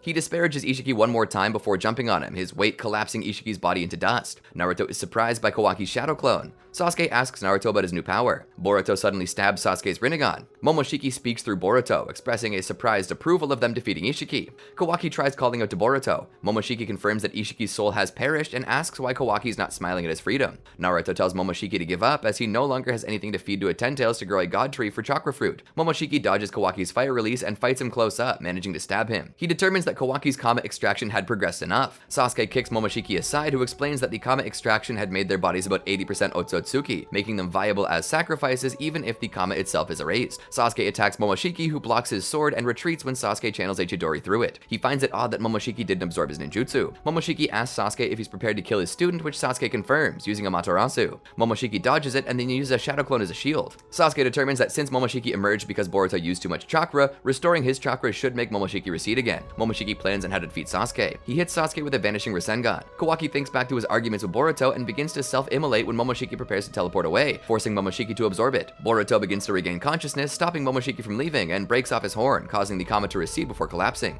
Naruto passes out as well. In his mind, Naruto talks to Kurama, and the two reminisce about the past. Kurama reveals that the price for Baryon mode is its death, not theirs, knowing that Naruto would have hesitated or opposed using it had he known, and fades away, wishing Naruto well. The other tailed beast sense Kurama's death. Naruto wakes up with Boruto crying and holding his hand, Sasuke and Kawaki looking at him. Boruto fails to create a rift to Konoha, their only way home since Sasuke no longer had his Rinnegan. Kawaki asks if he's afraid of being taken over by Momoshiki again and vows to help him get rid of his kama just as they helped him. Boruto is able to create a rift as Kawaki begins arguing with him and they all leave for Konoha. Shikamaru receives word of their return and Amado asks about Kawaki. Shikamaru, Katasuke, Sumire, Sarada, and Mitsuki greet them. Sarada asks about her father's eye, who doesn't blame Boruto when he claims responsibility. Sasuke agrees with her. Naruto, Sai, and Shikamaru confirm with Amado to ask about the state of Kara with Ishiki's death. He reveals that the remaining inner, Code, is dangerous as a non-functional vessel who bears a kama. Since his kama doesn't function as a means of reincarnation, it isn't erased, but it still functions as a weapon. Amado explains that while he modified other inners to make them stronger, he instead restrained Code's power as to not undermine Jigen's authority, as Code is deeply devoted to the Otsutsuki. Code is the only cyborg stronger than Jigen that Amado didn't dispose of under Jigen's order, and is likely to seek vengeance for Ishiki's death. Code wakes up at the Ten-Tails pen, having dozed off. His white kama activates, manifesting a vision of Ishiki, who deems Code his successor and bequeaths his mission to him.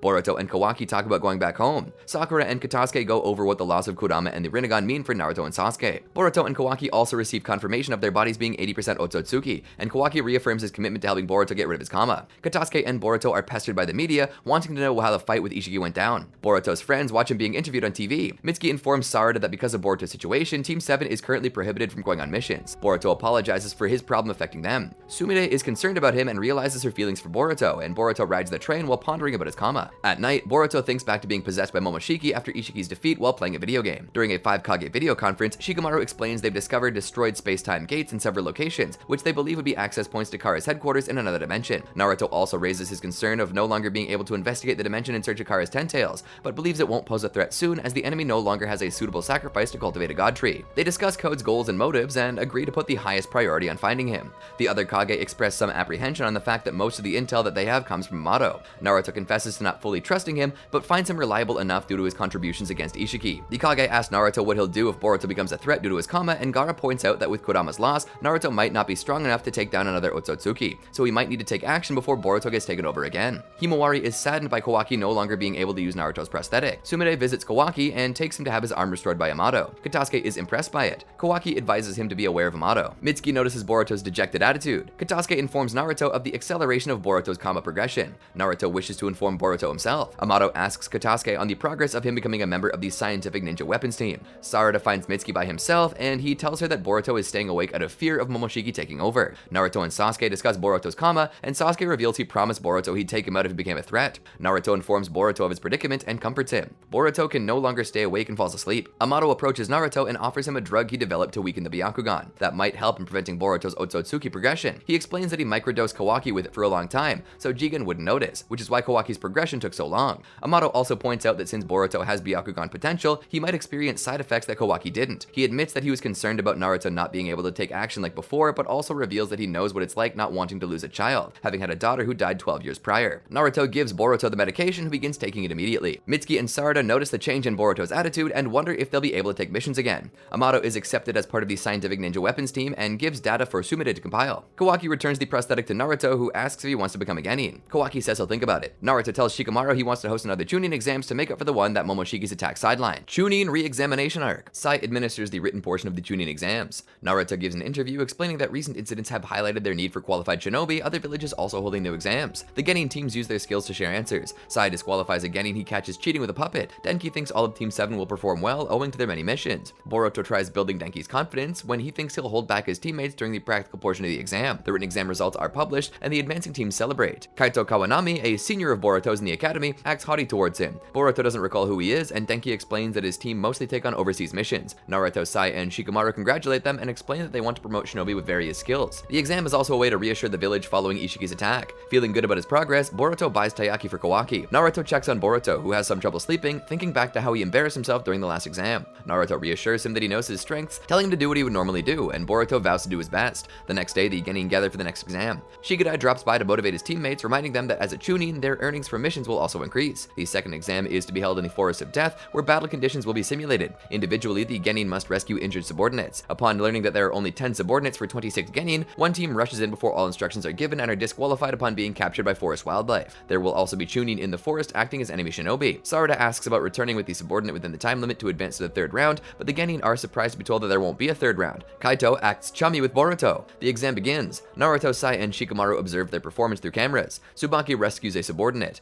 Namida finds Mirai by a campfire, thinking her to be a subordinate, but she's actually in the role of an enemy shinobi, and knocks Namida unconscious. Team 40 get trapped in a sandpit. Iwabi and Wasabi argue over who found a subordinate. Mitsuki fends off a Chunin while carrying his hostage. Team 25 collaborate. Boruto escapes from insects. Denki finds a subordinate, someone much bigger than himself, but remains committed to carrying him out of the forest. The proctors praise Denki's knowledge and strategies, thinking he has high potential to become a Chunin. Boruto finds a subordinate with the help of a snake. Denki makes it out of the forest. Sarada sees through Mirai's Mitsuki disguise and engages in combat. Wasabi and Iwabi succeed in taking their subordinates out of the forest. Kaito lays a trap for Boruto, having placed a transmitter on him before the exam began, and takes his subordinate. However, he gets scared by a bear and falls off to the side. Boruto's subordinate frees herself and Boruto from Kaito's web, which she assures him is an understandable special circumstance. She warns him that he still has time, but Boruto chooses to check in on Kaito and bandages his injury. He carries Kaito with a shadow clone and almost makes it out of the forest with his subordinate before the time limit expires. Tsubaki, Hoki, Inojin, Chocho, Denki, Wasabi, Iwabi, Sarada, and Mitsuki pass. Boruto also passes, and the proctors explain that they were judged on overall performance, so his commitment to not abandoning an injured teammate counted for his result, as it's not always possible to complete a mission. They're all surprised by the announcement of the final exam, consisting of a one-on-one fight, so only half of them will become Chunin. The genin are disheartened at considering that they might have to fight their own teammates. Hoki Takatori asks if they'll be told who their opponent is that day. The proctors explain that they'll be judged on their ability to improvise and adapt, so their opponent will only be announced on the day of the match. They're free to spend the next day training or resting. Denki and Iwabi comfort Metal Lee over not advancing to the final round. Team 7 discusses their motivations for becoming Chunin and promise not to hold back if they have to fight each other. The next day, Kawaki passes on training with Boruto and Mitsuki. Metal offers to help Denki and Iwabi train. They go to Katasuke's lab where, according to exam gym rules, Denki's allowed to use scientific ninja tools of his own creation. He's motivated because this allows him to showcase his skills even when he's less combat-oriented. They discuss which genin they might fight. Denki asks Metal to be his practice opponent and sadly defeats him. Shikadai takes Inojin and Chocho to barbecue. Inojin tries taking over Chocho to avoid their bill getting too big, but she overpowers him. They think back to going there since they were babies, and Shikadai offers to handle the bill, and when they're chunin, they'll split the bills. Inojin and Chocho later discuss that Shikadai was wearing his chunin vest under his clothes as an encouragement for them to each earn their own.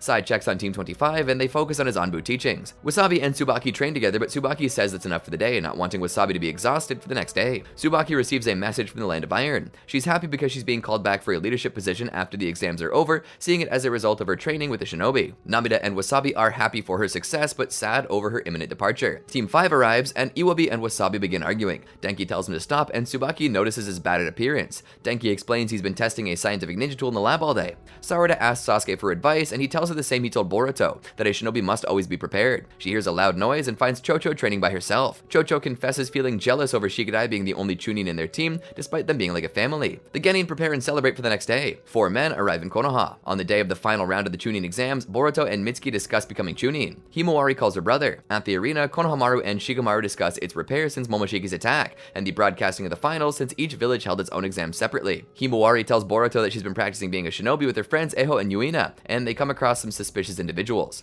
Eho and Yuina keep tracking them, but she was worried about it. Boruto agrees to check it out, having time before the finals began. Naruto invites Kawaki to watch the finals with him and cheer on Boruto, but he's not interested, so Naruto points out that as round featuring battles, Kawaki might get to see all sorts of ninjutsu. Konohamaru explains the rules and win conditions of the fights. Sarada is concerned by Boruto's and Mitsuki's absence, but they won't be disqualified if they arrive before their names are drawn for a fight. Inojin Yamanaka and Hoki Takatori are the first sorted to fight. Himawari takes Boruto and Mitsuki to meet Eho and Yuina. The people that they're tracking are talking to Amato and put him on a train, which begins to leave. Boruto and Mitsuki hop on it. Shikadai and Chocho discuss Hoki with Inojin. Likewise, Hoki reviews Inojin's jutsu with Renga and Hako. Boruto and Mitsuki board the train. The first match begins with Inojin attacking with his drawings. Hoki counterattacks with an earth release, raising columns all over the arena. Iwabi is impressed by it. Inojin is disoriented by the pillars acting like a maze, and Sai explains to Naruto that Hoki is going all around memorizing its layout. It allows him to strike the blind spots. Hoki recalls Sai explaining about the secretive nature of their missions, meaning that they're rarely acknowledged, but that Kakashi was able to become Hokage despite being former Anbu. Inojin decides to fly above the maze, and that allows Hoki to strike him with a pillar. As he falls, Inojin sends some birds Hoki's way as a distraction to allow him to hide. He's concerned by his earlier chakra expenditure. Inojin decides to use his mind-body switch technique. Hoki tries provoking him by suggesting he concede the fight. Inojin doesn't respond, and recalling his previous fights, Hoki knows Inojin will try taking him over. Inojin leaves an ink trail to make Hoki attack him from a known position, and then uses his jutsu. Inside Hoki's mind, Inojin is attacked by a construct and forced out. Hoki holds him at kunai point, and Konohamaru declares him the winner. Renga and Hako celebrate. Chocho and Shikadai check on Inojin, who wonders what that was. Sai explains its defensive jutsu against mind reading, the kind taught to Anbu members in the event that they're captured by enemies, to safeguard information. Shikadai and Chocho comment on how difficult and dangerous those are, and Renga and Hako arrive, saying that the dangerous assignments are commonplace for them. Hoki thanks Sai for his training and helps Inojin up, thanking him for pushing him to give his all. Everyone watching celebrates a good match. After the arena is cleared, the names of the second match are drawn: Iwabi Yuino and Wasabi Izuno. Sarada is concerned by her teammates still being absent. Boruto and Mitsuki are unable to find Amato and his captors in the train. Iwabi fires himself up, feeling that becoming a chunin will take him closer to becoming Hokage. His teammates support him. Wasabi isn't as boisterous, which her teammates notice and comment on. Wasabi's parents arrive, already celebrating her promotion, flustering her. Wasabi's grandmother joins them, expressing pride in Wasabi representing their clan. She believes that Wasabi becoming chunin in her age, a first for her clan, will be a great accomplishment. Wasabi's parents echoing her and confident that Wasabi will become a great Hokage. Wasabi's grandmother hands her a scroll that she left at home, a jutsu passed down to their clan that channels a monster cat. Wasabi points out her match is about to begin and asks them to return to their seats. Wasabi is exasperated after they leave, thinking that the jutsu is something her grandmother dreamed up. She explains that only a few of her clansmen became chunin only after becoming adults themselves,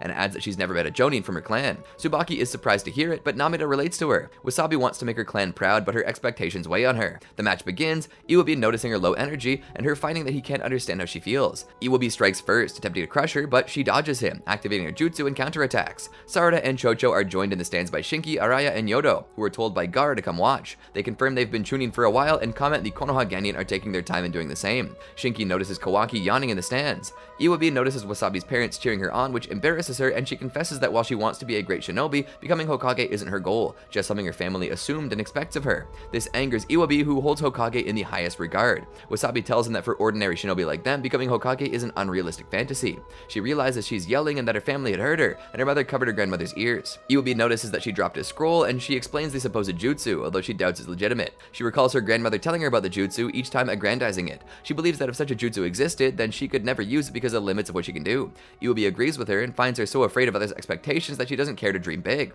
He asks if she'll dream big if she sees a cat as big as a mountain, like her grandmother already told her, and uses his earth release to create one. He tells her that she can't do it because she already believes it's impossible. He collapses from using too much chakra, and the head of the cat he created breaks off, threatening to crush him. Wasabi successfully uses her clan's jutsu to destroy the cat head and protect Iwabi. Her family is moved by her use of the jutsu. Konohamaru declares the match over, pointing out that Iwabi can no longer stand. Wasabi wants a proper victory, but Iwabi says that he can no longer fight. Naruto comments on how unusual that match was, and Shikamaru comments that it reminds him of Naruto and Kiba.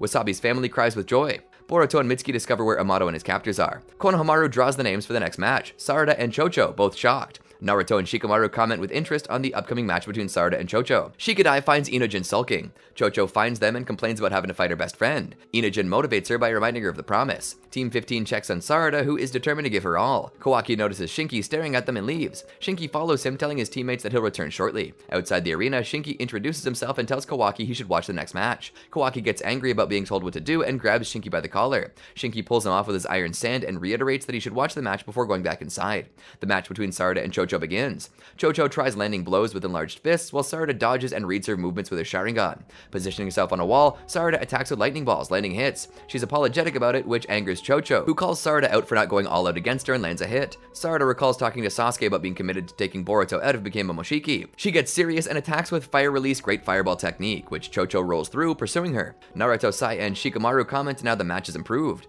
Sasuke watches it from the stands. Sarada prepares a Chidori and Chocho enters butterfly mode. The two clash and Chocho goes down first when the smoke clears, so Sarada is declared the winner.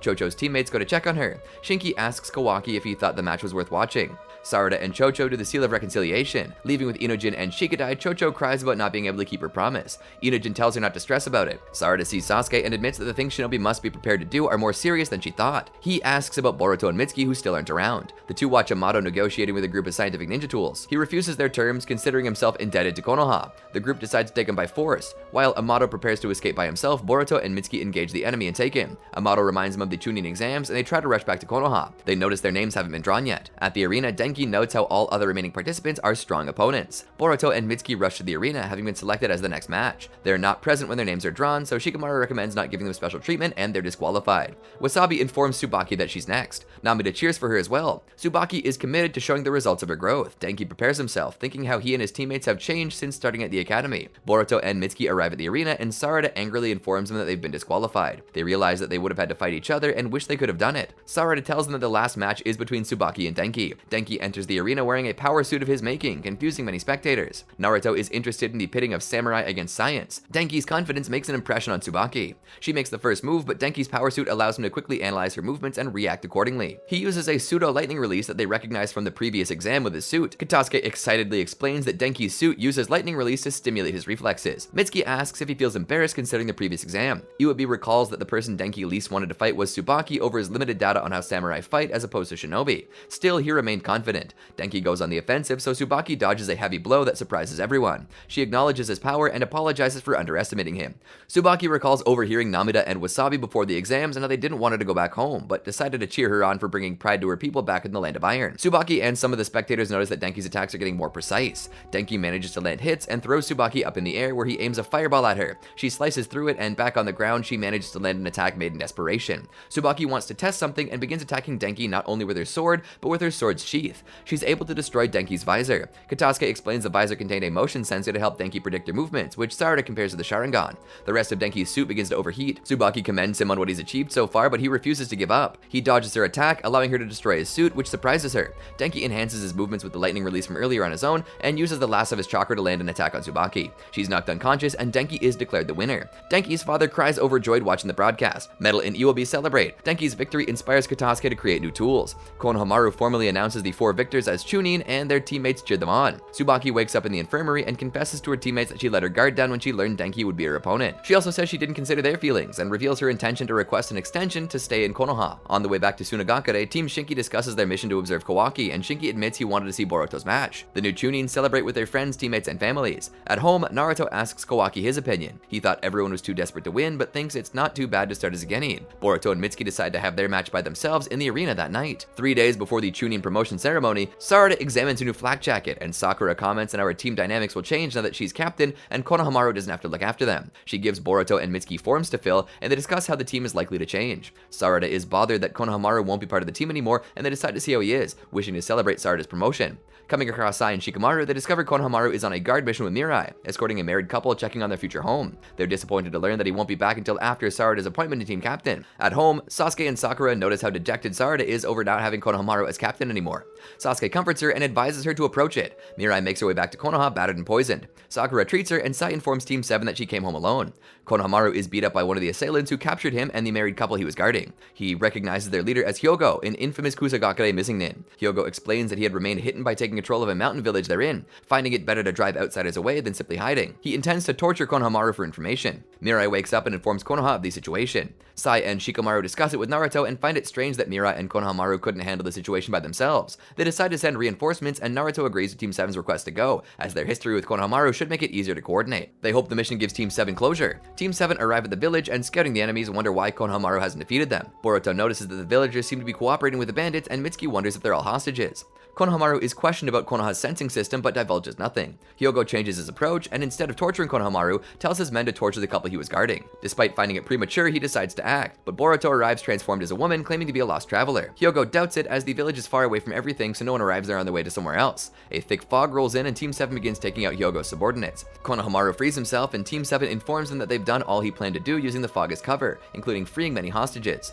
Hyogo tries using the fog to cover his escape, but Mitsuki's snake informs him of his direction. So Boruto and Sarada throw Konohamaru, who lands a Rasengan on him. He gets emotional over their last mission together, and they help prepare the village before returning to Konoha. Naruto officially appoints the new Chunin as team captains. Team 7 takes a team photo. During breakfast, Boruto notices Kawaki still isn't up, and Hinata asks him to go wake Kawaki for a meeting in the Hokage's office. Boruto and Himawari both don't want to do it, but Boruto loses at rock, paper, scissors, so he wakes Kawaki up. At the office, Naruto and Shikamaru explain that instead of having to graduate from the academy since he's already skilled, they want to see how Kawaki handles himself during missions with teams other than Team 7. Kawaki isn't enthusiastic and is assigned a D-rank mission with Team 5. He sleeps in the middle of it, creating tension with the team. When the mission is over, Kawaki practices ninjutsu. On his way back home, Kawaki refuses to play cards with Inujin and Shikadai. At the Lightning Burger, Boruto's friends recount their attrition with Kawaki and comment how he might not be suited for being a shinobi.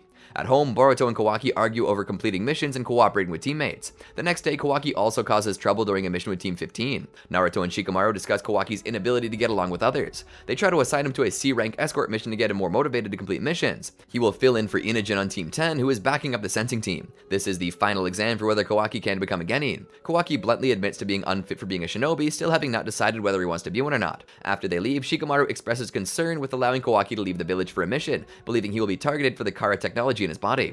Naruto thinks they can't keep him in the village forever and wants him to make friends who will protect him. Suika Kananji pays Kawaki his earnings from his completed missions, which he spends on Taiyaki. Shikadai, Inujin, and Boruto discuss Kawaki as they play cards. At home, Boruto is concerned about Kawaki's mission. Hinata tells him Kawaki probably struggles with positive interactions after spending so much time as a prisoner, and shows him the taiyaki he bought them. Kawaki finds Sarada training at night, and she explains her motivations. The next day, Kawaki arrives late for his mission and is berated by their client, Mozoku from the land of calm seas. They depart the village. Kurabane and Jujumaru interrogate a captive, having taken something from him and wanting to know about one of his friends. The boy refuses to cooperate, so Kurabane tortures him to acquire information, killing him. He learns that Konoha has been involved. Shikadai, Chocho, and Kawaki guard Mozoku. Mozoku is concerned by Kawaki's lack of interest as Shikadai explains about the land of calm seas. He is exasperated when Kawaki reveals he's not a shinobi yet and thinks he should have asked for a discount. Mozoku claims the artwork he bought is an old vase requested by his grandmother. Naruto and Shikamaru discuss Kawaki's situation. Konohamaru arrives with intel of a discovery of a boy's corpse, killed with ninjutsu, that matches the other 5 known incidents.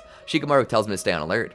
Team 7 is guarding livestock, but the cows suddenly get agitated by Kurabane and Jujumaru, who run near them. Boruto smells blood on the two. They ignore Team 7, and Kurabane confirms their target's direction. While going through a narrow passage on a mountain, Kawaki saves Mozoku from falling, and he refuses to let Chocho carry the vase, deeming it more valuable than his life. They stop to eat by a river. Mozoku and Kawaki bond over coming from less prosperous upbringing. Kurabane and Jujumaru watch them and wait until night to make a move. They create a mist to obscure their movements and steal Mozoku's package. The mist clears, revealing Jujumaru controlling a web of blood. Kurabane leaves after saying Mozoku's passage is the last and confirms having killed the others. Mozoku touches one of Jujumaru's blood threads, which forces him to hurt himself. Shikadai knocks him out to stop him. Kawaki destroys the threads with an energy blast, but they regenerate. Shikadai takes a moment to think and asks Chocho to go through the threads, destroying many of them. He determined how fast they can regenerate. Jujumaru has Chocho prepare to attack, but she turns around and attacks him instead, Shikadai having taken control of her with his shadow. He and Kawaki fight Jujumaru while Chocho gets injured protecting Mozoku.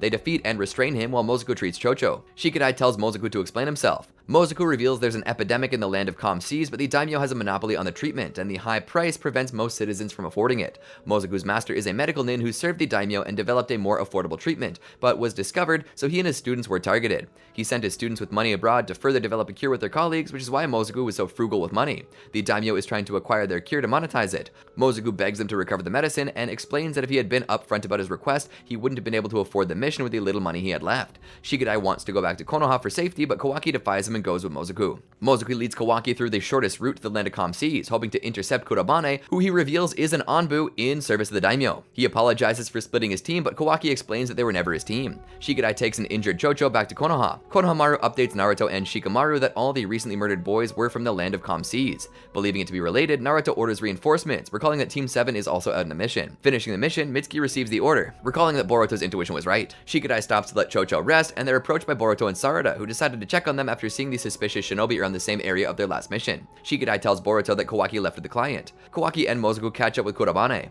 Mozoku tries appealing to him as a land of calm seas citizen, but Kurabane thinks a shinobi should do only as ordered from their employer. He casts a fog, from which several clones appear. When Kawaki's attacks go through them, Mozoku believes they might be genjutsu, but is unable to break through it. Kurabane explains the fog is created from ambient moisture, including their own body moisture, which will leave them as dried husks. Kawaki is hit by a real blade, which he has to dodge as it continues to dry up. He determines that since the real sword is moving unnaturally, the real Kurabane must be controlling it nearby. He disperses some of the fog with a fire release, revealing blood threads, which he uses to aim an energy blast at the real Kurabane. He dodges it, but is hit by Kawaki clearing the fog. Kawaki collects a medicine package, but Kurabane recalls his blade with blood threads. Mozoku protects him with his own body and tells Kawaki that he's the only one who can get it back. Kurabane sends his blade at Kawaki again, but Boruto arrives, breaking it with a Rasengan. He attempts to escape, but is stopped by Shikadai. Kawaki pummels Kurabane and checks up on Mozoku. He asks Kawaki to deliver the medicine to his nation in his stead, his sensei being at a nearby checkpoint. He gives him his money, his thanks, and dies. Kawaki takes the medicine, and Boruto and Shikadai go with him. They come across more pursuers, so the two stay behind to deal with them while Kawaki goes on ahead. Kawaki reaches the checkpoint, and Mozoku's sensei asks about him, recognizing the package. An enemy appears and holds a kunai to him, asking for the package. Kawaki hands him the empty box and defeats him, giving the actual contents to Mozoku's sensei. He mourns Mozoku's death, and Kawaki informs him Mozoku's body is in the forest. He thanks Kawaki and leaves. Boruto and Shikadai arrive, and the three of them go back to Konoha as it begins to rain. Kawaki blames his disobedience for Mozoku's death, thinking himself unfit for being a shinobi, despite Shikadai pointing out that there are always unforeseen circumstances. Kawaki passes out. Back in Konoha, while they can't directly intervene with the land of calm seas daimyo, they can organize aid relief with a medical nin.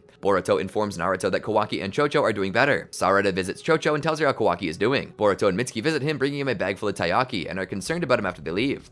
Kawaki leaves the hospital and runs into Shikadai, who takes him to the Konoha cemetery. He shows him his grandfather's grave and tells him how everyone there died for the village. Shikadai explains that as teammates they share joys, sorrows, and pain together, and that as team captain his mission was his responsibility. They have to move forward because they're alive. Later, Naruto checks on Kawaki, who wants to keep trying at being a shinobi no matter how long it takes. Naruto tells him that based on Shikadai's report, despite his issues, he can carry out missions as a genin, so he won't take another exam because he passed. He'll accompany Naruto on missions. He points out that Mozoku gave his life for his country and asks what a shinobi is exactly. Naruto says he'll have to work out that answer himself. Kawaki is committed to never make the same mistake again and to get stronger. Great Sea Battle of Kirigakure arc. At night, Isari sails to Kirigakure with a fleet. A governor allied with him comments on their partnership before going inside. Isari and his subordinate Jibiki dislike the quiet ocean and wish for it to be a raging ocean. In Konoha, Kawaki is officially placed on Team 7. Their first mission together is to escort Katasuke to Kirigakure for the unveiling of their new power system. They're also ordered to covertly investigate a potential terrorist threat during the ceremony. On the train to get to their ship, Kawaki is mesmerized by the ocean, seeing it for the first time. He feels less good on the boat, getting seasick. Kawaki goes to rest inside. The rest of Team 7 reminisces about their previous visit to Kirigakure.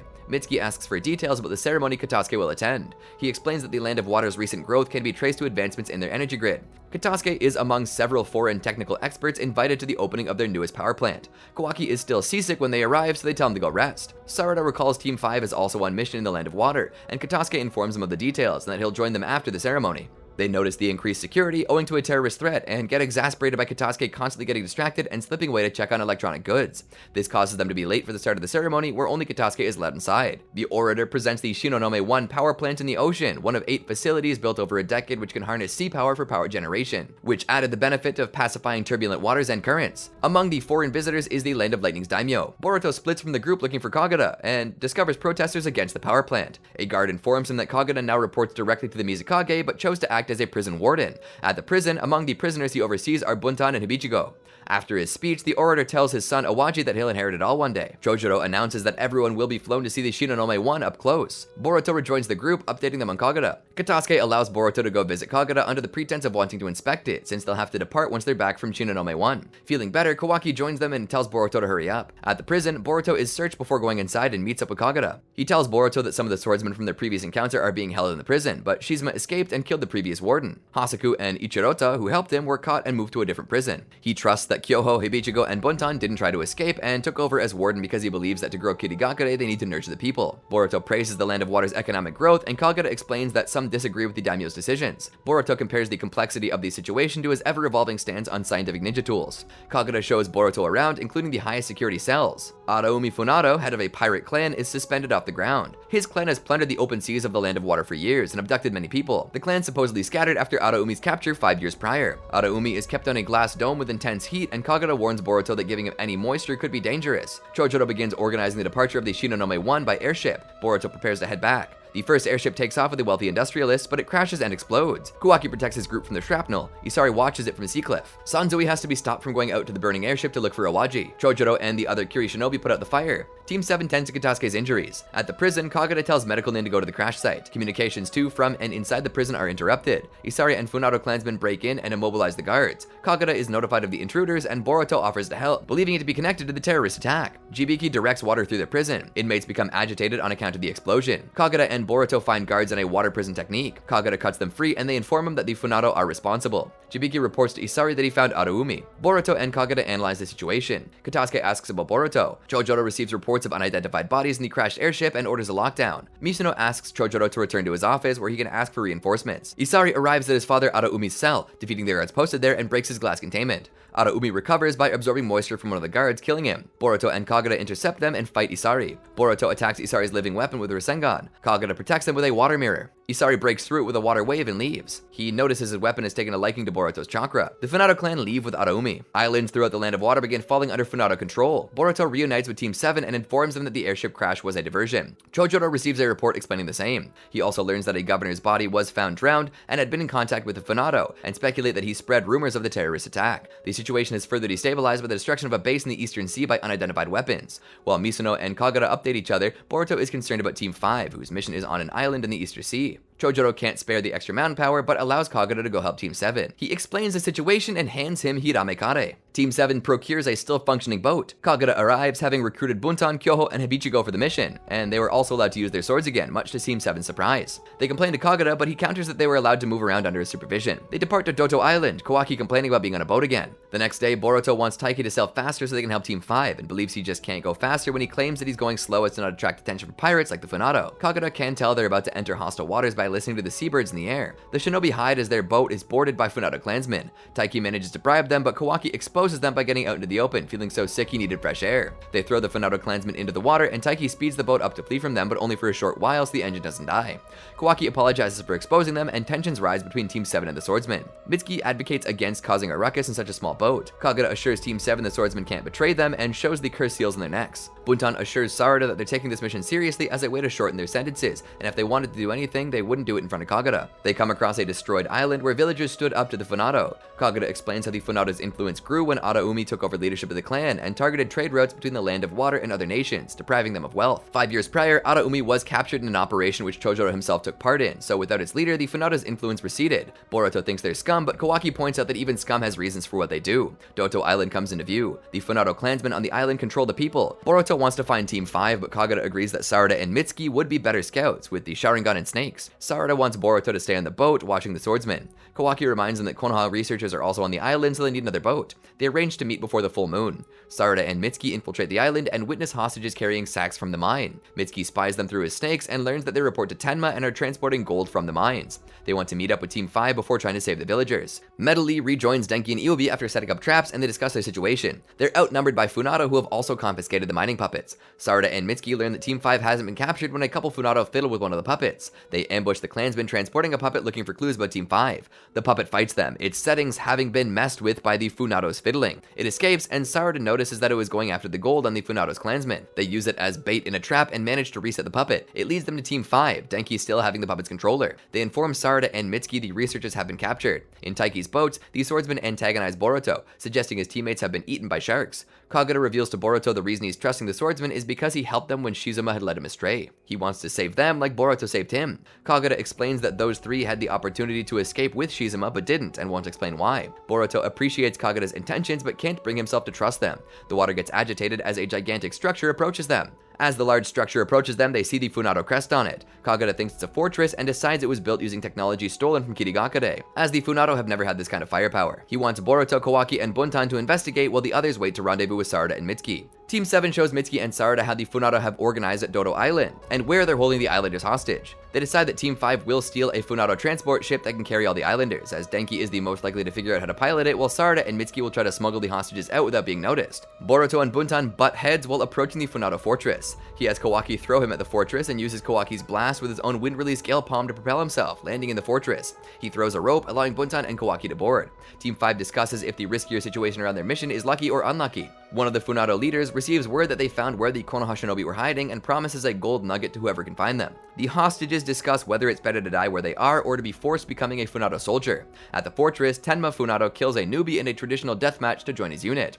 He is notified of Araumi's breakout and celebrates. He wants to join his father and brother, but abides the order to gather gold and is offended by the suggestion that he should become the successor of the clan over Araumi and Isari. Buntan explains who Tenma is to Boruto and Kawaki as they watch him. One of the hostages informs the Funado that beyond the shinobi who escaped, there are other Konoha citizens among the hostages, in hopes of securing his freedom. The Funado leader concludes the shinobi will try to rescue their allies. Sarada and Mitsuki take out the soldiers on guard duty and get into the mines. They take out the Funado watching the hostages and direct them into the harbor, where Team 5 is securing a ship for their release. The Funado intercept their escape, binding the Konoha citizens with water release. Sarada and Mitsuki pretend to surrender, but knock the Funado out with genjutsu and snakes, and hurry the hostages before the main Funado unit notices them. Denki takes out the Funado in the ship with a smoke flash bomb and struggles to hotwire the ship. The Funado leader signals the main force to join him. The Konoha shinobi prevent the Funado from getting on the ship. Denki manages to get the ship working with his lightning release. Medley and Iobi celebrate. Buntan takes out a guard as they move around, drawing censure from Boruto. Kawaki remains queasy from seasickness, so Buntan cures it to prevent it from affecting the mission. Kawaki relates to her kill or be killed attitude. They discover the fortress's giant scientific ninja tool weapon. Denki steers the stolen ship. Kagura waits for them as another Funado boat approaches. Buntan takes their discovery as confirmation of the rumor she'd heard about the Funado.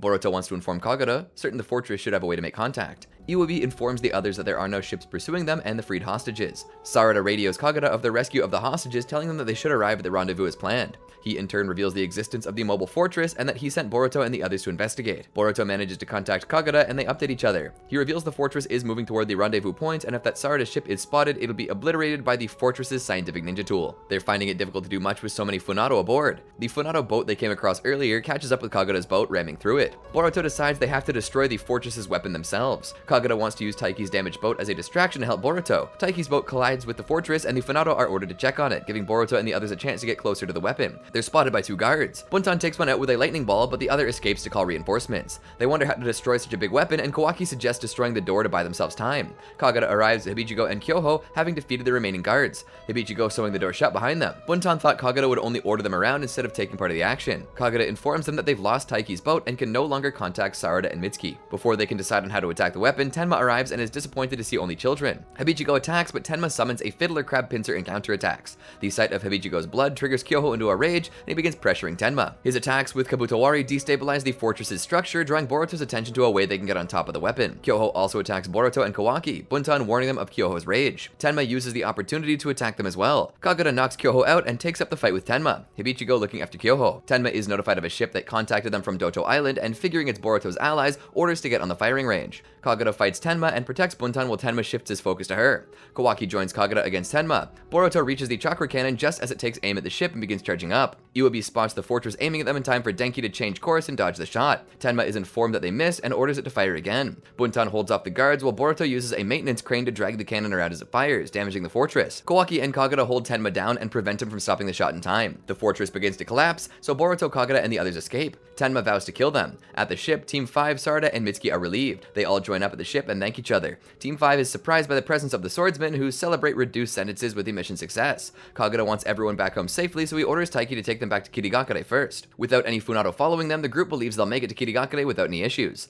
Iwabi expresses distrust of the new 7 ninja swordsmen, Kyoho in particular, over the blind rage he went through at the Funado fortress. Boruto points out how Kami is now and adds that Buntan helped them in tough spots, so he'll trust Kagura's judgment. Taiki stresses that he wants to be well compensated for having to sacrifice his boat, wishing for enough money to build a new one. That night, Taiki is murdered while everyone sleeps, and Kagura discovers the body in the morning. Iwabi raises the possibility that there's a Funado among the refugees on the ship. Mitsuki determines that the murder weapon was very heavy, and Kawaki asks about Kyoho's whereabouts. They find Kyoho cleaning blood off Kabutowari, and he claims he slept through the night. Kawaki points that he has no memory of going on a rampage in the fortress, and Iwabi believes that that's what happened again. Kyoho and Iwabi become hostile to each other, but Hibichigo separates them with wires and assures that Kyoho was in a deep sleep because of his rampage at the fortress. Iwabi questions if she's not Kyoho's accomplice. Boruto talks Iwabi down, pointing out how distressed Kyoho is, and Buntan talks Hibichigo down, reasoning that she shouldn't provoke Iwabi if she wants him to stand down. They decide to keep quiet about Taiki's murder and wonder about the culprit. Hibichigo suggests that they already escaped the ship, but Denki says that with the thick fog, even the Funado wouldn't risk it without a ship, which they would have heard. They decide to investigate the ship for a hidden culprit while Iwabi and Boruto keep an eye on Kyoho.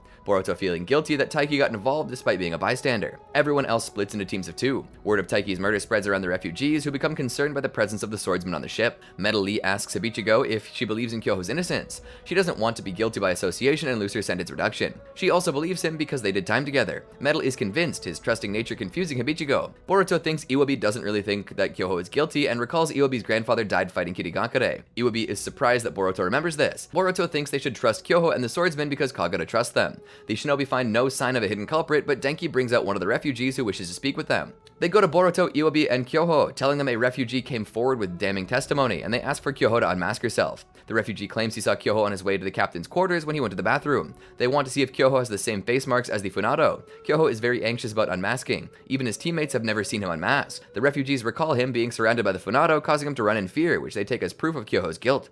Kawaki tells Boruto it's a drastic measure that they have to take. Kyoho ambushes Iwabi, but is saved by Kawaki, who prepares to execute Kyoho. Kawaki tells the refugees he dealt with Kyoho, and the shinobi deal with Kyoho's body. As night rolls in, so does thick fog. One of the refugees checks on Kyoho's body, puking a lot of water, which reforms into Kobanza, who stole Kabutowari while Kyoho was sleeping. He intends to take control of Kyoho's body. Kyoho reveals himself to be alive, catching the Funado in Kawaki's trap. Kawaki thought the news of Taiki's murder spread too quickly, and the false testimony sealed the deal, as the bathroom and captain's quarters are in opposite directions. Kobanza turns into water again, which Mitsuki compares to Suigetsu. He and Boruto attack with lightning-release kunai, forcing him to escape through cracks in the wall. He tries to take out the engine, but Hibichigo holds him in place with Nuibari, its wires capable of binding chakra itself, so the Funado clansmen can't escape even with a liquid body. Boruto, Kagura, and Buntan catch up, Buntan ready to make him talk. The clansman breaks free of the wires and goes into the engine, killing himself to damage it. Kyoho protects Hibichigo from the explosion. The next day, the refugees feel bad about distrusting Kyoho. Metal wonders why Kyoho wears a mask, and he explains that long ago his village was burned by the Funado, so he wears a mask to hide the scars, the sight of blood taking him back to that moment.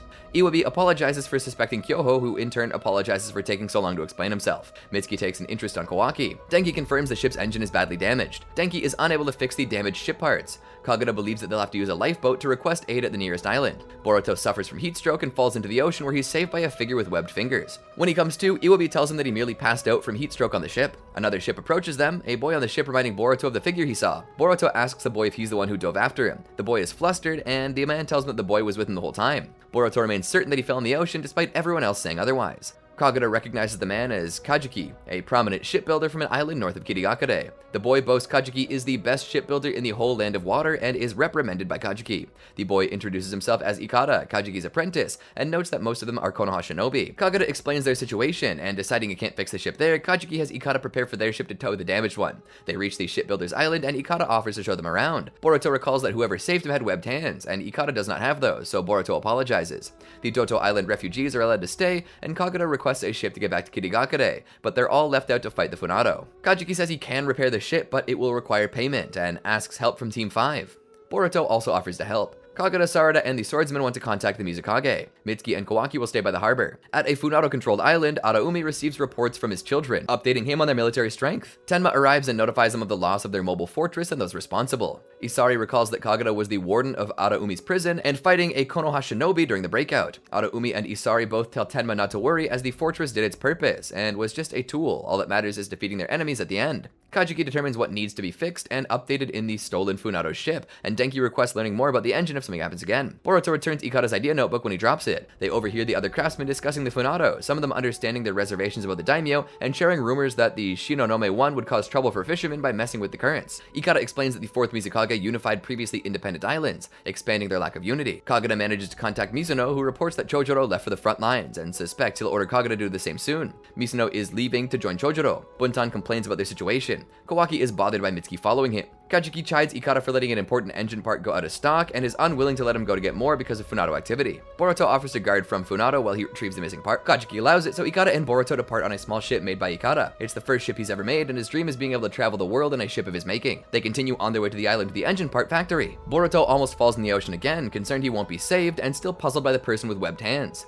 Ikara warns him that they're about to enter more turbulent, stormy waters. Boruto compliments Ikara on his skills, and Ikara reveals he was born on the sea and lived on a boat since he was little. He explains that he came to the shipbuilder's island on his own, just wishing to do something with boats until he met Kajiki and decided to become his apprentice. Boruto asks if this means he's living away from his family and apologizes for inquiring too much. Ikara says a lot happened when he left, and he only stayed in contact with his older sister, who was the only one who supported his decision.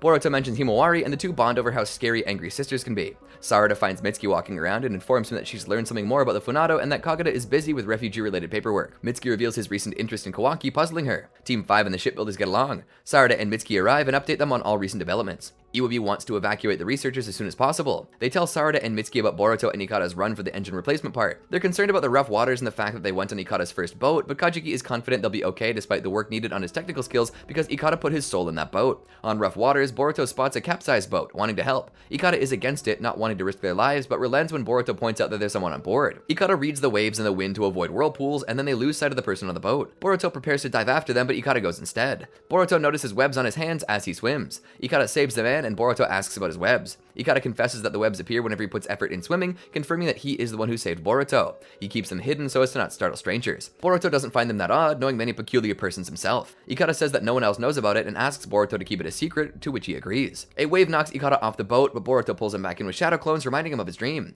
As Ikara navigates, Boruto pushes Driftwood away with wind-release gale palm. They reach their destination by sundown, and the man they rescued is taken to be treated. Ikara believes they were lucky, but Boruto credits him and his boat. He notices how different the sea is, and Ikara explains it's a great fishing spot. Boruto asks if the people protesting against the Shinonome 1 are concerned about the fish disappearing because of it. Ikara doesn't know. He reveals he didn't feel like he belonged at home and came up with his interest in boats as a reason to leave. Being taken in by Kajiki helped him realize things about himself. He wants to build a ship to connect with people, just as ships connect different islands. They rush to get to the factory before it closes. Isari reports to Araumi about the Mizukage's fleet. Tenma looks forward to war. Araumi confirms Siren is ready for her role. Boruto and Ikara return with the replacement part, and Kajiki allows Ikara to finish installing it. Siren and a subordinate talk as they sail to an island about Ikara having to step up as well. Siren and her subordinates arrive at an island where traders who once followed the Funado attempt to curry favor by offering treasures after learning of Araumi's return.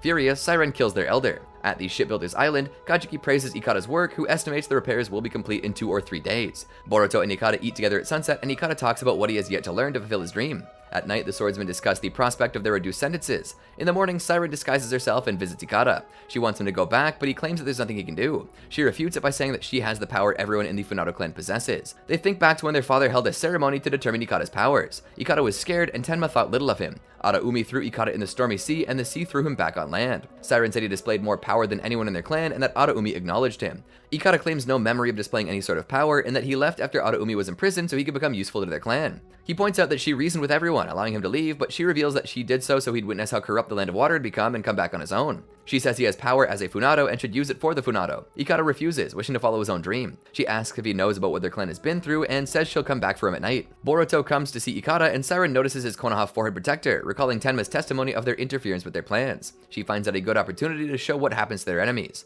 Kagura checks on Kawaki and tells him he wants to be for the swordsman who Boruto was to him. Sarada arrives with a message for Kagura. Hibichiko overhears their sentences have only been reduced by 3 years and leaves before hearing Kagura plans to appeal on their behalf. She informs Kyoho and Buntan and plans their runaway. Buntan points out their jutsu, and Hibichigo decides to neutralize it by killing Kagura. Buntan and Kyoho are still uninterested, pointing out they'd be on the run for the rest of their lives, and would likely be captured again. She tells Hibichigo to run away by herself if she's so interested. Siren returns to her ship at sundown and prepares for a night attack, wishing for a single survivor to tell the power of the Funado. Hibichigo attempts to kill Kagura in his sleep, but he was prepared for an attack. Despite his intention of making another appeal, she has no interest in going back to jail and flees. Hibichigo spots Siren's ship approaching. The Funado and Kirigakure fleets meet at sea. Kagura wants to get the Konoha shinobi back to Kirigakure, but is ordered to join the conflict. Hibichigo identifies a Funado on the approaching ship. Team 7 discusses their situation. They go back to their lodge, except for Boruto, who goes to see Ikada. He notices islanders commenting on unusual black fog. Kajiki hears from shipbuilders that Ikada left early for the first time. In his room, Ikada goes over his designs and is frustrated by Siren not understanding him. Siren is generating the black fog and orders Funamushi to deal with Kagura, but to take him alive as a bargaining chip, while she intends to dispose of Boruto herself. He summons and deploys leeches which infect Kirigakure shinobi, causing them to attack each other.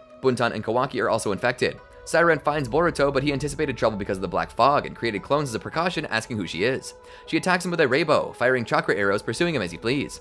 Team 5 is attacked by a controlled Kiri shinobi. Metal Lee deals with him, and the others go back to check on Kachiki's dock upon hearing an explosion. Funamushi attacks Kagura while Hibichigo watches, hoping that Kagura dies. Iwabi protects Kajiki and their ship on the dock and attacks the Funado clansmen. Funamushi battles Kagura. The controlled Kirigakure shinobi who Metal was fighting attacks Hibichigo as she considers killing Kagura while he's focused on Funamushi. Metal protects her and kills the leech controlling the shinobi. Funamushi tries to shake Kagura up by mentioning Siren is targeting Boruto, but he defeats Funamushi and goes to check on Boruto. One of Siren's arrows hits Boruto, paralyzing his arm. She tracks him by sound with her bow and fires another shot. Kagura blocks it with Hiramikare. He explains to Boruto how Siren fights. Kagura prepares to block her next shot, but she's able to change the path after firing them and hits Kagura. He yells for Boruto not to help him as she'll have a clear shot on him using Kagura as bait. Boruto rescues Kagura, the thunder outside throwing off her tracking, and explains this advantage they have to Kagura. Kagura wants to defeat her while there's still a thunderstorm and volunteers to act as bait. Funamushi looks for Kagura and hears him taunting Siren. Siren shoots at Kagura, who blocks it with Hiramikare, allowing Boruto to confirm her location and distract her so Kagura can get close and slash her. Funamushi is enraged and blocks him with a water wall, carrying Siren away. Everyone regroups. Buntan asks where Hibichigo was. Kagura asks for the swordsman's help. Someone notifies Ikada of something that causes him to rush out without his idea notebook. Kagura and Denki find a paper where they fought with some sort of code in it. Funamushi takes Ikada to see Siren, who is injured but not in risk of dying. He says Kagura and Boruto were responsible, enraging him. Boruto wonders why Siren thought of him as an enemy. The Kirigakure and Funado fleets battle at sea. Isari and Jibigi discuss how they're luring Kirigakure into a trap. Boruto and Iwabi join Kagura, Sarada, and Denki, who are going over the coded message they discovered. Iwabi's comment on origami gives Kagura an idea on how to fold the paper, allowing him to decode the message. Everyone gathers, and Kagura explains the sea battle is a distraction, while an elite Funado force makes a sneak attack on Kirigakure, even making their way there by land instead of sea to avoid drawing attention. Even if Chojuro turns back now, he won't make it back in time to protect the village. Boruto wants them to go to Kirigakure, but Kagura is unwilling to allow it, as this is a war and they no longer have the pretext of getting Team 5 and the Konoha researchers to safety. Sarada agrees with Boruto. Kagura asks for the swordsman help, but unsatisfied with just a 3-year sentence reduction for what they've done so far, they ask for a complete acquittal, which Kagura agrees to, intending to negotiate it with Chojuro personally. As the elite Funado force is making their way through the mountainous terrain, Kagura knows a village they'll have to pass through and plans to intercept them there. They arrange for the refugees to be evacuated and coordinate messages warning Chojuro about the sneak attack and Naruto about the developments from their mission. Boruto goes back to the dock to check on Ikada, but Kajiki tells him that he hasn't seen Ikada since the night before. He doesn't believe that Ikada has been kidnapped and knows he wouldn't abandon his shipbuilding training. Boruto checks Ikada's home and finds out that he left his idea journal behind. Kagura's group arrives at the village where 2 villagers recognize him, as that's where he grew up. He explains the situation to the village and asks them to help in fortifying it to protect themselves from the Funado when they pass through. Sarada and Buntan make note of a ravine and bridges they saw on the way to the village, and want to force the Funado into the ravine by taking down the bridges. Kagura has Team 7, Buntan, and Kyoho fortify the village's defenses, while Team 5 and Hibichigo destroy the bridges. The small children in the village take a liking to Kawaki. Metal Lee gets embarrassed when his suit rips while destroying a bridge, exposing his underwear. Hibichigo sews it and shares her concerns about facing the Funado. Metal's positive attitude puzzles her. Boruto updates Kagura on the fortifications process and asks him about his past. Kagura explains that because of the stigma of being Yagura's grandson, they couldn't guarantee his safety in Kirigakure, so they moved him to this village. Boruto is appalled by it. Kagura has good memories of making friends beneath the tree where he practiced kenjutsu, despite them knowing who he was. Kagura's old friends also befriended Kyoho as he chopped down trees for fortifications. Kagura confides his hopes for the village to Boruto. The Funado make their way through the mountains. Funamushi is concerned about Siren. Hibichigo is confused by Kagura's continued trust in her despite her attempt to kill him. At night, Boruto feels ready to face the Funato. Funamushi receives reports that the bridges on their path have been brought down and wonders if Kirigakure learned of their plan. Denki and Iwabi watch from a distance and see that the Funato have sent a scouting party through the forest and rush to warn the village. Boruto comments on how reliable the swordsmen have been, and Kagura says that he's the one who taught him to trust like that. Hibichigo is cheerful about stopping Funamushi, but Buntan asks about her attempt to kill Kagura. She confesses she isn't hopeful that they'll get an acquittal even if they do survive, but doesn't wish to waste another chance, and that being the reason that they didn't join in Shizuma's escape. Hibichigo believes that if they can slip away, they can rejoin Shizuma, but Buntan warns her that she doesn't know anything about him and not to trust the wrong person like she did. She reveals she planned the escape with Shizuma, where he told her he'd leave Hibichigo and Kyoho behind and use Hasaku and Ichirota as sacrificial pawns. When the plan happened, the prison's food was poisoned, affecting Buntan. Shizuma confessed this was part of the plan and told her that he loved her as he abandoned her. Hibichigo asks why she waited all this time to tell her. Buntan said it was embarrassing and she didn't want Hibichigo to be unable to forgive Shizuma like she is. Buntan plans to track Shizuma down and kill him after being released, but doesn't want to drag others into it. Kagura, on the other hand, hasn't abandoned them at any point, so she warns Hibichigo she won't hold back if she tries killing him again. Hibichigo doesn't want to die a pointless death. Denki and Iwabi arrive with word of the scouting party, which threatens to derail their plan to funnel the Funato through the ravine. They need to trick the scouting party that the village is harmless, so many of the villagers have to be evacuated. Kawaki takes off his forehead protector because of the heat, which is taken by one of the small children to play with. Kagura releases the cursed seal on the swordsman, explaining that if he dies in battle, the seal would have killed them as well. One of the children says the others went to the mountains, one of them with Kawaki's forehead protector. Kawaki wants to retrieve them, and Kagura joins him as he knows the terrain, also asking for Boruto and Mitsuki to join them. They're able to get to them in time to hide from the Funato scouts. The scouts arrive at the village, claiming control over it, and ask about the bridges and barricades. Metal Lee notices Hibichigo disappeared. A baby cries, drawing the attention of the Funato, but Iwabi hides the house they're in with earth release, and the village head attributes the sound to cats that came for their fish. Metal finds Hibichigo, who is pessimistic about the fight, and reveals she no longer has the cursed seal. He asks if she'll abandon Buntan and Kyoho, but claims that they're not her friends and knocks him out. She can't bring herself to kill him, but thinks he'll die fighting the Funato either way. The scouts report back to Funamushi, who give the order to go back to the village. Metal gets back and informs everyone about Hibichigo. Despite Sarada's reservations, Kagura allows Kyoho and Buntan to go after Hibichigo. Having left the village, Hibichigo keeps telling herself that it was her only choice to survive, insisting that she didn't make a mistake. She hears Buntan and Kyoho calling out to her, knowing the route she would have taken. Buntan is annoyed at the moment that she chose to defect. Kyoho knows she feels lonely because they didn't go with her. At the ravine, Kagura's group discusses the swordsman's absence. As their traps are finalized, Kagura has Team 5 return to protect the village, where he and Team 7 deal with the Funato in the ravine. Metal Lee is saddened by Hibichigo's betrayal. A Funato scout spots them. Hibichigo tears her clothes on a branch and pricks her finger with a needle while mending it. She overhears the Funato scouts talking about discovering Kagura's ambush and Funamushi's plan to counter it. She feels conflicted about staying on her way or returning to warn them about it and risk getting involved in the battle. The Funato forces arrive at the ravine, but their scouts trigger traps early, wasting them. The Funato attack Kagura and Team 7. Funamushi receives the report about it and commands his forces to advance while their enemies are distracted. Hibichigo arrives just in time to protect Kagura from an attack, having informed Buntan and Kyoho, who arrive with her. Kagura decides that they have to defeat Funamushi and retreat while the Funato are still disoriented. Funamushi grows impatient at how long his forces are taking to advance and joins the battle himself, becoming elated when he notices Kagura, seeing it as an opportunity for payback over Siren's defeat. He attacks them with a large-scale water release, creating and controlling a water spout. The attack is blocked by a landslide caused by Team 5, who is notified of the emergency by a snake sent by Mitsuki. Hibichigo is embarrassed when Metal is happy about her return. When the ravine passage is blocked, they have to face the Funato at the village.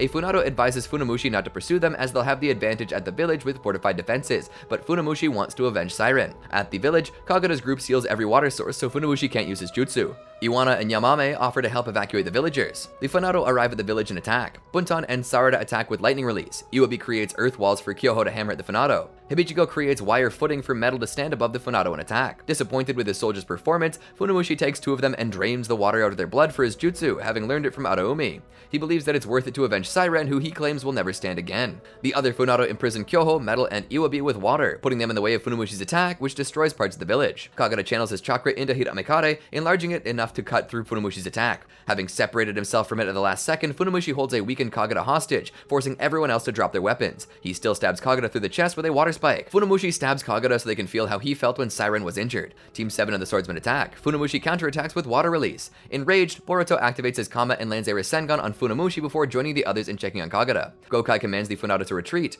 Funamushi is too injured to keep fighting despite wishing to avenge Siren. Hibichigo closes Kagura's wound and Siren and Iwabi try healing him. Mitsuki notes the difficulty of providing providing medical care in such an isolated village. Kagura asks them to protect the village and hands Hibichiko his petition for having the swordsman released. He thanks Buntan for sticking with him and asks Kyoho to protect them. He gives his final words to Boruto and dies. Misono and Chojuro confirm Kagura's intel that the Funado at sea are stalling for time. Isari wants him to keep stalling, but Tenma wishes to fight, admitting he's not smart like Isari, wishing Araumi to recognize him for his strength. He thinks back to being adopted by Araumi after his parents abandoned him, aiming to be strong like him. They receive a message from Funamushi's group about Siren being injured while trying to get to Ikada. Tenma wants to fight, but Isari stresses that they must reformulate their plan. Kagura is buried at the village's tree. At night, Boruto and Kawaki want to strike back, but Sarada says they must have a plan. Buntan argues that following Kagura's orders brought them this far, so they need to pick a new leader and agree that it should be Sarada. Boruto thinks back to his history with Kagura. Team 7 asks him about the Kama activating earlier. He explains that while Amato's drugs have halted his extraction, the process can't be undone, so he can draw on its power without Momoshiki taking over.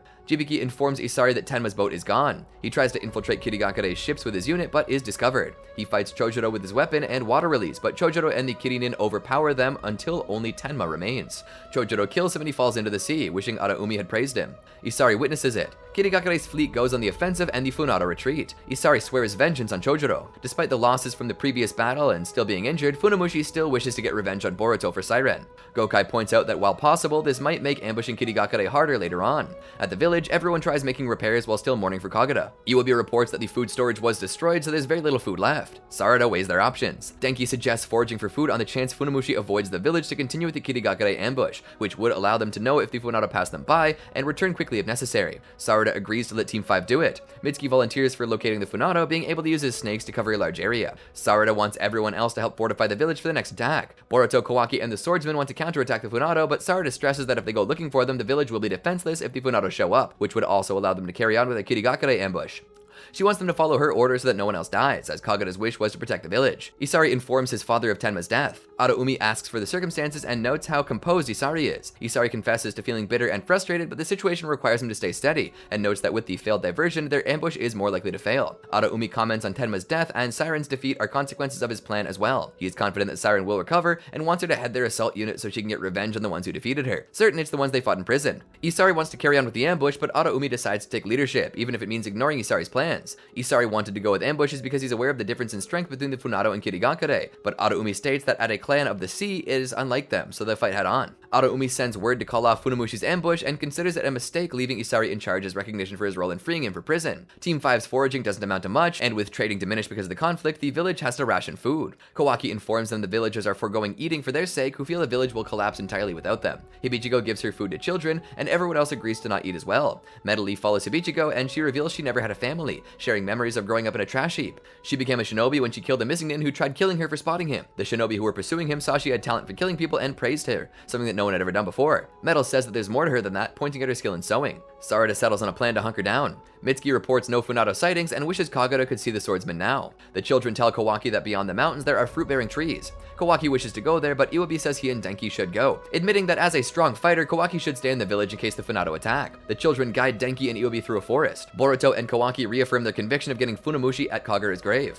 Denki, Iwabi, and the children reach the fruit trees but are overwhelmed by the Funado also getting food. Gokai delivers Araumi's orders to Funamushi, informing him of no changes to Siren's condition and aborting his ambush. Enraged by it, Funamushi plans to carry on and get vengeance on Boruto. Medley and Boruto wait at the village for the return of Denki's group. The children rush back without Denki and Iwabi and inform everyone that they were captured by the Funado. Buntan and Kawaki believe they're either dead or will be soon, recalling Kagura, but Metal is steadfast in believing that they're okay, urging everyone to prepare to fight against the Funado. Mitsuki spots Funamushi's unit with fewer people in it, but no sign of Denki or Iwabi. They have the villagers hide again, Yamama and Iwana understanding it and asking Boruto to avenge Kagura. Sarada takes note of the Funado positions. Buntan advises her not to be so tense before battle. Sarada stresses that as captain, it's her responsibility that no one dies. Metal is more nervous than usual, as winning this fight is necessary to see his teammates again. Hibichiko thinks back to Kagura and shares that the reason that she survived so many battles is because during them, she fought only thinking of herself. At sundown, the Funado still haven't attacked. Kawaki wonders if they're trying to starve them out after learning the situation from Denki and Iwabi searching for food. Boruto doesn't think that that's the case, recalling that Funamushi went straight for Kagura because he was avenging Siren,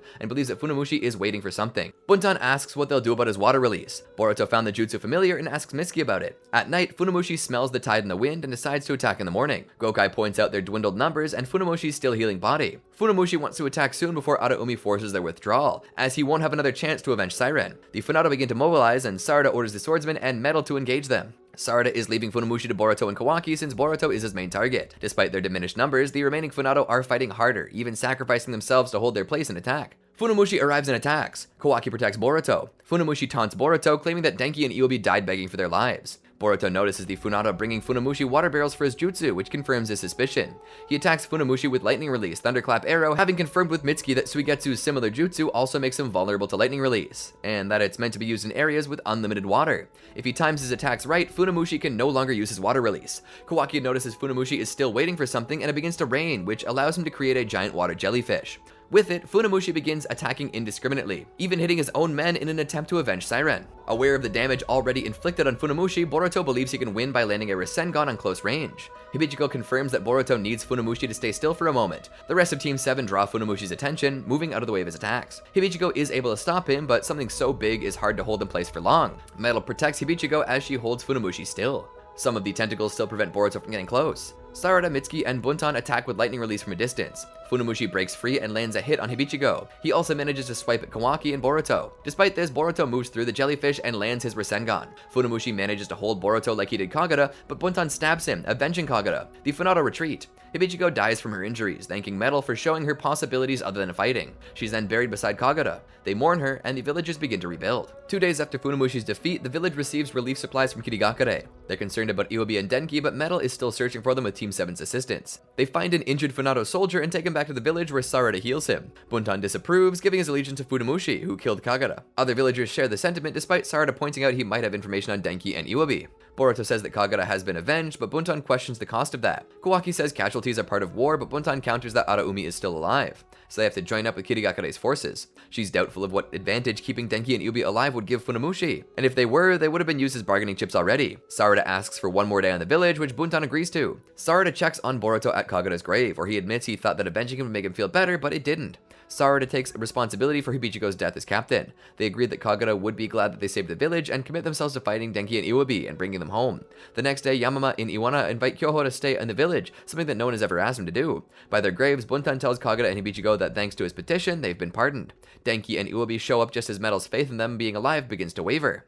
Back at the village, they eat and explain what happened once they were held captive. One of Funamushi's subordinates wanted to kill them, but upon learning that they were gathering food for children, Funamushi had merely tied them up. While the Funado fled after hearing of Funamushi's defeat, they used the opportunity to escape. Iwabi cutting through their restraints with an earth release. They share their theories on why Funamushi didn't kill them or use them in negotiations, which Boruto finds hard to believe. Sarada wants them all to sleep early so they can leave early in the morning, but Boruto goes scouting. Kyoho tells Iwana and Yamame he can't stay because he has to help Buntan. While keeping watch at night, Boruto is attacked by Gokai, who lures him into a trap where someone else tries hitting him with blow darts. Boruto defeats Gokai, sending him through an alarm system to alert his friends. He discovers his other assailant is Kobuna, who is there to avenge his father, Funamushi. His words remind Boruto of his own and Buntan's, giving him pause. Sarada arrives in time to protect him. Gokai and Kobuna retreating. He tells Sarada who Kobuna is. Kawaki clashes with Boruto over him understanding Kobuna's feelings. Mitsuki is impressed that Kawaki is always able to convey his feelings and clash with people, admitting his own difficulty in doing so. Kawaki says Mitsuki must also have a way, one that isn't aggressive like Kawaki's, as he has known Boruto for a long while. When they arrive, everyone else is prepared to question the captured Funado soldier. Boruto tells him about Kobuna, and they argue over the cycle of vengeance. If they stop fighting, the situation with the Funado won't be resolved, but if they continue, they'll breed more resentment. The captured Funado soldier laughs at Boruto, saying he's already been an enemy of the Funado since long before Funamushi because he injured Siren, whose younger brother is Ikara, much to everyone's shock. Ikara keeps Siren company, who's still unconscious, changing her IV drip.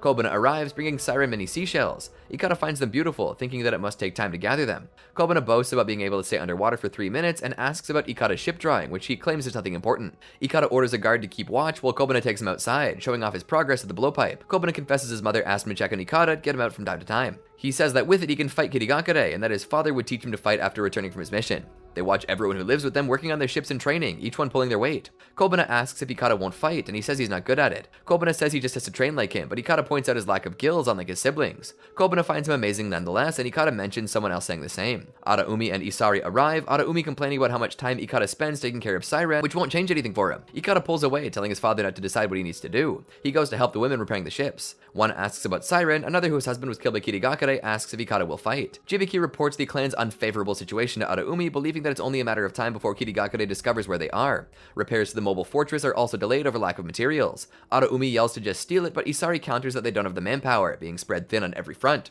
Araumi asks him about Funamushi, who Jibiki confirms should have received the order to cancel the ambush. Isari wants to retreat so they can regroup to launch another attack. Araumi is appalled that Isari would abandon avenging their men killed by Kirigakure, and Isari counters that they also have to protect those who are left.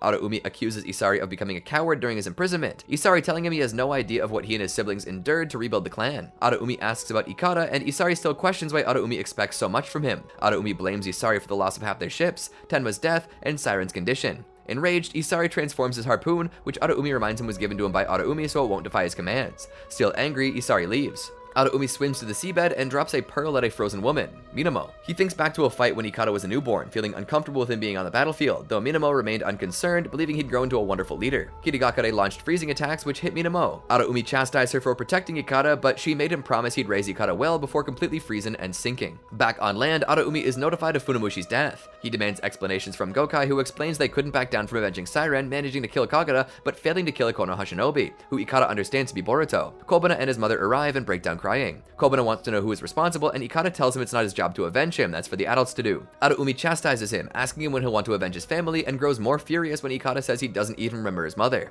Araumi says his mother will never be able to rest in peace if Ikara doesn't avenge her. Ikara saying he never wanted to be chosen. Ikara grows angrier, and Araumi throws him around, Isari noticing a glass of water shaking. Ikara leaves, and Isari goes to check on him. Neither understand why Araumi places his hopes in Ikara, and Isari explains his indecisiveness causes them harm. He explains that Siren would have gone straight to the ambush, but he stopped to get Ikara because she believed his power was essential. Isari thinks Ikara is holding out hope that Siren will get better, so he's an excuse not to fight. A guard informs Ikara that Siren called out for him. He rushes to see her, but her memories are hazy. She tries getting out of bed, dropping Kobana's seashells on the floor and stepping on one of them before falling over. She starts to bleed, telling Ikara that their future is bright and to reclaim the seas. Ikara lies to her, claiming the ambush was successfully carried out by their father and himself, and that Kirigakure has been wiped out. She dies in peace. Kobana has Gokai give him the same tattoo as his father, and asks him to take him to the ones who killed Funamushi. Isari talks to Jibiki, believing Araumi to be too consumed by hatred to make sound decisions. He wishes to make peace with Kirigakure, intending to take advantage of still having control over the seas, and certain that they will also want to avoid an all-out war. Araumi has no idea, and he wishes to broach the subject with Kiri in secret. At dawn, Ikara rips his ship design paper and dives into the ocean. The waves stop as his power awakens, and waters rise him, now bearing gills. Araumi celebrates. Ikara dons a new outfit and a harsh look in his eyes. Misuno confirms Kagura and Hibichigo's deaths in action while repelling the detached Funara unit with Konoha's help to help Chojuro. Chojuro is frustrated, having hoped that Kagura would be Mizukage one day, and is determined to wipe out the Funaro clan. A messenger arrives with a top-secret message from Isari. Back in Kagura's village, everyone is in disbelief that Ikara is a Funaro, but Boruto recalls the peculiarity of his body transformation and believes it. He is heartbroken to have become the target of someone else's revenge. Misuno questions Chojuro as to why he'd agree to negotiate with the Funaro. Chojuro personally has no reservations against wiping out the Funaro, but as Mizukage he knows the Funaro maintain control over northeastern waters and understands that drawing out the conflict would mean more casualties. Isari arrives at Jibiki. Though tense and filled with posturing, Chojuro and Isari agree to talk. However, the Funaro suddenly take over the airwaves, and Araumi addresses Chojuro and the daimyo, announcing an offensive with their main forces. When Araumi says they'll crush anyone in their way, even if they're related, the Marlin harpoon acts on its own and stabs Isari, killing him. Jibiki blames himself for not stopping Isari from coming. The harpoon attempts to attack Chojuro, but Misuno cuts it down. All over the land of water, everyone watches Araumi swear that they won't back down to honor the many Funaro that they've lost. The Konoha Shinobi and the swordsmen are shocked when Araumi announced that Ikara has joined him and will lead them in battle, having previously thought Ikara couldn't fight. Their first target on the way to Kirigakure is the Shinonome 1. Chojuro gives the order to protect the power station and intercept Funaro. The captive Funaro continues talking down to them, but Buntan knocks him out. Most of them want to keep fighting the Funaro even if Ikara is among them. Mitsuki asks Boruto what his feelings are, and Boruto still thinks of Ikara as his friend. He wants to talk to Chojuro, who Sarada also wants to see, wishing to return Hiramikare. Buntan and Kyoho intend to keep fighting to avenge Kagura and Hibichigo and attack. Iwabi and Denki protect them, buying them time to escape. Medley does nothing, torn between his teammates and his desire to avenge Hibichigo. Kawaki is frustrated by Boruto's choice. Ikara wants the Funaro main forces to sail through the Sea of Death, the shortest route to the Shinonome 1, so they can arrive before Kirigakure has time to prepare. Despite the Funaro's apprehension in crossing such dangerous waters, Ikara motivates them. Chojuro is notified it and wants to set sail immediately. Araumi is pleased with Ikara's attitude. Team 7 gets close to the sea. Sarada informs Boruto and Mitsuki that she heard that Chojuro immediately went to sea after the Funaro broadcast. The ship they arrived on was destroyed, so they need a new one. She asks Boruto if he really thinks he can stop the war. From his encounter with Kobana, Boruto hopes to get through to both Chojuro and Ikara. They ask for help at the shipyard, but they refuse to set sail during the war or lend them a ship. Kajiki calls out to them, and Boruto asks him to take him on his ship. Kajiki obliges, having heard the broadcast, not expecting it from Ikara, though Boruto feels he doesn't look surprised. Kajiki explains he comes from a family of fishermen, and that he doesn't care much for how either the Funaro or Kirigakure do things, and asks Boruto to tell Ikara and the Mizukage that. He has faith that Boruto's words will reach Ikara. Boruto is impressed by Kajiki's ability to navigate the rough sea. Ikara takes the Funaro fleet through enormous waves, impressing everyone. Araumi recalls how Ikara struggled with training when he was a little child, and wishes Tenma and Siren could see him now. now. He also recalls how Jibiki informed him of Isari's plans and instructed him to go along, while also instructing the Marlin Harpoon to kill Isari. Chojuro reflects on the losses called by the Funado, vowing to end them. Kachiki drops Team 7 at the Mizukage ship, Boruto identifying himself with Hiramikare. He returns it to Chojuro and asks why they're there. He appreciates it if they want to avenge Kagura, but thinks the situation has escalated too much for them to remain involved. Boruto says he wants the conflict to stop to avoid more casualties. Misono is incensed by the suggestion, and though Chojuro understands Boruto, he can't do nothing and let the Funado destroy the Shinonome 1 station. They point out some people are against the station and ask them if they even discussed it with the Funado. Misono recounts how Isari came to talk to them about peace, but was killed by his own weapon as they began discussions, believing it to be a failed attempt to assassinate Chojuro. He asks what the point of talking would be at this point. Boruto instead asks for time to talk to Ikara, explaining what they've been through together before learning he was Funado. Chojuro has no faith in that, but Boruto points out how Kagura trusted Buntan and the others until the end, who eventually worked hard to meet Kagura's expectations. Chojuro agrees to give him some time to try getting the Funado back off, but they refuse to take a guard with them. He asks Boruto what he'll do if he's unable to get the Funado to stop fighting, and Boruto says he'll cross that bridge when he comes to it. Ikara continues to use his power to navigate the furious waters, parting waves so their fleet can go through. They get in sight of the Shinonome station and the Kirigakure fleet. Denki and Iwabi struggle to keep Kyoho and Buntan from going after Team 7, while Metal just wants them all to stop. Yamame and Iwana update the village on the upcoming clash between the Funado and Kirigakure. They agree to stop fighting and go after Boruto as allies for now. Sarada pilots Kajiki's ship. Misono asks Chojuro why he's taking such a risk with Boruto, and he explains that Boruto was able to change Kagura's mind in the past, so he's hoping he can pull it off again. Sarada and Mitsuki ask Boruto how he'd get through to Ikara, who seems so different in the broadcast. Boruto considers himself to be the reason why Ikara changed, and asks Sarada and Mitsuki to trust and watch over him. Kirigakure and the Funado rally their forces in anticipation for an all-out battle. Team 7 sails towards the Funado. Team 7 approaches the Funado fleet. Ikara is notified and allows them to approach. Boruto comments that it's one of Kajiki's ships, which he lent them when they said they wanted to meet with Ikara. Ikara destroys the ship with a water spout, Mitsuki pulling Boruto and Sarada onto the Funado ship. Kirigakure listens in on their conversations from afar. Ikara tells Boruto not to ask for anything ridiculous, threatening to kill them. Boruto wants the Funado to stop the war, and Araumi laughs. Boruto explains that he spoke with Chojuro, who agreed to stop fighting if the Funado stop as well. Araumi and Ikara both can't take the Mizukage at face value. Misono isn't surprised by the lack of cooperation, but Chojuro says they promised Team 7 some more time. Araumi says they won't leave the ship alive, and leaves to attend to another matter. Ikara assures them that he intends to fight until one side goes down. Boruto reminds him of his dreams of building a big ship and sailing the world with it, connecting islands and people by trading goods. Ikara said those dreams died with Siren and manifests several water spouts around the ship. Metal informs his teammates and the swordsman that Team 7 went to board a Funado ship, and they get concerned. Buntan thinks joining up with them is the best way to get revenge on the Funado. Ikara blames them for the death of his sister, brother, and Funamushi, and claims that even if Kirigakure is destroyed or they die, his hatred will never be abated. He says that Siren always protected him, and that he felt inferior for being the only one in his family without powers, claiming that wanting to become a shipbuilder was an excuse he tried making himself believe. Now that he has power, he will use it to lead the Funado and destroy Kirigakure. The water spouts subside, and Funado's mobile fortress arrives, the Shinonome 1 in firing range of its charging chakra cannon. Araumi takes a boat to the mobile fortress, which Kawaki notices. Sarada and Mitsuki tell Boruto that he's tried more than enough. Boruto says he understands how Ikara feels, recalling his own feelings about Kagura's death, and once again asks them to end the war. Ikara hits him, telling him he's abandoned the past. Sarada says that they're also putting aside the feelings of losing people dear to them to stop the war, and Mitsuki adds that there are people who need the Shinonome 1. Ikara calls Kobana in to confront Boruto. Boruto comments on how Kobana is like him when he lost Kagura. Ikara saying Kobana would never abandon his hatred until he kills Boruto. Ikara claims he'll put his sword away if Boruto brings him the Mizukage's head. Kawaki spies on Araumi, having followed him to the chakra cannon on the mobile fortress. Boruto can't do what Ikara asked, but offers up his own life instead. Mitsuki and Sarada are shocked by Boruto's proposal. So is Chojuro back on Kirigakure's fleet. Ikara says Boruto's life isn't enough to stop the war, but Boruto says it's all he can do. Sarada and Mitsuki try to dissuade Boruto, Mitsuki saying he can't afford to lose Boruto. Ikara says he'll consider it if Sarada and Mitsuki can stay back and watch Boruto die, but they refuse. Boruto says he's scared of dying and believes that everyone who has died in the war felt the same, that others were saddened by their deaths. He feels that someone has to be the one to take on the pain to stop the war and is willing to be that person, and asks Sarada and Mitsuki not to take revenge for him. Gokai interjects, arguing that as the one who killed Funamushi, Boruto doesn't deserve an easy death. Ikara allows him and the others to attack Boruto, while Boruto asks Sarada and Mitsuki to stay still. Araumi considers what Ikara came up with fun. Kawaki wonders what Boruto is doing as he prepares to kill Araumi. Sarada and Mitsuki approach Boruto on the floor while Ikara mocks them. Sarada asks Boruto if he trusts the Funado to stop the fighting after he dies, but standing up, Boruto says it's not about trust, it's about what he needs to do. Ikara stops the other Funado from attacking, saying Kobana has the right of delivering the killing blow. Ikara explains that the strong currents where they are will never allow him to resurface, showing him a ramp for Boruto Boruto to be tossed off the ship. Chojuro allows Misuno to prepare an attack for the mobile fortress, thinking Boruto's naivete won't stop the war. Team 5 and the swordsmen approach the Funado on a ship of their own. Kobana is eager to avenge his father, and Boruto tells Kobana how alike they were in seeking revenge. Boruto's wish for his death to quell their anger and hatred shakes Kobana's resolve, and Boruto says he doesn't have to get blood in his hands, stepping off the ship himself. Ikada dares Sarada and Mitsuki to try avenging Boruto. Mitsuki struggles not to go into sage mode. Ikada is puzzled by their inaction despite the Funado taunting them about Boruto. Sarada confirms that she does hate them, having known Boruto since childhood, considering him a brother. Relating to that pain and finding it impossible to suppress, Ikada eggs her on to take revenge. She does activate her Sharingan and take out a kunai, but stops herself, throwing it on the ground. Mitsuki does the same, saying that if they attack, Boruto's wish will be in vain.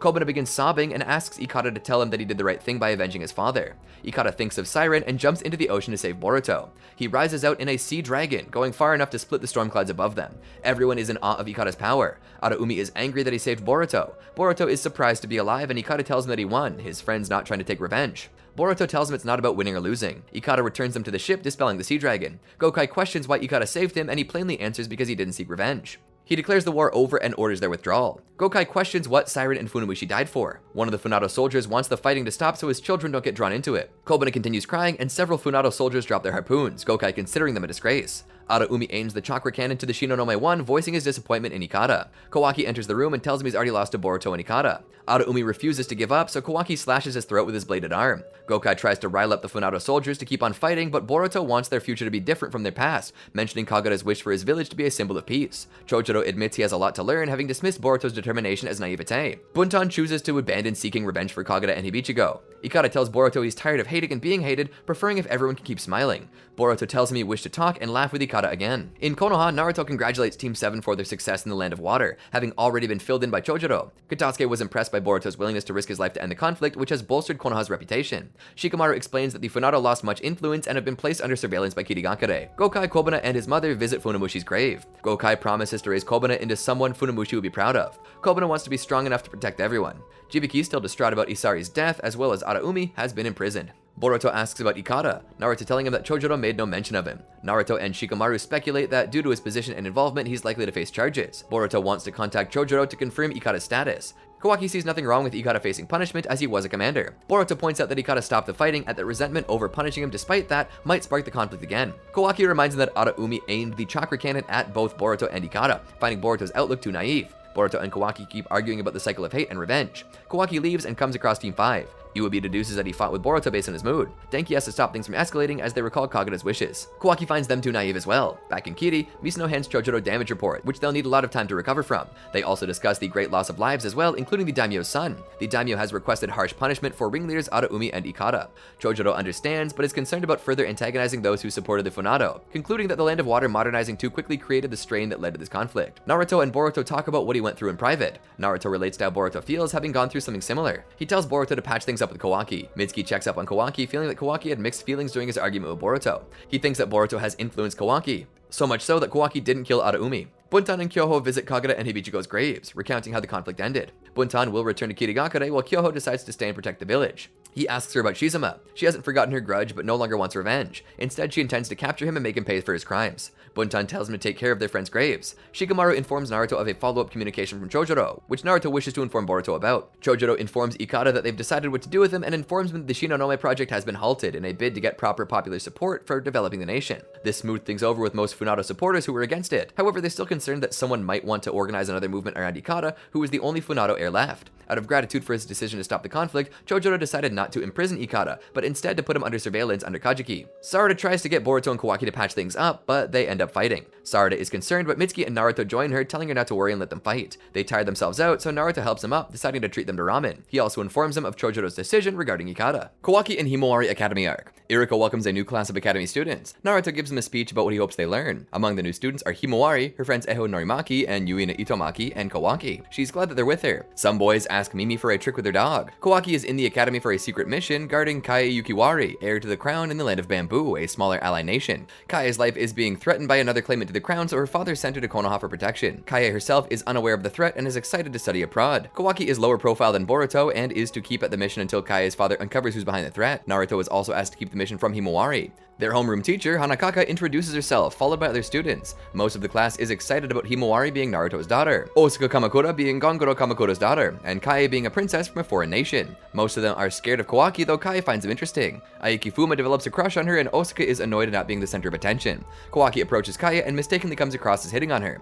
Hana is quite timid, and this is her first class as a teacher. Anko and Shino reassure her that she will get better at it. At home, Himawari tells about her day, and Boruto wonders why Kawaki would want to attend the academy. Himawari wants to ask Kawaki why he was acting strange at the academy, and Boruto wonders if he was nervous. As the days go by, the students continue finding Kawaki odd, knowing personal details about Naruto, but nothing about the previous Hokage, getting battle ready when woken up by the school bell, and having a cute packed lunchbox. Himawari notices him paying attention to Kaie and can tell Kawaki is hiding something. She tells him of Kaie's interest in romance novels, so he buys one, puzzled at how it might be useful. Reporters come to take photos of her at class. Aiki tries to best Kawaki, who he finds suspicious, inspiring to impress Kaie, but he effortlessly dodges all the attacks. At the infirmary, Aiki hears Anko and Hana talking about the tool storage room and sneaks into it. Kawaki finds Kaie acting like herself, and she explains people have expectations of how a princess should act, so she plays along as she is a representative of her country. Aiki arrives thinking Kawaki lured Kaie somewhere remote and attacks him with a summoning scroll. However, he lacks a contract and is knocked out by the summoned creature. Kawaki defeats the summoner with a punch, commenting on his preference for such missions. She asks who he is, and he says he just wants to be her friend and offers her the romance novel he bought. She promises to be his friend if he keeps her true personality a secret. Kawaki bemoans having to keep another secret, but accepts it. She looks forward to knowing him and is concerned about Aiki, but Kawaki says he'll wake up soon.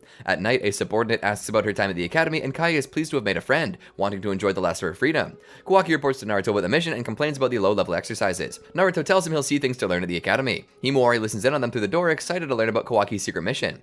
At the academy, Himawari asks Kawaki if he'll be protecting Kaie again that day, startling him. He deduces that she eavesdropped. She promises to keep his secret mission quiet and explains that he's been acting different since starting at the academy. Himawari offers to help him, but he refuses. Kaie's classmates notice how little she eats compared to everyone else, attributing it to her refined upbringing. Osuka brags about her personal chef and bosses Neon about her tea, which she delivers with a drone. Because her parents are executives at the Kaminariman company, she has access to many prototypes. Aiki remains suspicious of Kawaki. Kaie excuses herself to have a proper meal alone. Kawaki warns her that if she insists on keeping up appearances, she'll never hit it off with anybody. Kaie decides to host an event to make many friends all at once. Osuka is planning to host a tea party and denies wanting friends when Neon suggests that's the case, claiming that she wants to emulate her mother. At the classroom, Kaie invites everyone to a tea party that weekend. Eho passes it on, and Osuka is frustrated at being upstaged. At night, Kawaki recalls Naruto and Shikamaru's instructions to protect her at the party and decides to figure out the tea party as it unfolds. Himawari startles him, saying that's not an option, and stresses the importance of proper tea party etiquette, saying he needs her help. Kaie decorates a cake by herself, despite Batoro's opinion of it being unnecessary. Kaie wants to be the perfect host, like her mother used to be, recalling her advice to do things her own way. The next day, Kaie's classmates are impressed by the tea party, but are puzzled by Kawaki's presence. Kawaki's unconvincing answer when Aiki questions his attendance requires Himawari to cover for him.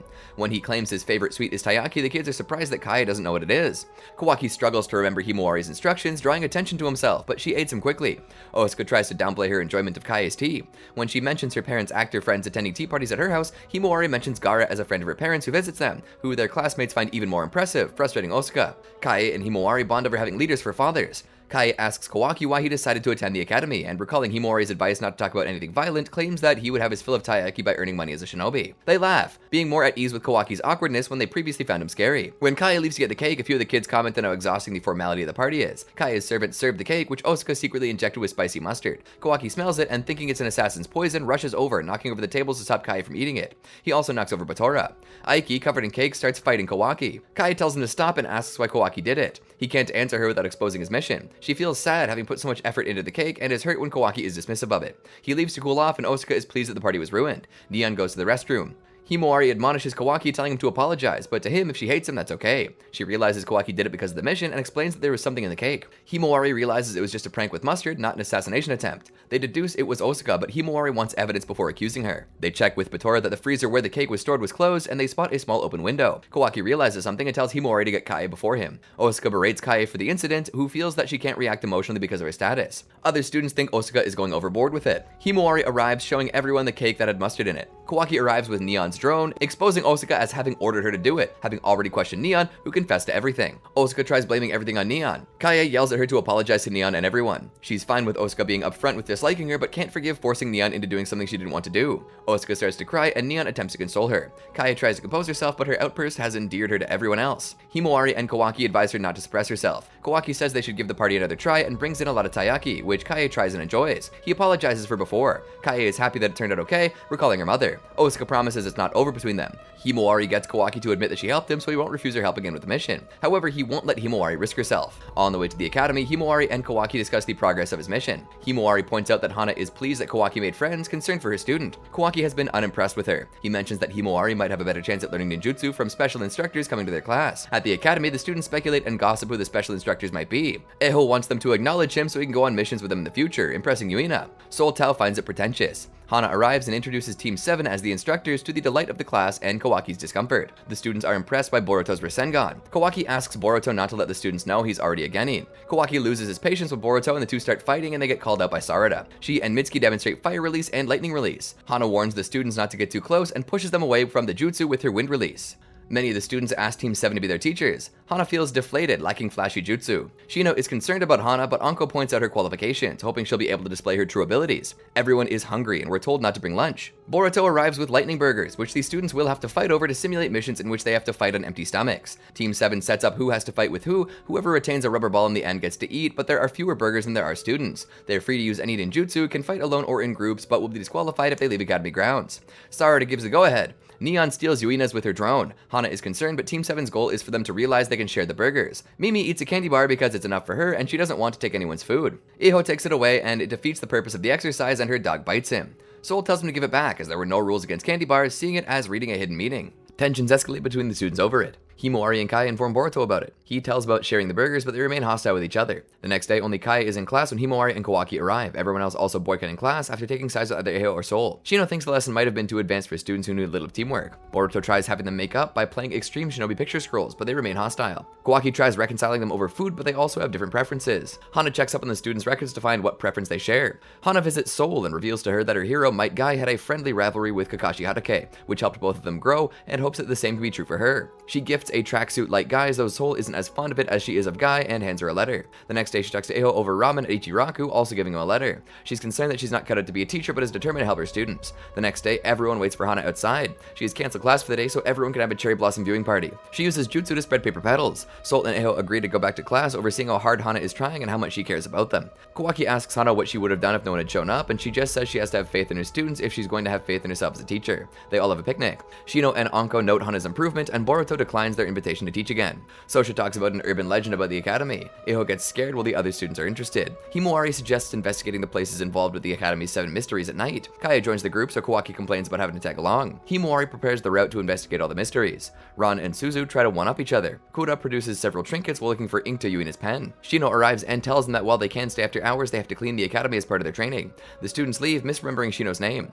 Kawaki offers to clean up, and Shino regrets not having much interaction with students lately. At night, they enter the academy. Kaya splits from the main group and explains to Kawaki there's no way the 7 mysteries are real, so to preserve everyone else's dreams, she has Botora fake them. Kaya convinces Kawaki to help them. The rest of the group notices their absence. Kura wonders if one of the mysteries got to them, and the twins try to assure each other that it's okay for them to leave. Botora and Kawaki scare the group as moving anatomical models. Sosha flees in fear. In the training area, Kunai barely missed them, but when Himawari turns the lights on, no one else is there. In a bathroom, Botora uses water release to scare them with red paint. Ran and Suzu flee. In the courtyard, Kawaki and Botora carry a statue of the 3rd Hokage, making it appear to move on its own. Himawari chases after it and, activating her Byakugan, sees that it's Kawaki and Botora carrying it. She lets them go, pretending to the others she couldn't catch up. Kai returns to the main group, and Kawaki wonders why she's so committed to this. Botora explains that as heir, she was never able to act as a child or play with friends or even her younger brother. He believes Kai is taking the opportunity to reclaim these experiences. Kawaki sympathizes with the situation. When Kai returns, she notices his enthusiasm for continuing to scare the students. In the director's office, Irika's portrait takes on a monstrous appearance and a long tongue comes out of the frame. Everyone is scared and Kura flees. Kai explains to Kawaki that while they're called 7 mysteries, there are only 6 known mysteries, the nature of the 7th also being a mystery. Only Himawari, Eho, and Yuina remain to check out the next mystery, a mirror that drags those reflected on it into another world. A shrouded figure appears above them, but it's not Botora, who arrived late after organizing the supply room. Eho and Yuina faint, and Kawaki attacks the figure, who dodges him and flees. Kai wants to uncover the figure's identity and goes after it. Kawaki tells Himawari to take care of her friends, so he and Botora go after Kai. The mysteries they faked before all manifest for Kai, Kawaki, and Botora through the academy. Kai thinks the mysteries are angry from them being faked. They decide to check out the faculty room since none of the mysteries are associated with it. There they find Shino, who gets covered in glowing pain and explains that he was cleaning the faculty room. He doesn't know anything about mysteries, but determines that his insects were responsible since Shino uses them to clean more effectively. The remaining students arrive. Yuina and Eo fleeing over thinking the glowing Shino was a ghost. Leaving the building, Sosha wants to write about it for the school paper. The twins continue to tease each other. Kai asks Kawaki not to reveal what they did to Himawari. The next day, the group tells the other students about their experiences, and the glowing ghost of the faculty room becomes the 7th mystery. Shino is pleased the students are talking about him in a way.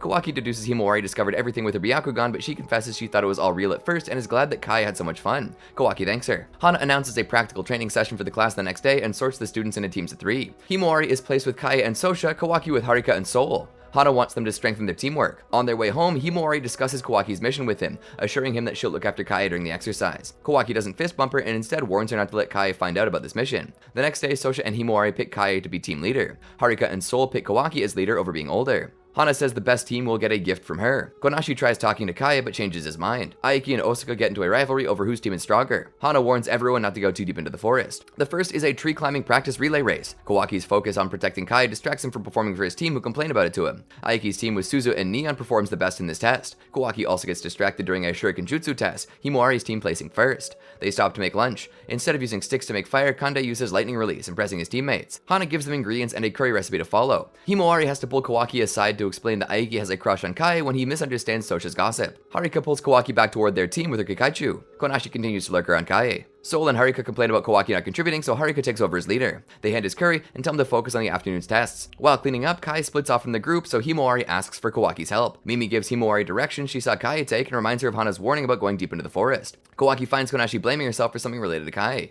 Kai waits by a big tree with a note asking to meet her for advice. Himawari finds her, but she's not the one who asked Kai to meet. Konashi was the one who asked her to meet, but fled when coming across a flame bear. He wanted to ask her opinion on his sweets for an upcoming competition, his family owning a sweet shop for generations, but was too shy to ask in front of everyone. Himawari and Kai run from the bear, and Hana acts as a decoy for them to escape, distracting the bear and attacking it with her wind release. Kawaki and Konashi find Himawari and Kai, who inform them that Hana is fighting the bear. The bear's flames overcome Hana's wind release, and Kawaki arrives in time to kick the bear off of her, defeating it with one punch. He admonishes Hana for being unable to defeat the bear, and Konashi becomes starstruck by Kawaki, inspired not to be embarrassed anymore. Meeting up with Kai's team, Konashi apologizes for not showing up and asks about his sweets. Kai gives him a positive critique.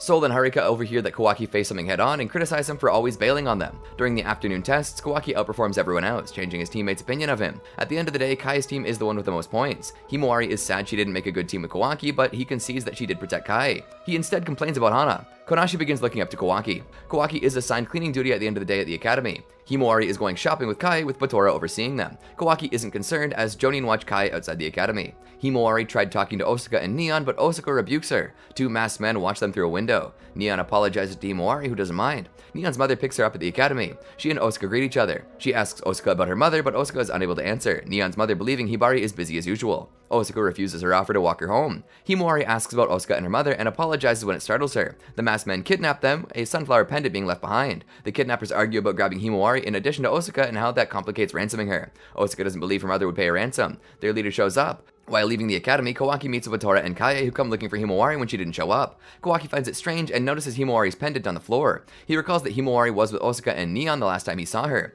Batora knows where Osaka lives, having researched places outside the academy that Kaie might visit. Aniki beats them up for getting extra hostage. Himawari can tell that Aniki is a shinobi and is confident he'll be found out, remaining calm. Aniki recognizes her as the 7th Hokage's daughter, and having delivered a ransom note to Osaka's residence, decides to sell Himawari to someone who has a grudge against the Hokage. Kawaki, Kai, and Batora arrive at Osaka's residence, where the servants read the ransom note. Kawaki snatches it, letting Kai read it. They realize Himawari might have been kidnapped alongside Osaka. Kai wants to check on Neon, and they tell Osaka's servants to contact her parents, who are on the set of a new production. Himawari asks Osaka about her mother again, and Osaka says she doesn't care about her anymore, but refuses to elaborate. The kidnappers are concerned about capital punishment for kidnapping Himawari, but she assures them that Naruto wouldn't do that, and that he might even forgive them if they apologize. They explain that they turned to crime because they can't eat, having failed out of the academy and not lasting in any job. Aniki, who is a genin who ditched a mission he disagreed with, took them in. Aniki attacks a crate behind them, chastising them for giving up so much information, and telling Himawari to give up hope as they're somewhere people rarely go. At Neon's home, they explain that Himawari and Osaka were likely kidnapped right after parting with her. Neon knew to leave her be when she was upset about her mother, who is an old friend of Neon's mother.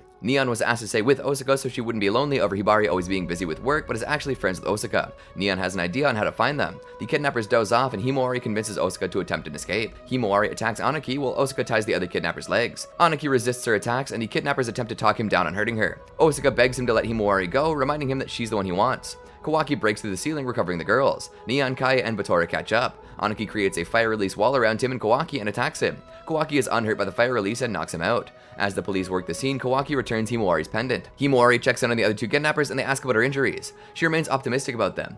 Neon explains to Osaka that he found them with their drone, and Hibari arrives to check in on her daughter, surprising her. Osaka thought she didn't care because she threw out something that was special to her. Neon explained that their mothers worked together to develop a sensing function for the drone based on the Yamanaka clan's jutsu to find her. Osaka and Hibari make up, the thing Hibari threw out being expired pudding. Hibari invites them all for pudding. Osaka apologizes to everyone. Anaki curses his situation and at an unspecified supervisor who put him up to it. Meanwhile, a hooded individual is hidden in the trees while observing Kae. The class rehearses a play about the Sannin for an upcoming festival, in which Kawaki plays Katsuyu. Aiki, playing Jiraiya, mocks him. Kai, who plays Tsunade, is excited about it. Osaka, who is playing Orochimaru, feels she's much better suited to play the 4th Hokage, who everyone picked Himawari to play because she's his granddaughter. Himawari praises Osaka's Orochimaru performance. To make the performance more convincing, Osaka asks everyone to bring a mock forehead protector. As they leave the academy, another Konoha shinobi watches over Kae. The next day, Sosha publishes a story about Aiki reading one of Jiraiya's Icha books to learn more about his role. Embarrassed, Aiki rips up the story Sosha handed out. Everyone puts on their forehead protectors, but Himawari forgot to bring one. Kawaki offers her his, but she refuses and tells him to hide it as it could expose him as a genin, specifically if Sosha finds out. Aiki sees and overhears them and tells Sosha. They speculate the motive behind it, Aiki believing to be nefarious. Sosha asks about what proof he has, and Aiki shows a note sent to him anonymously, which is why he has kept a close eye on Kawaki. Sosha needs more convincing proof, so Aiki tells her that he'll get Kawaki's forehead protector, and that she hopes it's real so she'd get a big scoop. After more rehearsals, Kawaki checks on Kae, who wonders why Orochimaru chose a path that led away from his friends, herself wishing to stay with her friends in the academy. Kawaki comforts her and she gets excited to resume rehearsals. After she leaves, Kawaki addresses a hidden Aiki, admonishing them for still being after Kae and threatening to beat him up for real. Unable to steal a forehead protector through conventional means, he decides to take advantage of Kawaki's role of Katsuyu. Sosha surprises Katsuyu and Himawari, asking them about his forehead protector. They leave without answering and join everyone else checking on the set, built primarily by Neon with everyone's help. Sosha brings her camera. In the rehearsal, Iho takes on the Jiraiya role, previously playing Manda at Aiki's request, which Kawaki finds unusual. As they fight as Manda and Katsuyu, Aiki makes Kawaki drop his forehead protector, but he manages to hide it before Sosha can photograph it, realizing they're working together. Aiki improvises and gets Osaka to help him, improvising a summoning Rashomon. Aiki grabs the forehead protector but stands on the half-finished set, causing it to collapse. Kawaki protects him and Kae, and Aiki rushes to hand Sosha the protector, but it turns out to be a mock one. Sosha accuses him of trying to get to publish a fake story. Kawaki shows him how he destroyed the set. Aiki breaks down crying as it wasn't his intent to ruin everything for everyone. At Himawari's insistence, Kawaki reaches out to Aiki to fix the set and is joined by Kae. Kawaki notices his actual forehead protector is still missing. Everyone helps fixing the set. Kawaki and Himawari stay late looking for his forehead protector. Osaka hands it to them, having looked out for them after overhearing Aiki and Sosha, switching it out during the improvised Rashomon summoning. Osaka claims that it's to repay for helping when she was kidnapped, suspecting he had to re-enroll due to bad behavior.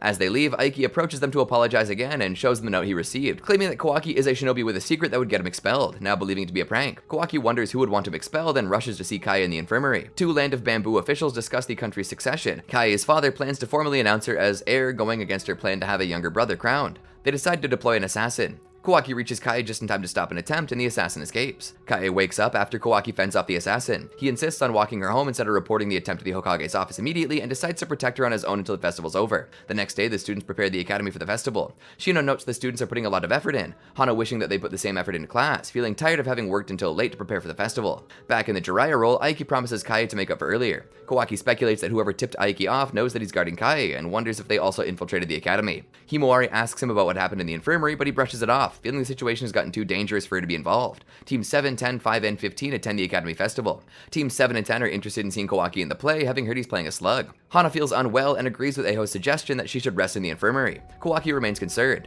Chocho praises Konashi's sweets and offers criticism for improvement. Ron Sogi and Suzu made use of their experience with the 7 mysteries to make an effective haunted house attraction, which thoroughly scares Team 5. Neon and Harika comment on their use of drones and insects, and Denki promises to put in a good word about developing those technologies. At Mimi and Kura's booth, Boruto, Shikadai, Inujin, Sarada, and Tsubaki collect several prizes hitting targets with kunai, causing them to wonder if they should have banned Shinobi from playing. Hibari finishes all her scenes of the day early so she could watch Osaka's debut in the play. Sosha takes their photo, preparing an album about the festival. Kawaki asks about Batora, but Kaya says he had unavoidable business to attend, which Kawaki finds suspicious. Kawaki mistakes an attendee for the assassin he fended off. The assassin watches Kaya in the festival from above. The start of the play is announced and the audience takes their seats. Kaya is nervous because the play was a collective effort and thanks Kawaki for helping her all along. An explosion is set off and an anonymous note is delivered to the academy. Until safety can be verified, everyone is to remain on academy grounds. Academy staff discuss the threat, which includes detonating more bombs if anyone tries to leave or contact the outside. The former students offer to help deal with the situation. Kawaki wonders if the attack is a diversion to target Kae. Osaka decides to obey and stay put, while Aiki and Eiho decide to help out. Inujin flies on a drawing, directing the shinobi to where the explosive tags are to be disarmed. Shino targets them through the ventilation system with his Kikaichu. Aiki and Eho find an explosive tag circuit behind the school's building. Aiki stays behind to try defusing them while Eho rushes back to warn the students. Kawaki decides to go help Aiki and tells Himawari to keep an eye on Kaie. Aiki manages to defuse most of the circuit, but the main explosive tag has already started to burn. Kawaki removes it and uses a shadow clone to take it as far above the building as he can so it detonates without harming anyone. Inside the building, several smoke bombs go off, allowing an assassin to sneak near Kaie. Recalling Kawaki's order, Himawari activates her Byakugan and, seeing through the smoke, knocks the assassin aside. Outside, Himawari tells Kaie that there was someone going after her. The assassin catches up, but so does Kawaki. Kawaki gives chase, but the assassin throws several explosive tag kunai to cover their escape. Kawaki finds Hana among the explosion debris and feels guilty that she was hurt when going back to look for them after they left. Kaie realizes that she was the target by how her father was acting, and based on Kawaki's reaction, asks if he was guarding her. Hana's class visits her in the hospital after her injury in the attack and wish her a swift recovery. Because of her injuries, her memories of the assailant are hazy. Kawaki is admonished by Shikamaru, Sai, and Naruto about failing to report a suspicion of an assassin and is taken off the mission. The search for the assassin continues, and Kaie is likely to return to the land of bamboo. Shino and Anko discuss the incident and decide not to tell Hana about Kaie being the target. Kaie is heavily guarded, but Batora informs her that her father asked for her to return. She misses her friends and feels that Kawaki only got close to her for her mission.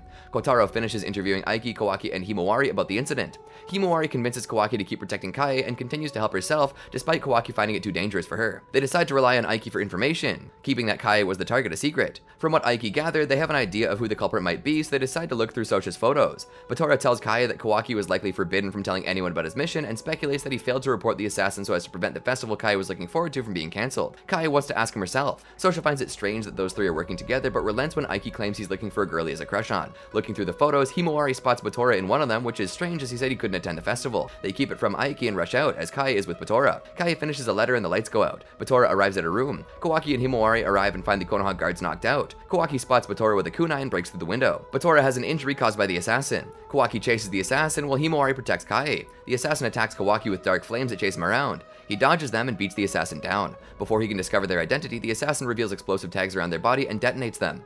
After the police process the scene, Kotaro asks Kawaki about his presence and he claims he was visiting a friend. He'll report this to the Hokage's office. Kawaki checks on Kaie, who's bandaging Batora. He asks why he was at the festival and he says he was investigating someone suspicious who might have sneaked into the village. He lost track of them at the academy. Batora feels indebted to Kaie's father for taking him in. Batora and Himawari point out Kawaki's concern for Kaie on what he does and does not do. The next day, Aiki asks about where they went, and Sosha publishes a story about Aiki's new crush. Naruto reports that they'll overlook Kawaki's failure on account of his protecting Kaie, although her father has withdrawn the mission, the plot's mastermind having been arrested back at the land of bamboo, after communications were discovered based on the evidence Batora uncovered.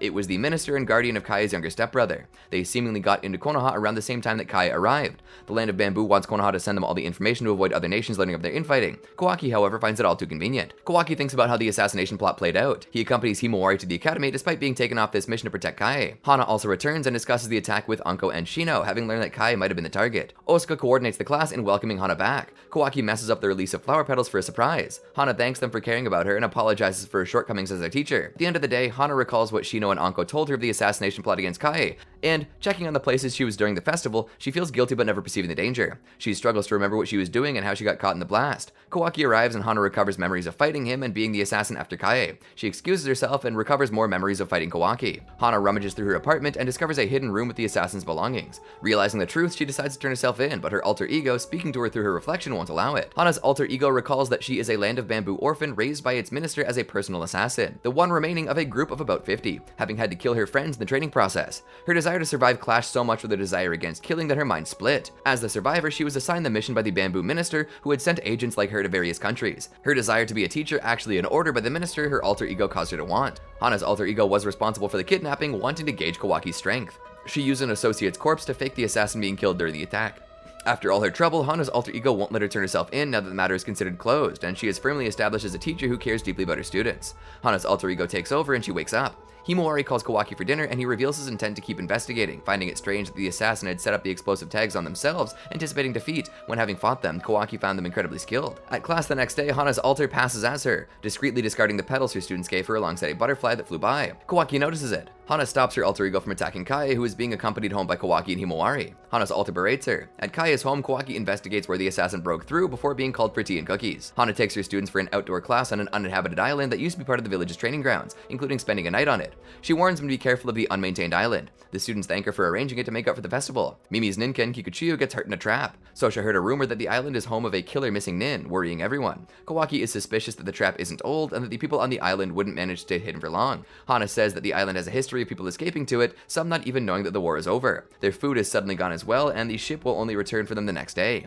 Hana blames herself, but Himawari assures her that they can manage. Everyone starts setting up tents and looking for food. Kawaki is still bothered by the trap. Hana finds them lucky and would have killed them all if she didn't still have a mission. Osaka finds a game trail leading to edible wild plants, making use of what she learned when she lived in a mountain with her mother for a movie. Kaie makes a flower arrangement for Hana. Kawaki wants her to stay close, and she asks if he's still guarding her, as the matter of her assassin is over. When they get startled by some movement, Osaka and Himawari have Neon check it with their drone, but it gets taken down. They ask for help, and Sol finds it. Neon finds it unlikely to have malfunctioned, having recently serviced it. They worry about missing Nin. Hana watches them hidden. Kaie gifts Hana the flower arrangement. Himawari calls her and everyone is informed about the drone incident. Dosaki and Sol want to search the island, having a numbers advantage, but Kawaki points out that with the ninken and the drone out, they can't search far, as Harika's Kikaichu also can't search too wide of an area. Hana tries calming everyone, and Kawaki stresses they must stay close together and in line of sight. That night, everyone eats. Kawaki checks in the trap and tells Kaie that according to Mimi, it was baited with Kikuchiyo's food, meaning that he was the target from the start. Kaie thanks him for still watching over her, and he admits that going to the academy has been fun as well. Kaie says she had fun too, and reveals she'll return to the land of bamboo after this extracurricular class. Konashi gives Kaie his latest sweet and pulls Kawaki away to try some as well. Hana approaches her, who notices the flower arrangement is gone, and offers to help Hana look for it.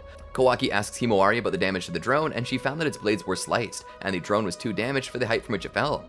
Himawari recalls that the drone had recording capability, so they have Neon play it to review the footage. Kawaki notices something and calls Himawari aside. He saw wind-released flower petals in the corner of the screen before the footage cut off, and they realize it implicates Hana. They don't want to believe it, but too many things fit the theory. Himawari finds the flower arrangement Kaie made discarded. Hana tries getting Kaie further away from the group to find the gift, but Kawaki and Himawari stop them, wanting to ask questions. Hana sets off a smoke bomb and runs away with Kaie. Hana fights Kawaki and Himawari, who think someone switched places with her. She pushes them away with her wind release and rushes to a bridge, where she seemingly slashes Kaie with a kunai, to Kawaki and Himawari's horror. Having seemingly killed Kaie, Hana gets off the bridge and burns it, separating herself from Kawaki and Himawari.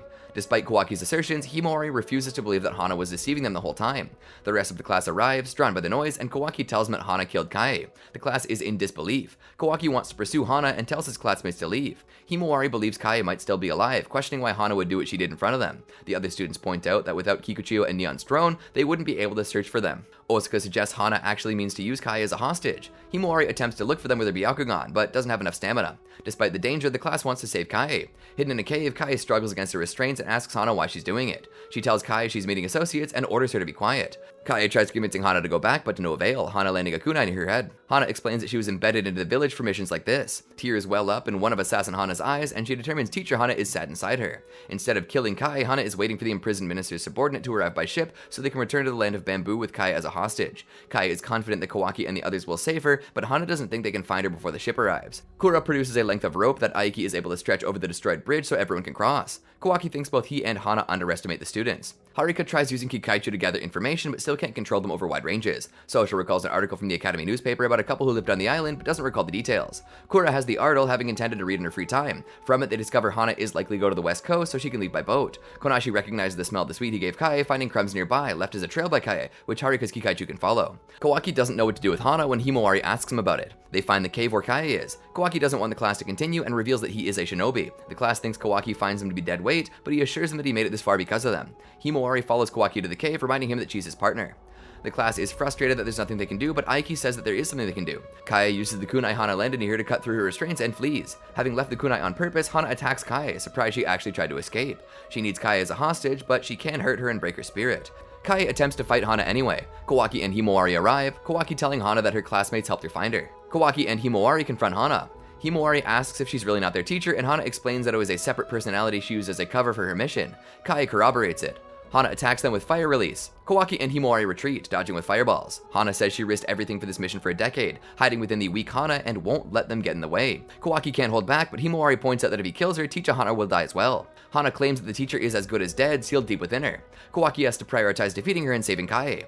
Hana targets them with their dark fireballs again, Kawaki rushing to protect Himawari. Hana converges the fireballs on them. Kawaki falls to the ground but disperses as a shadow clone. Hana deflects a gentle fist attack from Himawari, and Kawaki causes her to drop an explosive tag kunai near Kaie. Assassin Hana talks like teacher Hana to stop Kawaki from landing a hit on her and counterattacks. Hana creates a paper barrier, obscuring her movements and where she attacks from, and prepares to end them. Aiki leads the rest of the class towards the harbor, hoping to get word of the developments out. Someone appears in front of them. Kaie reasons that Hana shouldn't have enough chakra to maintain such a taxing jutsu for long. Hana reveals that more Jonin-level allies should be arriving by boat, which will allow her to overpower them soon without Konoha ever learning a thing.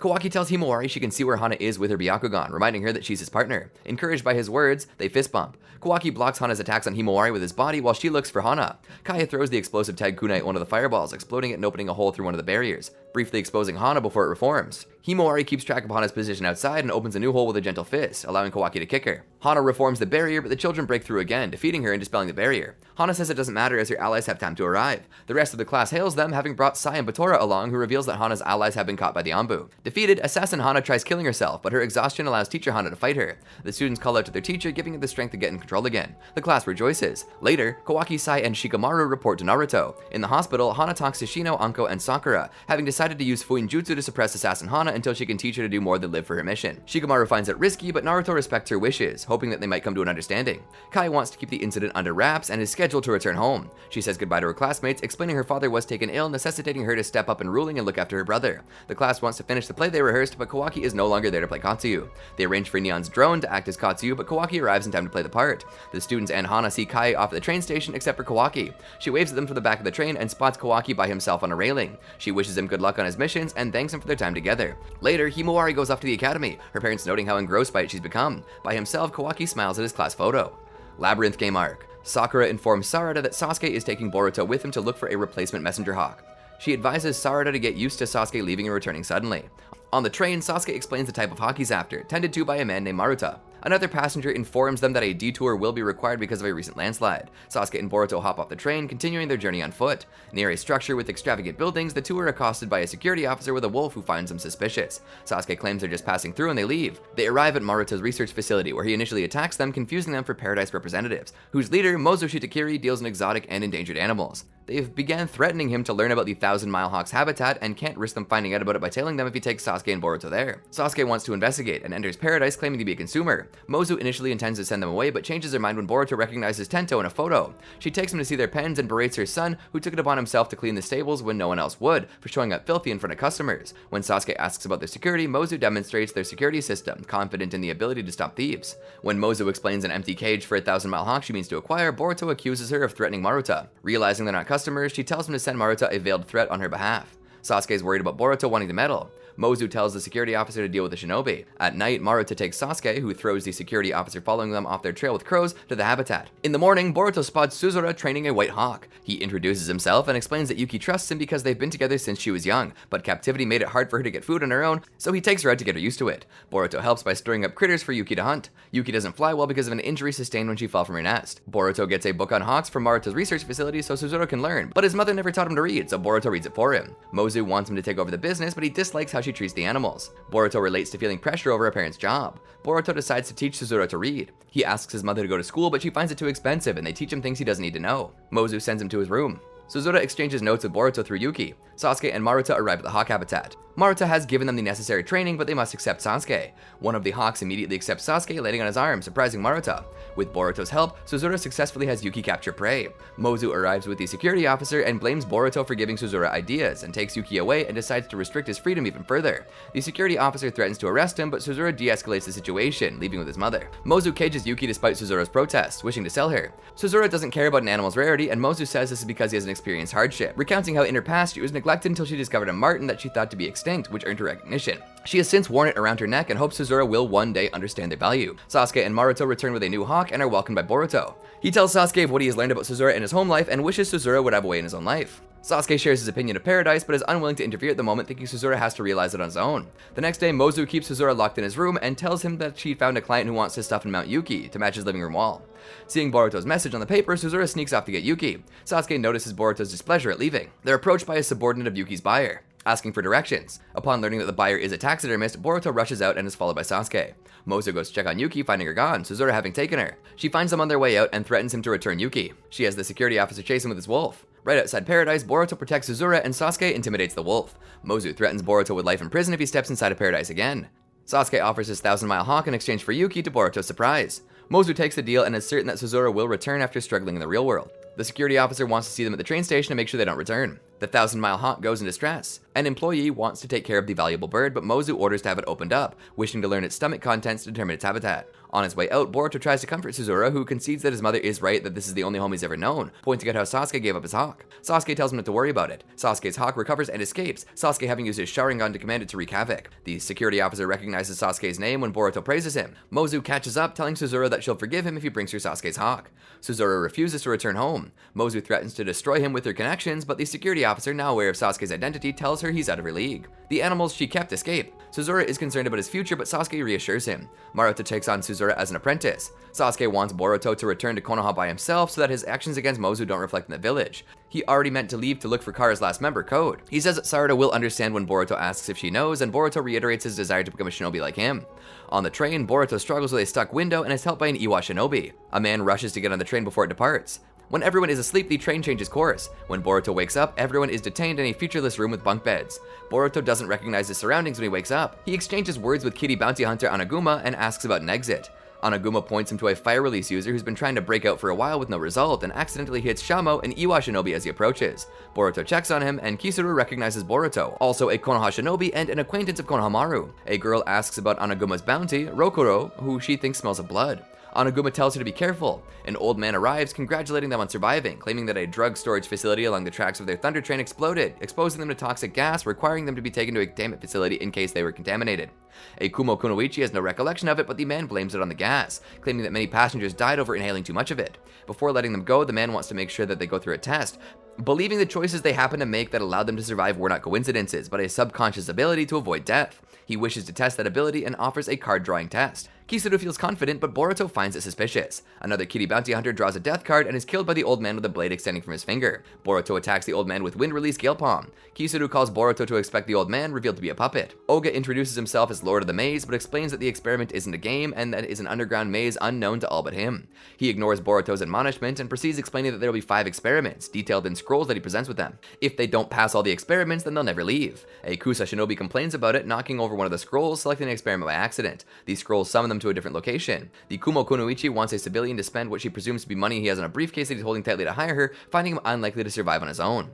Kisuru criticizes the Kusa shinobi, who pushes him back. Boruto stops Shamo from falling when the stone floor near the edge of the platform they're on collapses. Yatsume introduces himself to Boruto. Another section of the floor collapses near an old man. Oga explains that they have to leave the brittle platform and reach another platform above them. Boruto and Kisuru rush and attempt to attack Oga, but he disappears. The brittle platform continues to collapse, and the man with the briefcase accepts help from the Kumo Kunoichi, who uses a powerful wind release to lift them onto a firm platform. A participant warns him that such a strong jutsu will collapse the platform, and she's unbothered by his accusation of caring only for himself. The Kusa shinobi also jumps to safety. The platform continues to collapse, with some participants falling. Anaguma attempts to hold it together with water release threads. Rokuro says he won't be able to hold it alone. Yatsume is exasperated when Boruto jumps back down to help the old man, while the Kumo Kunoichi finds him naive. Kisuru uses the firm platform's fence to make a rope ladder for everyone else to climb. It can only support one person at once. Shamo helps a young girl who sprained her ankle. Anaguma warns Boruto his jutsu won't hold for long. A man loses his patience when the platform continues to give, while an old couple takes too long to climb. The rest of the threads give away, throwing Anaguma off the edge. Rokuro holds him with his legs and asks civilian Kakasu to tap Anaguma's keys on his cuff to release him so he can use his jutsu to save her. Anaguma urges him not to trust him. She releases Rokuro, who lets Anaguma fall and ignores Kakasu when the floor under her collapses. He has a bladed arm. The man and the old man fall as more of the platform collapses. Boruto asks Namua to help a woman while he carries the girl with the sprained ankle. Shamo asks for help as Boruto reaches the top. Boruto manages to grab him as the rest of the platform collapses, and Boruto streams himself and Shamo up, Yatsume grabbing them at the bottom of the ladder. Oga allows them to rest before the next experiment, and they return to the original room. Boruto criticizes Rokuro for sacrificing Anaguma, but he's determined to survive, even at the expense of everyone else. The Kumo Kunoichi notes there were 14 survivors. Boruto wants to survive and capture Oga. The captives wait for Oga to announce the next experiment. A few complain of thirst, Fugo trying in vain to exchange his luxury watch for another captive's water. The Kusanin agrees with Boruto that they need to cooperate to survive. Bata continues to only think about getting paid, and Yatsume finds merit in both approaches, asking Rokuro's opinion. He thinks they need a strong will to survive and throws a parasite on the Kusanin to force him to confess, accusing him of being Oga's minion, as he activated the first experiment and avoided the platform edges before they started crumbling. He grabs another captive and asks for Oga's help before perishing. Rokuro picks another scroll, finding it useless to hesitate. It takes him to a dark room where a candle lights up on its own when Yatsume grabs it. They all grab candles, which also light up. They're supposed to reach a goal, avoiding many traps without letting their flame die. An older captive sneezes, blowing out his candle, and he dies. Oga explains the candle flame is their life, showing them lanterns to carry them. He also adds that passing the candles from person to person works, with the person not holding a candle dying if one goes out in someone else's hand. The candle belongs to whoever holds it. Sarada and Mitsuki look for the thunder train Boruto disappeared on, asking the company's staff about it. The Department of Prisons also made inquiries, and the employee working that day suddenly quit and went away. A train employee spies on them as they discuss Boruto's disappearance.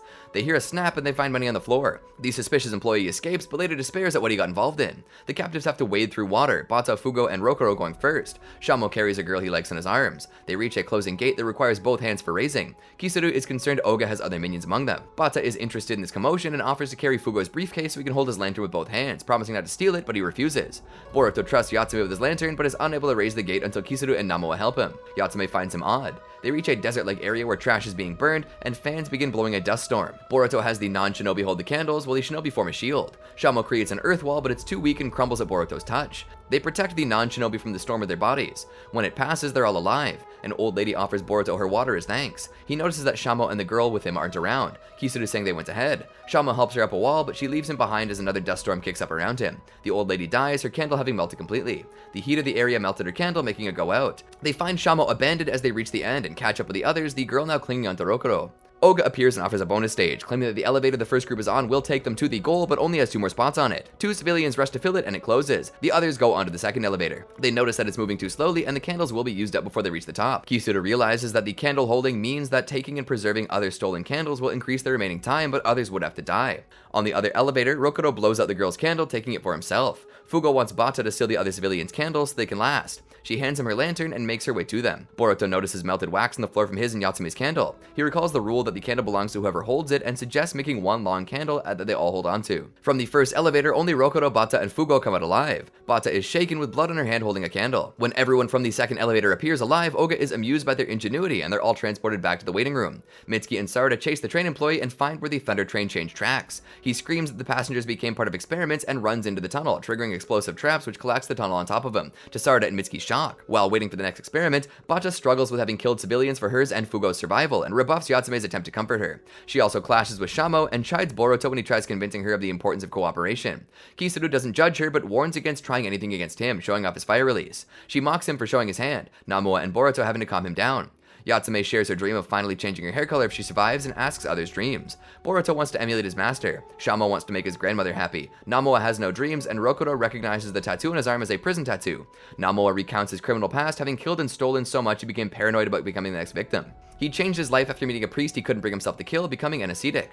Fugo wants to deliver a payment to his client, his company's fate at stake. Bata refuses to share her story, but Yatsume notes her use of need instead of want when she mentions money, so she claims she needs money to buy a beach island. Kisuru wants to soak in a hot spring on his mountain village near the border with Takigakure. Oga arrives and Kisuru picks the next experiment, pressure, which Oga finds the harshest yet. Sarada returns to Konoha, meeting with Kawaki, Mitsuki having stayed behind to investigate the scene. She's investigating everyone who bought tickets to the same thunder train to see if anyone suspicious was aboard with Boruto. Namoa finds bloodstains on the experiment room, agitating Shamo, which irritates Kisuru. Shamo finds and presses a light switch, causing the ceiling to come down on them. Yatsume readily tries blocking it with her lightning release chains, but they break. Boruto's Rasengan also has no effect. Rokuro asks what Shamo did, and he explains he tried turning on the lights. Boruto notices other switches on the walls, but each one pressed makes the situation worse, causing moving saws and spikes to appear. One of them retracts the saws, but the ceiling spikes remain. Bata and Fugo argue against pressing the last switch, but taking Oga's behavior into consideration, Boruto thinks he wouldn't end them like this and presses it. Depressions appear on the walls, but they can hide from the ceiling spikes. Fugo overtakes Shamo, Rokuro fights Kisuru, Boruto lets Yatsume have one spot as thanks for saving him in the first experiment because she injured herself when her jutsu failed to stop the ceiling. Namoa observes the ceiling. Kisuru's fire release endangers the others, but Boruto puts it out with his water release. He notices the water drains away and determines there must be a space below the floor. Boruto and Kisuru try breaking through the floor while Shamo tries holding the ceiling with his earth wall. Namoa joins Boruto and Kisuru. Bata tries to kill Yatsume to take her spot, who wants to know the reason for her death if Bata indeed kills her. Bata confesses she needs the money to buy back her birthplace from rich people who bought it for resort development. Boruto convinces her to help by arguing it'll go against playing into Oga's hand. She helps Boruto find the weakest spot on the floor for Boruto to strike, comparing it to diamond cutting. The extra space is enough so no one dies from the ceiling coming down. Oga congratulates Boruto as it made the next experiment more interesting and lets them return to the break room. Bata bumps into Kisuru as she leaves. Fugo checks on his briefcase contents, not money, but a family photo in a canteen. Bata confides in Boruto that Oga might have another minion among them, revealing a working communication device she swiped from someone else who kept it hidden instead of trying to use it to contact anyone outside. He is surprised when she whispers who had it. Sarada discovers 5 passengers with unclear backgrounds, and comparing it to Konoha's records, she and Kawaki discover one of them was a Kara outer, Kisuru. Boruto is surprised when Bata accuses Kisuru of working for Oga. She explains that her home village is near Kisuru's alleged home, and that his claim of watching sunsets on hot springs is impossible because they all faced east, only allowing for sunrises. His claim made her suspicious, so she searched him and found the communication device. In the waiting room, Yatsume, Kisuru, and Shamo note how Boruto and Bata are taking their time coming back and wonder if they're plotting. Bata believes that Kisuru has been receiving instructions to keep the experiments running smoothly and points out that they already found an underling before. Boruto remains skeptical as Kisuru was the first to help him by breaking through the floor. Bata says she'll remain on guard. Kawaki is surprised Konoha has that much information on an outer, but Sarada points out their information is likely incomplete and that they're important clues about code. They rush to meet up with Mitsuki. When Bata and Boruto return, Oga complains about them being late. The next experiment was already picked, calculation. Everyone had to pick an envelope. Shamo picking theirs for them. Oga sends them to the next experiment, everyone scattered with cards having numbers 1 to 8, and they have to steal each other's cards until they add up to at least 7, the ones who already have enough points being lucky but also likely to be targeted. They have a 2-hour limit to gather points and reach a gate indicated by a flare. Other flares will be sent to indicate 1 hour with 10 minutes remaining. Boruto has 6, Rokudo has 1, Bata finds Fugo who has 2, revealing she has 3. She wants to target Shamo, perceiving him as weakest, and celebrates having an 8. He shows it to Boruto, who admonishes him for his carelessness. Kisuru has 7 and decides to contact someone but realizes his communication device is gone and that Bata took it when she bumped him. Fugo finds it strange that Bata is still protecting him despite her hate for the wealthy. She claims not to let personal feelings interfere with their mission. When he trips, she picks up his briefcase to return it to him and finds it suspiciously light. Noting she never actually saw the money, the two fight over it, its contents falling out. The canteen breaks with something gaseous escaping. She demands an explanation. Fugo reveals that his company is being threatened by an organization who have taken his wife and child hostage for ransom. However, his company is on the verge of bankruptcy and he intended to threaten the organization with the chemical in the canteen. She finds him just another liar and takes his card while he begs for her help. She tells him to pay him and someone kills him with a kunai to the back. She is surprised by the assailant who also attacks her. Yatsume has 4 and meets up with Namoa, who has done the math determining 5 people can have 7 or more points, meaning 3 people will fail. He offers her his 5 card but she doesn't want it. Namoa doesn't want to take things anymore, still hearing the voices of those he killed and has trouble sleeping. Boruto and Shamo join up with them and they check to see how many could pass with their cards. Shamo suggests turning Boruto's 6 into a 9, but he doesn't think it would work. They decide to look for the others and find Bata and Fugo dead on the ground, their cards and the device she took from Kisuru stolen. Namoa thinks either Rokudo or Kisuru did it, while Boruto thinks it might be a trap to sow discord among them. Shamo wishes he could give them some of his points, giving Boruto the idea of exchanging his 6 card for the 1, 2, and 3, so more people could get 7 points. The 1 hour flare goes up. Rokudo finds them, revealing he has cards 1, 2, and 3. Boruto offers to exchange his 6 for 2 and 3, but Rokudo attacks him with his bladed arms, figuring that if only one person is left, Oga will reach the goal of experiments early, going beyond his expectations. He takes Shamo hostage, who offers him his 8. Boruto lands a vanishing Rasengan, allowing Shamo to escape and Namoa to land a blow. Sarada and Kawaki find Mitsuki trapped by ceiling tags, and more around him to trap them if they interfere. Sarada wants to wait for backup, but Kawaki goes ahead and triggers the trap, waiting for it to envelop him so he can burn through it by setting himself on fire, also freeing Mitsuki. He reveals he was attacked by a group of skilled shinobi. Sarada informs him that there might be outer involvement. Kawaki wants to go straight to the source, Sarada in agreement. Shamo realizes that if they get Rokudo's cards, them 4 could make it through the experiment. Rokudo resists Boruto's lightning release and infects Namoa with his parasite, making him fight against the group. He tries resisting Rokudo's control, who wishes Namoa to revert to what he was before. Yatsume cries, touched by everyone's desire to survive. Seeing the kindness of the priest's eyes in Boruto, Namoa manages to stop and takes Rokudo's attack aimed at Boruto, who instead lands his Rasengan on him, defeating Rokudo and taking his cards. Rokudo has no regrets, as if he was taken back to his village, he would have served life at best, and concedes that Boruto's desire to survive was greater than his own. Boruto lets him have the 6 and 1 cards and yells in defiance of Oga's goal. Rokudo reveals that while he took Bata and Fugo's cards, they were already dead when he found them, leaving one possible culprit. Rokudo goes through the gate, and Boruto waits for the others to go ahead, noting that the 7 card hadn't been used, so he waits for Kisuru, telling the others of Bata's suspicion. Yatsume and Shamo help Namoa through the gate. Kisuru arrives at the gate, finding Boruto waiting. Boruto confronts Kisuru about Bata and Fugo's deaths. Kisuru questions Boruto's trust and Rokudo's words over his. Boruto questions him about the communication device Bata stole from him. Kisuru runs away from the gate, Boruto chasing him. Shamo and Yatsume discuss Boruto's leading attitude. Namoa's wound is deeper than they thought, so Shamo goes ahead to ask if Rokudo has first aid kits, also updating him that Kisuru might work for Oga. Rokudo is confident he's found an exit. Namoa wishes he could sleep once more without nightmares before dying. Shamo returns with Rokudo, who is determined that if Kisuru is working for Oga, then they can make him reveal how to leave. Despite his injury, Namoa holds the closing gate open so the other 3 can go after Boruto and lose his consciousness. Kisuru can't get a message through the device. Boruto sees he has it back. Kisuru offers his 7 card, but Boruto is uninterested. The other 3 arrive and surround Kisuru. Yatsume questions him about his dream and he admits to the lie. He escapes by digging down with fire release and others follow him to an underground cave system. Kisuru attacks the ceiling, causing parts of it to collapse. Shamo protects Yatsume with his earth release. Rokudo baits Kisuru out of hiding and sends a parasite at him, which Kisuru pulls out before it gets inside of him completely. Rokudo attempts to send several at once, but Kisuru burns them, using the flames to sneak closer to Rokudo and land a hit on an injury that he failed to hide from Kisuru. He's about to kill Rokudo when Boruto's vanishing Rasengan hits him, causing him to retreat. Rokudo warns Boruto that Kisuru intends to separate them so he can take them out one by one. The shinobi who trapped Mitsuki bait him, Sarada and Kawaki surrounding them.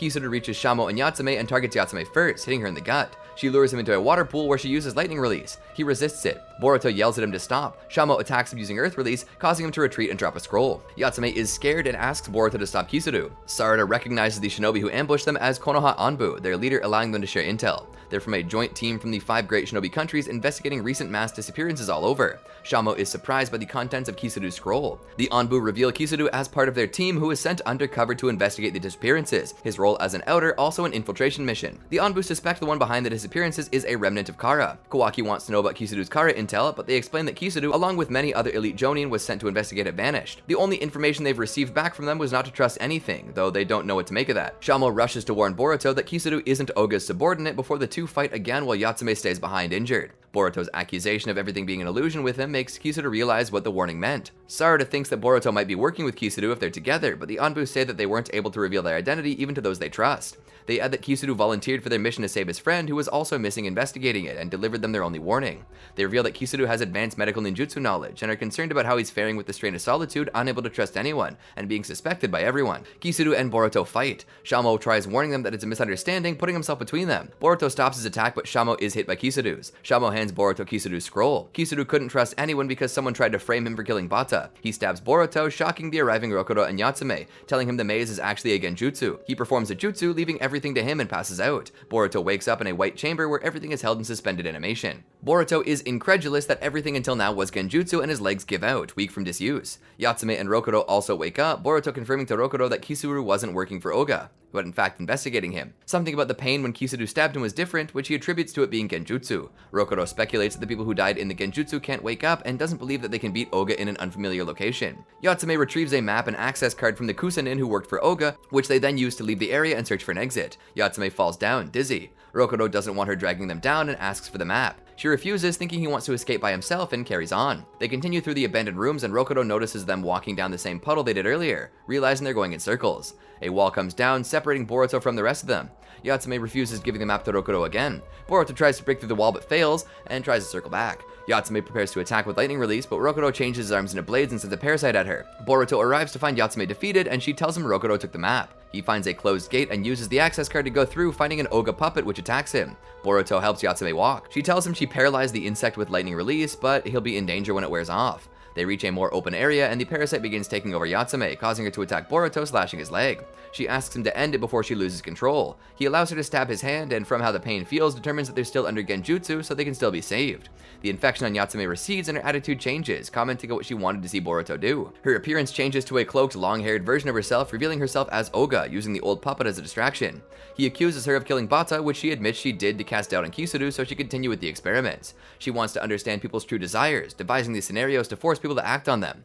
She learned that desire is connected to one's life force, from someone who wanted to live so much that he would steal others' bodies, but was defeated anyway. Boruto realizes she's talking about Jigen, and she reveals herself to be Kara's 8th inner, created by Amato. Boruto recognizes their location as the place he saw when Amato was being interrogated. Because Kisuru almost broke her genjutsu, she had to quickly make a new one. Since they're still under it, Boruto asks about everyone else. She shows Boruto everyone in suspended animation, saying that she's not a combat-type person, only her brain being augmented by Amato so she could assist his research of the human heart when he hit a dead end. She had to flee when she attempted to examine Jigen's heart, but before she could, he destroyed an important part of her body. It destroyed something in her heart. She no longer understands the reason for living, and her body began to wither. She thought that if she saw everyone trying so desperately to stay alive, it would restore her desire to live. She finds his desire different from others, and thinks she might have succeeded if he didn't figure it out. He finds her actions unforgivable, and she sits down, tired from talking so much. She explains that stabbing her will release the genjutsu and he will wake up. Oga also asks him to remove a scroll she indicates on the screen so everyone else will wake up. She compares the situation to the 5th experiment. He deduces that if he leaves, she has no way of waking up, hence her request. Oga thinks it's too late for her. Boruto thinks she can wake up and remove the scroll herself and offers to find a reason to live. The world around him begins to collapse. He runs around trying to escape, pulling her along, and Boruto streams himself carrying her through a gate. From the experiments, Oga thinks that when desires collide, unhappiness follows, but Boruto says he doesn't live for desires but for dreams, and tells her to find a dream that stirs her heart. The ground collapses under her and Boruto makes a clone chain to reach her, but she has to reach back. Reaching for Boruto is enough to make her wake up in reality where she struggles to move. Sarada disagrees with the investigating team wanting to withdraw to think of another strategy, despite there being no contact from Kisuru. She says that if they leave, Kisuru won't be able to contact them.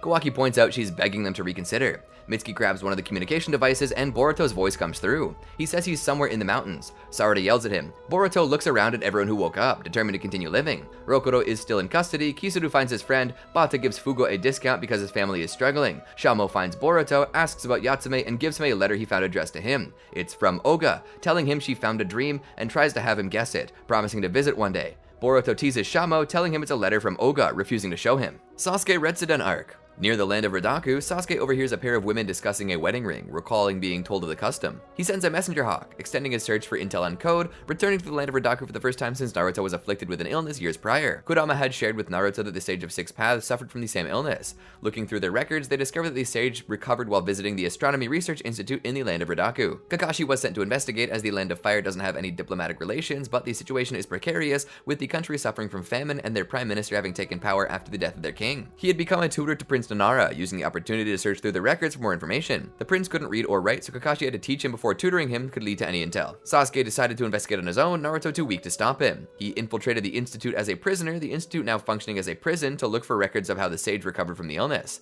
Sasuke was introduced to his cellmates, learning their names and sentences, and defended himself when other inmates attacked him. A couple of guards tried to discipline him, but director Zanzuru points out everything Sasuke did was in self-defense. He advises Sasuke not to do anything too conspicuous. One of the inmates attempts to use the commotion to escape, but is killed by Menno. The prisoners watch as Menno devours the prisoners. The prisoners work while Menno patrols the area. In his cell at night, Sasuke refuses to gamble at first, thinking about Menno, but changes his mind, wanting a favor instead. He uses ninjutsu to win with dice and wants Gigi to distract the guards if they patrol the area while he looks around. Gigi doesn't want to do it, but Sasuke leaves. He needs freedom to look for records of the sage, and Menno is in the way. Sasuke thinks Menno is Zanzuru's summon, but his permanence is unusual. Menno attacks Sasuke, immune to genjutsu, who is forced to fight back. He is concerned with leaving evidence of a battle, but has to slash Menno's claws and torso. Menno flees. The next day, Sasuke is surprised to see Menno healed from every injury. Zanzuru confronts Sasuke about attacking Menno. Sasuke attempts to use genjutsu, but Zanzuru's artificial eye makes it ineffective on him. Zanzuru warns him he'll increase surveillance. The Prime Minister wants Nanara to evacuate his village for military occupation, wishing to attack other countries to acquire land to deal with the famine, as they received no help over their lack of diplomatic relations. Kakashi infiltrates the library during the mission and discovers records about the Sage of Six Paths. Sasuke receives a beating from the guards over his attempt to put Zanzuru under genjutsu, putting on no resistance and giving no reaction. Gigi and Panjira check on him. Gigi suggests Sasuke get himself checked in the infirmary, having learned of a new attractive and single doctor. Panjira accuses him of using Sasuke to see her again after being treated the previous day, Gigi admitting to it. Gano refuses to join them and reveals that Zanzuru's office has a cellar where he's rumored to keep a secret. Zanzuru and Menno check on the Menno Sasuke defeated, finding Sasuke to be troublesome, but confident that making more Menno can settle things. Sasuke sneaks out at night again and combats Menno once more. He wonders if this Menno was healed or if it's a different one, and begins to feel the effects of poison from a claw cut on his cheek. A doctor arrives just in time to pacify Menno, causing it to give up attacking Sasuke and leave. Sasuke passes out, and when he wakes up in the infirmary, he learns that Sakura is the new doctor. She's come to update him on the mission, having received intel from Kakashi about the Sage of Six Paths illness, detailing how he was cured from it with what became known as polar particles. He hid the rest of it, leaving clues on where and how to find them.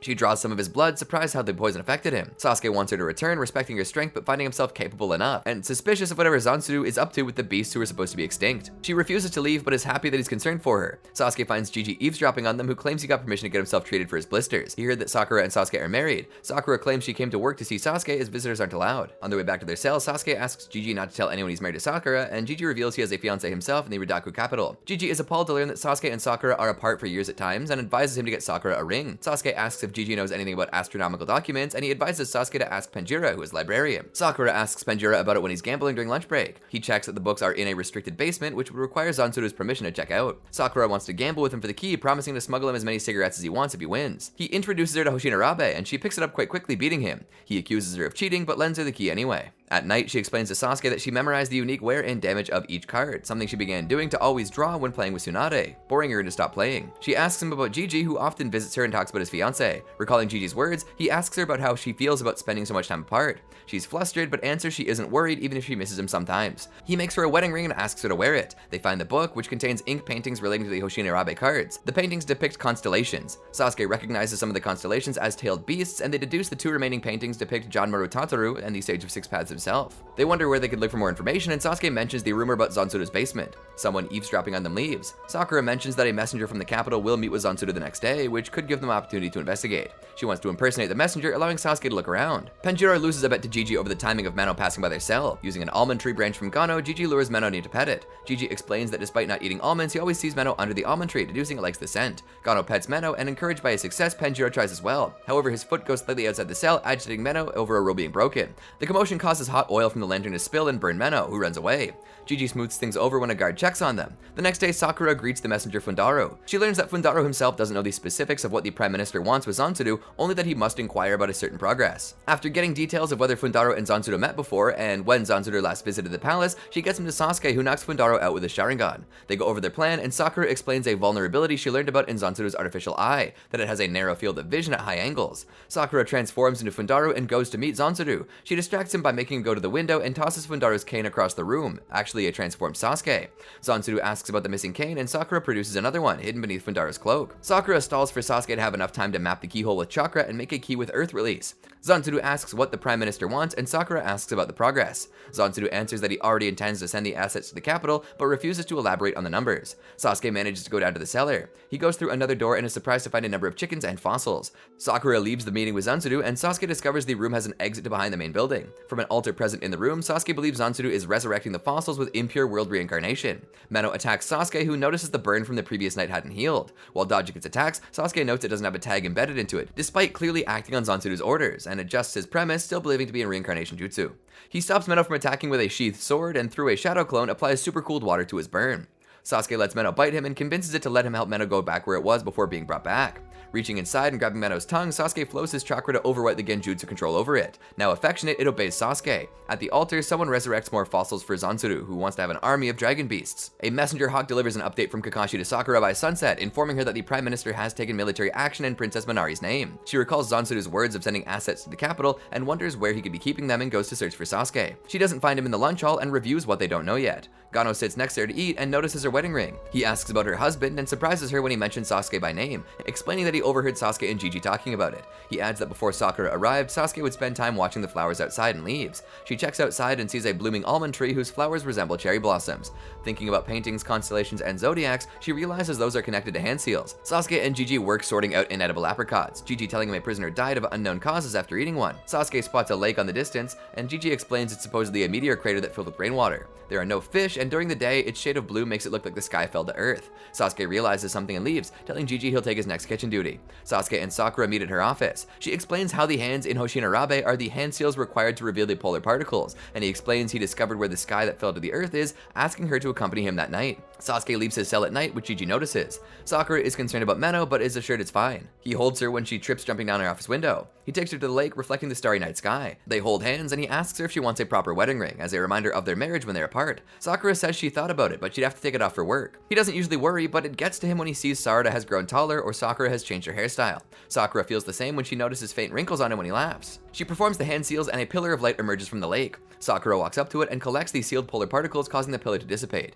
She stores them, and an explosion goes off at the Institute. They notice several flying dragon beasts take off and wonder if those are the assets that Zantsuru mentioned. Sasuke wants to capture one and instructs Sakura to capture Zantsuru at the Institute. He leaves for the Institute, and Zantsuru lands on a dragon beast. He thanks Sasuke for recovering the polar particles. Sasuke realizes he had used the inmates to excavate the fossils, the chickens as vessels, and the apricots which had absorbed the particles' energy to resurrect the dragon beasts. Their uncovering of the particles allowed him to revive a large number of beasts at once. Zantsuru claims to be acting on behalf of the nation, and Sasuke warns that using kinjutsu as such will carry consequences. Zantsuru doesn't know about impure world reincarnation when Sasuke mentions it. When Sasuke asks if he intends to support the Prime Minister, Zantsuru realizes he has an ally near Prince Nanara. Noticing his true loyalty to the minister, Sasuke finds it unlikely that Zantsuru would release the jutsu. He is surprised to see with his Sharingan that Zantsuru has too little chakra to be a shinobi, so someone else brought back and is controlling the beasts. At the Institute, several beasts continue to appear and attack the inmates. Penjiro is almost killed by one and is saved by Sakura, who punches a hole through one of the Institute's walls, allowing the inmates to flee, as well as punching one of the beasts nearby.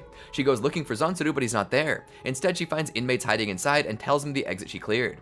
Jiji asks her what happened, and she tells him Zanzuru is responsible. He claims he saw Zanzuru in the courtyard earlier, but she came from there and she didn't see him. He hugs her close and stabs her with a poisoned kunai, which he recognizes as the one Sasuke was poisoned by with Menno. Jiji is working with Zanzuru and allowed her to move freely so they could find the polar particles. He gets the particles from her. She tries to stop him, and he confesses he really did appreciate her, who reminds him of his girlfriend Margot, so he's sad that she has to die and leaves. He wants to use the particles to resurrect Margot and uses the reincarnation ninjutsu. The entire institute begins to crumble as the ground shifts, and an excited Zanzuru leaves Sasuke fighting the flying beasts. A gigantic beast emerges from where the institute used to be. Sakura is paralyzed as debris falls around her. Sasuke fights his way back to the institute against the flying dinosaurs with Menno's help. He notices the Titan's emergence, and recalling that Zanzuru brought up Sasuke having an ally, Sasuke realizes Jiji is Zanzuru's accomplice, and the only person he knew wasn't working alone. Zanzuru thinks the Prime Minister will be pleased by the assets. Sasuke has Menno evacuate the prisoners while he goes after Sakura. He grows agitated when he can't sense her chakra. Sakura wakes up pinned and can't mold chakra because of the poison and passes out. She wakes up to Sasuke tending her wound. She apologizes for not stopping Jiji, but he tells her not to worry. She prepared a serum against the poison beforehand. Zanzuru joins up with Jiji, who hands him the polar particles. Zanzuru wants to kill all the inmates before joining the minister to suppress Nanora's rebellion. Jiji tells him not to renege on his promise. Zanzuru has Jiji target Gano, but Menno stops the dinosaur attacking him. They're surprised by it and deduce Sasuke took control of Menno. Sasuke and Sakura arrive, so Zanzuru changes the dinosaur's focus to them. Sakura breaks the ground around the dinosaurs. Zanzuru sends Jiji after her. Sasuke makes the flying dinosaurs crash against each other with Chidori Senbon. Menno climbs the Titan to attack Zanzuru, who narrowly escapes, being picked up by a flying dinosaur. Sasuke continues attacking the dinosaurs with his sword, fire release, and Chidori. Sasuke receives a message by Hawk and shares that the minister has been imprisoned by King Nanara. Zanzuru decides to keep fighting in the minister's name so he can grow his dinosaur army while in possession of the polar particles. Sakura helps more prisoners evacuate, but is chased by Jiji. He blocks her escape with an Earth Release Earth-style wall. Sakura becomes paralyzed as a side effect of the serum, but Jiji gets likewise caught in a trap she lured him into. Sasuke lures the Titan into the lake where it struggles to move. Sasuke switches places with a flying dinosaur, getting close to Zanzuru, who commands the one carrying him to flee. It drops him instead, crashing down into the ground dead. Sasuke switches with another dinosaur on the ground. Zanzuru commanding the dinosaurs despite not being in control of them meant new orders replace old ones. Sasuke retrieves the polar particles, and he and Menno get back to Sasuke. He asks what Jiji's goal was. Sakura releases her trap, and Sasuke intends to hand over Jiji to the land of Ridaku. Jiji reveals that he was a missing nin from Suna and joined the minister when asked to create a private army. He fell in love with his attendant Margot, turning away from war. However, while he was in prison, Margot died in an epidemic, and he was approached with an offer. If he revived the dinosaurs, the country would release her corpse from him to resurrect. Sakura admits she might try the same in his situation, but her friends would stop her, and she doesn't believe that their deceased loved ones would approve. Sasuke reveals Jiji was deceived, as Margot is mentioned as cooperating with King Nanara. Jiji cries in joy and relief, and releases the reincarnation ninjutsu, all the dinosaurs turning to dust. Sasuke bids Menno farewell. One of the dinosaurs attacks Sakura as it disappears, but Jiji protects her, getting bitten. Sakura tries healing him, feeling that he has to go see Margot, but he doesn't think he deserves it. Later, Naruto has recovered in Konoha and asks about how Ridaku is doing to Kakashi. He updates him that Nanara is officially king now. Sakura catches up with Ino, who notes her ring. Sakura recalls how Sasuke found her in debris because of the ring. Nanara visits the ruins of the institute and intends to rebuild it with Margot and Jiji's help. Still away in a mission, Sasuke and Sakura both miss each other but are not worried. Code's assault arc. Ishiki's vanishing soul addresses Code, instructing him to carry on the Otsutsuki will. He tells Code to eat the chakra fruit from the god tree after freeing either Kawaki or Boruto to the Ten Tails, and become an Otsutsuki himself. Code vows to fulfill Ishiki's wish. Yurito takes Kawaki to Sai and Shikamaru, who confirms to them that the marks that they found are Code's claw marks. Code makes his way to a still staff facility from Boro's Otsutsuki cult. Kawaki finds Boruto at the Hokage Rock and admonishes him for taking Amado's medicine. He tells Boruto about the claw marks and warns him that Code is special among the inners. At Boro's facility, the guards refuse to let Code in and attack him. Code uses his claw marks to evade and kill them. Kawaki explains Code's ability and reveals to Boruto that Code acquired a kama despite being unable to become a vessel. More guards show up to attack Code, including one who injects himself with multiple enhancer syringes to become more powerful. He still fails to land a blow on Code. Kawaki adds that unlike other inners, Code's combat abilities exceed Jigen, and asks that his modifiers restrain his strength so as not to undermine Jigen in deference to Ishiki's vessel. Amado created several cyborgs more powerful than Jigen, but Jigen ordered them to be destroyed. Code finishes killing the guards and enters the facility. Sai and Shikamaru notify Naruto of the claw marks, comparing them to the Flying Thunder God technique. They've assigned teams to monitor the 4 marks they found, but consider the possibility that they're meant as decoys to decrease their forces inside the village. They confirm that Sasuke has made no contact, and Naruto tells him to inform Sasuke about the claw marks. Sai is certain Code is hunting those involved in Ishiki's death. Shikamaru informs Amado that he'll have increased security as he's the only one who can rescind Code's limiters. Amado thinks it's just another person to spy on him, but the increased protection is appreciated. He does warn Shikamaru that if he's captured, he's likely to comply to avoid torture. Shikamaru finds him a parasite, Amado retorting that it's the only way someone weak like him can survive. Code finds a facility member called Bug and asks him about Ada, a cyborg that Boro stored instead of destroying as ordered by Jigen. Bug caves to the implied threat and takes Code to storage. Kawaki suggests Boruto brand Code with the Kama, which has survived before, making him into Boruto's vessel. This way they can get rid of Code and secure Boruto's life if Momoshiki takes him over. Kawaki chides Boruto for being apprehensive about sacrificing Code to save himself. Boruto decides to train. Bug takes Code to Ada. Code is surprised that Boro disobeyed Jigen and kept this transgression a secret because he wasn't sure of it himself until now, also disliking the idea of taking Boro down if Jigen ordered it. Bug thinks he would do it without blinking. Code only knows that Ada knows everything and wants Bug to wake her up, but he is apprehensive about it, explaining Code can't force her to obey him. Before Bug can explain further, Code slashes her storage open, figuring he can just kill her if she defies him. Ada wakes up and ignores Code. He threatens to kill her and she tells him to try. Code is unable to take action to hurt Ada. She explains she wasn't ignoring him, but was merely concerned with having bad breath after being asleep for so long. She has Bug take Code to the bar. While waiting for her, Code asks Bug if Ada is interested in him, Bug chastising him for being entranced by her already. One of the guards spots Ada, asking how she got out and aiming a weapon at her. He gets flustered when she asks not to tell anyone about her and he obeys her. Bug urges Code that they need to escape while they still can. Code feels enamored by Ada's eyes, but Bug explains it's not that. Ada arrives, explaining what she can and cannot see. She showcases her ability by looking into what Kawaki is doing, which is arguing with Team 7 about how to train. Kawaki is frustrated by training chakra control, which Sarada deems important and tries changing to combat training when Mitsuki asks for his suggestion. Mitsuki blocks Kawaki's attack, who changes his focus to Sarada. He blocks her fire release Great Fireball technique by changing his arm, and distracts her by allowing a shadow clone to be hit by her shuriken. Boruto protects her from his assault. He finds Kawaki to be impatient and wants an explanation for his attitude. Boruto and Kawaki agree to spar, and the winner gets to choose how they train. Code tries getting Ada's attention, who complains the good part was about to start. Ada knows he wants to know how to remove his power limiters and explains only Amato can do it. Code wants to kill Naruto and Sasuke. She explains he needs an iris scan and a voice command from Amato, though she doesn't know the code word. Ada stresses that Amato's eyes have been modified through scientific ninja tools in a way that the transformation technique can't replicate, so he needs Amato's cooperation or his actual eyes. Code thinks it would be short-sighted to just invade Konoha after Amato, and Ada admires Amato's intelligence, though she still intends to kill him. Code assumes it's because he modified her body, but that's only half correct. She wants Bug to show him out. Kawaki explains that Jigen put him through grueling combat training that he hated, and when he finally leaned into it, wanting the strength to kill Jigen, he started rapidly improving. Kawaki sends an energy blast, which Boruto absorbs as a Kama. Code wants to know more about Ada, but she's not interested in him since he can't get her what she wants, because he's not no Otsutsuki. She teases him by mentioning how pathetic she found Jigen's final moments to be. He's confused that he has not ripped her to pieces for insulting Jigen. Ada explains that his attraction to her is because of her other ability, and she shares his frustration of not knowing if others' feelings for her are genuine, even if they could naturally come to like her. That is why she hates Amato. Bug tries to leave, but Code doesn't allow it. He doesn't think Bug is captivated by Ada, but he confirms he is, Ada adding that Bug is just shy and scared. He realizes that this is why Boro didn't dispose of her, and asks why Jigen wasn't affected. Ada reveals that her ability can't captivate blood relatives or Otsutsuki. She expresses interest in Kawaki, as his almost full conversion into Otsutsuki means he could like her without her ability's interference. Kawaki notices Naruto observing them, and Boruto goes on the offensive. His performance improved because of the Kama. Boruto attacks him with a lightning release thunderclap arrow kunai, which Kawaki tries to absorb out of habit, but he can't as he no longer has a Kama. Boruto defeats him, even slicing through his forehead protector. Kawaki finds himself pathetic and wonders how he can protect Naruto in such a sorry state. Boruto thinks he understands Kawaki's wish to protect those he cares about, as well as his point of view of using every power at his disposal. Kawaki tells Boruto he'll stop him himself if Momoshiki takes over again. Naruto wishes for them to get stronger. Boruto helps Kawaki up, and they're all surprised by the damaged forehead protector as it slips down. Ada tells Code she felt thrilled when Kawaki's ploy defeated Ishiki, something she hasn't experienced in a long while. Code points out that Boruto is also a viable candidate for a relationship with her. She concedes that he is cute and dreamy, but believes Code needs to sacrifice himself to cultivate a god tree. Ada just needs one person. Bug finds them both vile and crazy. Ada and Code toast cooperation towards reaching their goals. Boruto hopes in vain to repair Kawaki's forehead protector. Kawaki thinks to himself he can't afford to be picky about how he gets stronger either. Kawaki wakes up from a nightmare where as a young child he was chased around by Code, who is angry and jealous of Kawaki becoming Jigen's vessel. Sumire and Amato are done with his checkup. Kawaki complains that Code is still after him, even though he's no longer a vessel. Amato corrects him, pointing out that while Ishiki's soul has vanished and can no longer possess him, the Otsutsuki changes to his body remain. Kawaki gets hostile with Amato until he points out that Kawaki needs more power to protect Naruto from Code. Amato thinks Naruto would die against Code now that he's lost Kurama, and suggests that Kawaki get a new Kama that acts only as a weapon now that Ishiki's soul is gone. Kawaki hates the Kama, but Amato finds him rational enough to grasp for any available power to achieve his goals. He reminds Kawaki that they're both outsiders who will be tossed out when they're no longer useful. Ada finds Kawaki's situation a bit too painful to watch. Code refuses to spare Naruto in addition to Kawaki when Ada asks for it. Ada bosses Bug around, who reminds him that there's still many armed guards in the facility. He points out that they'll get nothing done if they stay there, secretly wishing for them to leave him behind.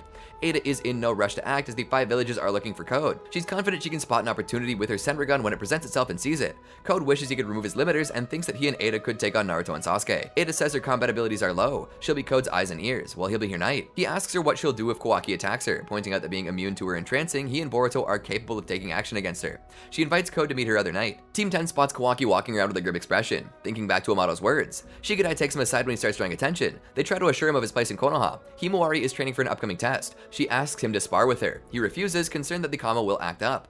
Sumire asks Amado about his offer for Kawaki. He explains the situation comparing Ishiki, Kawaki, and the Kama to a homeowner house in a doorway.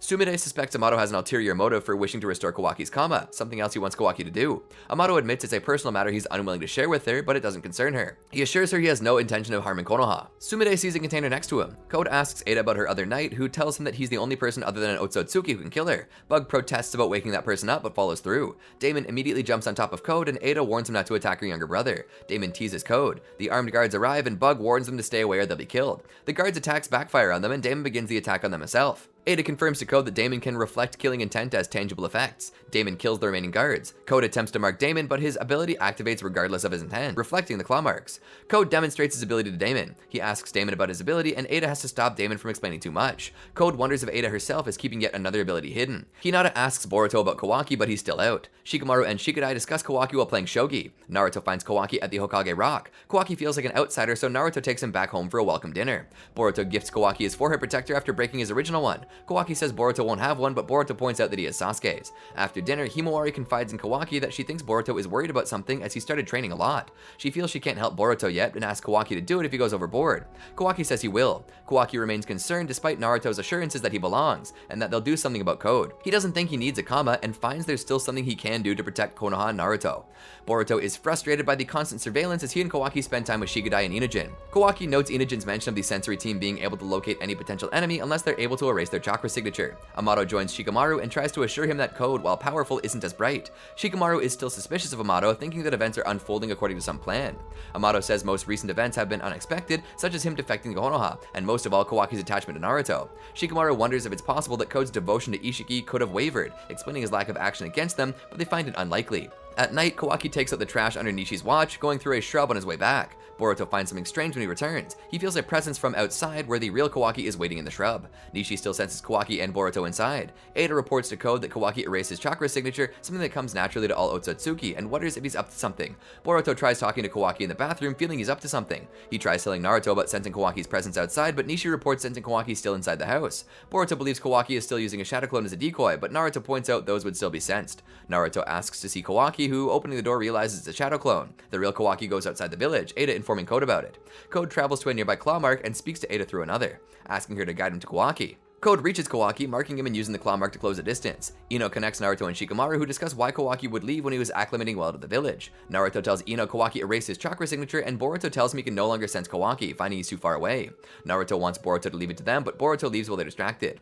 Amado asks how they could have lost Kawaki, and Shikamaru says he ran away on his own, speculating on his motive. Boruto goes in the direction he last sensed Kawaki, hoping the sensors will track him while he tracks Kawaki. Kawaki and Code fight, Ada warning Code not to accidentally kill him. Code diverts a blast from Kawaki with a claw mark. Code asks why he's left the village, and Kawaki wants Code to just kill him as revenge for Ishiki, leaving Konoha out of it. Code refuses and beats Kawaki around despite Ada's protests. Code reveals he has inherited Ishiki's will to cultivate a god tree and eat its chakra fruit. He surprises Kawaki by saying he's off his revenge list because someone else wants to meet him, and prepares to take Kawaki with him. Boruto arrives just in time to interfere. Ada informs Code that Boruto could still sense Kawaki and went after him. Boruto and Kawaki scold each other for getting themselves in danger, but Kawaki thinks that defeats the point of what he did, willing to die himself to protect Naruto. He wants Code to take him to whoever wants to meet him, since talking to Code is getting him nowhere. Ada is flustered about Kawaki wanting to meet her. Boruto and Kawaki argue over what's happening, and Boruto punches him when he says that Naruto wants and thinks doesn't matter to what Kawaki does to keep him safe. Ada also gets flustered by Boruto's commitment to Kawaki, calling him a brother. Boruto activates his Kama. Code introduces himself to Boruto and states his goal of feeding him to the Ten Tails. He intends to test Boruto's quality as a sacrifice. Kawaki wants Boruto to run away, but Boruto thinks Code will neither listen to him nor will allow him to run away. Ino updates Naruto that despite extending their search, they're unable to find Kawaki. Naruto recalls that Boruto could sense him, but he has left. Nishi confirming that he's nowhere near. Code and Boruto begin fighting, Code using his claw marks to dodge and counterattack. He deflects Boruto's shuriken, actually a transformed shadow clone who attacks him with lightning-released thunderclap arrow. He escapes through a claw mark again and finds Boruto's ninja tactics fun. However, he finds him inept at using the Kama, activating his own white Kama. Code begins to pressure Boruto and explains that the Kama doesn't just make them stronger, it also grants them the accumulated battle experience of an Otsutsuki, if one knows how to draw from it. Boruto dodges a stomp and starts drawing more power from the Kama, pleasing Code. Kawaki is concerned concerned about Momoshiki's emergence. Ada watches, and Code wonders how Momoshiki could manifest himself to this degree in a vessel yet to be revived. Boruto remains in control and charges at Code with shadow clones, who notes the increased strength. He marks a clone to retreat and attack, but Boruto pulls him to the mark. Code avoids another Rasengan through the marks. Kawaki wonders how Boruto stayed in control. Code consults Ada, who speculates Amado's drugs are responsible, but counsels him not to underestimate Boruto. Naruto wants Ino to search for Boruto, who he believes went after Kawaki. Shikamaru arrives, and because Naruto no longer has Kodama, he'll join him. Hinata wants to join them, but Naruto wants her to take care of Himawari. As he enters Sage Mode, he reassures Himawari he'll bring Boruto and Kawaki back. Kawaki explaining that while made with chakra, they have enough iron from Code's blood to act as physical matter. Boruto and Kawaki both are unsure about Boruto's state, Kawaki distrusting Amado's meds. Code thinks that even with meds, Momoshiki isn't gone, and Boruto is still an Otsutsuki, viable for sacrifice. They're surprised about his awareness of the meds. He vows to return for Boruto and tries taking Kawaki with him. Kawaki retaliates with a shadow clone, forcing Code to slip away and avoid him and Boruto. Code asks about Kawaki's change of heart, and he says that everything he does is for Naruto. Naruto in Sage Mode finds Boruto along with a chakra signature he doesn't recognize. He and Shikamaru notify Ino and depart. Boruto and Kawaki fight Code. Sai notifies Amado that Kawaki is fighting Code, who finds it strange as Code has no sensory abilities to find him that fast. Sumire suggests a new outer ally, though Amado knows of no outer so skilled. Amado is deep in thought about what Kawaki might do. Boruto suddenly collapses in pain, Code using the opportunity to attack a distracted Kawaki. Boruto experiences another frozen time interaction with Momoshiki, who mocks his attempt to halt the Kama's extraction with medicine. He decides to kill Code and takes over Boruto, attacking with a giant Rasengan. Code evades Momoshiki's attack and is amazed by his strength as an Otsutsuki, understanding how Boro lost to him. Momoshiki states that Code is next and resumes attacking, pressuring him. Ada contacts Code, warning him Momoshiki's too strong. Code immobilizes Kawaki, using him as a shield against Momoshiki, who needs an Otsutsuki to sacrifice for a chakra fruit.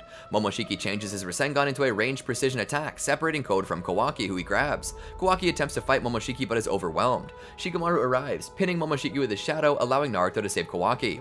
Ada wonders how Code will retrieve Kawaki now. Kawaki is distressed about Naruto putting himself in danger. Shikamaru attempts to constrict Momoshiki with his shadow, but he's too strong. Code holds Shikamaru hostage and tells Momoshiki that this is an opportunity for him to take revenge on Naruto. Momoshiki revels in the opportunity for making the son kill his father. Kawaki fails to stop Momoshiki, who aims an ultra big ball Rasengan at them.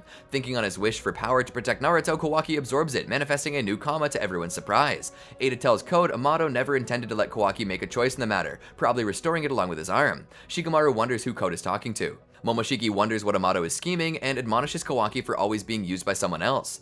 Kawaki manifests Ishiki's dōjutsu and uses his abilities against Momoshiki, startling everyone. Kawaki confirms to Naruto he's himself and asks him not to interfere while he does what he does for Naruto. Kawaki and Momoshiki fight more evenly, Kawaki making hand seals for a fire release with Momoshiki's hand. They fight atop a disruption cube. Momoshiki flies to evade Kawaki's weapons and charges back with a Rasengan. Boruto begins to resurface, allowing Kawaki to hit Momoshiki with a chakra rod. He attempts to crush Momoshiki with a cube, but Naruto saves Boruto. Naruto tells Kawaki it's enough, but he's determined to kill Momoshiki. Naruto can't kill Boruto, so Kawaki will. Boruto stands up, disappointed the meds didn't work after all. Kawaki asks if Boruto remembers his promise, which Boruto confirms. He pushes Naruto away with Wind Release Gale Palm and asks Kawaki to do it. Kawaki transforms his arm, ramming it through Boruto's upper body to everyone's shock. Naruto thinks back to Boruto's life as he tries to wake him up in vain. Code is surprised by Boruto's death at Kawaki's hand and the return of his Kama. Ada warns him against considering sacrificing Kawaki in Boruto's place for the God Tree. Code threatens to kill Shikamaru if Kawaki approaches. Kawaki is indifferent, so Code releases Shikamaru and tries to escape. Kawaki stops them by shrinking his claw marks so Code can't use them. Kawaki mocks Code, pointing out that killing Boruto should make it clear the lengths he'll go to protect Naruto. He goes on the offensive and pressures Code. Shikamaru goes to check in on Naruto, still in disbelief and denial about what happened, and stresses that the battle still isn't over. Kawaki tells Code that if the person who wants to meet them is also against Naruto, then he won't show them any mercy either, and blasts him point blank. Kawaki is knocked out, Code having pulled Damon through the claw mark on his head to reflect the attack. Ada is angry that Code involved Damon without her permission, but he apologizes for waking him up. Damon wants to fight, but Code sends him back to Ada. She warns him he's been doing whatever he wants a lot and stresses that Kawaki better be okay. Code tells her she can see Kawaki herself, and she assures him that had Kawaki died, she'd send Damon to kill him. Code begrudgingly admits he's not strong enough to overcome Kawaki at the moment. Shikamaru tries pinning him when he moves to collect Kawaki, says that reinforcements are on the way. Code thinks it's a bluff but is unwilling to risk it when Shikamaru points out that fighting Kawaki exhausted him. Code leaves, wanting Shikamaru to inform Amado that he'll use him to have his limiters removed. Shikamaru asks Naruto what precautions should be taken with Kawaki, considering the extremes he'll go to protect Naruto. Naruto refuses to blame Kawaki. Shikamaru struggles to believe that Naruto doesn't blame Kawaki for Boruto's death. Boruto moves and asks who's dead to their shock. Naruto cries with joy and hugs him. Boruto has new markings on his torso, and Momoshiki communicates with him. Momoshiki explains that as his vessel, Boruto is the anchor of his soul, and his death would extinguish him like Ishiki. He reveals that he had to use the still unextracted portion of his Kama to reconstruct the destroyed portions of Boruto's body. Because of that, Momoshiki can no longer resurrect through Kama. Boruto believes this means that he wins, but Momoshiki points out that the full extraction of Kama means he's fully Otsutsuki now, so he can be sacrificed to grow a god tree, something Code will realize soon. Momoshiki adds that Boruto won't be revived like that again, and Boruto points out that he was wrong before, recalling his previous warnings. Momoshiki laughs, saying that the two matters are unrelated, eagerly waiting for it to play out. Boruto explains the nature of his resurrection in Naruto and Shikamaru. Ada notifies Code of these developments. She reminds Code of the terms of their deal and warns that if he remains useless after his limiters are removed, or if she determines him to be a nuisance, she'll have no qualms disposing of him. He assures her that he's already taken measures. Kawaki wakes up in the hospital, Sumide taking care of him. He wonders why he's not in prison for killing Boruto, and Sumide reveals that he's fine. Kawaki comments on Amato having restored his Kama and admits that for the first time he was glad to have it, needing it as otherwise Naruto would be dead. Boruto and Kawaki later talk at Hokage Rock, discussing what everything means to both of them. Kawaki is determined to eliminate threats to Naruto, and Boruto is determined to prove Momoshiki wrong. A flash forward shows the start of their fight on Hokage Rock. Omnipotence Arc. Boruto explains the details of his resurrection to Amato, Katasuke, and Sai, according to what he learned from Momoshiki. While they understand that Momoshiki can no longer resurrect through Boruto, Amato stresses that the issue of his consciousness taking over remains. Katasuke points out the meds have worked so far, but Boruto claims he doesn't need them anymore. Unable to explain himself properly, he says he feels a bit differently than before and better able to channel Momoshiki's power. Sumide, Shikamaru, Ibiki, and Naruto watch over Kawaki, still sleeping but healed of all injuries. Shikamaru and Sumide check on Kawaki because he's unwilling to let Amato near him before interrogating him. Ibiki questions the decision not to restrain Kawaki, but Shikamaru counters that between Sukuna Hikona and Kama, Kawaki can't escape any restraints they attempt to place on him, so all they can do is avoid antagonizing him. His goal is to simply protect Naruto, so they hope he remains their ally. Naruto intends to have a long walk with Kawaki when he wakes up. Sumide notices the heavy atmosphere and asks Shikamaru about it. He attributes it to Naruto just having avoided death. Sasuke arrives with intel on Code, having discovered a secret facility and that Boro's Otsutsuki cult knew about it in the Land of Snow. He lists its supposed activities, including scientific ninja tool research Kara didn't know about. It also functioned as a disposal facility for the cyborgs Jiga in order to be scrapped. Sasuke says an acquaintance of Code named Bug is there. Sasuke says he heard all about Kawaki, and Shikamaru confirms it, adding only Ino, Sai, Amato, and Katasuke know about it, still deciding how to proceed. Sasuke wants to see Boruto. At the Land of Snow facility, Ada reviews the events after Code's retreat and reveals Boruto's resurrection through Momoshiki's Kama. She could determine Boruto and Momoshiki communicated, speculating that they did so in some sort of spiritual plane her Senrigan can't monitor.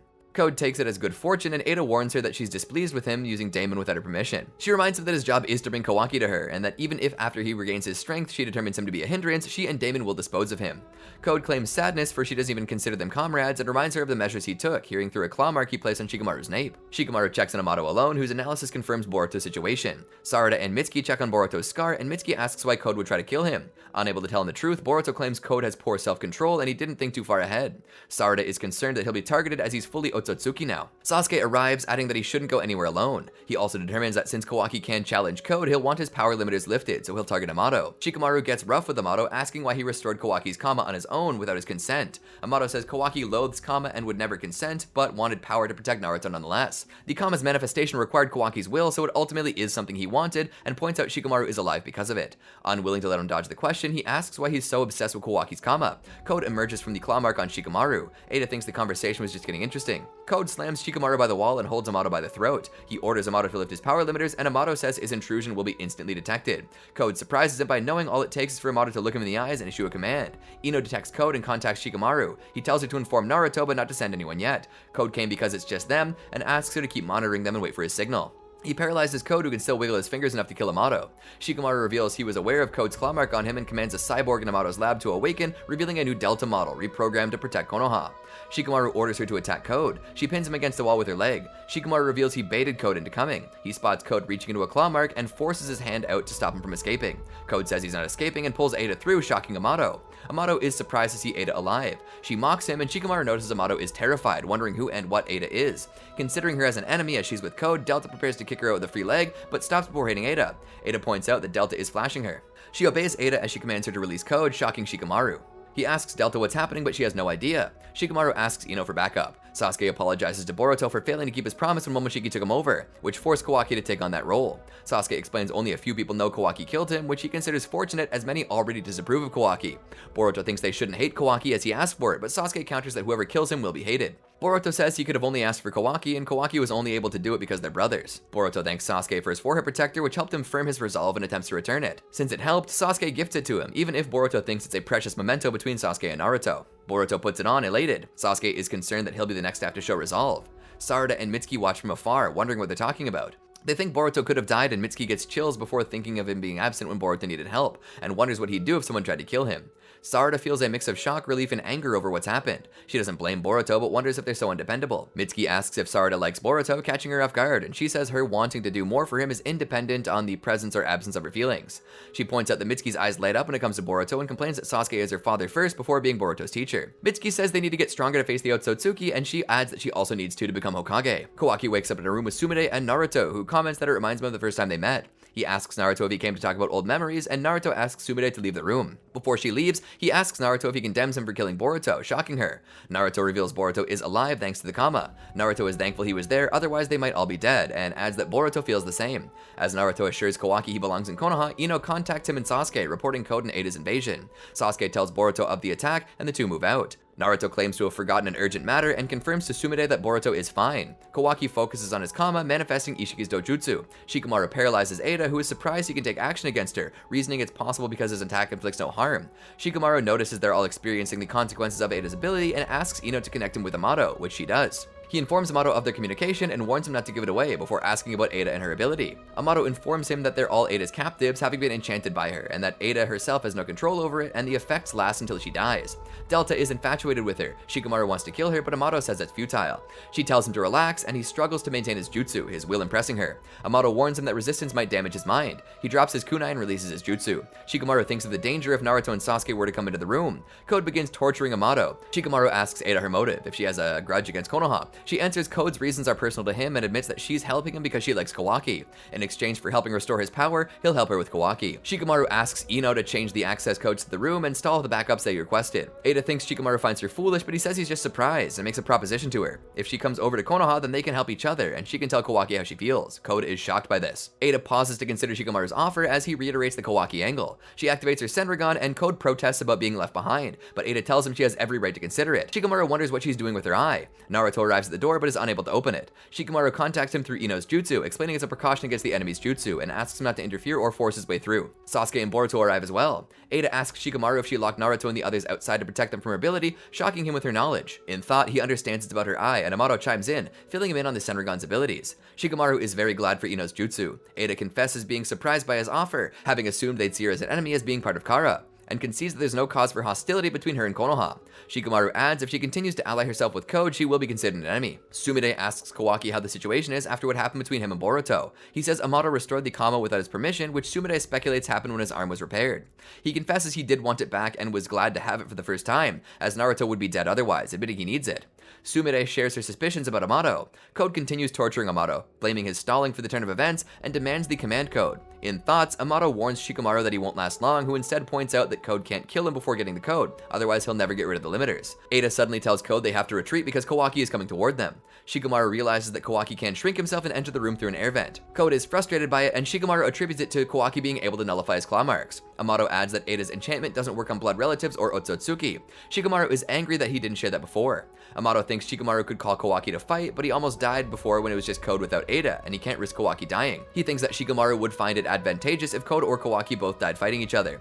Ino reminds him that it's not time to argue. Amato wants to let Ada and Code retreat as they'll have another chance. And in the meantime, both Boruto and Kawaki can get stronger. Code sends Amato through the claw mark, though he wishes he could avoid taking him to their base. Ada hurries him, but Shikamaru paralyzes Code with his shadow and asks Ino where Kawaki is. Ada asks Delta for help, so she kicks Shikamaru, who dodges, but loses focus on his jutsu. As she leaves, Ada apologizes, thanking him for his offer and Delta for her help.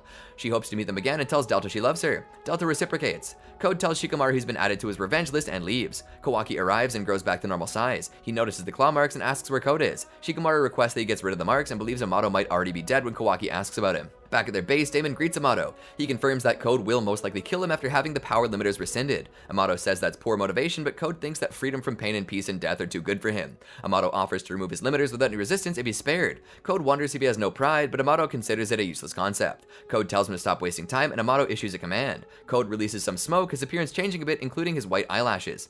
He feels good, feeling like he can't lose to anyone. He asks Amato if his wounds hurt, but feeling good offers to free him from suffering with death, lifting his clawed arm. Amato wants to talk to Ada about Kawaki, which stays Code. Amato explains that Kawaki is his ace in case Konoha abandons or tries to eliminate him. She asks for elaboration, but Code thinks he's bluffing and stalling for time. Ada tells Code not to interrupt, and he thinks Amato is trying to manipulate her. Code says that with Kawaki being off limits, she can't deny him Amato as well. Ada signals Damon to act, and he holds Code in place. Code's killing intent is reflected on him as a couple cuts. He evades Damon with a claw mark. Ada asks if Code attacked Damon with intent to kill, and he says she can't complain when he fired the first shot. She reminded him he said that she'd dispose of him if he ended up being a hindrance, which confuses him. Amato points out that she has an invitation from Konoha as a way of getting close to Kawaki, which is hindered by her association with Code. Code accuses him of tricking Ada and attacks him, but Damon gets in between them, reflecting his attack. Damon says if he can't understand when Ada tells him to stop, he needs to be disposed of. In Konoha, Shikamaru explains Ada's enchanting to Naruto, Sasuke, Boruto, and Kawaki. Sasuke wonders if she's a cyborg relic like Code, and Shikamaru recalls Amato explaining that several cyborgs stronger than Jigen had been scrapped. Ada seems to be one of those based on Amato's reaction, and not the only one, mentioning that Code used someone who wasn't Ada to counter Kawaki during their fight the previous night. Code asks Ada to rein Damon in. She says he's grateful for releasing her, which is why she helped restore his power, but it's time to call it a day. Code tells her he loves her and asks if she doesn't need his power. She doesn't care for his attitude, and real or not, she has enough of his feelings. Damon teases Code, saying that Otsutsuki or anyone else, he'll protect his sister. Code realizes Ada only needs one knight, him. He intends to best Damon, who dares him to try. Bug reveals to Code that Damon's reflection ability only works when he's touching someone else with his hands, hoping that with that knowledge and his restored powers, Code and Damon can take each other out. Damon has the upper hand as they fight, mocking Code's earlier claim of feeling that he couldn't lose. He admits Code seems stronger than Jigen, so neither Naruto or Sasuke should trouble him, but Damon considers himself stronger than any of them. Code prepares to flee, and Ada is okay with it as long as he doesn't get in her way, promising to have him killed if warranted. Code states his goal, the will he inherited from Ishiki, and says that once he's an Otsutsuki and her ability doesn't work on him, he'll truly know if he loves her or wants her dead. He escapes, taking Bug with him.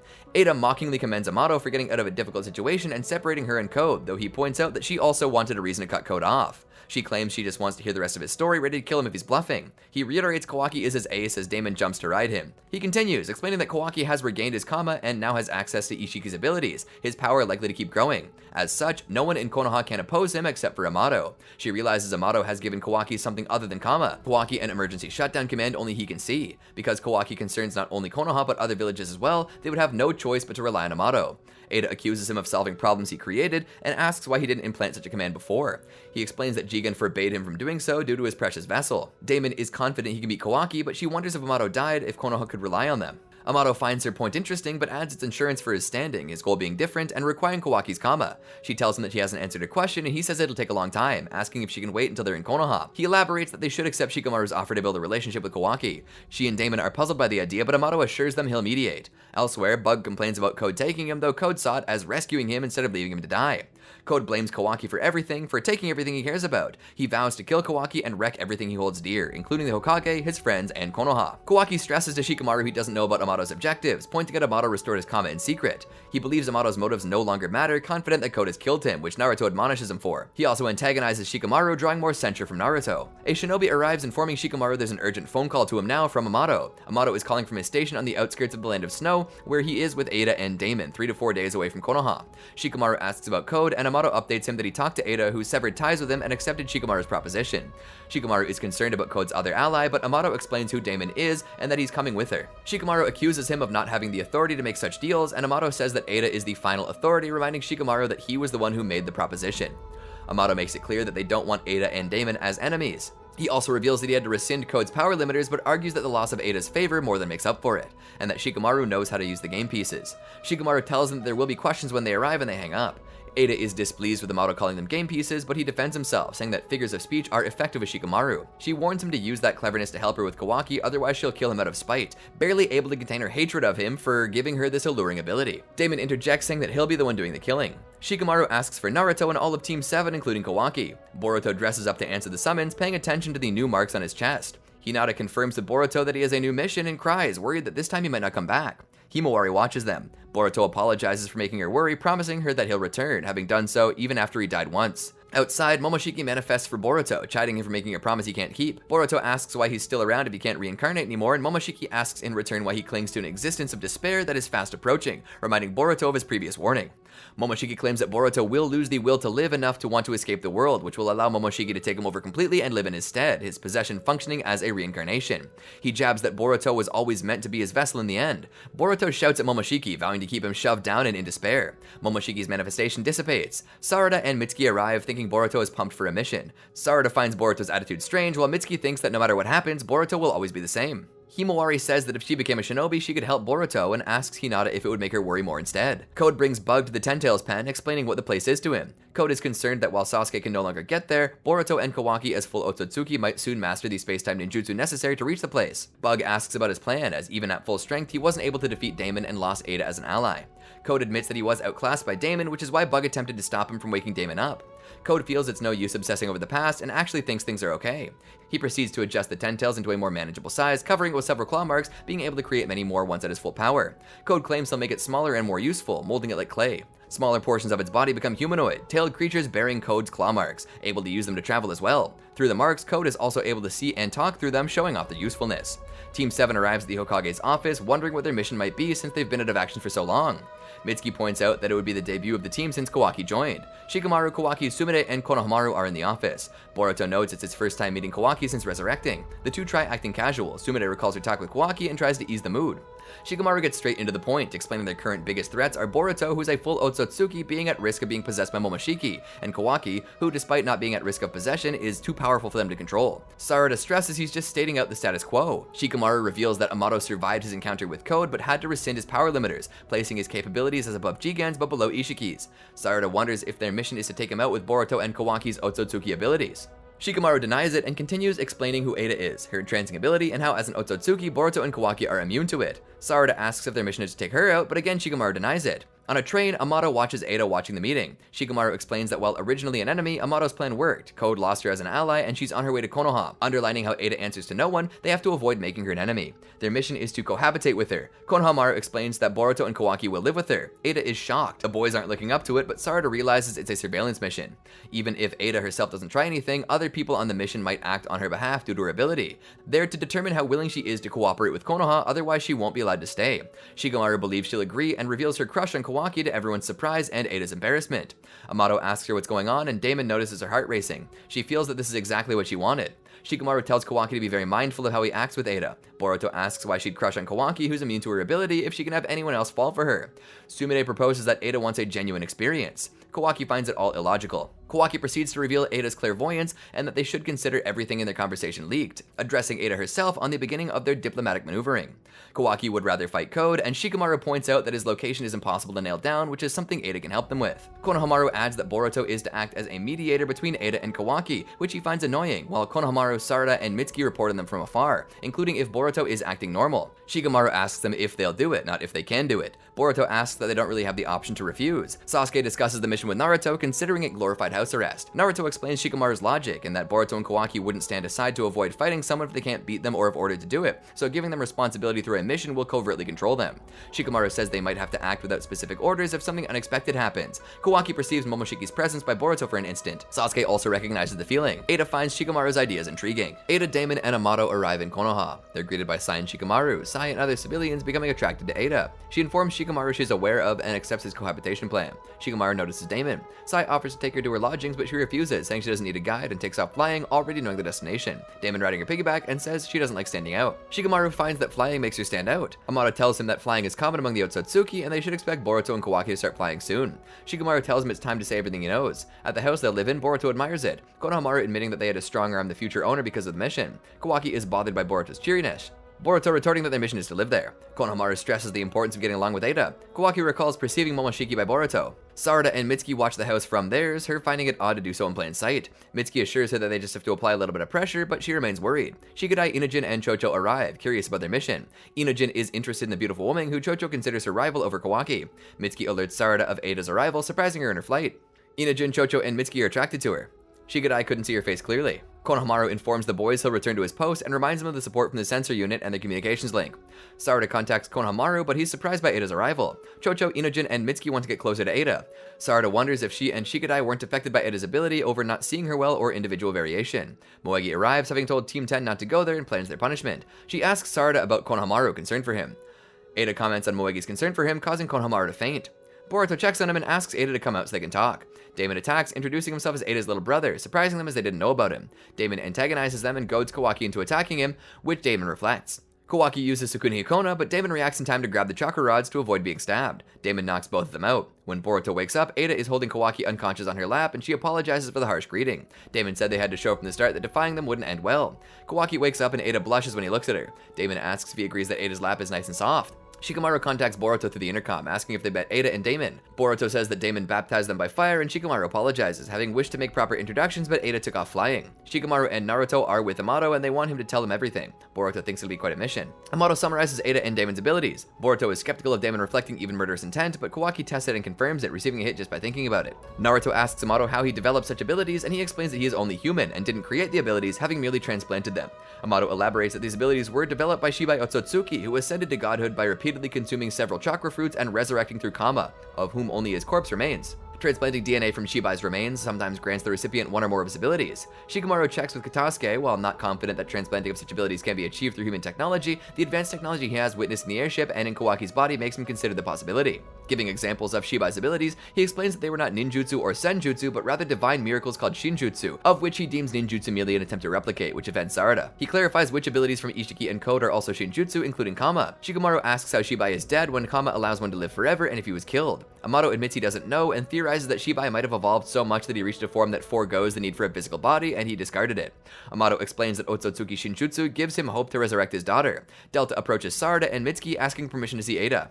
Sarada refuses, seeing that she's partially affected by Ada's enchanting ability. Sumire arrives and issues Delta's shutdown code. They note that Ada's ability is very strong, able to overcome Delta's programming, causing her to disobey Katasuke and Sumire. Mitsuki notes he needs to be careful, and Sarada realizes Ada is more fearsome than she thought. Amato explains that his daughter Akabi, who died 12 years prior, suffered from a disease of unknown origin, for which there was no treatment or cure. He wasn't concerned about the illness, finding it better to give her a cloned body, which he already had more experience with, instead of developing new medications, and having successfully preserved her brain, from which he was able to extract and digitize her memories. 9 months after her death, at age 24, he completed Delta, who, despite looking and sounding the same, and having all of her memories, had a completely different personality. He tried many times, but failed to bring his daughter back, which finally broke him. At that time, Ishiki approached Amato as Jigen, promising him to reunite him with his daughter in exchange for helping him in his goal. He didn't know at the time that Ishiki's goal would doom the planet, making Akabi's resurrection moot. He still wants to resurrect his daughter, and having discovered Kama Resurrection, determined that what it does is precisely what he wanted for his daughter. Sumire now understands Amato's goal. Amato added Akebi's data to Kawaki's restored Kama, wishing to apply it to a cloned body he'll prepare, hoping to finally get his daughter back. Boruto confesses that he thought Amato's goal was a lot more nefarious. Still suspicious, Shikamaru asks Ada to confirm Amato's claims. Momoshiki contacts Boruto, their thoughts now able to cross over due to Boruto being restored with Momoshiki's data. He asks not to let Kawaki catch on and voices his suspicion of Amato. He confirms the claims about Shibai and has deep knowledge about all extant Shinjutsu, confirming that the Senrigan is a Shinjutsu but that her enchanting ability is not.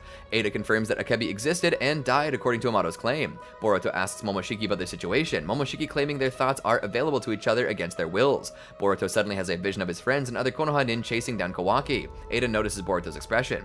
Boruto is confused by the visions. Momoshiki notes that Boruto saw fragments of the same thing he saw. Recalling Momoshiki's previous words, he wonders if they're versions of the future. Amato confirms what Naruto understood from his goal. Shikamaru asks Ada about Akebi's personality and if she might be hostile to Konoha. Ada finds it a strange question, but confirms that she seemed normal and not at all like Delta. Amato says he's not even a shinobi and has no world-toppling goals. Shikamaru finds it anticlimactic, but understands as a parent. Since it doesn't endanger Konoha, Naruto won't interfere in matters between Kawaki and Amato, but asks why Amato said nothing about it before. Amato answers that it was none of their business and there was nothing they could do to help. He wanted to push things carefully because Kawaki hates Kama. Kawaki confirms this, having wanted him to get rid of it because he considered Kama as the source of all that happened to him, but he now understands that the Otsutsuki who embedded it into him are the ones to blame. They wouldn't have also threatened Naruto's life. He asks Amato if the process would turn Akebi into an Otsutsuki. He confesses he doesn't know, and exhausted, considers it his last resort. Ada says she's tired and asks to call it a day. They agree, and she says they'll talk again the next day. At night, Boruto thinks about Momoshiki's warning. The next day, during a meal, Boruto asks why Ada picked Kawaki if he's also an eligible Otsutsuki. Damon teases Boruto, who has to control himself not to trigger Damon's ability. Ada explains she finds Boruto too young for her, Damon further teasing him. Kawaki asks her about using Code and his partnership to get close to him, understanding that Code didn't go after him in deference to her. He deduces that she sold Boruto out to Code for the agreement. Ada blushes through it all, elated that Kawaki used her name. Damon gives him a backhanded compliment on his intelligence. Kawaki thinks that all those who want things from him are scum. Damon threatens to attack him, and Boruto thinks that this is the worst situation. Ada slams her hands on the table and declares that there aren't enough girls, so she can't express herself properly. She checks with the Senrigan and asks for Sarada and Sumire to join them. Sarada prepares to go, and Konohamaru advises Mitsuki against joining, pointing out how he was strongly affected by Ada's entrancing. Delta tries to join, but Sumire threatens to shut her down again. Shikadai offers to join over his earlier resistance, having gotten permission from his father. When they meet, Shikadai is affected, and Ada asks him to go home. Sarada deduces that his earlier resistance was on account of her not seeing her face well. Sarada notices Sumire's uneasiness when Ada welcomes them and invites them to talk away from the boys. Boruto watches them from a distance as Damon and Kawaki trade insults. Ada tells the girls how Kawaki makes her feel. Sarada finds her focus on love stupid and lies that everyone must feel it when Ada asks her opinion. Sumire asks Ada what she likes about Kawaki, and she answers she doesn't quite know, beyond not being affected by her ability. Through the mind link, Sumire asks Sarada not to react and asks if she's not affected by Ada's entrancing. Looking past the tension, Sarada notices she's not, Sumire adding that she's not affected either, and they wonder why. She warns Sarada not to let Ada realize this, as their immunity means they can't attack her, telling her to act as if affected. Ada asks Sarada her opinion on Boruto, and she passes off the hesitation as symptoms of the entrancing. Ada resents her ability, even robbing her of the possibility of real friends. Sumire contacts Shikamaru, informing her of their discovery. Boruto defeats Damon in video games. Shikamaru tells Sumire not to let Damon realize it either, and advises against informing Boruto and Kawaki, making it harder to leak accidentally. Sarada attempts to befriend Ada. If Konoha ever decides that Ada is an enemy, Shikamaru points out that they might be necessary to take her down. Boruto hears Momoshiki's thoughts, realizing the identity of Ada's entrancing ability. Momoshiki refuses to share when Boruto asks for details. Kawaki realizes from Boruto's expression that he's communicating with Momoshiki and addresses Momoshiki himself, telling him to come out. Boruto tries acting like Momoshiki isn't around, but Kawaki continues telling him to come out. The commotion draws Sarada and Sumire's attention, Sumire recalling their conversation from when he killed Boruto. Sarada stresses that there should be no infighting during a mission, which Kawaki counters that Otsutsuki don't care about the mission. Damon agrees, while Ada observes. Shikamaru tells him to stand down. Kawaki assures them that his gut is telling him that Momoshiki's up to something. Shikamaru tells him to recall Naruto's face when he saw Boruto dead, and consider that he actually needs to do. Kawaki lets go of Boruto and leaves for an errand. Shikamaru orders the sensors to keep track of Kawaki, but he erases his chakra signature. Boruto asks Mitsuki which way Kawaki went, but he saw nothing, Boruto deducing Kawaki shrank himself. Ada decides to go out as well. Shikamaru asks if Boruto can sense Kawaki like he did before. Boruto can sense his presence, but can't pinpoint his location. Konohamaru warns Mitsuki against looking for Ada. Ada isn't bothered by Kawaki's departure and asks the girls to go with her. She warns Boruto she doesn't want to butt heads. Boruto checks with Shikamaru, who relents and instructs Boruto to accompany her while he and the sensors try looking for Kawaki. In Kara's dimension, Bug drinks, uneasy about Code's claw grime, and regrets learning Code has created over 1,000 of them. Code wishes he could launch a surprise attack on Konoha, but Ada being there means he has no element of surprise. Ada notifies Shikamaru of the claw grime and explains Code's resentment of Kawaki, why he targets things that Kawaki loves. Ada can't decide on which clothes to buy. Sumire and Sarada agree that she looks good in everything. Boruto feels out of place waiting on them, but Damon teases him, finding everyone weak. He asks if there are any strong fighters, and upon him feeling something, rushes outside to find Himawari, asking who she is. Boruto pulls him off of Himawari, who explains that she's buying bread and tea their mother likes. Damon moves to attack Himawari but stops, confused when she braces for impact instead of dodging. Boruto explains Himawari isn't even a shinobi and doesn't know how to fight, which leaves Damon puzzled by the intensity he felt from her. Boruto concedes that Himawari is scary when she snaps and immediately disapproves when he thinks Damon has a crush on her. A censor keeps watch over Naruto's home while he and Hinata prepare for dinner. Hinata wishes Boruto and Kawaki could join them and asks how long their mission will take. Naruto thinks it'll be a while as they're all stubborn problem children.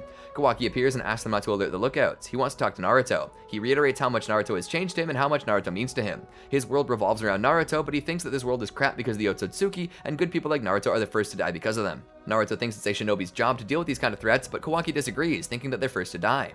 Not wanting Naruto to die, Kawaki has decided to use his Otsutsuki powers to destroy every last Otsutsuki, and came here to properly inform Naruto. He confesses he felt guilty over failing to kill Boruto. Hinata slaps him, accusing him of being insane for thinking that, and he concedes that only someone insane would kill their brother. He assures them he's calm and thinking straight, and that since they would never be able to do it, he'll do it even if he has to bear their hate. Naruto says Kawaki would have to kill him before killing Boruto, and asks him if he could still do it. He says that he's not asking them to understand, and sends them away with a Kama Rift. They're welcome to kill him after he's done. Shikamaru is notified that Naruto and Hinata's chakra have vanished, and wonders if Code is involved. One of the investigators mentioned that for a moment Kawaki's chakra signature has registered. Himawari arrives home to find it being investigated. Boruto wonders if Kawaki would do it. Shikamaru asks Ada to verify it, and she confirms that Kawaki was responsible, but can't track him down when he shrunk.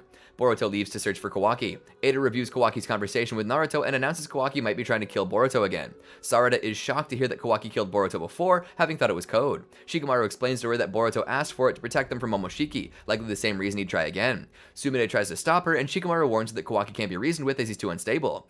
Sarada is frustrated that she only learned Boruto was killed after he was resurrected, unaware that he was even in danger. She feels she can't do nothing when she does know, and leaves against Shikamaru's orders. Kawaki intercepts Boruto on his way home on the Hokage Rock, trying to send him away as well. Boruto stops it with his Kama. He returns to his normal size and explains where he sent Naruto and Hinata away with Dekokuten, the dimension that they're in frozen in time so they won't starve or die. Kawaki attacks Boruto with cubes in his transformed arm. Boruto tries reasoning with him, but Kawaki is focused on killing him over being an Otsutsuki. The two continue fighting. Sai updates Amato on the developments, Sukuna Hikona making it difficult to pin him down, and that Kawaki's non-cooperation may require use of extreme measures. Sarada arrives and attacks Kawaki, who absorbs her fire release. He tells her not to interfere, and Boruto wants her to run. Sarada thinks it's all more reason for her to stay as a shinobi who aims to become Hokage. Kawaki thinks shinobi are truly fated to die early and slashes at her. Boruto jumps out in front of it, protecting her, but gets his right eye slashed. He wants her to move aside. Mitsuki extends his arm, holding Kawaki's, and Shikamaru paralyzes him with his shadow, which prevents Kawaki from shrinking.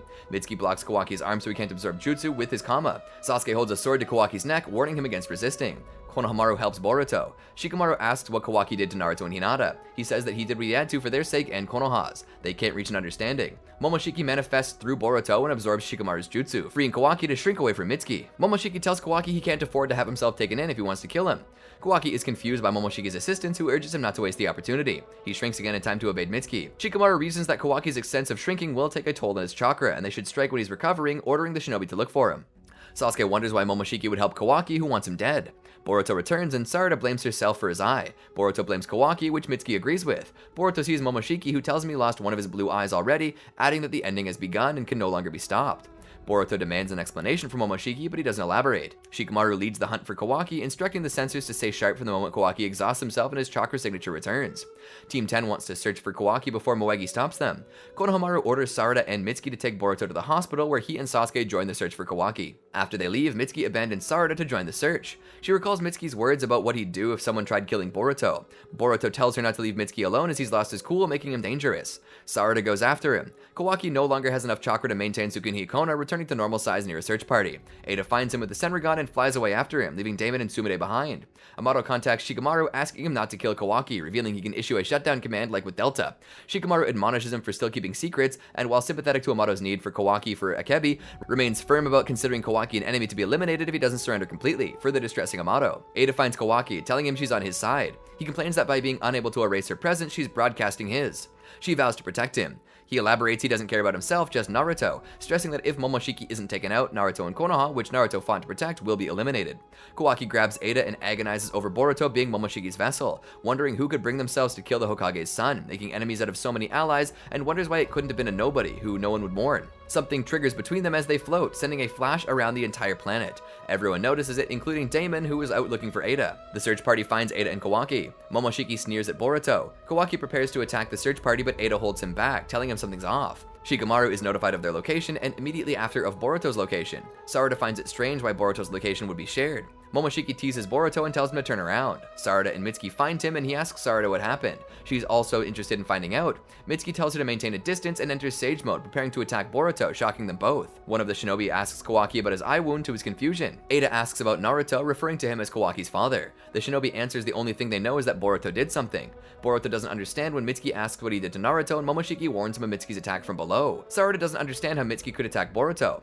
Momoshiki tells Boruto everyone is out to kill him and explains that this is the true nature of Ada's ability to entrance people, the omnipotent Shinjutsu she can't control herself. He describes it as a programming language gods have used to create worlds to make anything real. He elaborates that her charm was just a reflection of her desires made real by the Shinjutsu, something Amato had no way of truly knowing based on the observable effects. He reveals that through Ada, Kawaki's desire became reality, exchanging their positions in the collective memory. Shikamaru asks Ada for more information on how Naruto and Hinata disappeared, but she doesn't think it'll be useful. Kawaki tells her to say Naruto died by Boruto's hand. Momoshiki continues the explanation, saying that if everyone's consciousness is connected by chakra and a god can meddle with it, and asks if Boruto never wondered if an Otsutsuki who achieved godhood may have tampered with humanity's memory before. He adds that omnipotence doesn't affect those Otsutsukified, nor Ada as the user, and notes that Sarada doesn't seem to be affected either, noting that those immune to it are the ones who suffer the most. He summarizes that now Kawaki is the Hokage's son who was born and raised in Konoha, and Boruto is the ungrateful outsider being hunted. At Kawaki's behest, as he threatened her by grabbing her by the collar, Ada lies to Shikamaru that Boruto killed Naruto. Shikamaru relays the information to the search party. Sarada tries to convince Mitsuki not to go after Boruto.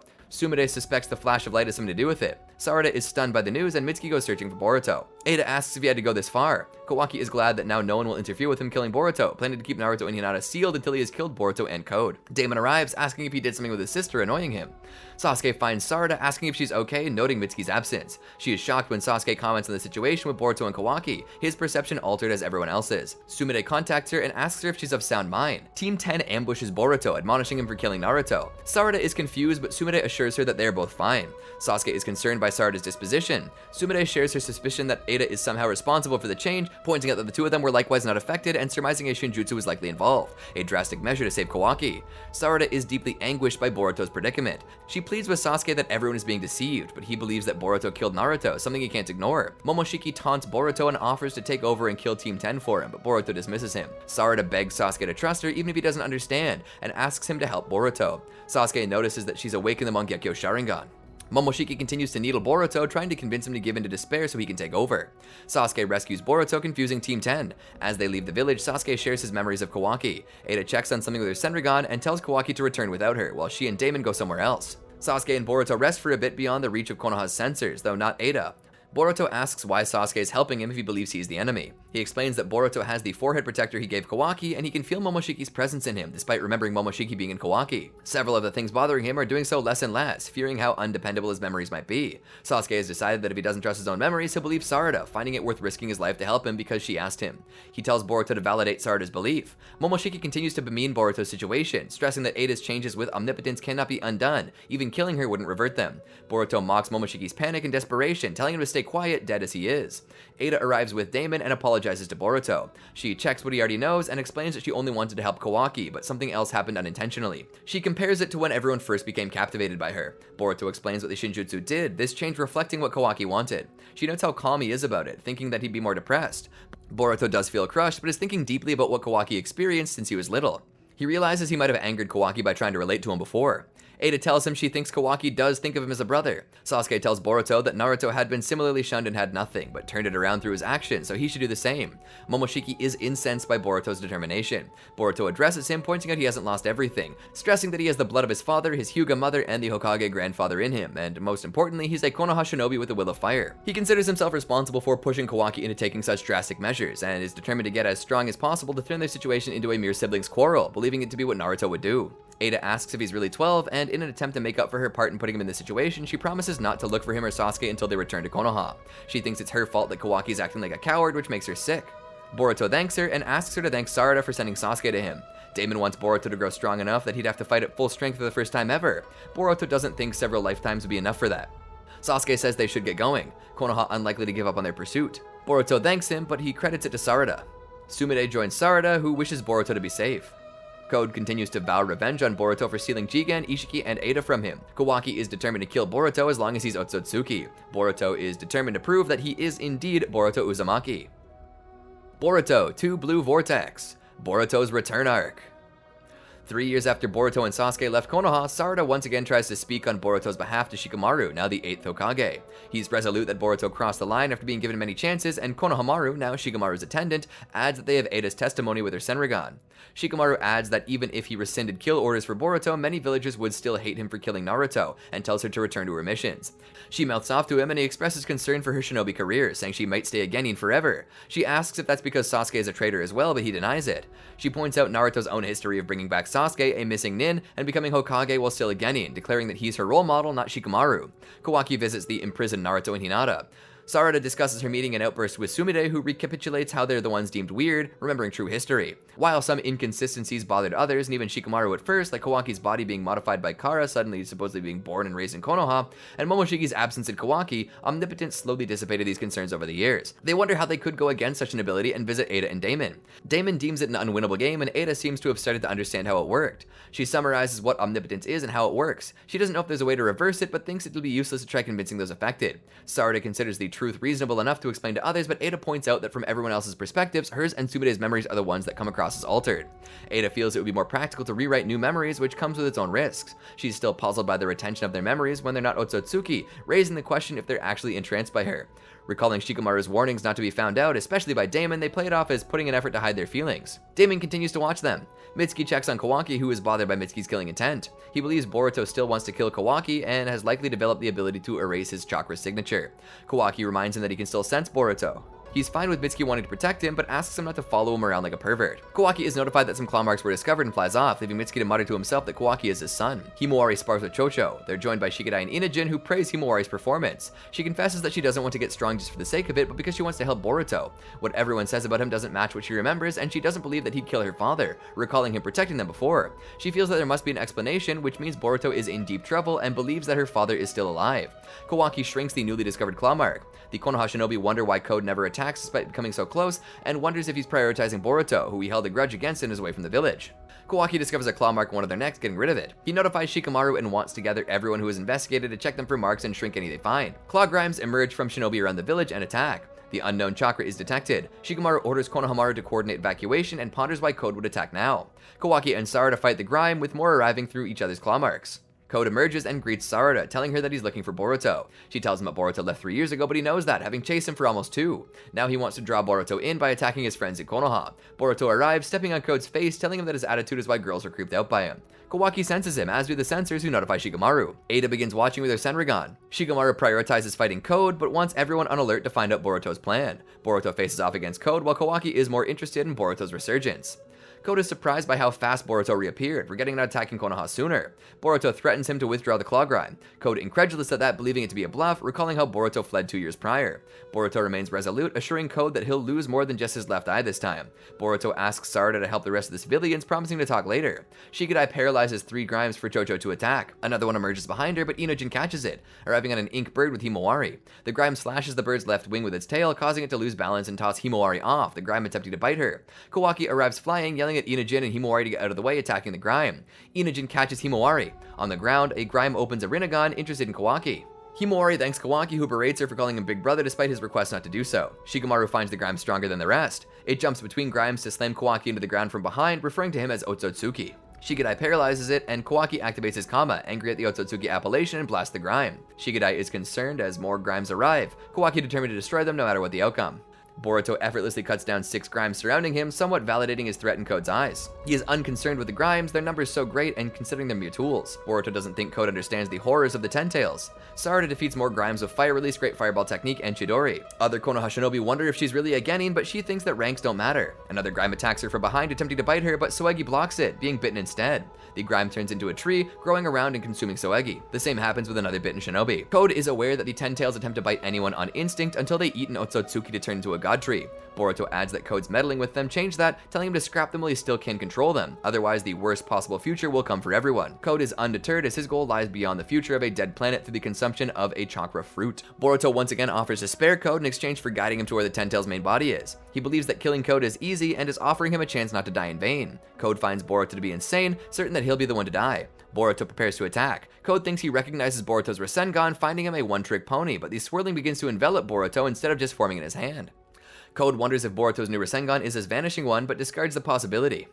He uses claw marks to strike him from behind. Boruto dodges. Code grabs him by the wrist, but Boruto blocks Code's other hand with his sword. Code thinks Boruto can't hit him, but Boruto reveals his technique is already affecting him. The swirling begins to envelop Code, and Boruto asks him again where the Ten Tails is, threatening to kill him. Code attempts to strike him, but can't land a hit, finding Boruto's movements be beyond dodging, also ruling out clones and genjutsu.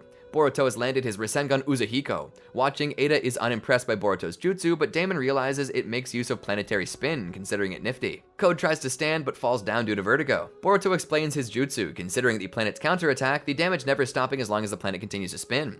Boruto can rescind the effects if Code takes him to the Ten Tails. Kawaki attacks Boruto, arriving with Team 10 and Himawari. Shikadai asks what Boruto is doing, and Boruto tells him not to interrupt his attempt to make a deal. Code attempts to escape, but Kawaki shrinks the claw marks. Shikamaru asks for a report, and Kawaki tells him he has dealt with the last of Code's marks, cutting off his escape, and can likely kill him on account of how drained he is against Boruto. Kawaki antagonizes Boruto, giving Code an opening to call forth a claw grime with a mark on his face and escape through it.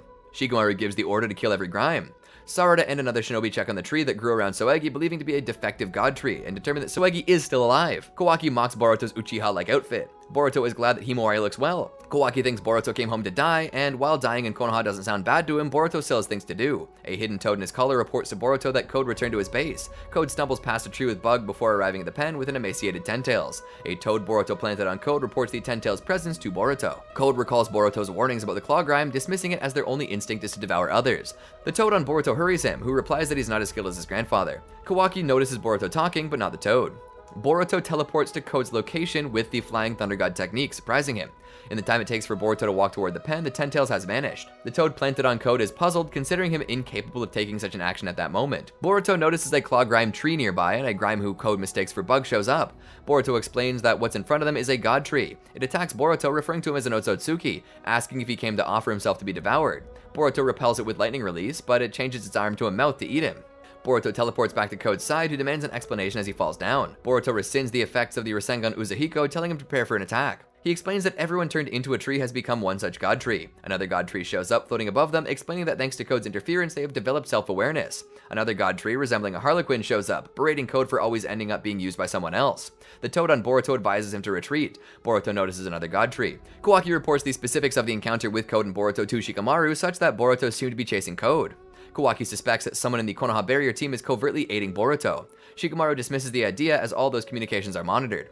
Sarada arrives, finding the idea ridiculous, stating that Boruto drove Code away, telling him to confirm it with Ada. Kawaki tells her that his motives don't matter and that Boruto should be killed on account of being an Otsutsuki, which Sarada also points out applies to him. Kawaki reiterates that he is an Otsutsuki who kills other Otsutsuki, perfectly willing to die after the job is done. Sarada assures him that she won't let him have his way with Konoha. Shikamaru tells him to stop and asks about the trees. Sarada explains the victims are still alive, and from the conversation with Code, Boruto knows something about them. She clarifies that since Boruto and Code are hostile to each other and Code is hostile to Konoha, they should ally with Boruto against him. Despite the Toad's advice to retreat, Boruto prepares to fight, fending off an attack from a Sasuke god tree. It and Boruto clash Chidori and Rasengan. The bug god tree attacks, holding Boruto's sword in place, and the Harlequin one immobilizes him with Earth Release. Boruto appeals to Code's self-preservation, as the god trees will kill him as well, but he abandons Boruto, pointing out that they'll eat him without Code having to do anything, which works in his favor. Boruto escapes with the Flying Thunder God technique. The Flying God Tree considers Boruto lucky, as their nascent curiosity currently outwears their devouring instinct, but is certain that Boruto can't escape his fate. Boruto rests against a tree, and Koji Kashin admonishes him for his rashness. Boruto apologizes that Sasuke, stuck in the tree, will have to wait a bit longer. And that is that, folks. Boruto up to the latest plot point as quickly as humanly possible. Of course, this is not a complete speedrun because there is more Boruto going to be released any day now, but for now, that is the complete Boruto speedrun. If you want to beat my time, go right ahead. Did you enjoy our video? Be sure to check out these other great videos from the Amagi, and make sure to subscribe and ring the bell to be notified about our latest videos.